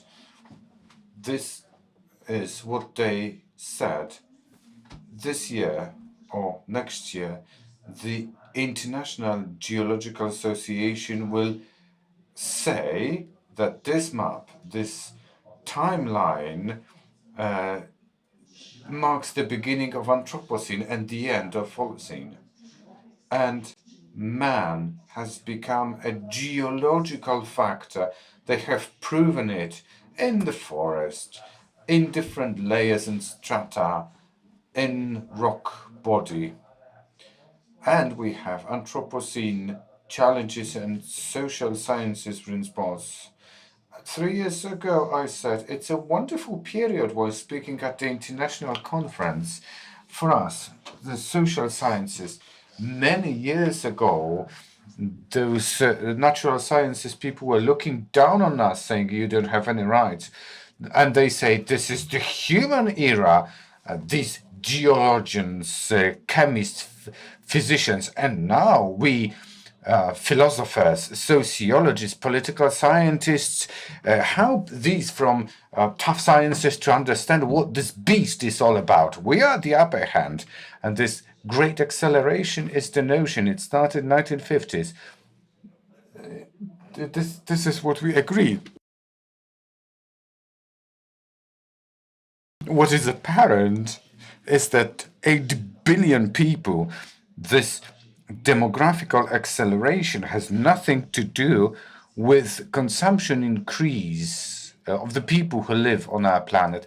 There is a very nice graphical representation that we don't have time to show. There is the growth of people, but there is exponential growth of different consumption parameters of Homo sapiens. Bruno Latour, he wrote many wonderful things.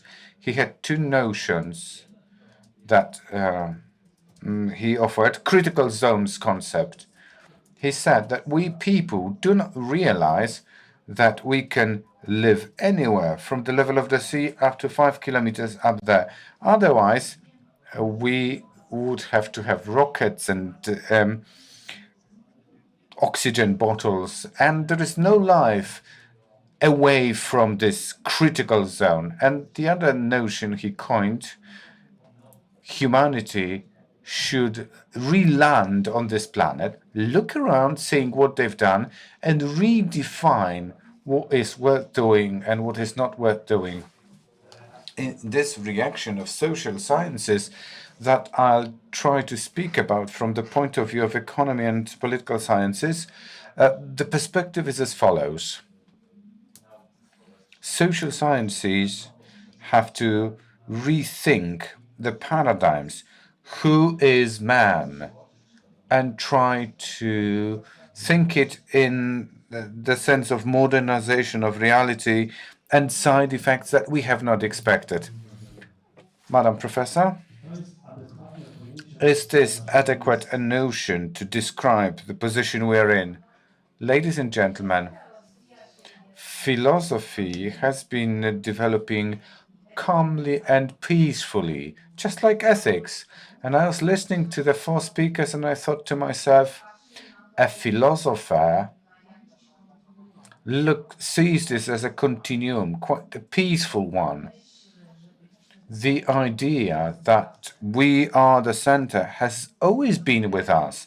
You remember Greek philosophy, that man is the measure of the universe and everything around it. But there have been huge changes Professor Markowski was referring to. Philosophy and ethics are wondering how to respond to this. And these responses will focus on global problems, like the role of man, how nature is treated, whether other animals apart from human beings are the moral subjects. Is a river or a tree or a mountain a legal person? Can they be legal persons? So these are the problems that appear alongside technological development. We have always placed ourselves in the center, no doubts about it, but never before have we had mechanisms, technology, possibilities to destroy not only the environment we live in, the closest to us, but to destroy the whole house, our home, the planet. Speaking about the notions, terminology, there is not much value added. This is more about moral questions that are of the greatest interest, that need solving. Notions, we can use old notions to describe what is happening. Szymon Bujnost?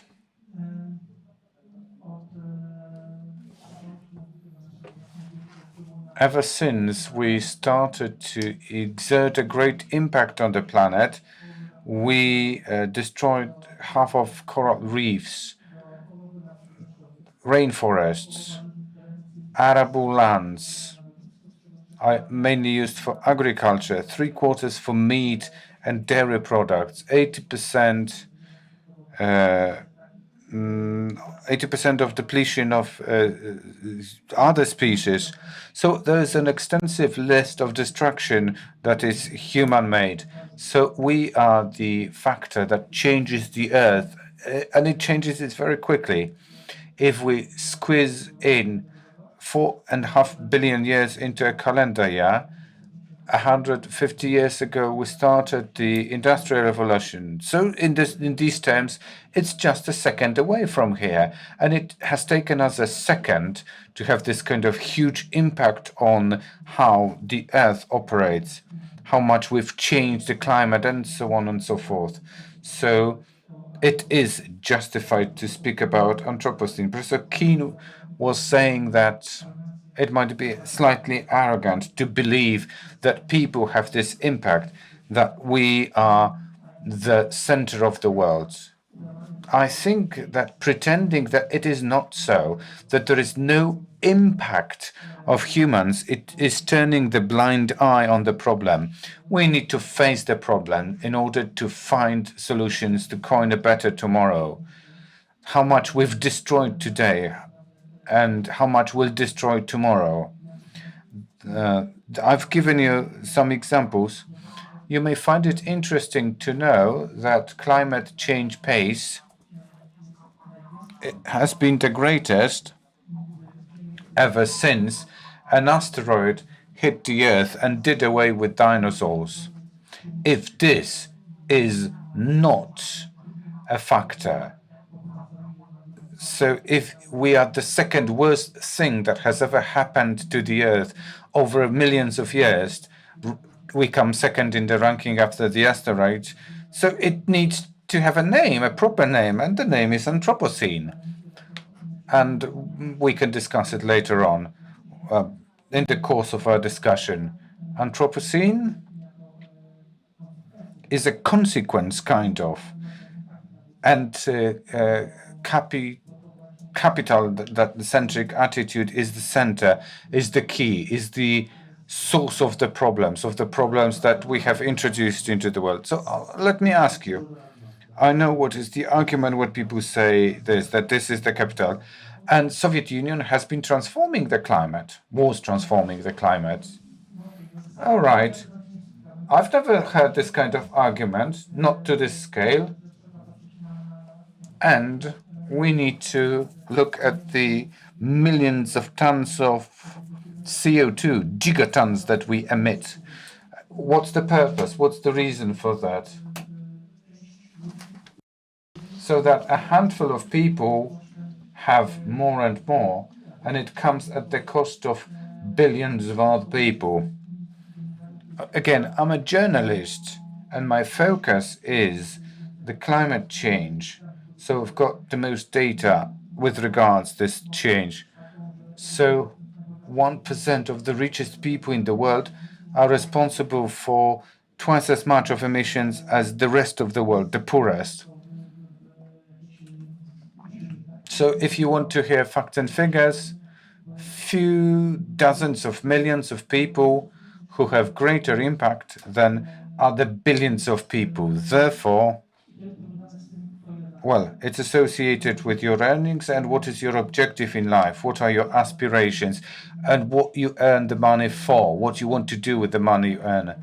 So there is this theme that poorer people suffer, although they are not responsible. True, but there is a more profound question that you need to ask. What do the poor people want to attain? If they follow the Western countries, they chase for money, to chase to get better cars, to fly planes. Consumption, it's not the question that they would like to live a different life, a peaceful life. They cannot spoil the earth as we do because they have less money. So what are our objectives and aspirations in life? What is important for us is the key in comprehension of this.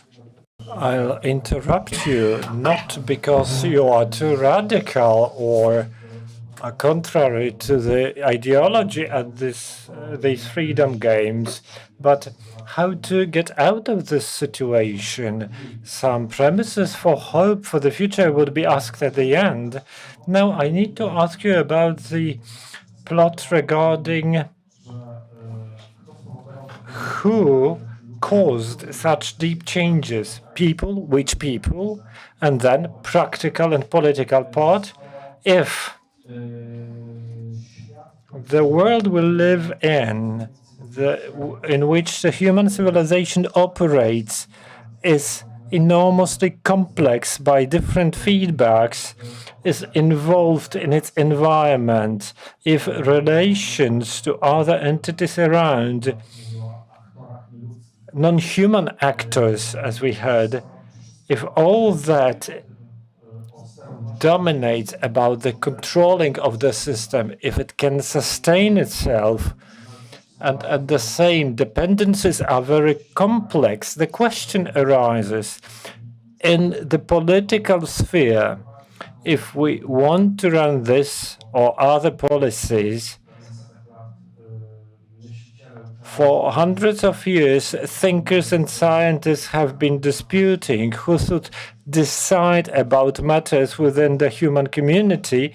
There is even further complications, that is, non-human actors.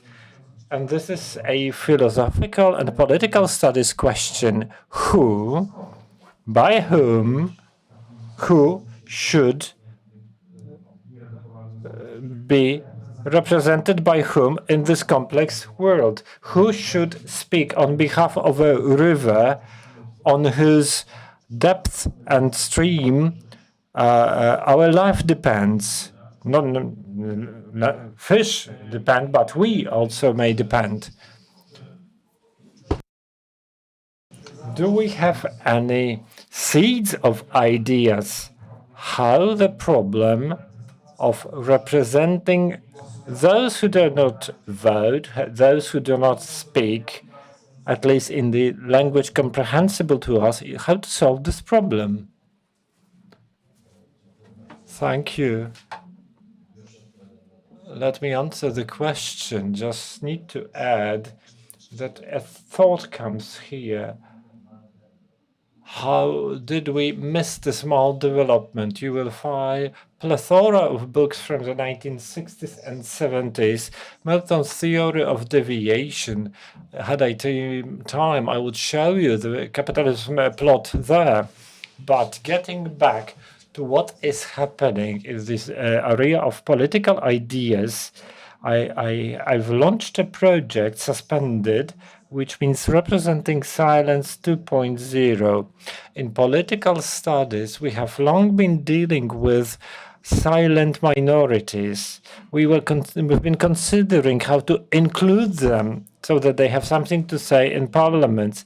As you duly noticed today, there is a problem how to represent our animal brothers, the 3% of wild animals that decide what the world looks like.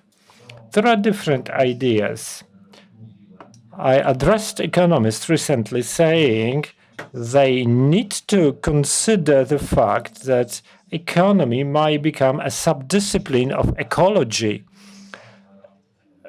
If they prefer a soft version of what I wanted to say, economy certainly needs to be eco-sensitive. In the Anthropocene literature, there is a story that say that market capitalism is okay in decisions how to produce, where, how to transfer, but they are awful when calculating costs. They didn't calculate costs properly. That is why there is new subject in Western universities, Anthropocene accountability or Anthropocene governance. These subjects are lectured, and they assume that nature is not costless. It needs to be included in the accounts. What are political studies initiatives? Pretty courageous. Third chambers of parliaments where young people could veto what the elderly pass in the parliaments, disregarding the future in 50 years. Getting back to the Representing Silence to Zero project, I need to stress that it is a huge problem how to educate for professions that would be authorized, legitimized as professions that can speak on behalf of the rivers. Rivers have legal capacity in India and in New Zealand. And the huge problem involved is difficult to understand by Homo sapiens that it is not supposed to be how the river or forest serve people, but how, despite what we want, we should defend the forest, the river. To this end, we will need specialized professions of public trust that would be legitimized and represented in representative bodies and could veto irresponsible behavior of the human species who still want to produce 500 tons of aluminium were produced. It's as much as wrapping China and Gobi Desert with aluminium foil. The nature will not produce such things. Nature is weaker that it's us who generate the waste. We do not know what to do with. So that is a true challenge. New subjects, new ideas. Much is happening in political studies, especially regarding the veto chambers. Professor mentioned that the nature cannot cope with our products. Rector Bujalski referred to numbers. Let me say that there are 5,300 minerals in nature, while man has generated 180,000 different artificial compounds. So we actually pretty well supplement the composition of the Earth to a level of magnitude of size. Professor Keane, what about the representation of non-humans?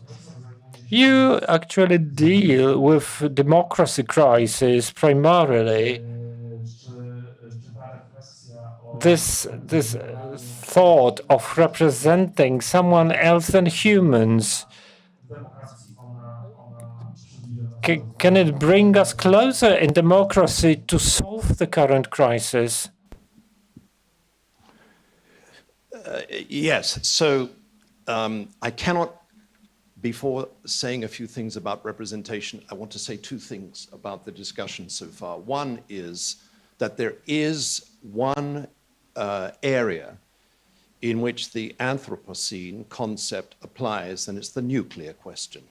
I mean, there is a big Japanese discussion that is going on about this being the most important driver, ultimately, of the destruction of the biosphere in which we dwell. I mean, there were more than 500 explosions between 1945 and 1963. 6 of them happened actually just a couple of 100 kilometers from where I was born. And my father died of cancers from one of these or several of these bombs. This is one thing. The other point I think is very important in the Anthropocene, and then I get to representation, is we should be a bit more humble about the earth sciences. If you read someone like David Archer, he teaches us that actually there are carbon cycles, they're immensely complicated. And there are dynamics like the Milankovitch cycle, in which, we're forced to think about our planet as circling but wobbling. And he points out that, David Archer, that 10,000 years ago, the Earth was much warmer than now. And then there was an ice age. What we are doing probably is postponing an ice age. So more humility, I think, is needed when we talk about Anthropocene and paying attention to one of the killer dynamics, which is nuclear. On representation, well, in the history of democracy, the ancient Greek assemblies did not even have a word for representation.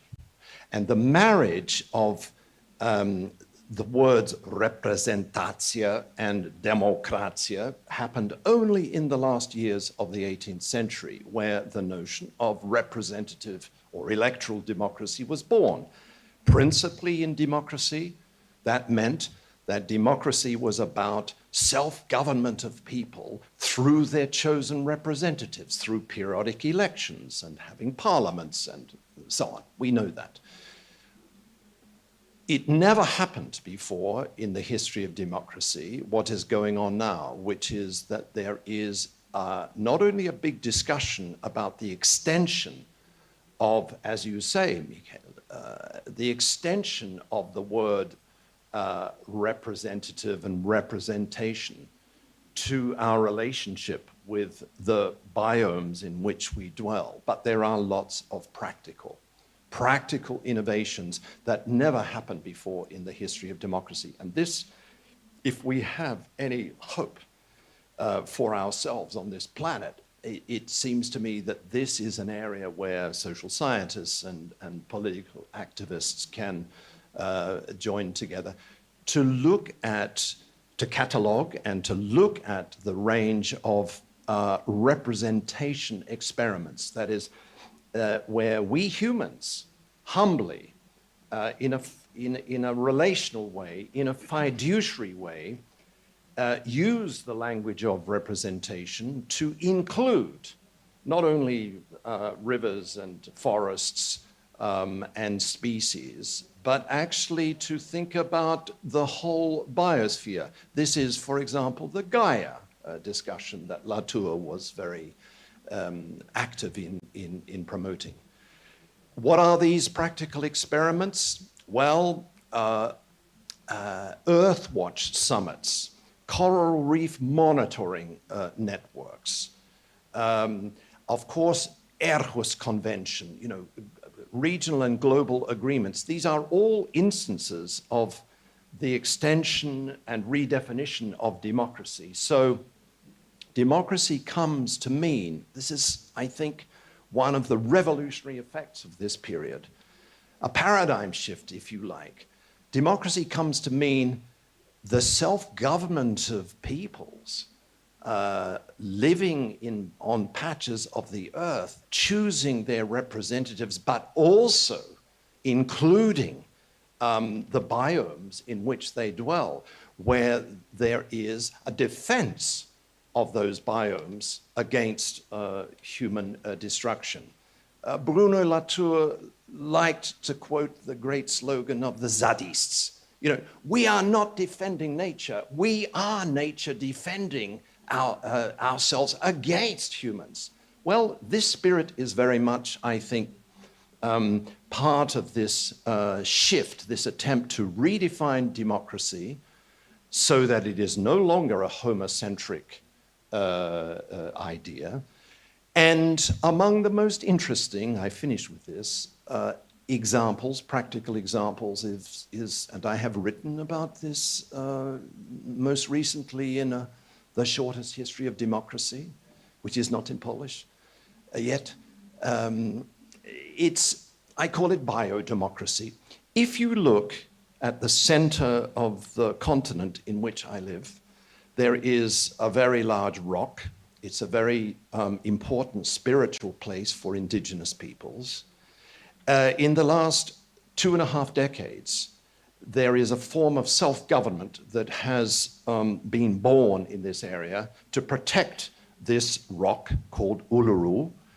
And when you look at it, when you look at how power is exercised and the meaning of the election of representatives to protect this large patch of the continent, you see that it defies every textbook understanding of democracy. What goes on? Well, periodically there are elections to a governing committee of humans. They are overwhelmingly black. How do they think about their role as governors of this patch of the earth?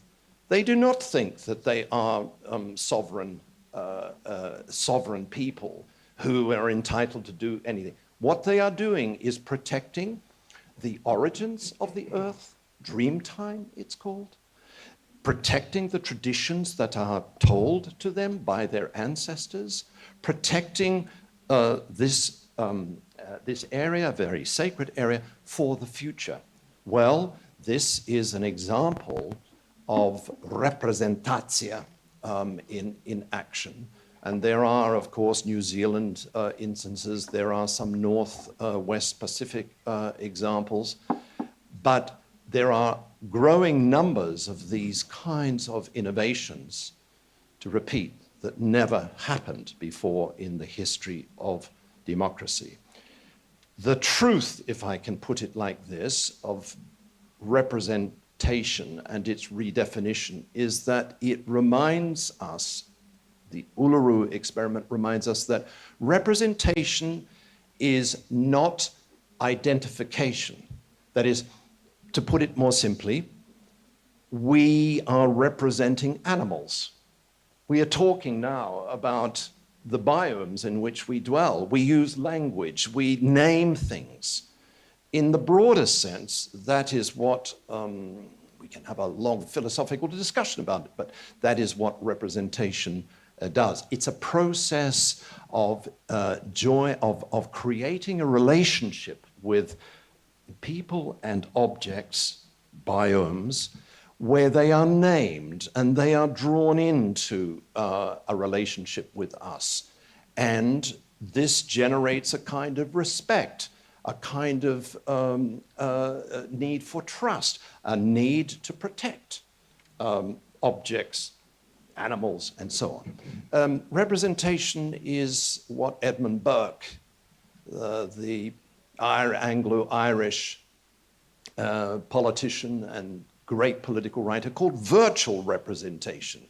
Yes, nature cannot speak, but it can and is being represented through all of these political experiments that are going on. And if there is any hope for we humans on this planet, it is, I think, the defense of these experiments and their proliferation, their multiplication, wherever it can be done. Pani profesor?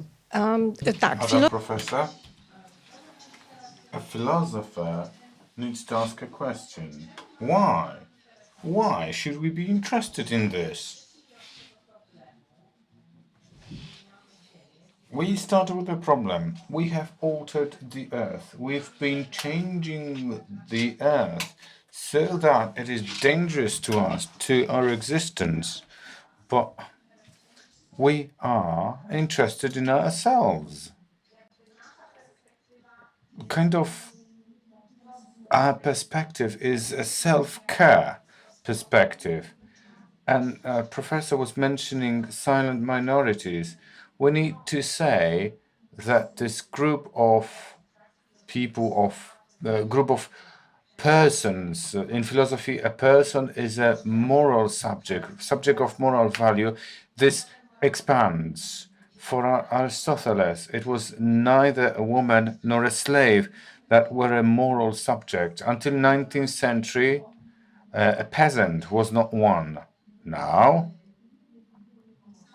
all Homo sapiens belong to this milieu, and we are wondering how to introduce animals different from people.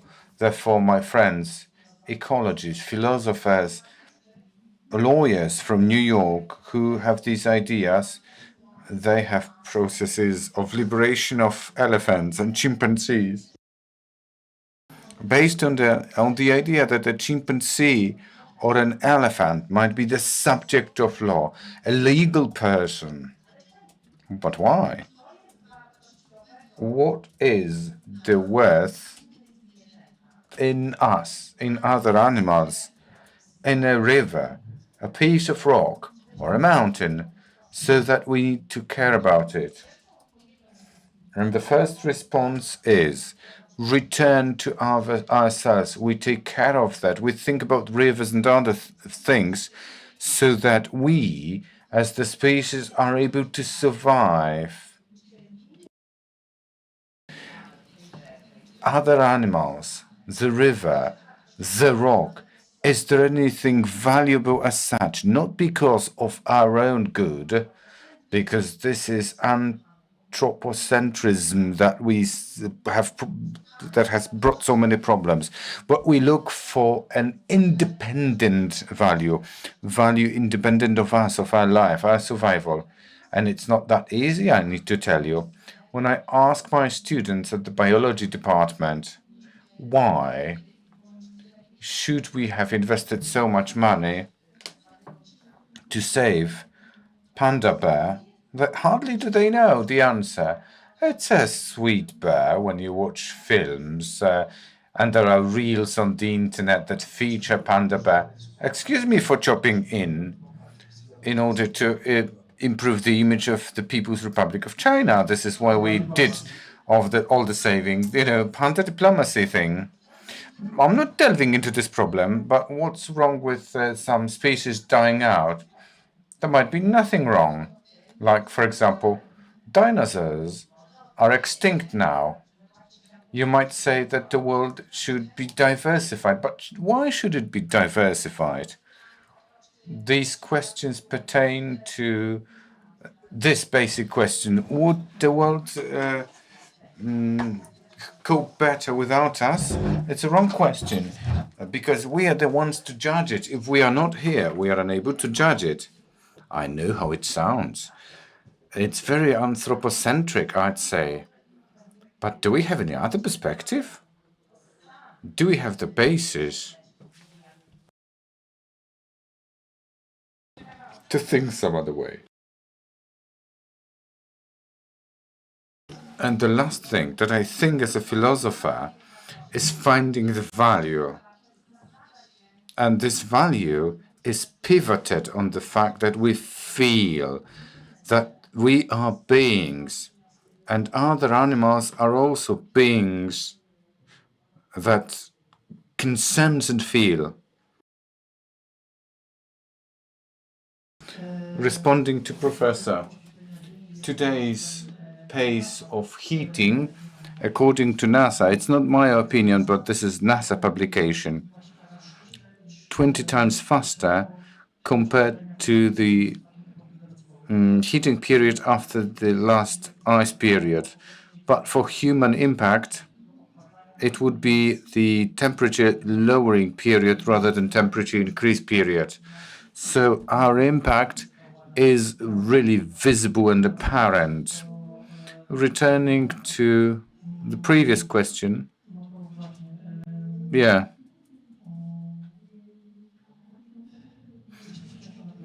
We are a part of nature. It's important to comprehend it. Each of us are composed of thousands of beings, bacteria, fungi. We wouldn't have been here but for them. And the first law of ecology says that everything is connected with everything else. We can speak about ourselves and our relations with nature, geosphere, everything. whatever is happening on Earth, this crossword, this puzzle has been organized for millions of years. And we are not a coincidence. We have an informed impact of what is happening on Earth. And I do realize that we are a part of nature. That we're composed of other beings. Many people realize it. But this is not the discussion that is easy to understand by millions. The awareness, the depth, comprehension, proximity to nature is wonderful when we look at indigenous people. I'd like all people to live this way, but it will not live this way. We are in the era of capital, of ownership. We won't be able to teach people to be sensitive to nature again, to connect the dots. So, it is more important, well, I don't want to have it this way, but I try to exercise pragmatic attitude. We need to make people aware how very much dependent we are on what nature has streamlined itself, how much we owe to this. There are ecosystem services. We can value a tree, that we can appraise, not tell you what's the worth of the tree. Oxygen generation, cooling of the building, decreasing energy amount translates into measurable benefits for us. And man must be in the center of this equation. We can save the nature, but without saving the nature, we are doomed to die. This is how I see saving the planet.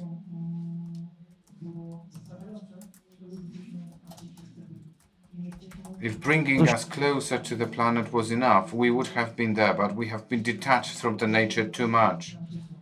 We need to find people where they are. Most people are not in the place, and they will never reach this deep comprehension. It does not mean that they want to see the destruction of everything of the planet. They do not know the interdependencies. They don't know the planet, what it is. They do not want to see the world collapse, but you need to translate them in the language of measurable benefits that people know, because what is harmful to nature is harmful to all of us here and now. I can see that we are running out of time.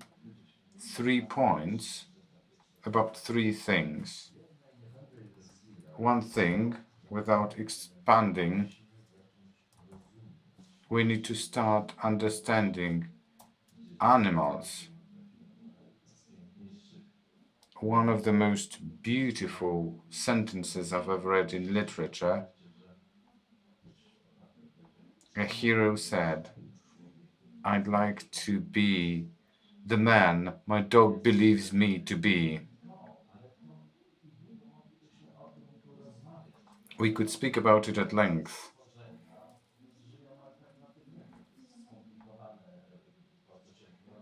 What is happening in a beehive, for example, or in ant family is pretty complex. I'm not an expert on biology. And the second thing, James Membridge, American political scientist, 2003, and there is a suggestion. Surrogate representation is what is she offering between the represented subject and the representative. There needs to be no connection. It was about voting, as a matter of fact. In United Kingdom, if somebody was born in this conservative constituency, they may never see the representation of their own. In Nottingham or somewhere else, there is somebody who represents the left wing. There is no direction, no delegation. And the same mechanism should be taken into consideration when we think how to represent animals. All humanity is represented. Do they have rights? No, like children below the age of 18. How to shorten this period? 17-year-old man, why the perception of the world is inferior to somebody who is septuagenarian, but the perception of life is weaker. And the last thing that I want to touch upon, Anthropocene, pretty radical. I'm getting pretty radical. This debate is going to clash with monotheistic religions. Family, family, family, of course, Polish family, man, man, man, human. Or somebody's going to say, we've got a wise priest who sometimes speaks about animals. But normally, animals are not mentioned. It's not about our priests, these lazy ones, but it applies to many religions. And Eastern religions have got a different notion, perception of women and animals. They protected trees 50 years ago, being in danger of being attacked by the police. This is part of history, but we never reacted before. Ladies and gentlemen, 7 minutes left before I request our guests to give us a wrap-up and to tell us where we take hope from. Is there any question? You made it. We don't have many microphones. I'll be using mine.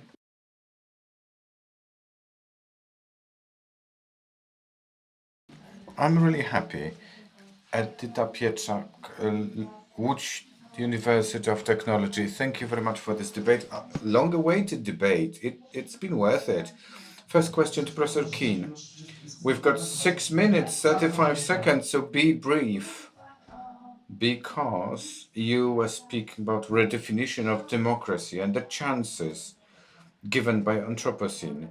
So what is your concept of a global civic society in the context of Anthropocene? What is your perception? Because this is the idea. And the second thing to Madam Professor Radek, post-anthropocentric twist. What do you think, what Karen Barnett thinks, a new materialism in the context of new materialism? What is the perception of Anthropocene? And to Professor Markowski, civic potential that is inclusive and exclusive for non-human beings. What is your perception of this? Because these are interesting things. So we've got ready questions. And thank you, Szymon. No questions to you, you've said everything. So let's start with Professor... No. Let's start from the end. 1 minute for each of you. Professor Markowski first. Again, I'm surprised with this Polish saying, homo homini lupus est. So if we learn about wolf packs, a wolf to a wolf is more human than human to human. It's a great task for zoologists and biologists. I'm holding a book in my hand, How to Understand Animals. People try. It will not be civic attitude like ours, but some things can be publicized. Cats understand us, but ignore what we say to us. Yeah, for certain. Madam Professor?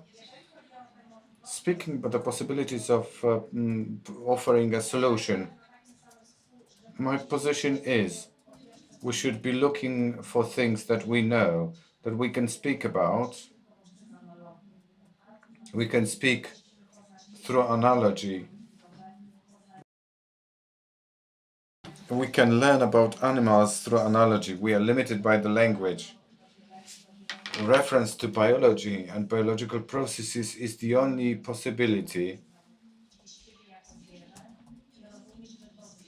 We need to understand that the animal is like us. They are similar in their feelings, in their suffering. We should streamline the world that single animals, not species, single animals shouldn't suffer or suffer the least and take care of their well-being. So these are the notions that I use. Professor John Keane? Yeah, 100 years ago, when I was young, I made the case, which I learned from this part of Europe, to build the concept, the whole idea, the language, the feelings of civil society into the very idea of democracy.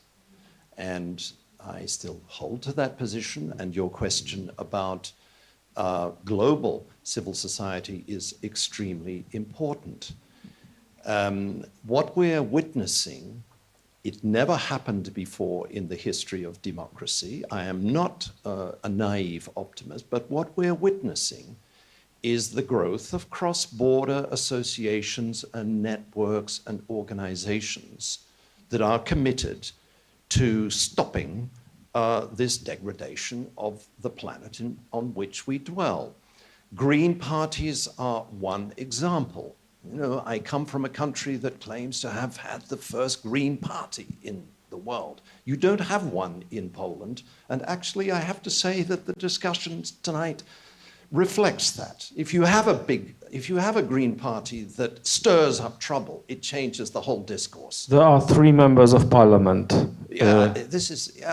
We have an upper house which is controlled by the Greens. You know.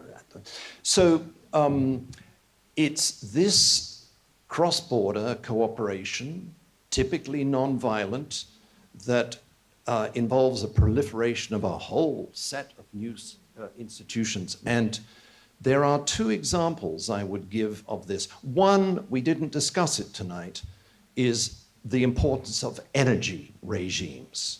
You know, if you look at the history of democracy, the ancient Greek assemblies were basically forms of democracy where muscle power, male muscle power, was the prime source of energy. They rode the warships and so on. Interestingly, representative democracy, born at the end of the 18th century, it almost died by World War II, was a revolution in a reimagining of democracy that happened simultaneously with a shift to carbon energy regime.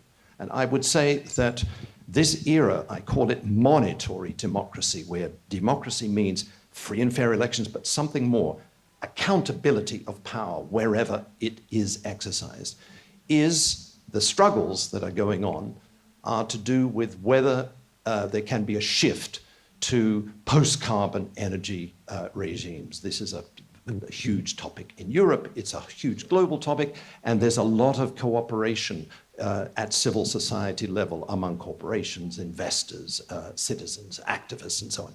One last example, we didn't mention the clock. We didn't mention COVID-19. It is an allegory. I hope we will remember. It's not finished. It is an allegory of what happens when humans wreck biomes and the biomes take their revenge on humans. This is not the last pestilence. There will be more of them. And I would say at the level of civil society, there is a sharing among virologists, citizens, organizations to prevent the next one. The best person I would recommend you read and listen to is Peter Piot. who I think in Europe is the one who warns that we humans should also pay attention to the ways in which the Earth takes revenge on us. This is a warning to those who want to speak of the Anthropocene. Extreme weather events, zoonotic viruses, and pestilences are not finished. Pięknie dziękuję. Thank you very much indeed, Matt Boyewski, John Keane, Radosław Markowski. Thank you very much indeed. My name is Michał Sutowski. These were Anthropocene challenges and reaction. The last panel of today at this session. Thank you very much. It's not always easy to recognize. It may look like this, or like this. It may be a burden, but it is a responsibility that we embrace nonetheless. But if it means this for one person and this for someone else, maybe it ultimately means being there for one another. It isn't handed to us, but we know where to find it and how it feels, how it tastes, and what it sounds like when we finally have it. It means different things to different people, but for many, it means everything. And if we all fight for it, it will eventually bring us together. Ihre Ausreise.